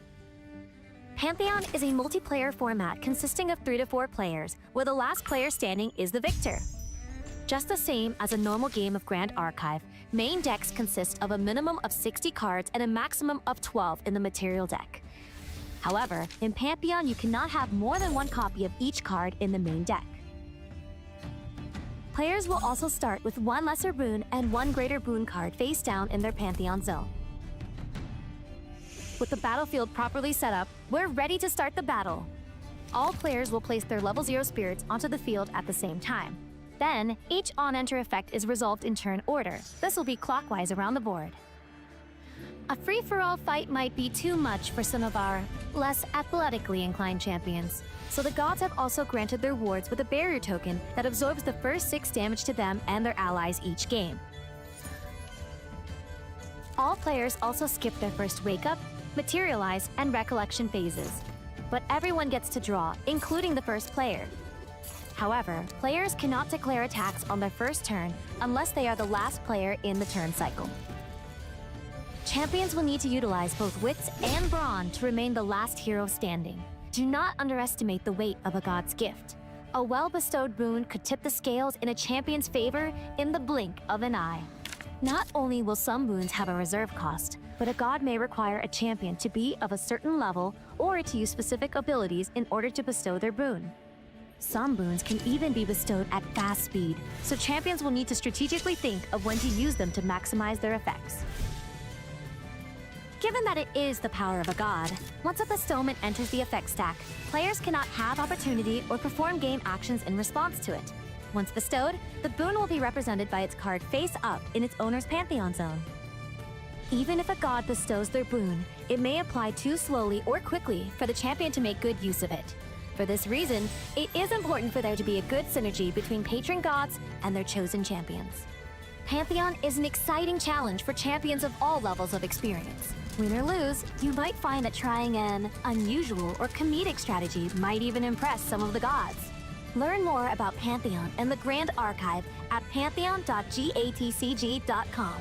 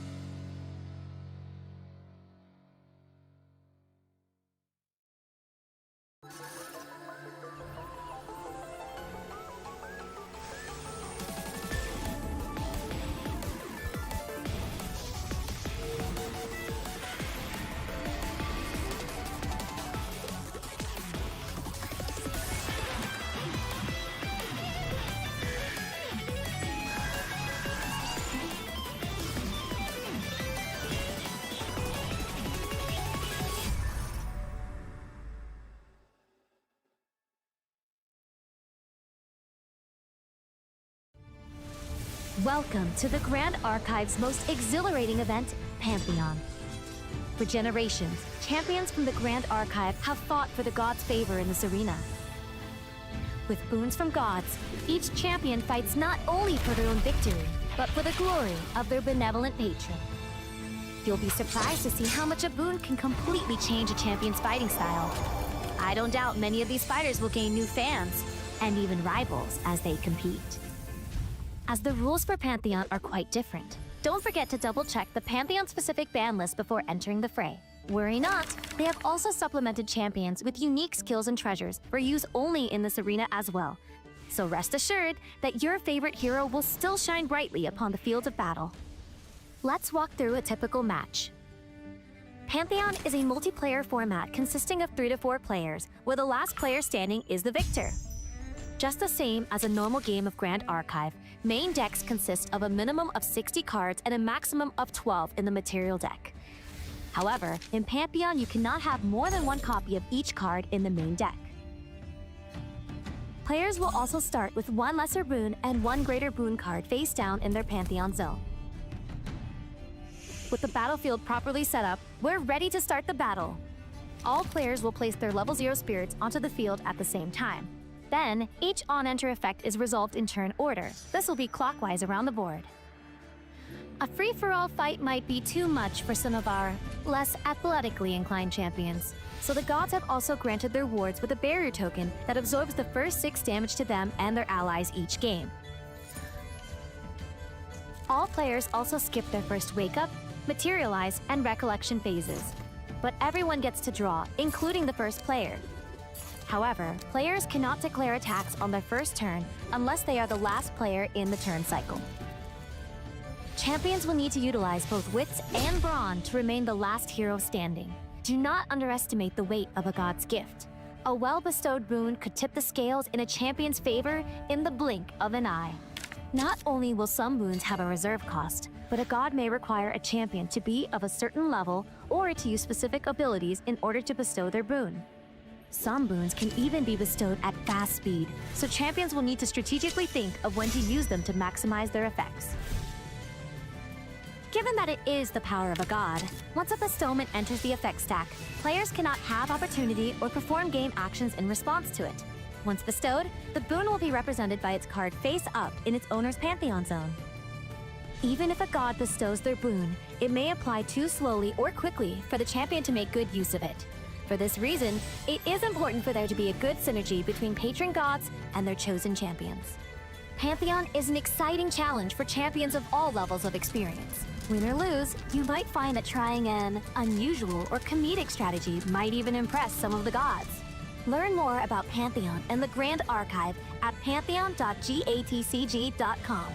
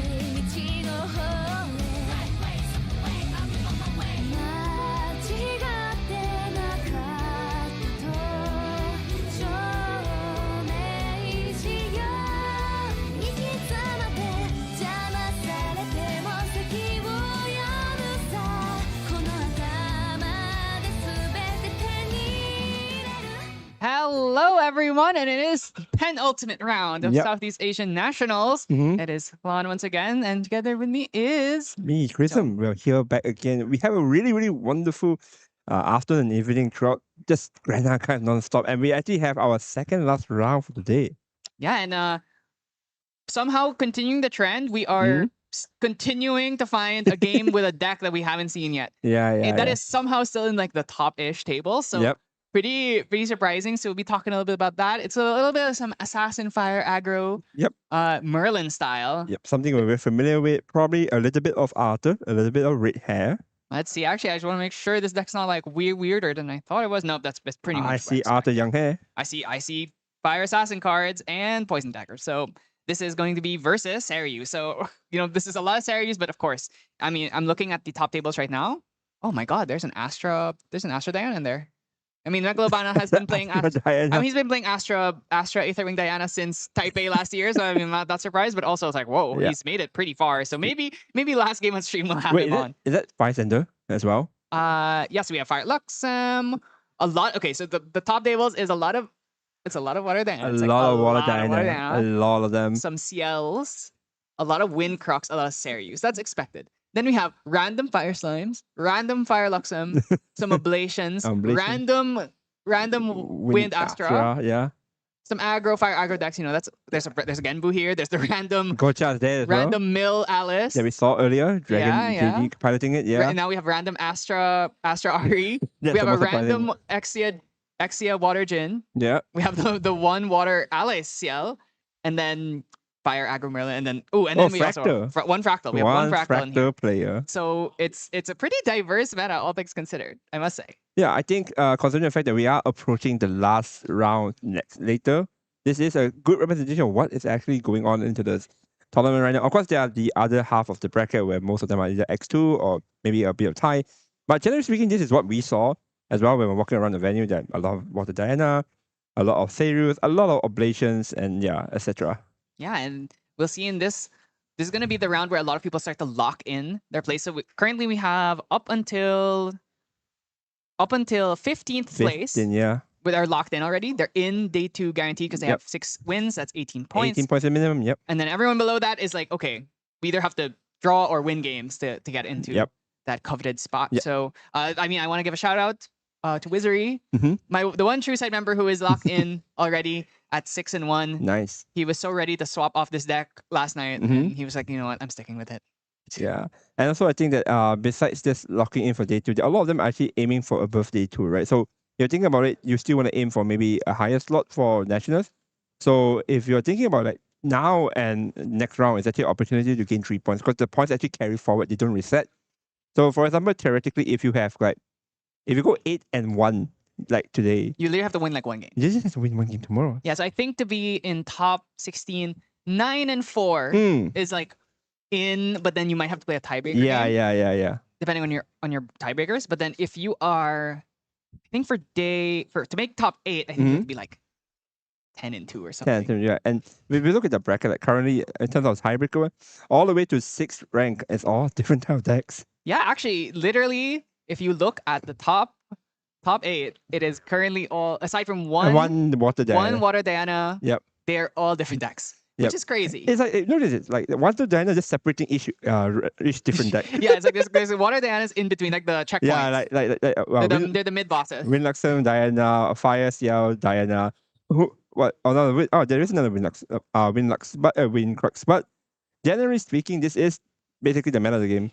Because Water Diana, I do agree that it's one of the most highly competitive deck right now because it's a deck super consistent. It's so consistent. And it just works. It always works no matter what, right? So it's a deck that can beat anything. It has no like unwinnable matchups. Yep. And it has like a chance against. I mean, it has bad matchups, but it never has anything that it's like cannot win. It's a deck that you can play patiently. It's really similar to all the level 1 decks in the past that we have. Like for example, the Gambu Sylvie lines, the Sylvie Nico lines, anything that do with the water, focusing on level 1, just farming influence, and then eventually just going to town with all the bodies on the board, or just going with the nuke. That's typically like a level 1 water deck. So I'm not really surprised the deck really does really well. It's really versatile. Yeah, and so now we're going to be featuring Sariu, one of the boogeymen, but clearly has not taken up the Water Diana thought. I was told, oh, there's not going to be a lot of Water Astra or Water Dianas in this tournament. Clearly not correct call. Really not correct. I think it's very hard to judge what is the most represented deck in this current format because like there are just so many decks that are really good. Like again, I personally think of it like a big four. There is the Gotia Seiryu, there is the Diana Waller, there is the Wind Crux. Wind Crux was supposed to be projected to be the most played deck today, and then there's Oblation. Yeah. I think this is a great representation of how diverse this current meta is. It is super, super diverse. And we're going to see in the day two, though, what really like ends up loading up to the top. Because, you know, that's the cream of the crop. Yep. And a lot of these weirder decks maybe will make it, but we'll see. And especially in the top 8, that's when you're like, oh, okay. This is where we crystallize like what truly are the best decks in the meta. Now, of course, if there's a ban list after this tournament, there's a chance that gets completely shaken up for the World Championship. Wow, we have tied in rows and rows. This is really, really intense. Okay, we have finally had. And wait, that's the fire aggro won the dice roll. All right, so that's far. Scary. I mean, is it really scary now with how the rule has changed? Like you know, now both has spirit. Back in my days, the spirit had to come one by one. Yeah. I mean, it can helps. enter it now. Okay, turn 1, Arthur. Can you think of a better opening to a fire aggro play? Oh, Dream Fairy. Dream Fairy. Nothing to stop it either. So yeah, that's it. That's gonna be an Arthur Immortal. Immediately gonna eat a Dream Fairy. But guess what? If you use the Dream Fairy, it is kind of eating up your turn. I mean, yeah. I mean, Dream Fairy is not the worst thing in the world. You don't really want the art after just standing there in the way. So second Dream Fairy. Second Dream Fairy. Just do it. Just do it to him. I mean, you gotta do it. There's no way you don't throw the Dream Fairy here.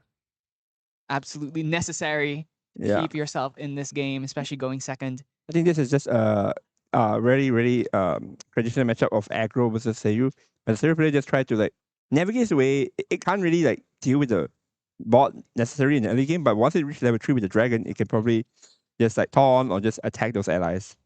Now, this deck does have a lot of ping, so it's possible to kill the Dream Fairy and then from there replay the Arthur. But that is a lot of tempo they're losing just because Arthur is so expensive. He really is the best to be played in the first turn of the game. Yeah, I mean, everyone that has played against the Fire Aggro meta will just always remember the PTSDs that have the Arthur Red Hair combo. Okay, Arthur going to be blown back into the memory here by that Dream Fairy. And now Microcanthus is going to have to look for a way to either remove this fairy or just continue to put on pressure. That Arthur, especially if it was going to be the way to unlock a red hair, would be huge. Yeah, I mean, this is basically already kind of behind from Microcanthus here. Of course, it's not the end of the world, but you have to your Arthur is no longer like on the field. You have to think of a way to get rid of the Dream Fairy if you want to play back the Arthur. Number 3 is an unique ally. So the main culprit here, Red Hair, can't actually come up to the field easily. So I think you had to like give up some sort of resource to deal with the Dream Fairy and eventually slam back the Arthur. Ooh. So okay. Thinking about going Poison Dagger first materialization. That would be pretty nasty. But I mean, there's not much that Seiryu can do to interact until they get Fates of Heaven. Yeah. And that's probably not happening anytime soon. So I definitely think it's okay to bring this out now. We see the Tweedledum. I see some of these. I do see some of the Sheen cards that could be used to get rid of the Dream Fairy. I see a lot of reaction spells. Yeah, it's a lot of burn spells. And I also see the Peppered Chef. Yep, Demolition's there as well. A lot of spells. Ooh, really. Demolition killed Dream Fairy, perhaps? A bit. Yeah, that's 4 cards. Ooh, 4 cards down. I mean, Demolition hit Dream Fairy is liable to getting hit by the classic. Oh, is it? Okay. Tweedledee. Tweedledum is going to be the pick here. Yep. Now, the thing about Tweedledum is that you can only... Your opponent is the one is the one. So it's a 3-cost 3/2. So very well statted in terms of offensive power, but your opponent gets to choose what it attacks. Now, you cannot declare Dream Fairy as a target because that's stealth. Yep. So I think it's damage here. There's something else Abby could probably... I think there's no reason to not take this. Probably just a Fairy Whisper to check what's on the top 3. Yeah. Fairy Whispers, check top 3. Ooh, there is a Fiery Interference in there as well. So that's pretty scary. Innervate found. That's pretty good. Reclaim also pretty good in order to stop this Dream Fairy from potentially getting sniped. A lot of good options. Just what is the correct options here? I think just making sure you have enough resource when you go into the level 1 game is the most important key right now. So Reclaim is pretty good.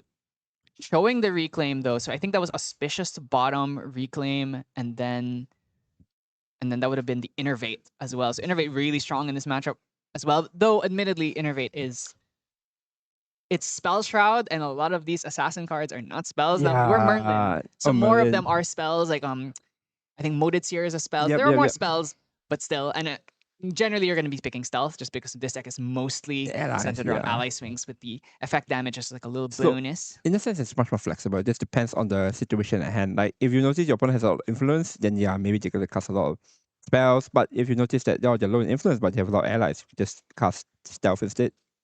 Yeah, and remember, this Tweedledum does not have Stealth yet because that's an Assassin class bonus, which means we can kill it maybe with that Aeson Protector, or just second Dream Fairy, get rid of it. Yeah, there's an argument to just Dream Fairy bounce. There's an argument to just bounce Dream Fairy here. I'm not too sure if that's a good play, but I think we're just going to recollect. I think we have a Trotter. We could even Trotter on a Dream Fairy, give it a buff counter, but that does lose to any random burn spell.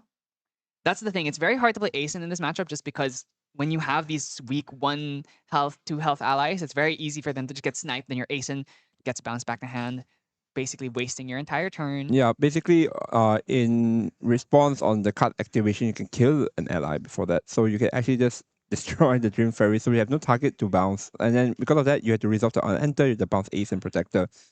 I don't think Aeson is definitely the play here. Abby is probably really aware of it. Is very cautious about it. So I think it's probably just a... Wait, he has... Maybe just another Dream Fairy. It might actually be Dream Fairy number 2. I don't hate that as a play. I think it's a really heads up one. I think most people think, oh, I need to play the Aeson here. Need to try and develop some stuff. But I think actually just gonna go for Dream Fairy number 2. Yeah, I like that. I think it's dangerous because like it's very like the moment your Dream Fairy just passes, you can't actually give the buff. Yeah, so let's see. Especially looking at that, it was I think Tweedledee and Arthur were like the only allies. There's a Pepper Chef, but nothing to sacrifice. So I think definitely we need to try and get rid of some of these Dream Fairies. But we remember the Reclaim is also in there. So if you try and snipe one of these, it just gets Reclaim back to hand. And while it will continue to still ship that ally back, it's like, okay, well, I can play it again next turn on the Arthur that you replay or the Tweedledum that you replay. Yep, just getting attacked by the barrage of Dream Fairies. Just take one. I think we're just gonna pass and trigger the Sulfate Stone's effect. Banish one, draw one.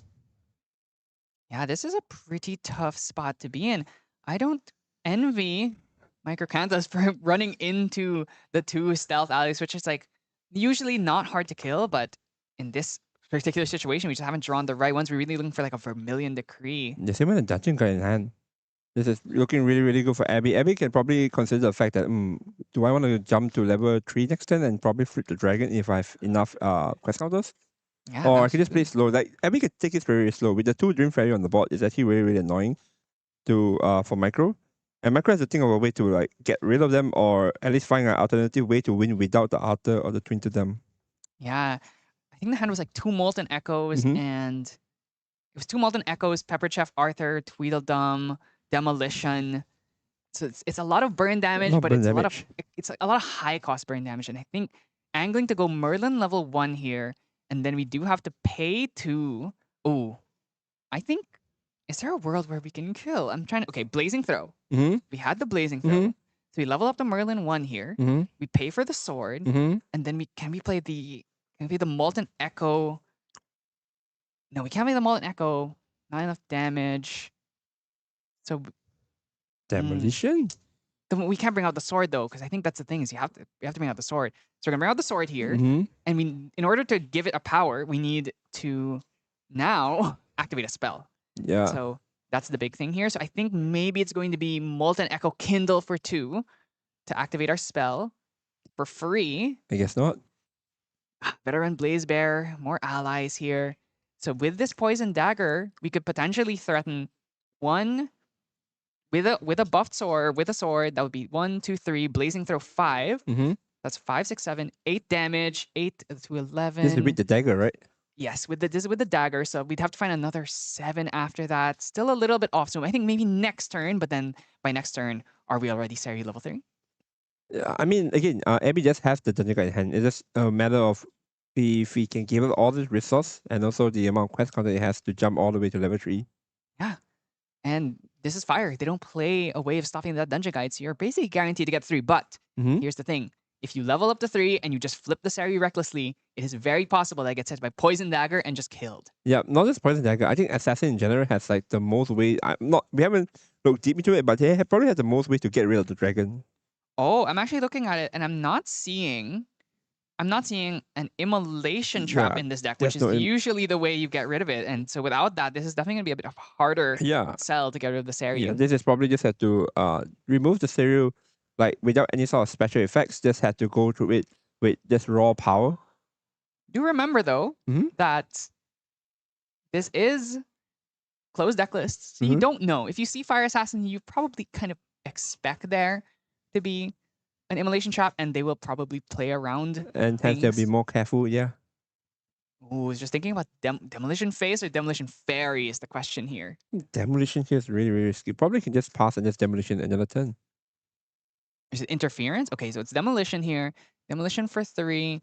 Going towards Face. Okay, Face is the place. We are not going to try and bother re-unlocking any of these units. We're just going to spend all the damage, and that also gives us the 1 power from the spell, because the Memorite Blade, you need to activate a spell in order to give it 1 power. So it's going to be 3 damage. And now, next turn, we can swing with the sword, do 1, and the next turn swing with the sword or Blazing Throw it. Yep, we are going to attack with the Memorite Blade. Just taking a bit of damage here. Not really a bad turn, but the problem is now that Micro is basically hands down. There's no more cards left in hand to either interact or just play cards. Abby is free to do whatever he pleases or whatever he wants. I'm thinking it's just maybe a level 2 turn. If we go level 2 here, we're only gonna have we're gonna have 3 quest counters. We could gain the 2, dungeon guide up to 3, and now we have 10. But then that would leave us with no cards in hand. Yeah, even with the dungeon guide, definitely no cards in hand. I think it's a really risky move unless you believe that going to level 10, going into 10 quest counter with level 3 now is the correct play, because there's no way for them to actually kill the dragon. But little do we know, Microtech doesn't really have a way to deal with the dragon. Yeah, exactly. Without that Immolation Trap, I mean, Immolation Trap would probably be a sideboard card anyway, but without it, it's very hard to actually remove this dragon. But we're going to go level 2. Let's see if it's a draw, or we go for that quest counter here. It's going to be a big one. That's going to be the 2 quest counters from Blessed Scion banishing to level up. Now we have to decide whether or not we're going to go for either the on-enter draw or the on-enter quest counter. Technically, going to 5 here means we can actually level up with the dungeon guide if we want to. But again, as mentioned, this will actually turn out to 0. Only 4 cards in hand. If you play the dungeon guide down, you will be forced to banish 2. Oh, 5, sorry. 5, and then you will play dungeon guide down with 3 cards. The memory 2 goes to the banish zone. This means you only have 1 card left in hand. This is super, super risky. He is going to go into it, go into level 3 Gocha here to get enough quest counter, I believe, and then potentially able to flip that Seiryu. Now, do you flip Seiryu now, though, is the question. We have open information, so in a world that everything we know, yes. But like the problem is that if you are Abby and I'm Abby, we'll be like, this guy's playing Fire Assassin. That like Immolation Trap is a real card, it's a real thing. So I think it's a bit too hasty to flip the dragon. I think I'm more inclined to just leave it up, because like there isn't a scary ally, right? There's no red hair, there's no altar. I think we're cool to just leave the dragon up. Plus there's a poison dagger, so it's really dangerous. I agree. I actually think it is. Ooh. Oh yeah, the dragon can actually finish off. So yeah, so this is actually a perfect spot. You really don't have to commit here. You can just pass turn here if you want to. You can banish this card in memory, or you can keep it if you like it. And then yeah, so we're actually even gonna dig extra deep through our deck. We are not flipping this turn, and you can either flip on Micro Kanto's turn after he's committed a little bit. Oh, I actually would have considered keeping the Auspicious here to try and dodge a potential attempt at Seiryu's life. Probably because he thinks that influence is too low, maybe. So it's considering the fact that this card's not really useful right now. I just want to dig deeper, maybe find the commands. Because then again, this deck is an aggro deck. You will expect the deck's defense ability is not that good. I think 1 Byaku's command and a few Seiryu's command will probably end the game. So maybe Abby is searching for a way to end the game as soon as possible.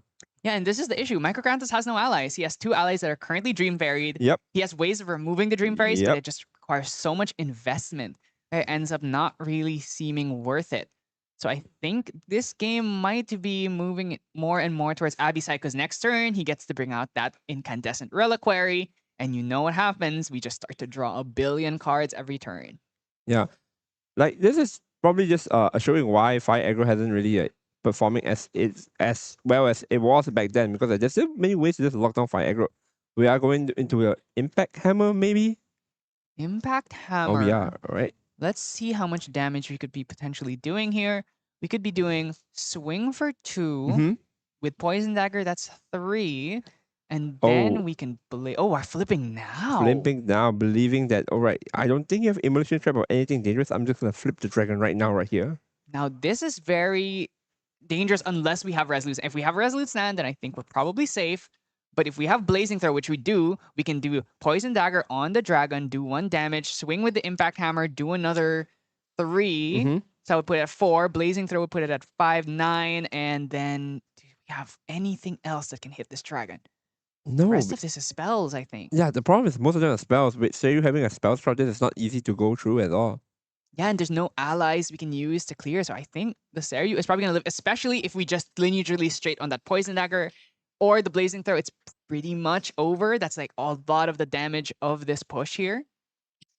Yeah, like, the problem is that there's just too many outs for Abby to just protect the dragon, protect itself. I think it's very hard for Micro to just navigate this to win, because the games there have just been so behind for him. And Abby is just so ahead in terms of like getting a dragon, getting a few allies to stop the core card like King Arthur. Arthur Young Hair, and then also the fact that next turn Abby just has the Lost Providence plus the Rulanko already, so he'll be able to get more influence. You're going to look at that Molten Echo. So this is a 2-cost Merlin card that does 2 damage and puts a Sheen counter on your Fractured Memories. And it is a Kindle 2, but also Ephemerate 2. So, ooh, wait, is that face? Oh, is that face? Oh, it's face. Wait. Do we have enough? Okay, Blazing Throw here. Uh-huh. Okay, wait, Blazing Throw will do 5 damage. Blazing Throw here will be 5. 15. We need to find another 10? Is it possible? Wait, is it possible? Wait. Is it possible? Influence is 6, maybe? Molten Echo. 5. Molten Echo does 2 each, and we can Ephemerate, but it's just like, I just don't see the line. There's just not enough cards in hand. I don't see 10. We can't swing with the Impact Hammer because the Seiryu will taunt it. I'm not seeing a way there. Imbue 3, Vermilion Decree, and I decree that you are going to take a bunch of damage here, but that's still not lethal. It's still going to be doing 3 to the face, I believe, plus 1 because of the dagger. So that's going to 4 damage to face, and then 1 Dream Fairy's down, and that's Dream Fairy on Tweedle. You even need 6 damage. The Impact Hammer is only going to do, I believe, only 3 damage. Molten Echo here, kindled for 2. Wait, that's 2 damage.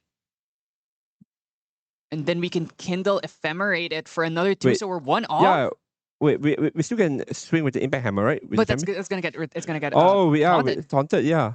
So we can Molten Echo again here, Ephemerate, and then do another 2. So we're slightly off still.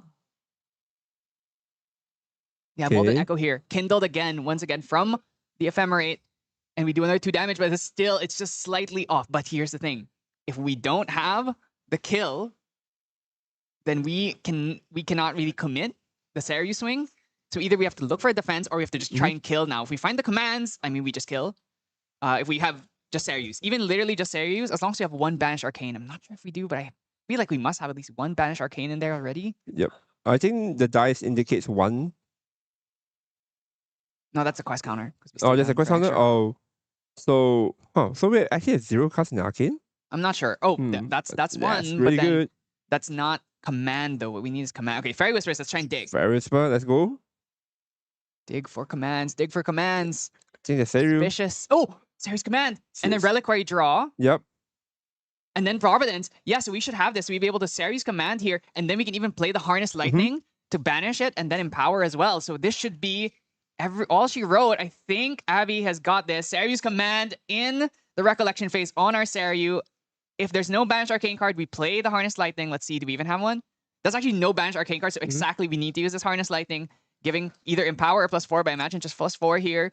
That's going to put the Seiryu to swing up 8, 11, and then Arcane Blast for free with that Empower, Generate. This is actually the exact cards he needed. It had to be exactly Harness Lightning or Byaku's Command here. Either would have worked, but Harness Lightning here is going to banish itself. So that is our 1 Arcane card in order to get that free Arcane Blast off. Seiryu swings for 8. I think this is really crucial. Can Micro actually navigate? I think because Micro is just hands down, it's just forced to just take all this damage right here. Yeah, Seiryu's Command allows us to get 2 extra on attacks, and you choose there the Empower, Generate. So generate first, Empower 2, so that would be Empower 9, or Empower 8, which I guess is the 11, enough to cast that Arcane Blast for free and bring Microcanthus down. And Abby just take game 1 right here really, really well. Masterful piloted, just drawing the Dream Fairies and just stopping all sorts of tempo. And it just shows like how much the tempo is really relying on the allies. And if the allies just don't hit the if they just don't hit the board, or they just don't do what they're supposed to do, which is to do damage over time, well, it's not really gonna be a fun time for you. Yeah, and really, it was just the very opportune. Drawing the 2 Dream Fairies in the opening hand was just so big in order to get us through these allies, especially because this deck, it plays a fair amount of allies, but if you just don't draw the right one, Yeah. you saw there, it's like the mix of effect damage and allies means sometimes you just don't draw a good configuration to deal with your opponent's hand. Yeah, the idea is probably like Outer Young Hair into the Mudry Hair, then eventually you get the Rokokos to just deal a lot of damage because you're low influence, and then you just even goes like Satiao. There's a lot of ways for you to like utilize the Red Hair, but none of them just really came to Micro. Yeah, so I think on Abby's side, we're definitely going to be probably siding on a lot of these advanced element cards, like the Aelas probably, maybe the Fate Stone, and then we're probably just going to put in either Gazelles. We're going to put in, most likely, maybe like the Cry for Helps. Probably the Blanche has got to come in, definitely stop a lot of that effect damage.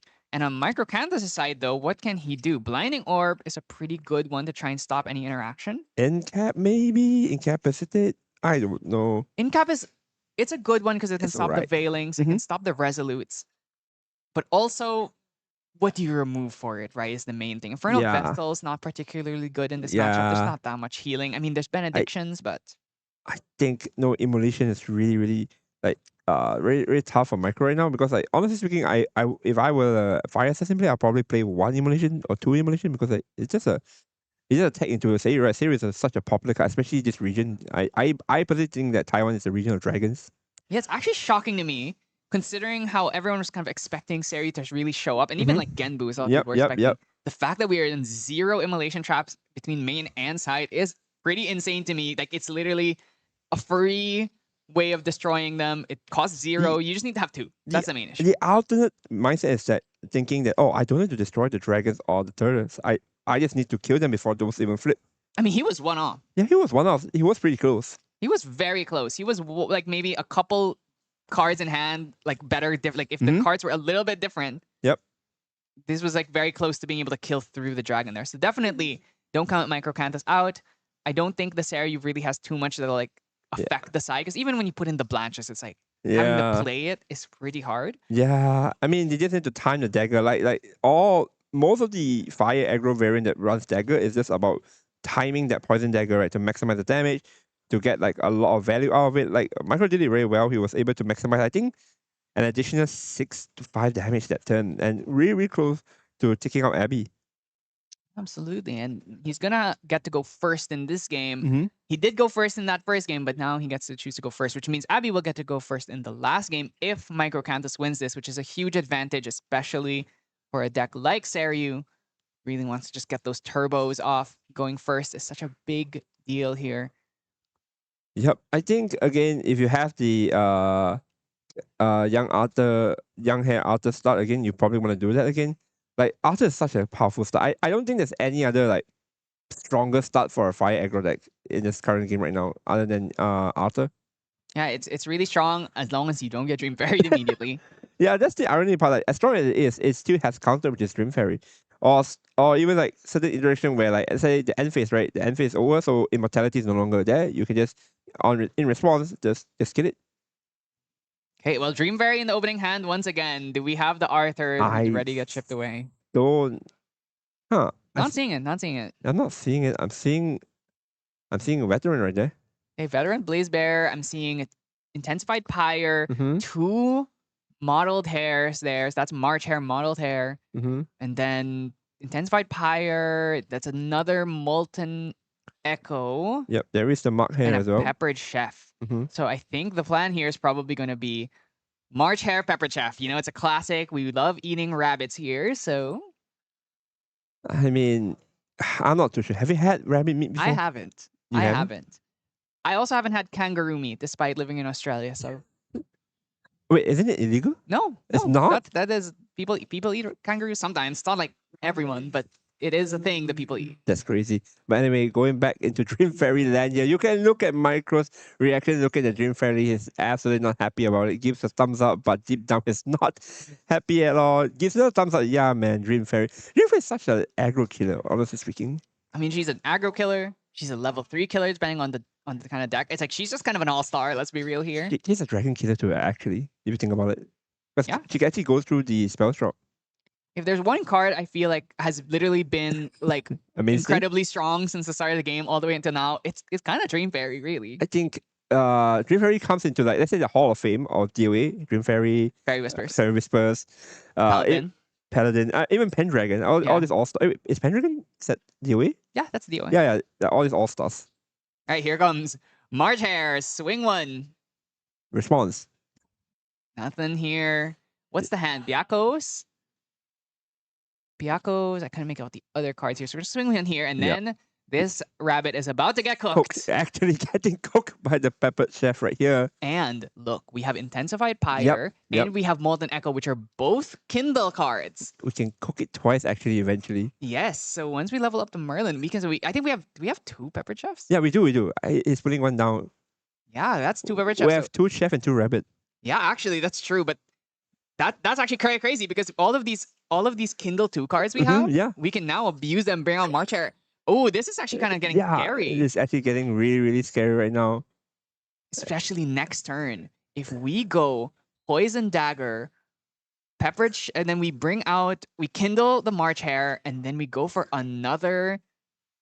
Oh god! Fairy Actually, Whisper. I'm already seeing the lines of this potentially just Yep. like literally ending next turn. Yep. So the idea is we keep on spamming this Peppered Chef combo, and then getting cards into the graveyard, fire cards, and then you basically try to banish those cards, mainly the hair, and then has triggers, and then hair comes back alive.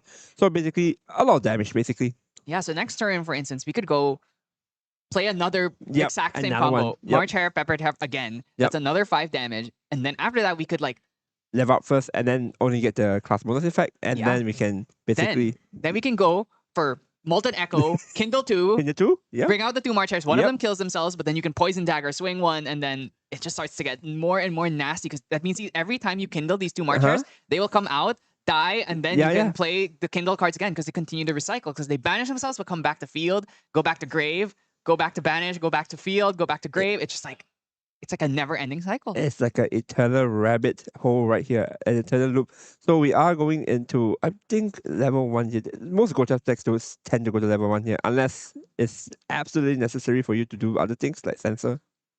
Yeah, and Censor's not really going to be helpful here. Yep. You actually want really Lantern. What is Is what that is that?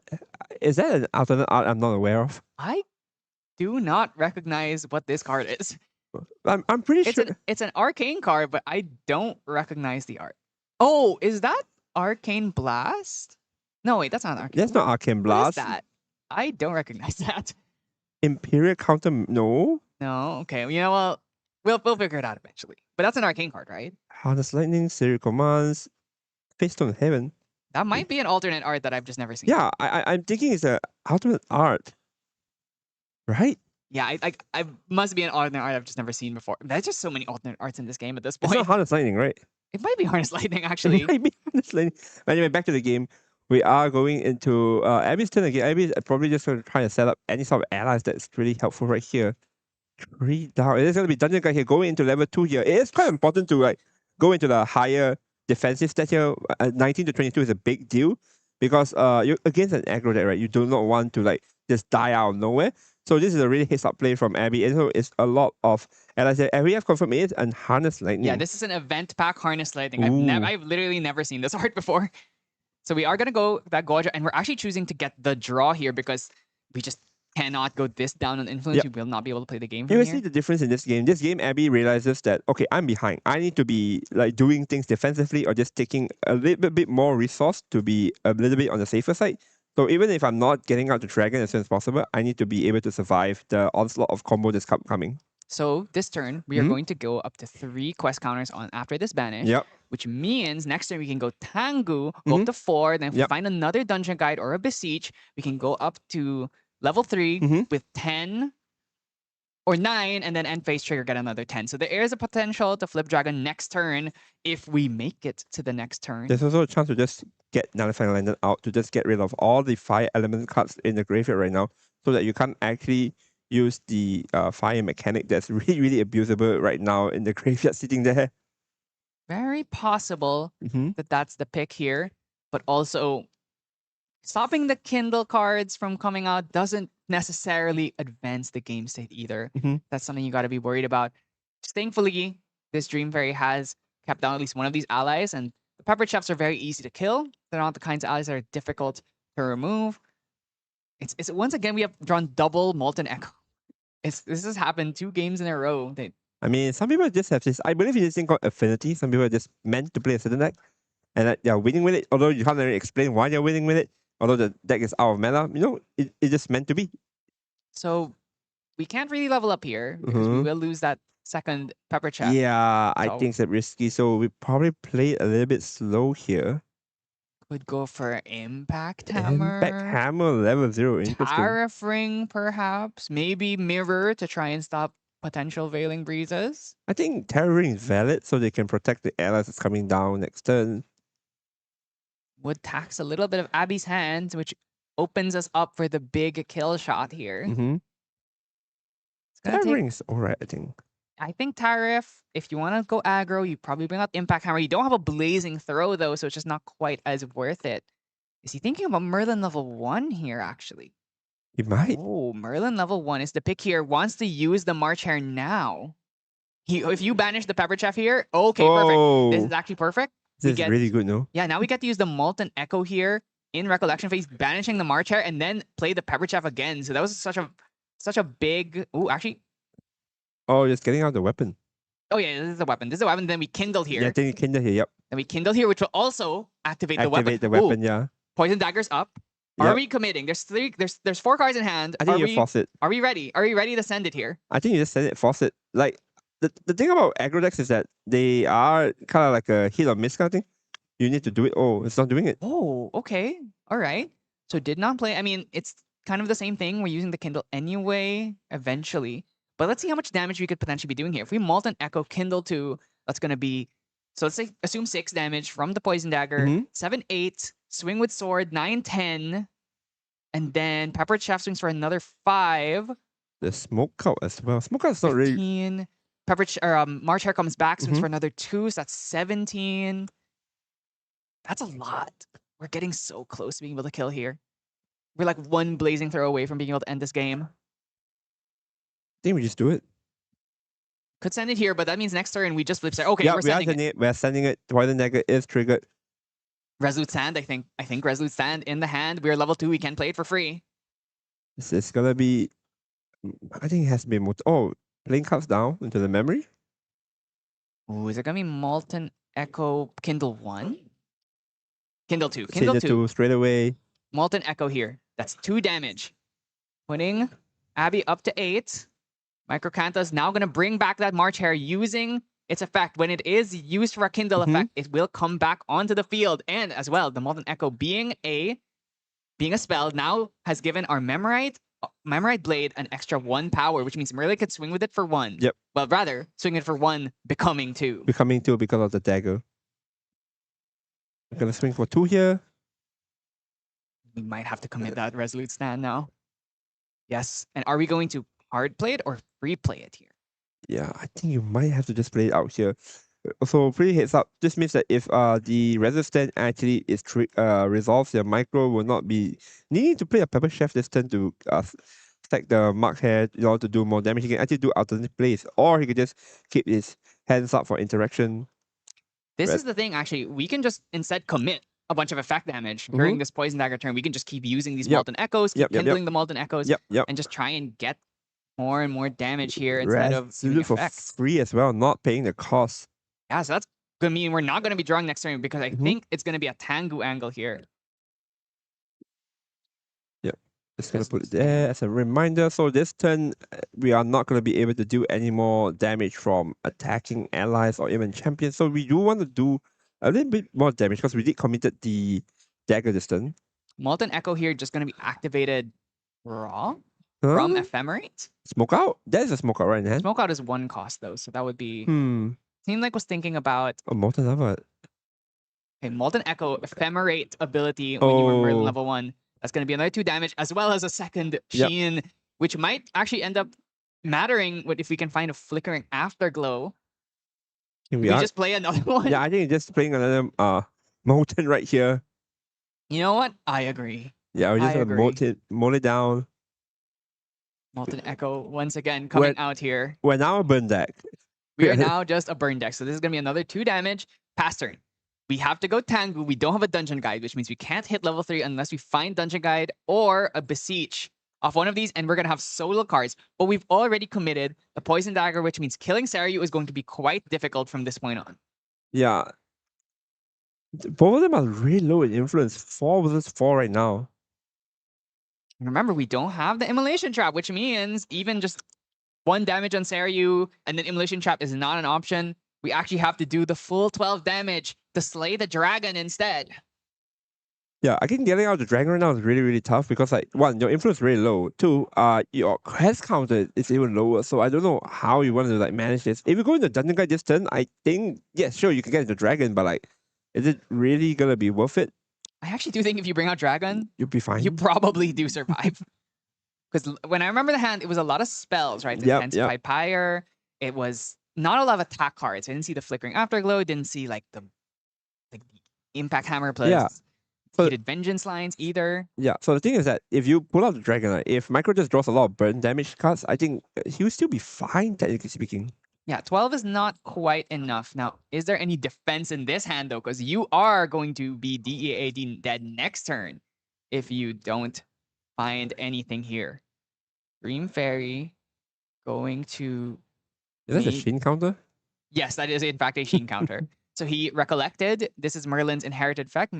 Merlin, a Memorite Vassal, is when you recollect 2 or more cards, you put a Sheen counter for every 2. So recollected, I think that was 4 there. 4 there, yeah. So for every 3, I believe.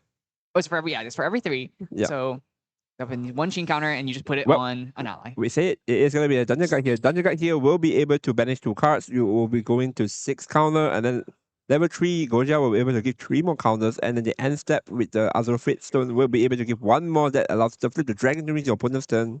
Yeah, just like we called it here, this was exactly the line that we were discussing. It's Tengu go up to 4, Dungeon Guide up, and then just banish the last card to get our 10th quest counter. Yeah. Which lets us flip on Microcanthus' turn. Yep, I think this is probably going to be a game-winning play right here. Abby probably like realized at this point that there isn't a way that Micro has a way to kill his dragon necessarily. I mean, he wouldn't know that. I think he wouldn't know that, right? But like he does have to gamble a bit on Immolation Trap. Because like, if I'm Abby, like I say, look at psychology. Like, okay, Micro is playing really aggressive. There's a chance that he's doing this because out of desperation, he doesn't have the way to kill my dragon. No, I think it's the opposite. I think Abby's probably thinking, okay, he's pushing me very hard right now because he wants me to flip so that he can Immolation Trap me. Now remember, when you use Immolation Trap, it is a targeted effect, which means you can use Gorgeous level 2 effect to stop it. So usually the way you back that up is either have to have an Innervate to stop any damage, but then, they Poison Dagger, do 1 damage, and then they Immolation Trap you.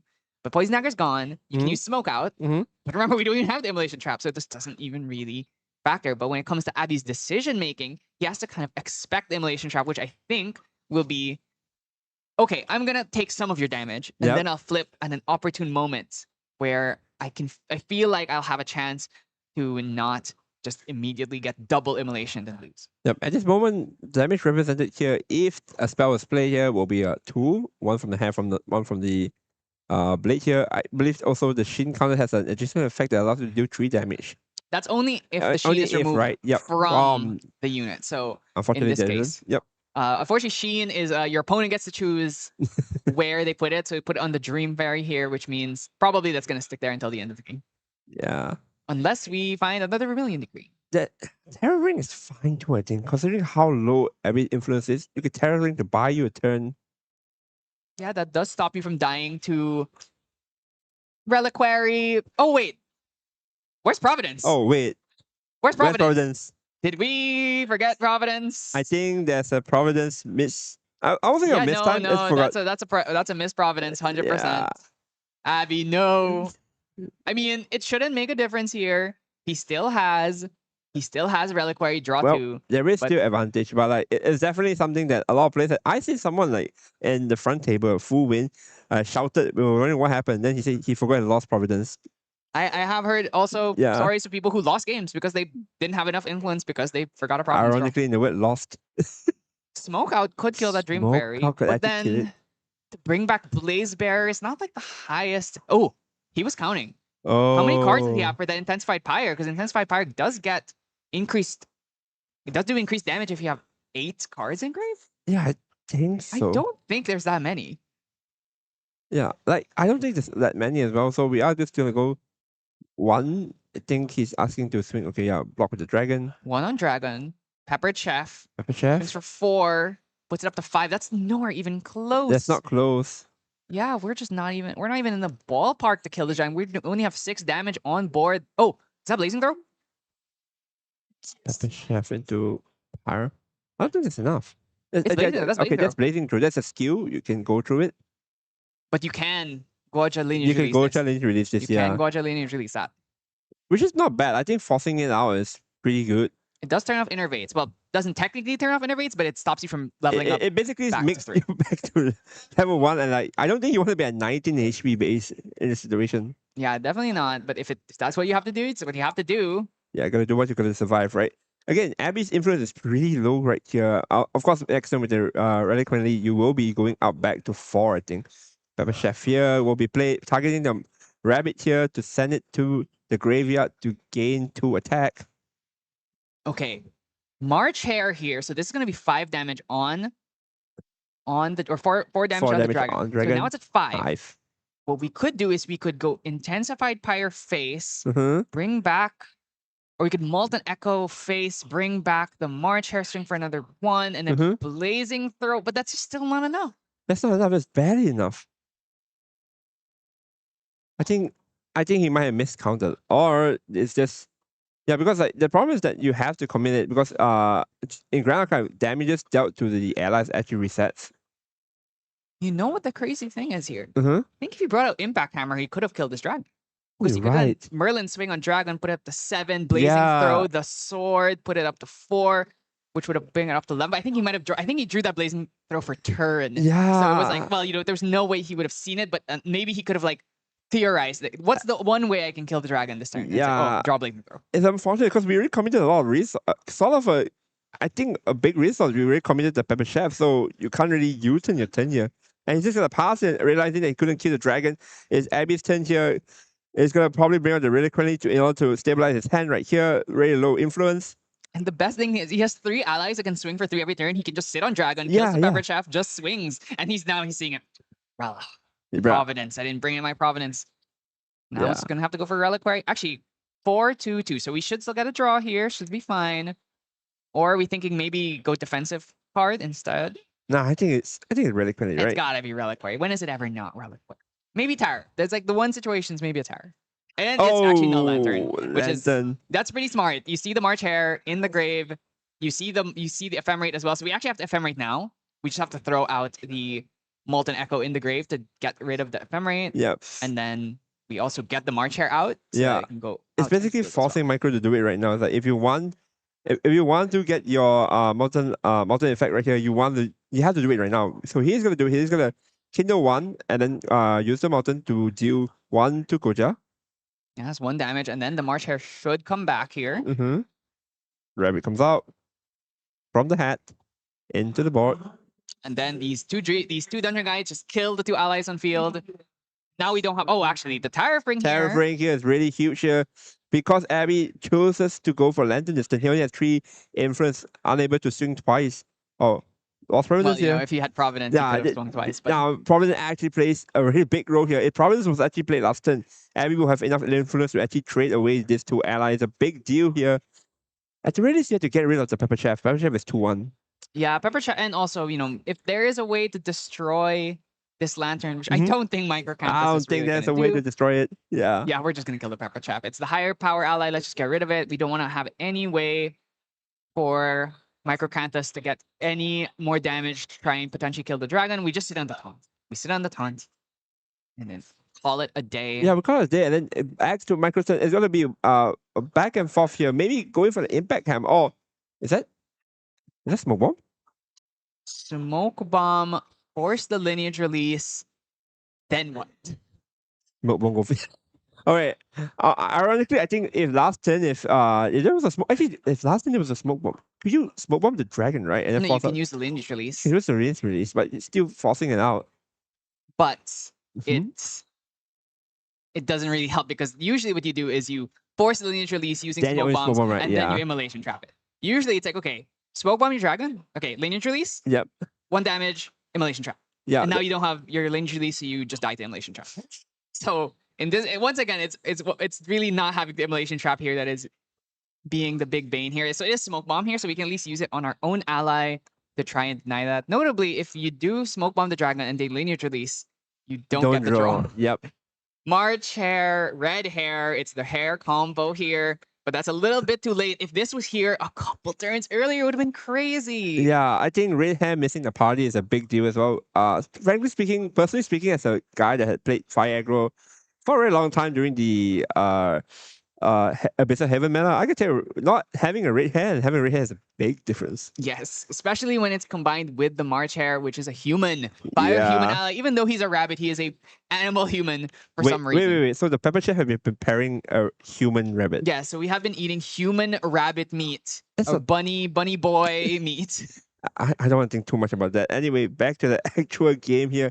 Micro here is trying to decide what he can do. The problem is that the dragon is still standing in his way between him and the Gocha's life. We currently have, if we play the red hair, Yeah. we can swing for 4 using March hair, red hair, and then blazing throw is still 4. It's just nowhere near enough. It's just Nowhere near enough. else. Yeah, there's nowhere else. Like that's the problem because again, this is about Grand Archive being a game where like influence is a big deal because especially in a deck like aggro decks like this where you don't generally have a way to recoup your resources, your hand, right? You can't actually play a lot of cards. Oh, it's just gonna be red hair and probably just gonna swing into the dragon Discard. and discard. So red hair is a 2-cost 3/3 ally that has on attack, Another draw a Pepper card, Chef. discard. Another Pepper Chef is actually pretty strong here, but the problem is because we attacked with the red hair, what's gonna happen is Abby's just gonna kill it. Yeah, no, that's the problem with like aggro decks. Every time you play an ally down and the ally has the opportunity to get re-attack, right? Because like it is either like rested or in Grand Archive's case, even if the ally is standing, you can still attack it. It's technically a -1. You're playing a card down just to go -1 every turn, and every time you draw a card, you actually don't gain any sort of advantage because again in Grand Archive, playing cards down is the ramping instance. So Abby has Diako's command, Harness Lightning in hand Harness right now. Lightning. If he does not respect the 2 cards in Microcanthus' hand, he could literally just go for it. 5. He has to count for it. Like we have to go for 14 damage right here. So We that had would be- 3 with the double dungeon and also the fairy. That's 3 damage, so that's 8. No, he has Harness Lightning, so he can Harness gain. Lightning He can get +4. +4. And then the 8. Biakos gives you a buff counter, so you can swing for 9 times 2, 18. Yeah, I think you might just go for it, or if you want to be on the safer side, you could actually just play it slow. It's not an issue. Definitely think you could just play this slow here. Mhm. Alternatively, oh wait, did he draw Saryu's command? Okay, he drew Saryu's command. That makes things even less complicated. Yeah, I think if you just play your command, I think you just go for it, right? There isn't much Harness Lightning right here. Okay, Harness Lightning here gonna be +4 damage. Mhm. I assume that where you're picking +4 and not the empower side of this card, and then after it resolves, it will banish itself, which gives us an arcane card, which you can then use on the Saryu's command to then get that generate empower. So this would be 9 8 damage plus 8 11. damage, yeah, plus Yes. 11. So No arcane banish. Oh, there, yeah, One. right. There was one. So we can actually go. We can go for either Byakos here, or we can go for Serius, whichever flavor we prefer. But I think he put the Byakos down, so it's looking like a Serius command to me. Byakos technically would do damage, wouldn't it? yeah, technically No, speaking, no. This does more damage because this is going to be 8 plus 11, 19. No, plus- actually it's the same. Byakos gives you one more buff counter, so 9. Yeah, but it would be 9 times 2, so 18. And Yeah, then you can't 18. empower because you will not have enough damage. Or you will not have enough power to play. So it's the same damage. It's the same damage, and you just have to pick the flavor, right? Like of course, on Emmy's position, she has to like remember what is underneath the, what is positioned underneath the grill and the 2 cards in hand. But we both know that there's really good nothing. There's a line here though. Uh-huh. Smoke bomb, Uh-huh. target an ally, Uh-huh. incapacitate. 2 cards in hand, draws a card, incapacitate. That's a world. That's actually a line. I hate to say it, but that is in fact a line. As long as he doesn't target the dragon. You know, he targets his own red. He Yeah, just targets targets his something march else, hair, right? or his Yeah. red hair here, Yeah. so that the allies here cannot swing after. Yeah. Incapacitate this. Incapacitate this. Actually, did he just swing? Oh, he just swung. Oh, does he have Byakos? Is he gonna Byakos here? Or It just swung. yeah, it's Byakos. It's Byakos. Okay, here it is. We can go for that smoke bomb here. Smoke bomb, draw a card, and But- then get the Okay. draw. Does he has to find incapacitate. If he doesn't have incapacitate here, he just dies. Oh my god. It might actually be incapacitated. I think, did they confirm what's the target? Or haven't yet? To pay the memory cost, it's gonna smoke bomb. It Red is hair. red Okay, hair red here. hair. Draw a card. If it's Okay. incapacitate, No. no, it's nothing. It's just another red hair. Unfortunately, there. I'm not even sure if he sided the incapacitates in because I believe those are sideboard cards, but that would have been crazy because I think we actually could kill next turn. Yeah, I think because the dragon is basically rested, right? And then Blazing Byakos- throw, Blazing throw. red hair, red red hair, hair. 3, 4, blazing throw, 8. Well, I think we could have I found a think way. we could have found a way. So that's really, really dangerous right there. Like, cross on micro to actually find that line. I think if it actually threw to incapacitate, it's actually able to just stop Abby's game plan right there. Abby couldn't stand the dragon, and all of Micro's allies is just standing there waiting to be attacking next turn. Like, I mean, well played from Abby as well, being able to recognize that, getting out of the dragon is probably the best way to win this particular matchup. Again, like, this is the problem with most aggro decks or ally decks in general. Like, once the dragon comes out, what you are actually going to do about it? It's a big wall sitting in front of you. We have talked about this, seen this a lot of times. Yeah, and that's the reason why traditionally they play things like the Immolation Trap because Immolation it's Trap, such a yep. problem Yep, when yep. you don't have an answer to the Seiryu or the Genbu. They just sit there and they just taunt forever and ever. So having something that can get rid of them, or at least force a lineage release so that you can go for one of these, like, okay, I'm going to go for Blazing Throw on it. I'm going to go Yep. for the Poison Dagger on it Yep, after you yep. force your lineage release. Or I'll force your lineage release using the damage, and then I finish it off with like a different card that gets from it. It's Yep. just, it's this whole mini game you have to play. You have to try and find the way to like It's- force things and like press the issue. And but without having the Immolation Trap, it's just so hard to get past the Is dragon. that why Win at one point just played Scattered Essence at 4, if you remember? During the Fractalized meta,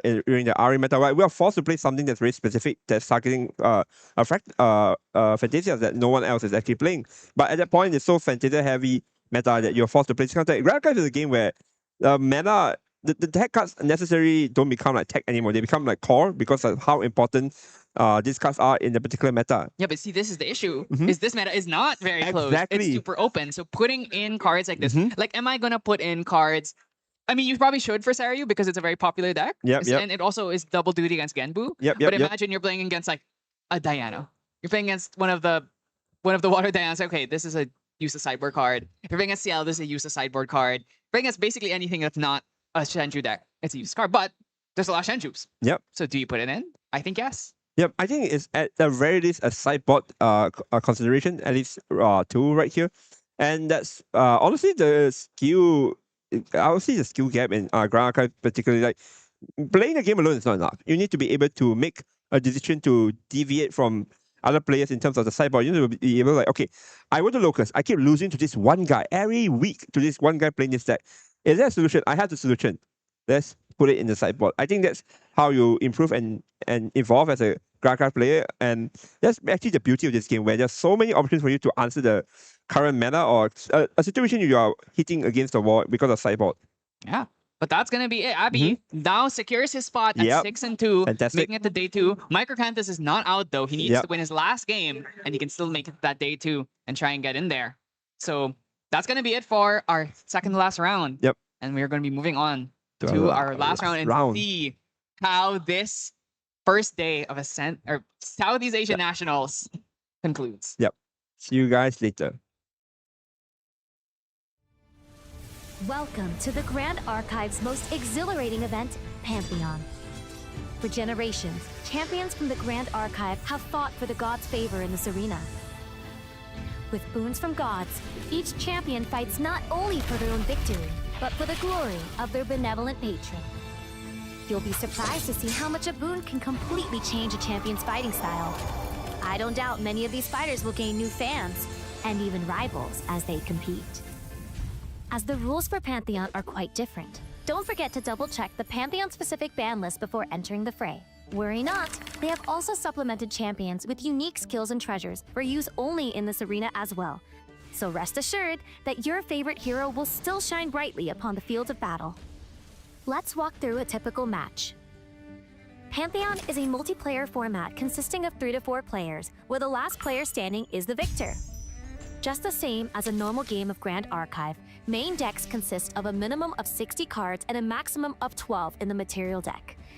However, in Pantheon, you cannot have more than 1 copy of each card in the main deck. Players will also start with 1 lesser boon and 1 greater boon card face down in their Pantheon zone. With the battlefield properly set up, we're ready to start the battle. All players will place their level 0 spirits onto the field at the same time. Then, each on-enter effect is resolved in turn order. This will be clockwise around the board. A free-for-all fight might be too much for some of our less athletically inclined champions, so the gods have also granted their wards with a barrier token that absorbs the first 6 damage to them and their allies each game. All players also skip their first wake-up, materialize, and recollection phases, but everyone gets to draw, including the first player. However, players cannot declare attacks on their first turn unless they are the last player in the turn cycle. Champions will need to utilize both wits and brawn to remain the last hero standing. Do not underestimate the weight of a god's gift. A well-bestowed boon could tip the scales in a champion's favor in the blink of an eye. Not only will some boons have a reserve cost, but a god may require a champion to be of a certain level or to use specific abilities in order to bestow their boon. Some boons can even be bestowed at fast speed, so champions will need to strategically think of when to use them to maximize their effects. Given that it is the power of a god, once a bestowment enters the effect stack, players cannot have opportunity or perform game actions in response to it. Once bestowed, the boon will be represented by its card face up in its owner's Pantheon zone. Even if a god bestows their boon, it may apply too slowly or quickly for the champion to make good use of it. For this reason, it is important for there to be a good synergy between patron gods and their chosen champions. Pantheon is an exciting challenge for champions of all levels of experience. Win or lose, you might find that trying an unusual or comedic strategy might even impress some of the gods. Learn more about Pantheon and the Grand Archive at pantheon.gatcg.com.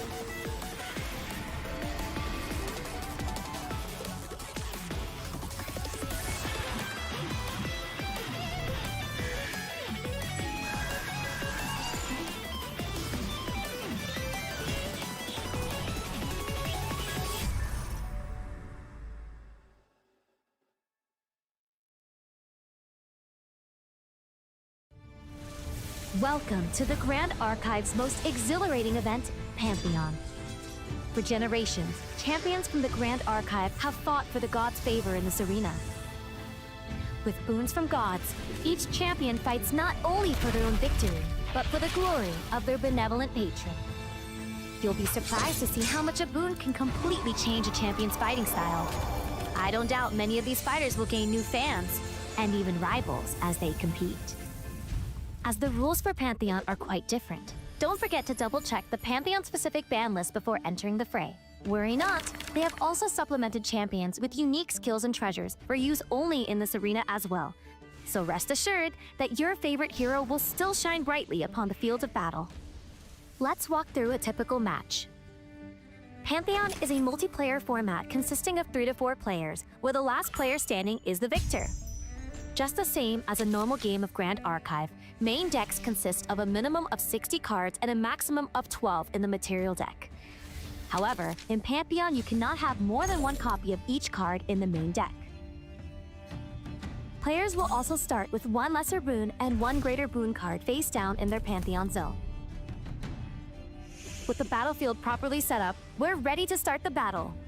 All players will place their level 0 spirits onto the field at the same time. Then, each on-enter effect is resolved in turn order. This will be clockwise around the board. A free-for-all fight might be too much for some of our less athletically inclined champions, so the gods have also granted their wards with a barrier token that absorbs the first 6 damage to them and their allies each game. All players also skip their first wake-up, materialize, and recollection phases. But everyone gets to draw, including the first player. However, players cannot declare attacks on their first turn unless they are the last player in the turn cycle. Champions will need to utilize both wits and brawn to remain the last hero standing. Do not underestimate the weight of a god's gift. A well-bestowed boon could tip the scales in a champion's favor in the blink of an eye. Not only will some boons have a reserve cost, but a god may require a champion to be of a certain level or to use specific abilities in order to bestow their boon. Some boons can even be bestowed at fast speed, so champions will need to strategically think of when to use them to maximize their effects. Given that it is the power of a god, once a bestowment enters the effect stack, players cannot have opportunity or perform game actions in response to it. Once bestowed, the boon will be represented by its card face up in its owner's Pantheon zone. Even if a god bestows their boon, it may apply too slowly or quickly for the champion to make good use of it. For this reason, it is important for there to be a good synergy between patron gods and their chosen champions. Pantheon is an exciting challenge for champions of all levels of experience. Win or lose, you might find that trying an unusual or comedic strategy might even impress some of the gods. Learn more about Pantheon and the Grand Archive at pantheon.gatcg.com.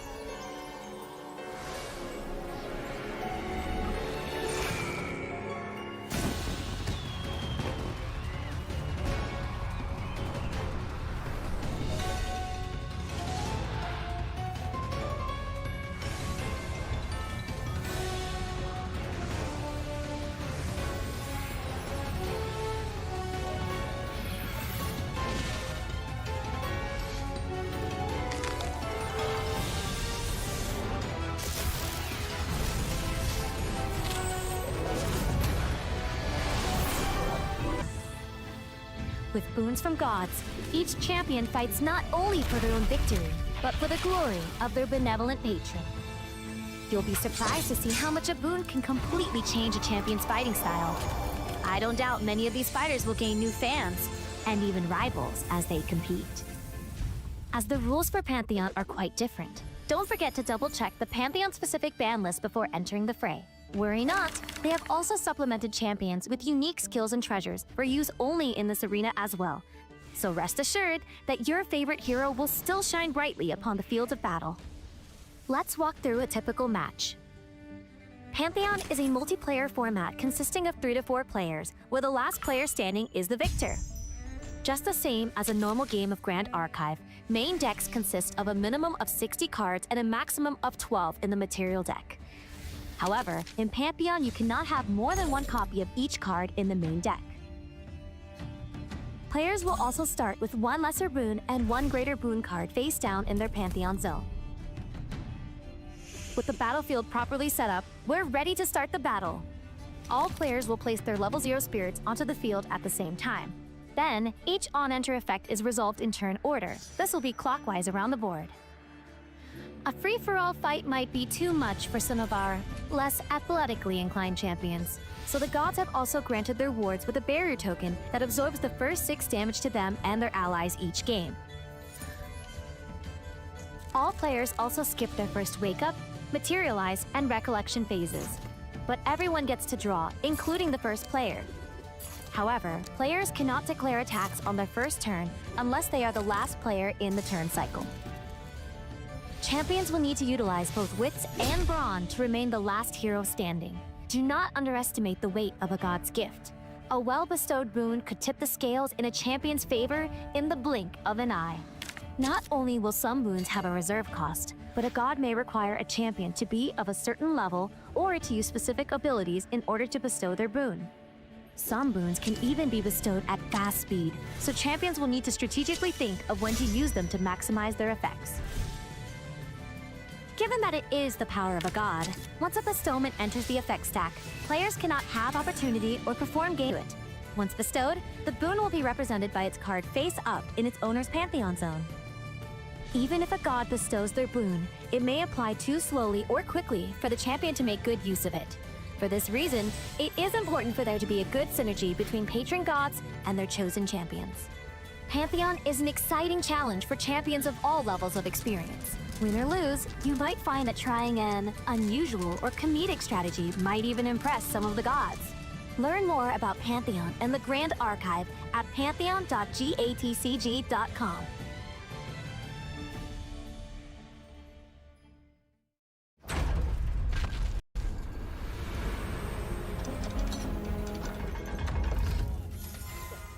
Hello, everyone, and welcome. It's the final round of Southeast Asian Nationals. It's Fawn here again, and join with me is Chrisom. How are you feeling about today? Yeah, I mean, it is Chrisom. Well, yeah, it is I am Chrisom. Chrisom. Hi, everyone. Chrisom here. Chrisom, fake From Chrisom Malaysia. here. Nice to meet you guys again. Very happy to be here, of course. And the final round of the Southeast Asian Nationals of 2026. And again, this is going to be the biggest nationals of the year. 417 players now cut down to, I think, close to maybe 90 players are going to make day 2 after this round. Yeah, I mean, with an event with 417 players, there's going to be a lot of people who made day 2, right? That's just an inevitability. And thankfully, there's a lot of variety. I mean, obviously, looking at the top decks, Theriu, Diana, Windcrux, some CLs, like they're all there. But then we also have the male Alice is still in there. There's some Jins who are vying for competition. There's the Luxem player who's in there. There's like a bunch of these fire aggro decks that are potentially going to make it in. So there's a lot of variety here, and it's really going to be, okay, how is the top 8 going to look? How's the top 16 going to look? That's the one where it's like, okay, if it's all Aether Wings and it's all dragons, then, you know, we called it. But otherwise, there's a lot of things you could be playing in this particular Yeah, meta. definitely. I realized we didn't actually make our predictions for the top 8 for today. I mean, we kind of made some I think we have to Hopium make it. ones. We got to make it Yeah, tomorrow. tomorrow? Once we see the field, then I think we can make our predictions. Yeah. We should definitely do that. But how many Aether Wings do you think are going to make? I mean, Water, Aethering, level 1 Diana, quite a few. But we might have a surprise appearance from a Water Aetherwing level 3 Astra Diana as well. And they are going to be in their win and in on stream right now, and we're actually going to walk you through some of the top tables here. And we can see Zabao on Fire Slimes 701. That's insane. Yeah, I mean, Fire Slime is going crazy, top of the rankings right now versus Liv Drizzle, of course, a very renowned player from TM32. You Yeah. also see KLVR versus Limbo, both also pretty renowned. KLVR now already has a gauntlet slot from the Oceania Nationals, but of course will be aiming for a world slot directly. Actually, Lift still as well does yeah. not have a world slot yet. He has a gauntlet slot, but he did not make top 8 in NA Nats. So this is going to be his chance to make it straight into Worlds. Yeah, and just look at how stacked this top 8 are. Mike0615, Ascent Manila winner, so also has a gauntlet slot. Justin LJW from Team Apex. Sano, OCE. first place at OCE OCE. Nats finalist. Yeah, Like, versus winner, champion. Zero with a lot of zeros at the back on the Suzaku Goja. So Suzaku also top table 710 finish, and that's all of our X1 and above players. So you actually see 3 people at the 701 line. KLVR versus Limbo is a down pair. Because of how many players are in, of course. We do see the Umbra Alice still up on table 6 with the 611 scoreline as well, notably. We also have a Genbu at 611 on 10th place. We have a Water CL Allies, Joel, we saw on Let's stream go. earlier, He beating is the... killing it. He beat a Serio? he beat a Jin in the last round. He beat Exia Jin somehow. How is he beating I this man? don't It's know. the crowd guard slash, But guys! what he said is he Snow Whited the Jin, so he couldn't rending. So Couldn't or rending. hemorrhaging. Oh, okay. Yeah, that's still crazy though. Like, insane run for him. We also see Aqua still running around here, table 15. That means he's around 30th place, maybe around the 6-2 line. Long also on the Genbu.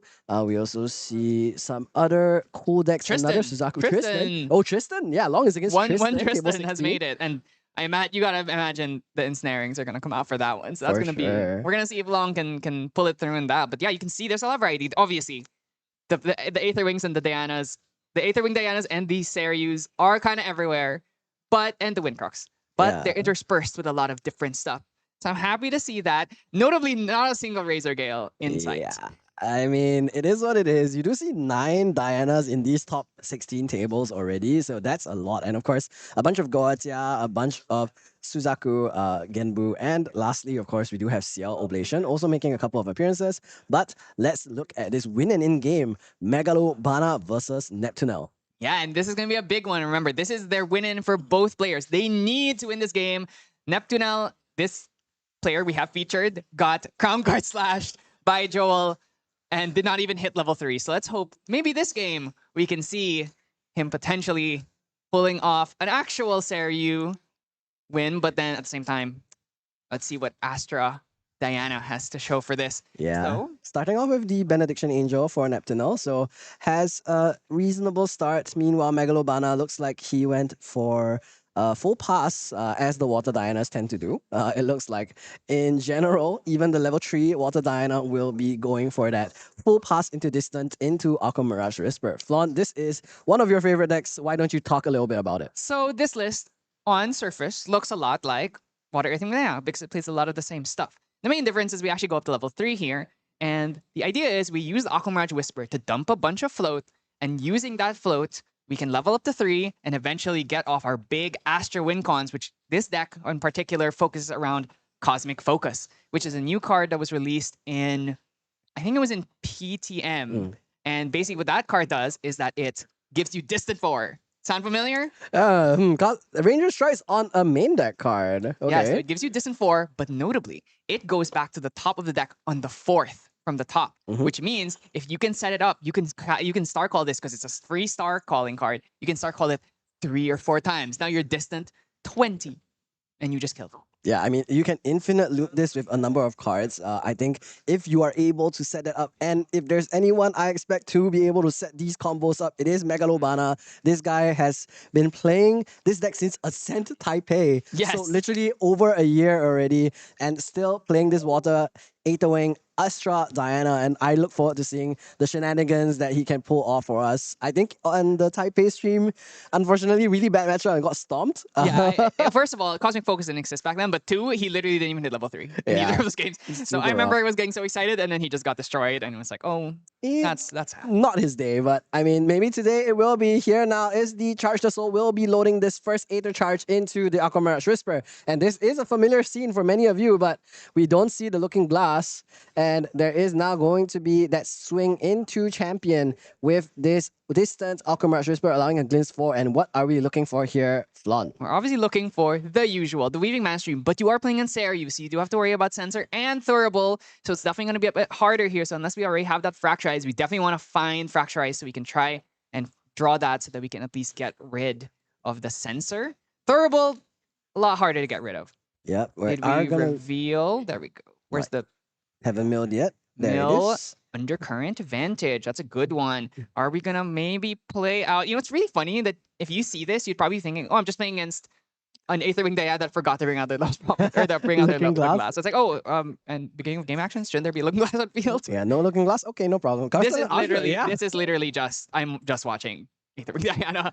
Well, it is Aether Ring Diana. It's just a different flavor. And now, Crystal and Asha pushing in another 4 damage. And Neptuno already taking almost half his life total at this Gotia level 1. Is that a second Krusty in hand too? So could have even played a second one and then used up all the float. Oh, actually, we actually have the weaving here, so we have to go for Thurible here. This is like non-negotiable. We have Yeah. to stop the float train. That's I think why we committed one of these Krusty Stews. Just like let's use some of these float before it gets eaten by that easy Thurible here. And easy does it. The Turbo will eat Weaving Mana Stream and the Charge the Soul. So great value card for Neptuno. But at the same time, going for Turbo means he isn't going up to level 2. But also, I see 2 Dungeon Guys in hand. So that may not still be off the table yet for this turn. 3 cards in hand means the only thing you have to worry about is a Frostbind, which I don't think is in the list. But you wouldn't know that in a closed deck list situation. That is right. This is the last game of the Southeast Asian Nationals that are going to be played on closed deck list tomorrow onwards. Everyone knows what's up and everyone knows what's going to go down. And Neptuno might be going for that Dungeon Guide up to level 2, putting him out of dangerous reach, going from 19 to 22 max life. And that is going to be a pretty big difference. Now let's see what the banish is going to be. I also want to say there's a Displace in hand too, so doesn't even necessarily have to go, because we actually don't have the 10 quest counters necessary, or we don't have the 5 quest counters necessary here on the level 2. So we could just go, okay, draw, Tengu next turn, and then go for the Displace, and we can flip. Yeah, but draw here, draw is to Besiege, but second Dungeon Guide puts him at 9, and Step Trigger puts him at 10, so I think that should be enough. We are going to see both the Benediction and Dungeon Guide go into this Crustle Archer, taking it out, not allowing Megalobana to get any more free value. Neptunel, though, are you going to go for this Dungeon Guide here? Is kind of risky to do so. Is not just going to lose this Imperial countermeasure to the end step trigger. And should be at his 5th quest counter here. And that will be a good setup to go for that Displace here. Now, you wouldn't know if this deck is playing Drown in Aether, so there's a potential that this Dungeon Guide on the Displace gets Drown in Aethered. But of course, you're playing against Astra. I think at this point, you maybe would be able to tell that it's Astra just without the Looking Glass. Especially maybe the historical precedents, like Megalobana has been known for playing this deck. So, yeah. I mean, I know the 2 decks he's played are Rai and this. So it's just... You just get name checked, like, oh, okay, Megalobana, yeah, okay, yeah, Astra Diana, yep, you're good, you're good. And Backup Charger is going to be the play for him, so no Floating Memory, won't want to try and force a level up.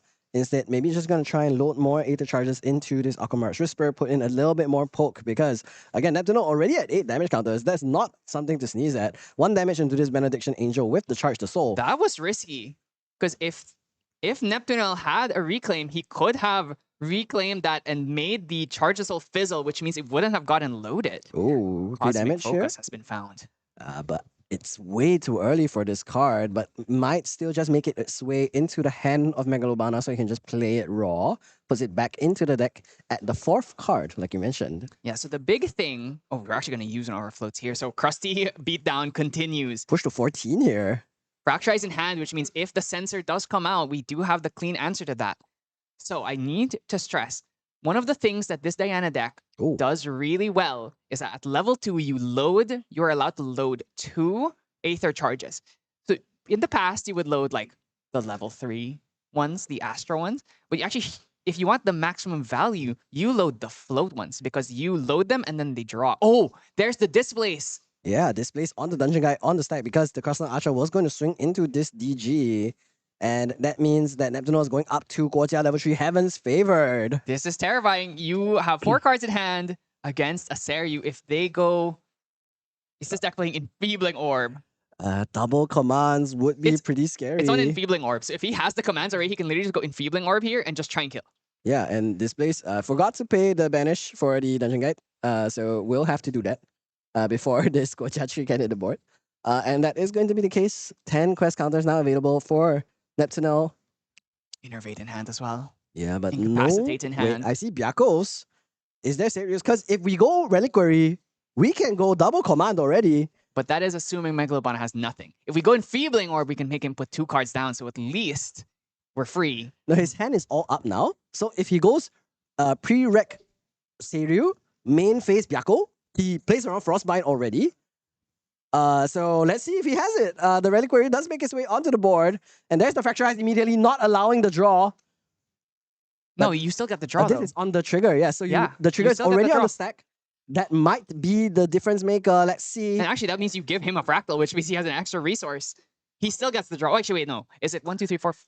No, he's Yeah, above 1, an influence. So 6, yes. So Neptuno should get the draw here. You cannot stop the Reliquary trigger because it is a beginning of Recollection phase trigger, which means, once it's on field, you still get the draw. Yeah, but only for this turn, which might be what Megalobana is aiming for. Will allow the draw this turn, but no serious command, only the Byakko's command, not enough to find lethal just yet. Not even Harness Lightning.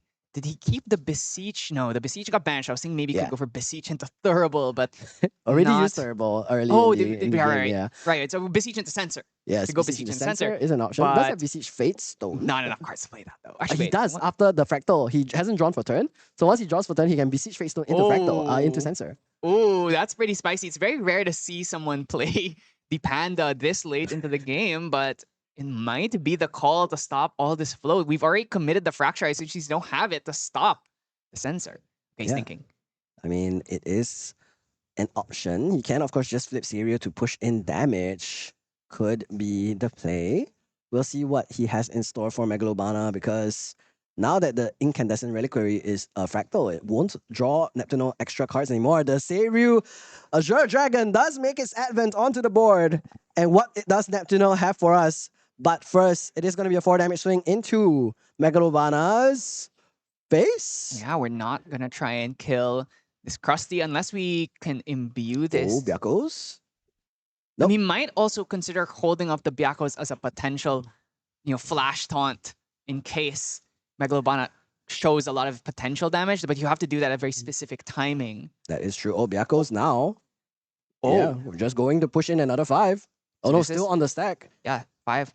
On the stack of the attack trigger. So the Arcane Blast makes its way into the banishment, and now the Byakos trigger will occur, waking up Seiryu, the Azure Dragon, and also putting a buff counter on it, which means this swing came in for 5 instead of 4.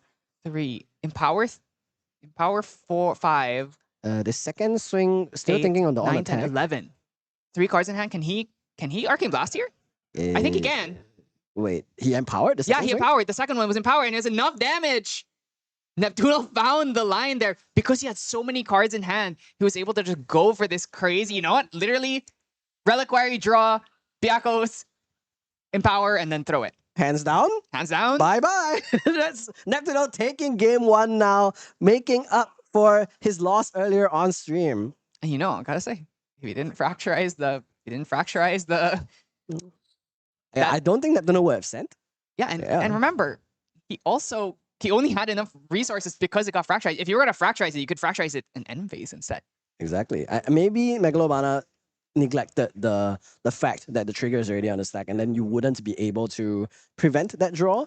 Might have been considering the same line as I, where, if I give him the draw of this Incandescent Reliquary, then he can do double command. But reality is you can't stop the draw, so it is what it is. Yeah, so you effectively just gave him a +1 and went hands down, which means now Neptuno had the impunity to just go full on for that kill there, and of course worked out here. Let's talk about the sideboard though. So on Neptuno's side, what do you think he could add? I mean, he has tons of options, but I don't know how useful they will be.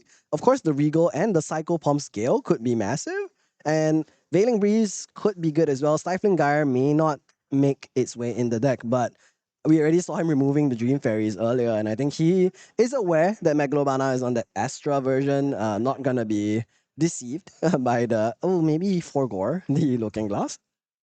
Yeah, and looking at on Megalobana's side, Angel Attendant probably not coming in.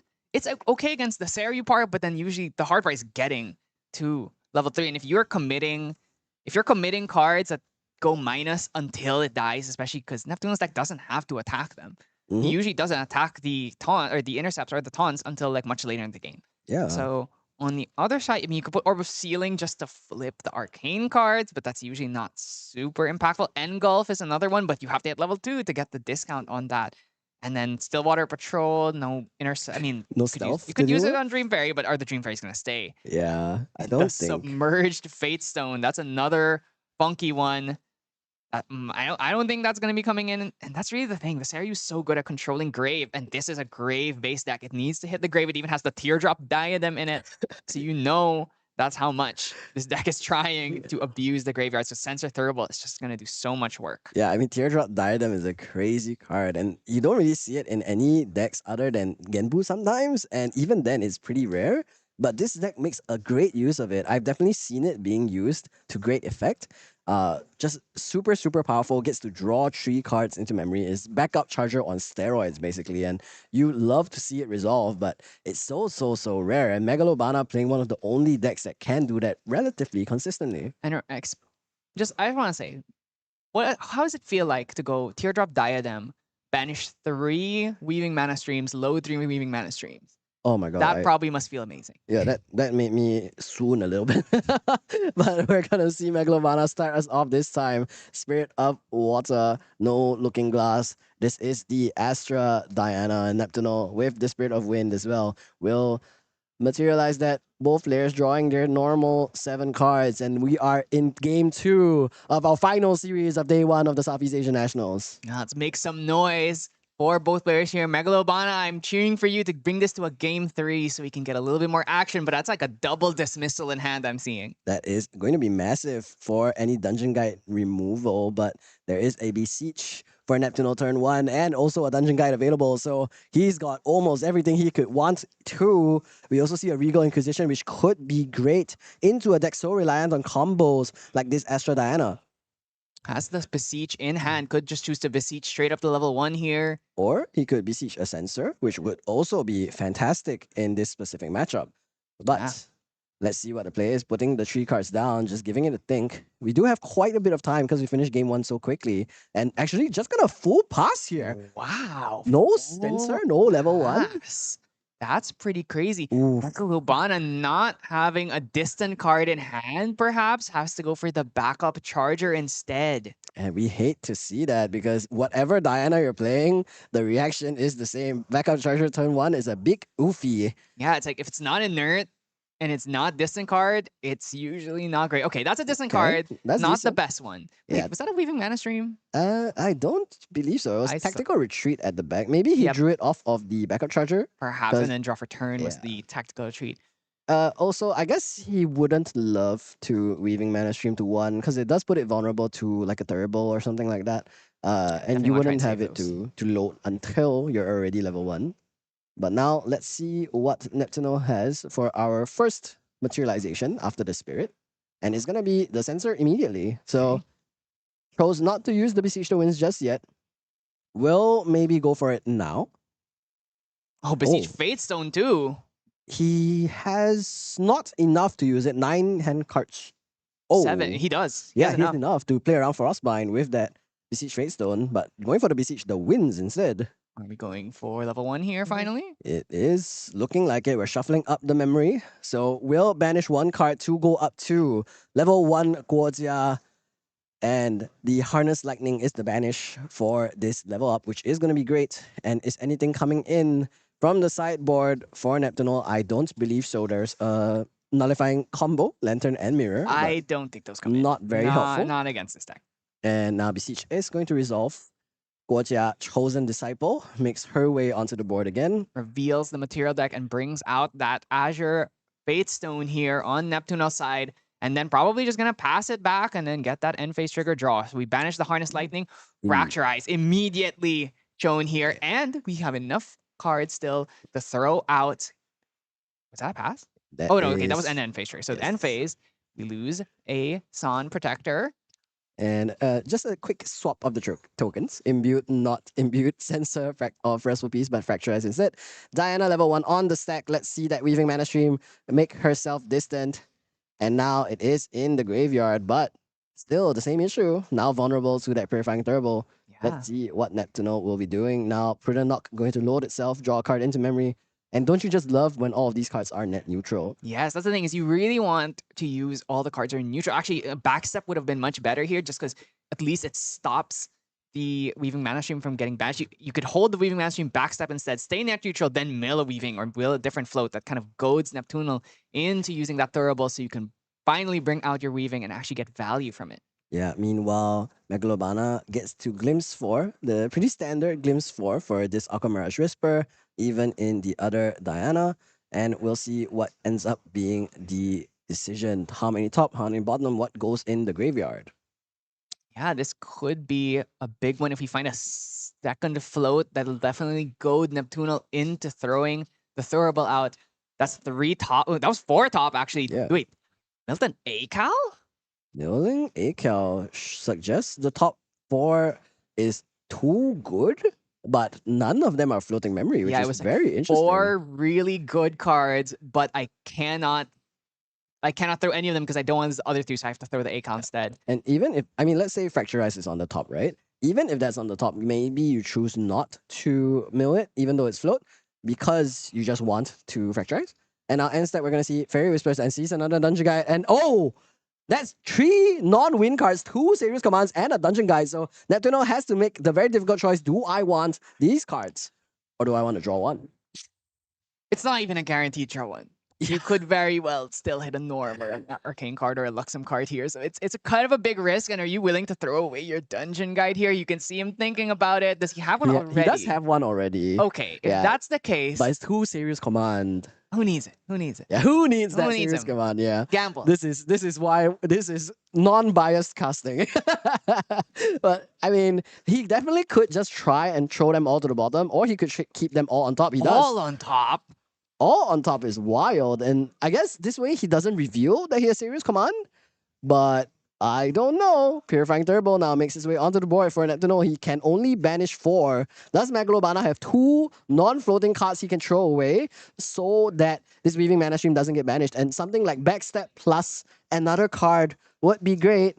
Prudent Knock unloaded is another option. I don't think so. It's just way too hard. The thing Prudent about Knock Diana is that if you want to play cards, they're usually Aether charges, which means they're going to load unless you choose not to load them, which means you're not getting the value on them as actual bullets, right? At that point, is it really worth it? Just let it go? Double Backstep would have been fine, I think. If it was double backstep, yes, but It's not a bit everyone hard, gets to have double backstep. Megalobana, unfortunately, not that fortunate. We'll show this Dungeon Guide now. Choosing not to use the Fracturize token tells me he wants to go end phase draw card. Yeah, I mean, end phase draw is generally pretty good. You can't really complain about that as the Seiryu Guojia deck. However, it does have that second Dungeon Guide in hand. Notably, Neptuno has 2 different Dungeon Guide arts, so make sure to use the one he already revealed, not the promo art in hand. So heads up play. For those of